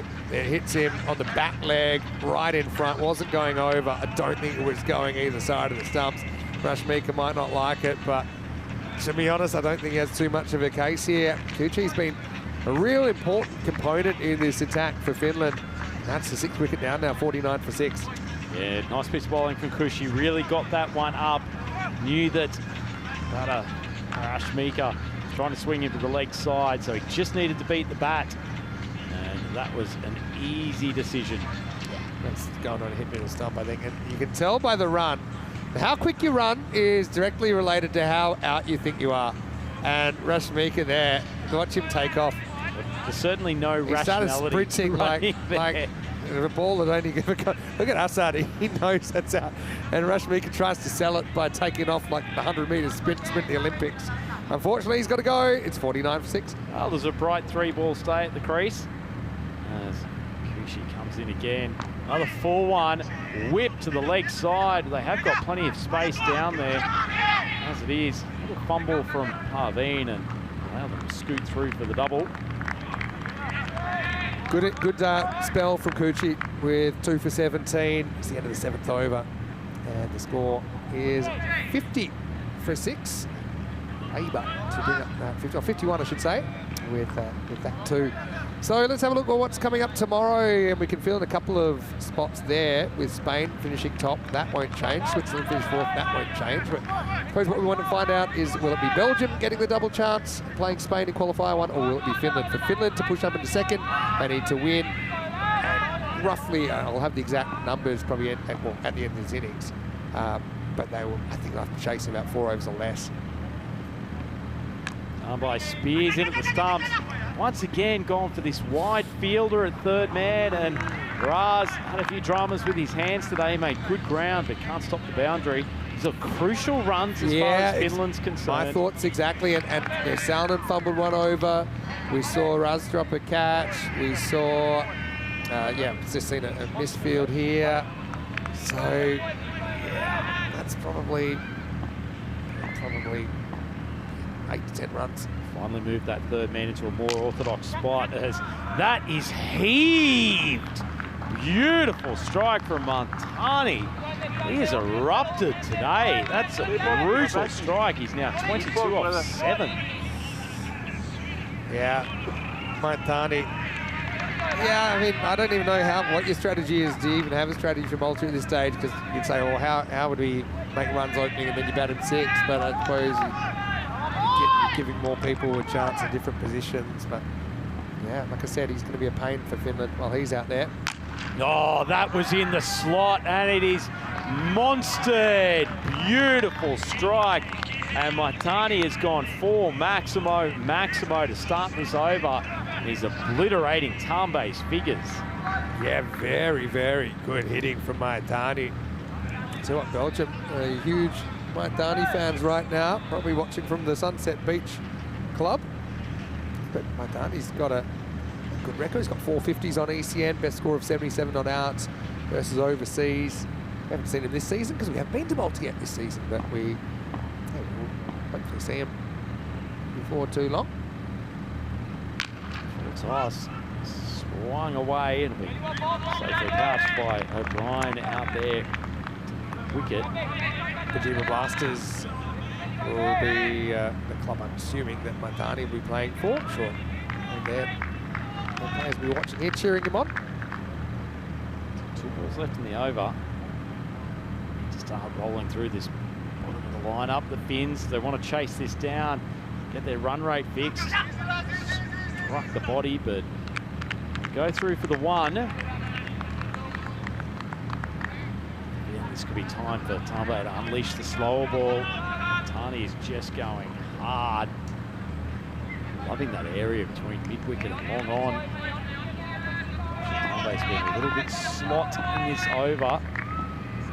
Finnish paceman needs to come up with something. Short and wide, top edge. Flying down there, who is going to take a great catch, and Raz Mohammed is having a torrid time down in that third man position. They finally got the positioning right. As it is, the catch goes down, and feels like the air's just gone out of this Finnish performance a little bit. 70 for 6, 8 overs gone. Yeah, see a little bit of an uptick there, but wickets falling regularly. 2 in the first. Third. And overs 5, 6, and 7. Yeah, so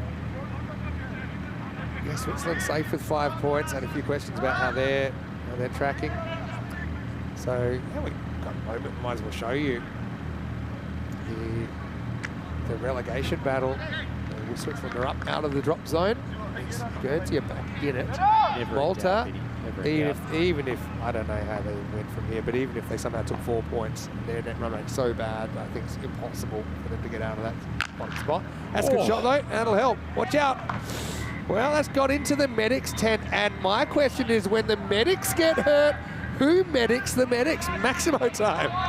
That's a strike for Maitani. Just went like a tracer bullet, probably no more than 10 metres off the ground the whole way, but feels like he's just trying to hit the ball harder and harder and harder with each ball. At the moment, he's finding the middle of the stick. Good arm coming there from the medics tent too. Not too bad at all. Sub-fielder option in future.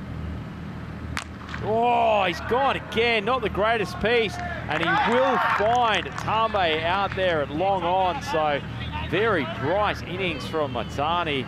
Tambe just shaking the fingers. Hope he hasn't done any damage. He's been advancing catched tomorrow. Well, scorers must have put 6 on that as soon as he hit the ball. I thought that was 6, but had to quickly control Z that. So Maitani, he'll sprint off. Look, he's had a good day with the bat. Not many Maltese players can really say they've had a good day. He'll go 36 off 12, and it's actually a pretty important time for Finland to get him. Because I said, if you're looking at 4 over chase, you're looking probably 80s is the highest you can imagine that you might do it. And might get a serving of frites provided by Cricket Belgium the next time he's hanging around Brussels, Maitani, because he might have taken this out of the reach of the Finns, chasing it down in time that will give them the run rate boost, net run rate boost that they need. 3 wickets to go, so I'll have to wrap these up as quickly as possible as Rajan has come out. Yeah, bang, bang, bang's what you're hoping here. Swing inside edge. Oh, everyone would have been out if he picked it up and thrown it. CJ Patel out there. But yeah, look, Parveen's he's misfielded a ball that I think it stopped. It's never a great sign. Look at this. Tough place to field there in that infield, isn't it, Vinny? There's a lot of rough grass after being used for a long time. It's a missed opportunity. Like I said, if you can rock them for 80, you know you need basically 20 and over. And against Malta, that's kind of what they've been going for. Ball driven straight. Just be the one, despite Patel running very hard for the first. I say that as the keeper had to do a little bit of work to the throw from Sala. Kumar doing a reasonable job for his team at the moment. The ball's left in his 9th over.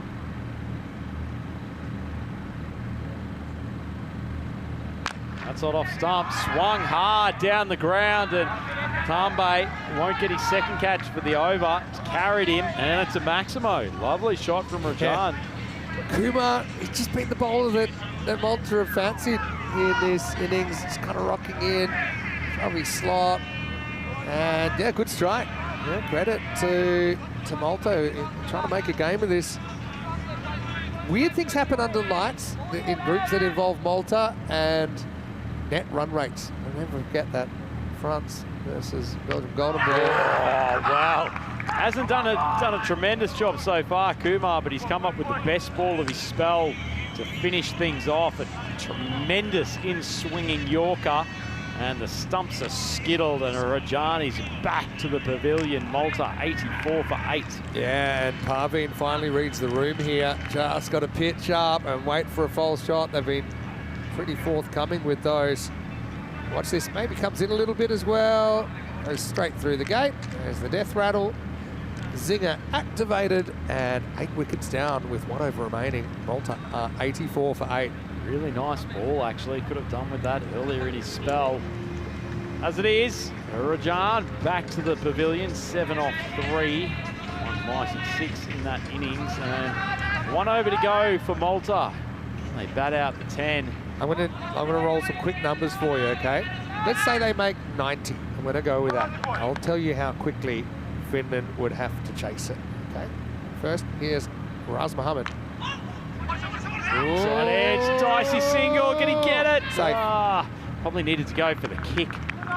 That instance, Raz had a tough time in the field this evening. He kind of needed to release this a bit quicker, and I think he could have got it. But as I read this, I saw it live. That's the ball you can't misfield. See, the bat comes down just in time. Not much fun running on that surface at the moment, is it, Vinny? A lot of bats getting jammed. If he'd slapped it at the stumps, I think maybe he would have been able to Full indoor cricket Full indoor cricket style. Anyway, not out. They get one run. Should have at least dived headfirst in the stumps to give us a highlight. Interrupted by number crunching, so I'll get back to you. Well, you've got a bit of time, Vinny, because the new batter, Babu's, checking that he's got his guard properly aligned. Raz steaming in at the stumps, but it's pretty well played straight down the ground by Babu, so they'll get the one. Yeah, fascinating. So if they get 90 here, then Finland 91. Have to do geez, it gets quite close. Big swing. Well, they're probably dealing with more than 90 now. To Maximo from Patel. Basically, they need to do it more or less 4.5 overs.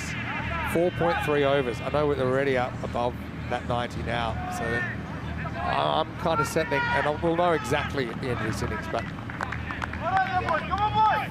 4.5 overs. So you're saying there's a chance. Yeah, well, 4.5 overs. 90s is probably the limit of that. Well, saying there is a chance. Oh, struck to the offside. There's no protection out there, so it's a nice little cameo from Patel. Yeah. He's up to 14 off 6, and Malta's threatening to break 3 figures. And Srijay is a good little player. You know, we've seen him for Malta Day in Malta. Malta Day are famous for many things, but one of the most famous was winning a game. They all generally work in the hospital when it's kind of a staff shortage. They had to play with 7 and they won. Magnificent 7, that game is called. They won the golden ball. Oh, well, he's gone big again. It's carried the fielder out there at mid-wicket, so Mohammed's getting a touch up here to finish the innings, and Malta, 3 figures, 102 for 8. Belgium again and Malta again involved in a Group C again, where the mathematicians having a field day. Belgium this time, they're the spectators, and Malta on the park. Trying to, I suppose, assist the team that helped them get knocked out of the competition last time. Okay, last ball. Well, you might as well go for 2. You just might get it. Good throw. Have to handle great fielding. That's going to be run out at the bowler's end. So it'll be 1 and run out. Malta are going to finish 103 for 9. Fair bit happening on that ball. Abbas Butt, I think it's the first ball he's fielded all game so far. Sticks out the foot. Somehow controls it, comes up with a decent throw, and Raz Mohammed whips the bails off. But that was a fairly unhelpful finish to that innings for Finland. Malta taking their total above 100, and that is going to be incredibly hard work for Finland to chase down in some 4.5 overs or thereabouts. 103, by the way, coincidentally, is exactly what Malta scored earlier in the day, and they lost that game in 5.1 to Switzerland. All right, so they need 104 to win, and I can tell you that they will need to chase it in 4.4 overs or less. There is a slight complication because it depends how many if they were to win with a 6, for example, and scored at more than just the 104, then potentially they could do it next to ball. So, but yeah, we're looking 4.4 or less. That's the simple answer. If Finland can go 104 in 28 balls, and think about what kind of pace that is, they can still get that double chance. Very interesting to come. And by the way, I'm just checking this. In fact, it's listen to this. It was a short run last ball, so after all those calculations are slightly off now. So actually, it was no run, even though they run 43.9 yards. It's a 102 for 9. That just so Malta just sums it up. So appropriate. Yeah. So appropriate. Well, I mean, look at the highlights. Skipper Amjad Sher actually gave Finland a really good chance of keeping Malta down to a very chaseable total. Leg spinner Kushi, he came on, bowled a couple of dot balls to start, and then ended up with the wicket of Nias after Jordan O'Brien took an acrobatic catch out of mid-wicket. But from then on in, Finland just got a little bit sloppy with their fielding. Tambe, the big in-swinging Yorker, and Sobu George, after his heroics yesterday, couldn't repeat them today. Kushi's second over was just a little bit loose. You sort of expected him to come on and run through the middle and later order. Ended up with a big LBW shout, which was probably one of the easier ones for Assad to give out, but it was just all a little bit loose from the Finns. Balls flying all over the place. Raz was down there at third man. Really had a hard time, and all of a sudden, Matani, he was batting in the middle order today, but showing his captain that he probably should have been back up at the top again. Tambe looked, he had his game face on, had his Arvind Kumar, good in swinging Yorker, but all a little bit too late by that stage. Maltese had got themselves to a reasonable position, and here was the final ball. The innings, Abbas Butt getting a throw in, and Raz Muhammad does really well to affect the run out. So they can be reasonably happy with their work, Finland. They've certainly kept this total where they should be able to comfortably chase it, but a big job to try to do it in the balls needed to overtake Belgium on the table and secure second spot. So quick look at the batting card. Really, Matani was the big player, but Shurjay Patel not out at the end, 20 off 8. And you never know, that 20 off 8 is probably the decisive innings when it comes to protecting Belgium's position. Definitely. And yeah, you mentioned he'd be a thorn in the side, but Matani before him, 36, and Shurjay Patel with 20 not out. Pretty important. See there, just a couple of bowlers went for a few more than they wanted. Raz Muhammad up for 25 and Tambe 1 for 26, so Tambe did catch very well. 3 for 12 share was a big difference maker at the beginning. Similar figures for Parveen Kumar and the spinner, Kuche, who took 2 for 17. Take a break then. We'll crunch a few more numbers, but basically what I'm coming up with is 4.4 overs. That's the target. So you're looking at 103 in 28 balls. Vinny Sandhu here, Mr. Maximo with Andrew Ryan. We're back shortly with the exciting conclusion of group matches here in Group C before we go into finals day tomorrow. You're watching ECN. This is the Dream11 European Cricket Championship.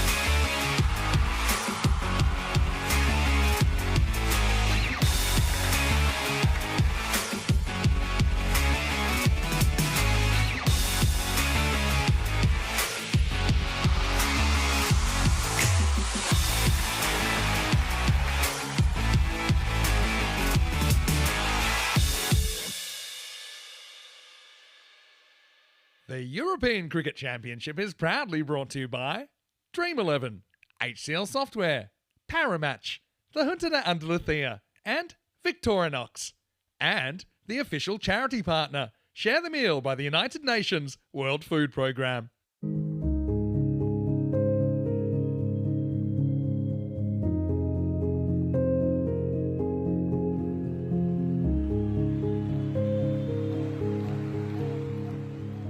Join us in celebrating World Food Day on the 16th of October. Share your meal on sharethemeal.org and let's hit hunger for 6.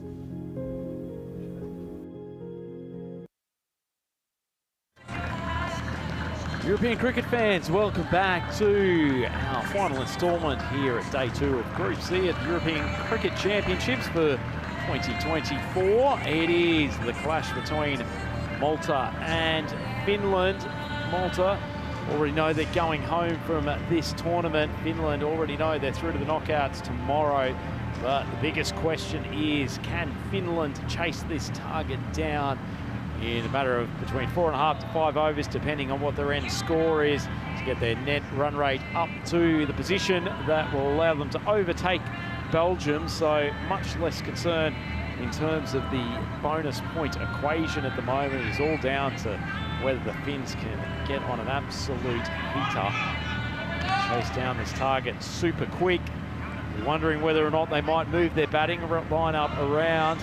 Nick Salonen was the hero in the last game and certainly found some form, but looks like they're sticking with the established combination of Gulam Abbasbat and Jordan O'Brien. Looks like Abbasbat will take up position down the striker's end. Both of those could actually use this game, though, to also get in a bit of form. Both very high-quality bats and men who have scored plenty of runs for their team, in particular at the ECL for their respective clubs here over the last few years. Either has set this tournament alight to date, and who has occasionally set the tournament alight. Shurash Mika with the ball. Ready to unleash. First delivery of the Finland innings. Short and wide, outside off stump, and an easy call for the umpire. So the Finnish team gets off the mark with an extra. Finnish team looking pretty relaxed. They know they're obviously through to finals day tomorrow. Here's the question of whether or not they'll get the double chance.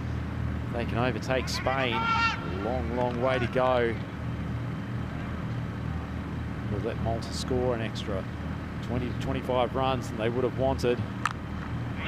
Poor ball, but underneath edge, and just goes through to the keeper. And speaking of keepers, possibly the most legendary keeper in Australian indoor cricket history, next to me, Mr. Vinny Sandhu. There's a bit of competition there, but it's nice to be spoken about. Well, there's Salmon, he's dialed in.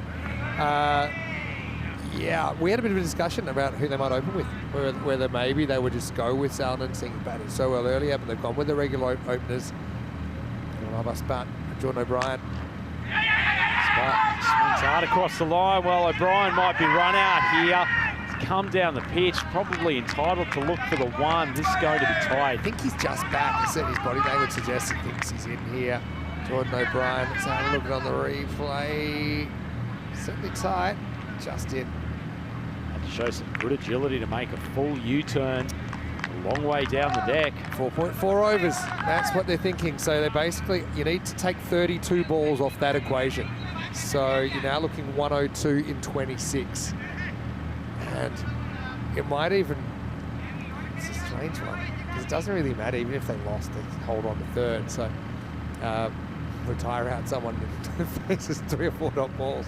Well, hit straight down the ground, hit high. Fielder mid-off, back-pedaling. Somehow he's conspired to not even get a hand on that catch. Amar Sharma. That's a life for Abbasbat. Yeah, look, Sharma just had that one fade on him a little bit, and they're trying just to, didn't really pick it up. It's got the glasses on. I think they're type of glasses that are meant to help you see better at night, but not the greatest advertisement. Jordan O'Brien gets the strike for the first time. Full ball, and O'Brien hits it Major League Baseball style. He'll feel pretty good having one come off the middle of the bat, showing he's inherent power, and that's an ordinary ball from Arash Mika. 7 up. No ball called as well for height. There it was, waist height. And yeah, good call, I think. There's waist height. And yeah, adios pelota. That's just what they needed to turn this over around. You're basically looking at, what are you looking at? Kind of a 20 and over is kind of your par here. More full tosses would help. O'Brien, same sort of pop-up that he had last game. Oh, Keeper's almost taken a classic grab. Oh, my, he can probably go again if he's watching. He's not watching. Wow, and Rocky's ended up going one glove, and it almost popped in. He was on the long march to nowhere, running into the abyss. Have a look at this. And basically gives up on the left hand because he needs to use it to help his landing. Oh boy! Tell you what, he showed some skates getting down there, and if anything, he's a actually fun player to overrun watch. the catch. Oh gee, and there's no one home there, the keeper, and then the backup fielder missed it. O'Brien just thank his lucky stars. He keeps the strike though. It's going to be a lively innings. Another full toss, and O'Brien hasn't put that one away, but he does manage to get through for the single, and this is probably going to be another no ball. Second and final warning for Arash Mika. Anything with Jordan, unfortunately, he couldn't go the full Shohei Ohtani on this one. And that's basically grounds out to second base. All right. Just a bit wide of off stump. Golden to butt straight. for me. He's got to hit a boundary this over, otherwise I'm retiring him out.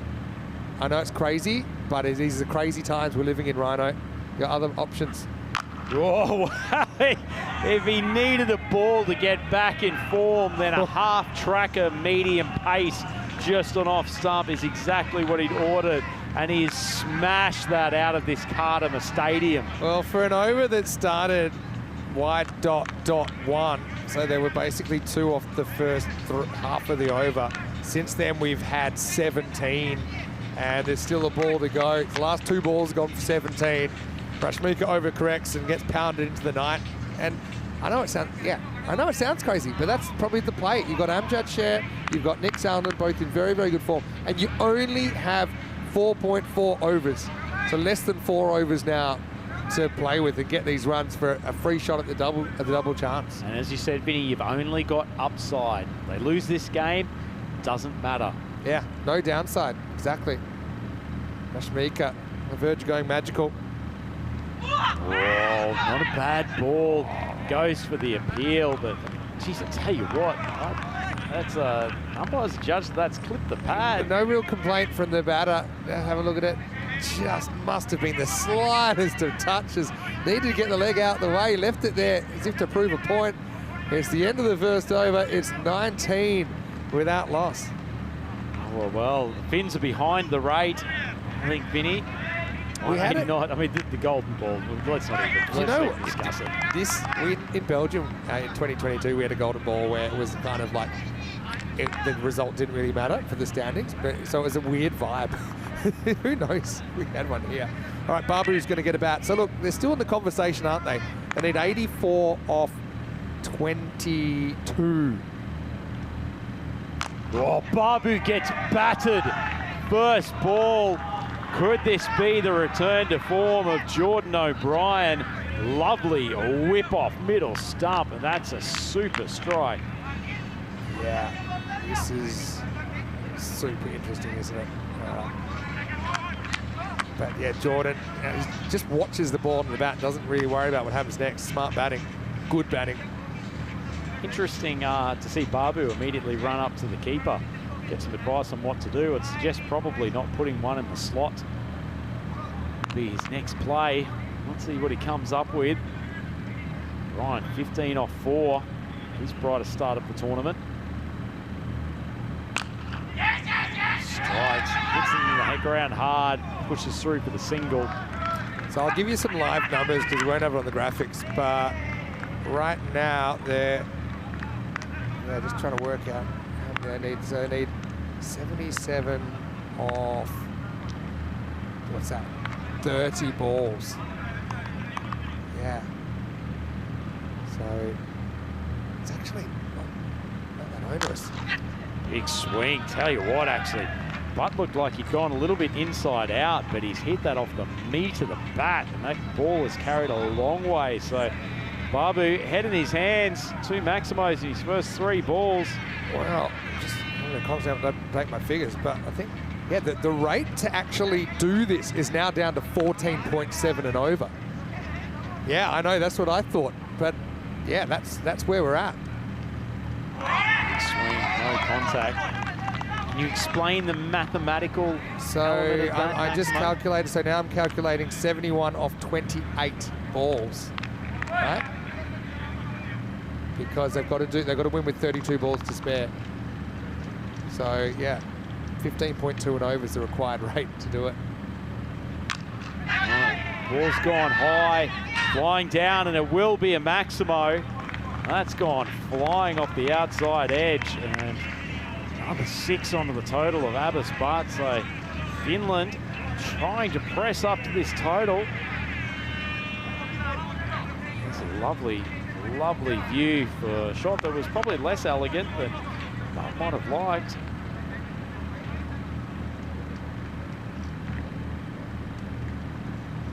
All right, Babu.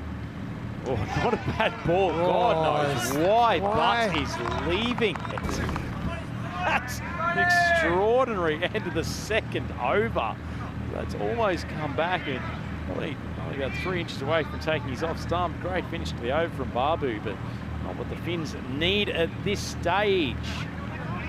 Okay, 32 balls. Okay, sorry, I have to put my hand up. I did 22 balls, but it's actually 32 balls. So yeah, let me give you an updated real figure, no more alternative facts.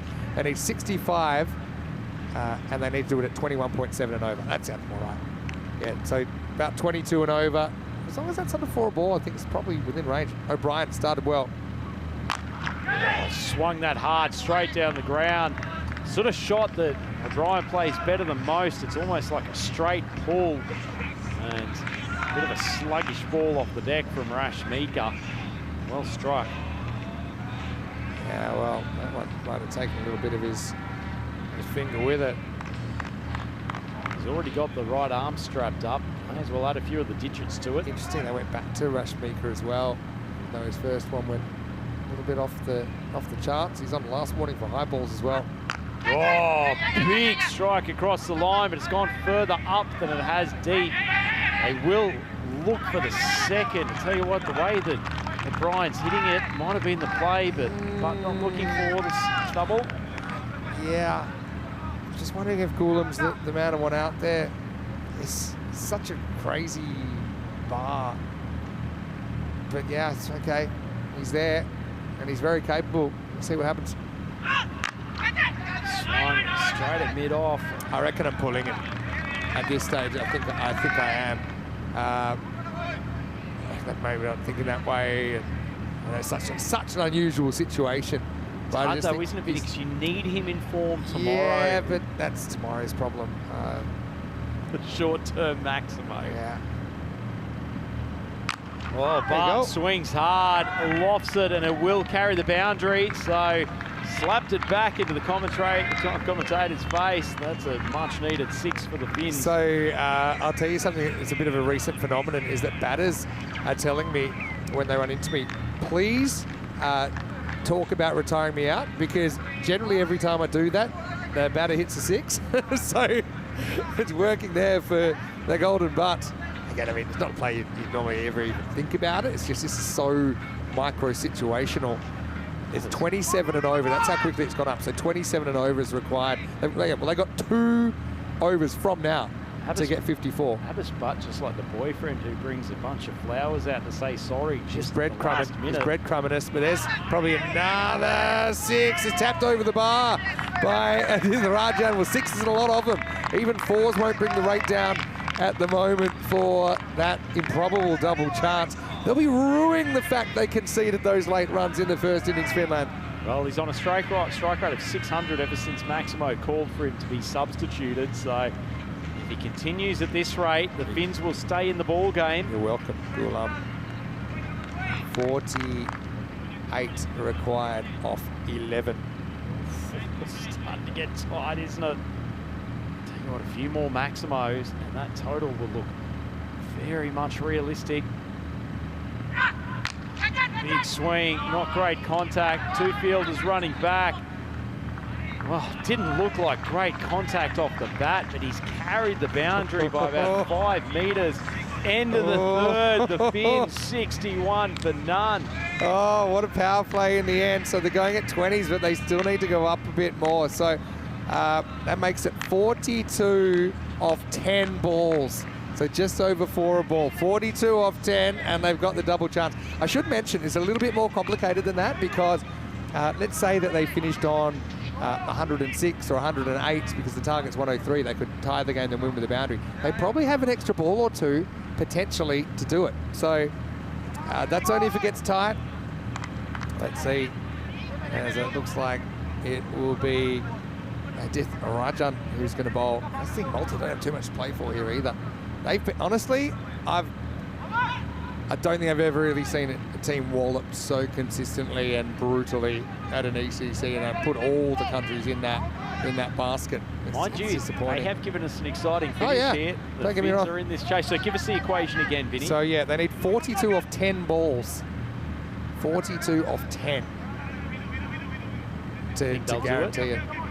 There's a kind of lucky chance if they did it in 4.5 or even 5. Oh, yes, nice ball. Dragged back the pace, and Brian was through the shot.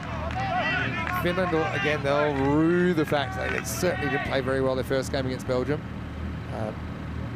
They could have been 2 points clear of Belgium if they didn't get the point. And they'll do, though. Comes back with the 6 next ball. No, that's a great shot from O'Brien. That ball's actually stayed a little bit lower than he expected, but he's shown great power at getting the waist rotation through the ball.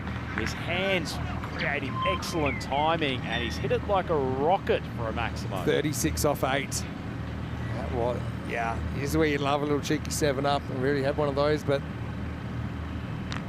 I felt that was in his slot. It's probably not the cleanest strike he's hit all day, but at least the 4s will keep them in the ball game. So Finland up to 71 halfway through the 4. 32 off 7.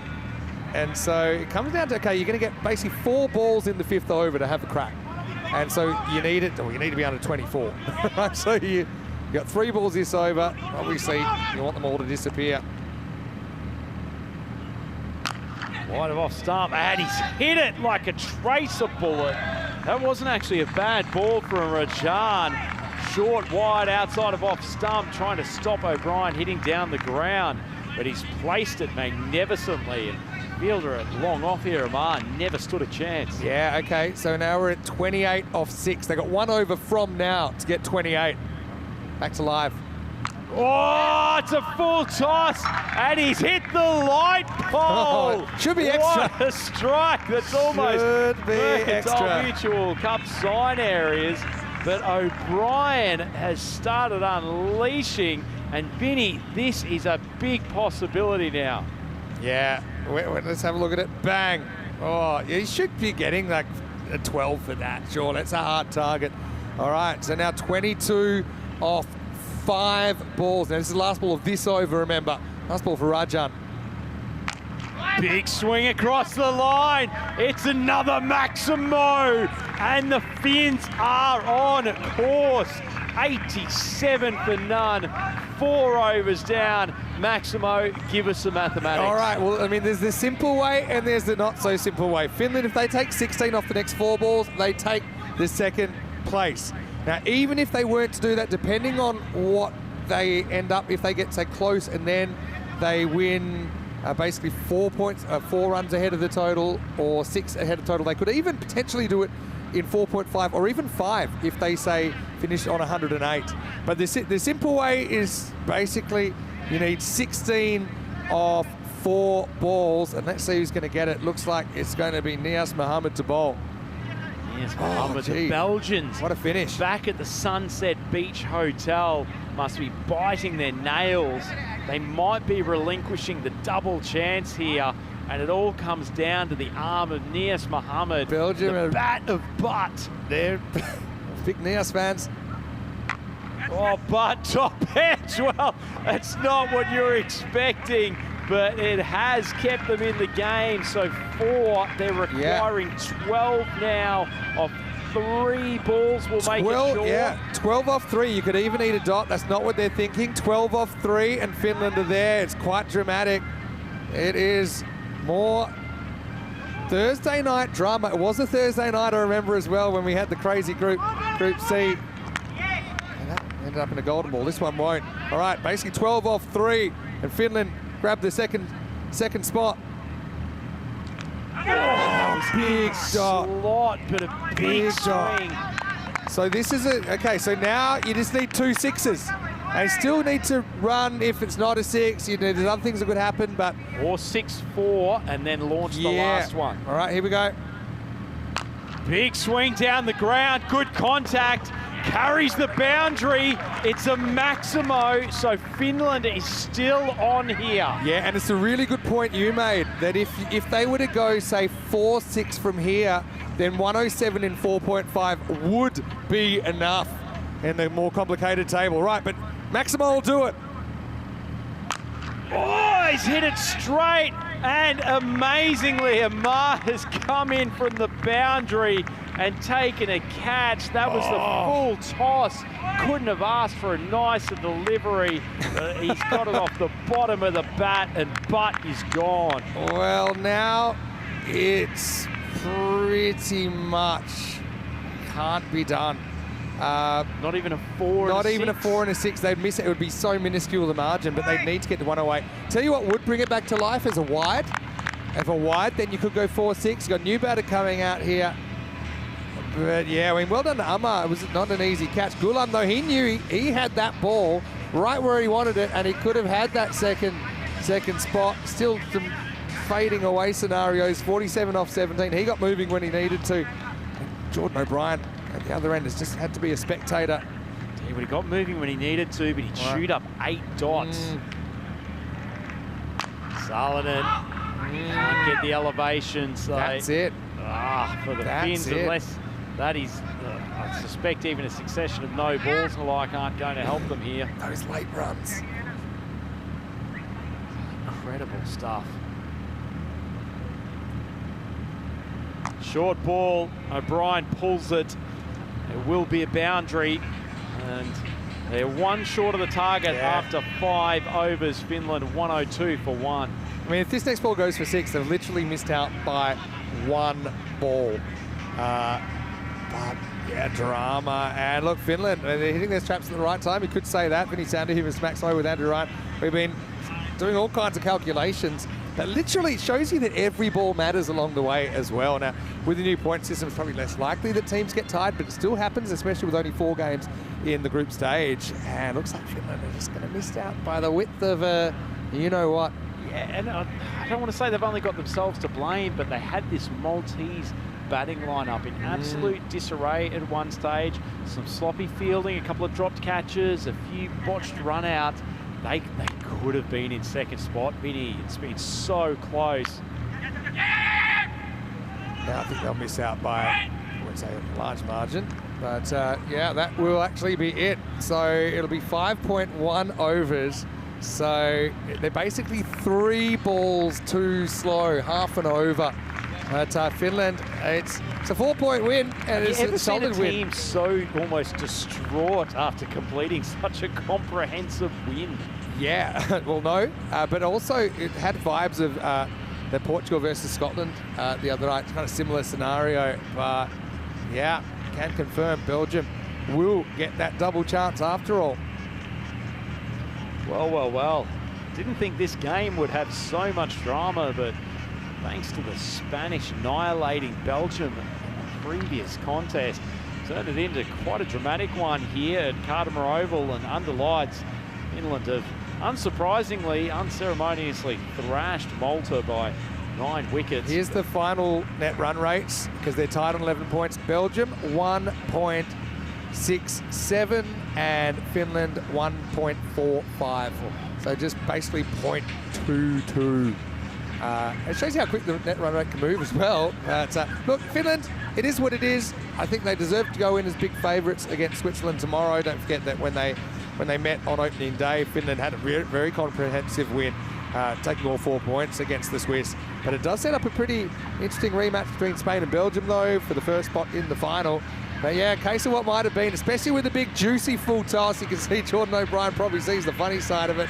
But the golden butt, unfortunately, found Amar Sharma. And well, Finland, they have to settle for 3rd place, but they're certainly still right in with the chance to even win the group. I think they're going to have to play well tomorrow, but they've got some very good players in there and players in form. And to tell you what, haven't they put themselves in the equation now, Finland? You had us said to all of us at the end of last evening that they were going to be, I wouldn't say equal favourites by any stretch, but a real chance of taking down both Belgium and Spain. You wouldn't have believed it, but as it is, they are coming in as potentially the form side, but they will be playing the eliminator, and it is against a resurgent Switzerland who played much, much better today, and they will not feel like they are out of that contest whatsoever. Slightly later start tomorrow for finals day, 10:30 a.m. GMT, which is 12:30 in Central Europe, 4 p.m. in India. Just quickly on Finland, look, they're going to take on Switzerland. They took all 4 points against them. They're going to take on Spain. They just beat Spain. And Belgium, they played in the first game and they got beaten quite badly by Belgium, but it was the worst that Finland have played. So, yeah, I mean, Finland will be quietly confident.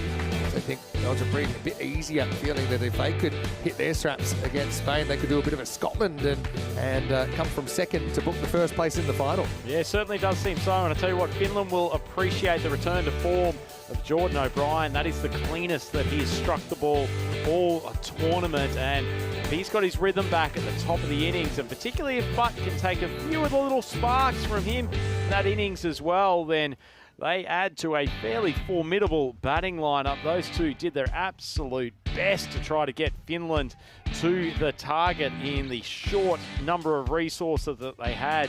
And certainly, particularly when Jordan played that shot that hit the light tower, you got the feeling that the chase really was on. That's a pretty unlikely thing to happen. So you start thinking, hey, what else unlikely is going to happen? But yeah, well, if you just look at this game on its surface, I mean, it was probably good we had that point of interest to talk about, because even the bonus point wasn't even close in Malta.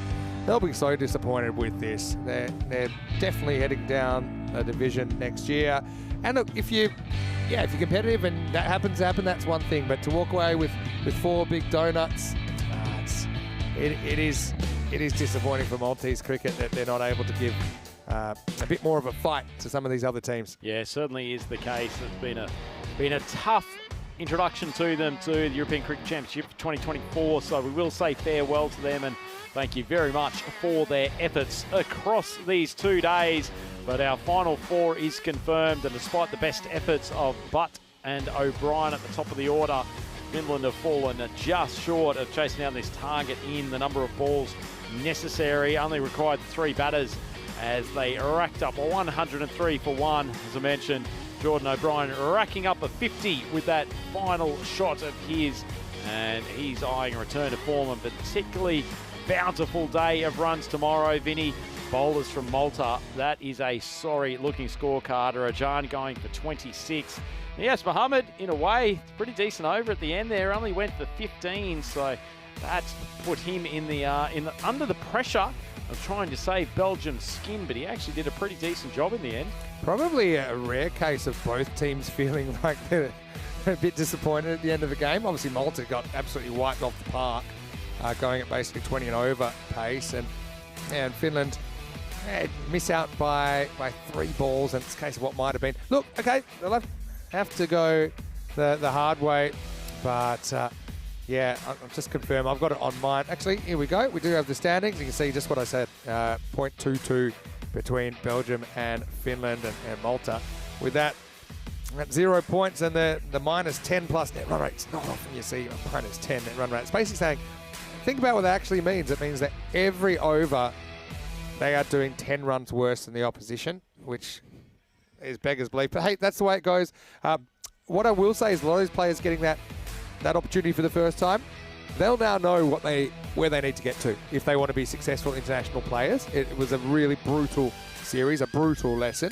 But when they go back to ECS cricket, it'll certainly give them a different perspective on what they're trying to get out of the games and what they need to do to become international cricketers. Yeah, you're taking a very rational view to that, Maximo. Sometimes actually being completely oblivious to these things might leave you in a better mental state.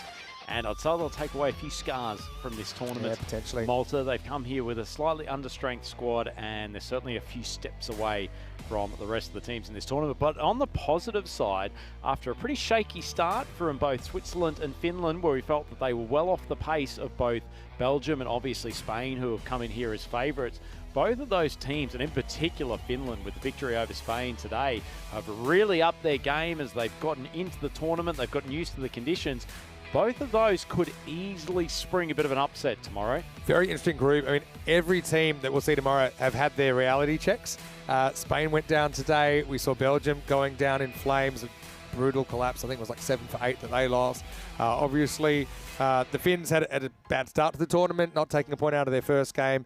And Switzerland, okay, they were outplayed by Finland last time they met, and they didn't take a point out of that one. So I love this tournament because you never quite know what to expect, but I can tell you what you can expect tomorrow, at least in the beginning, because we can give you tomorrow's fixtures. Finland versus Switzerland in the eliminator, finishing 3rd and 4th. Spain and Belgium, 1 versus 2. Yeah, once again, we see second place decided on net run rate. You can join myself and Andrew Ryan for finals day of Group C, 10:30 a.m. GMT, which is 12:30 in Central Europe, and 4 p.m. in India. Well, it's a nice early finish at least, and we didn't get to talk about the fact we're going to empanadas tonight, so that actually works quite nicely. Might have an extra 1 or 2. Oh, for celebratory one, I think we've done a long day. Good job today, Maximo. I think we deserve a good 8 or 9 by the time we get to the might be empanada turning shop. up. That's what we normally call 10. But anyway, thanks to everyone here at the ground, the blue crew, all the ground crew as well, all the spectators that came in. Great to see the hosts in action, of course. So we had the crowd out in force. A reminder before we go, if you are watching on YouTube, please like this video, subscribe to the channel. We are approaching 100 million views on YouTube, and that doesn't even count all the people watching on Fancode in the subcontinent, of course, all our international broadcast partners. Also, don't forget our social media at European Cricket and our website, europeancricket.com. But for now, it's Vinny Sandu here, Mr. Maximo. On behalf of ECN, Andrew Ryan, and all of the European Cricket family, stay happy, stay safe, and you sleep in a little bit more tomorrow, but finals day is on the way, and we'll put another name into Championship Week. We'll see you tomorrow for more ECN Cricket in the Dream11 European Cricket Championship. For now, it's hasta pronto.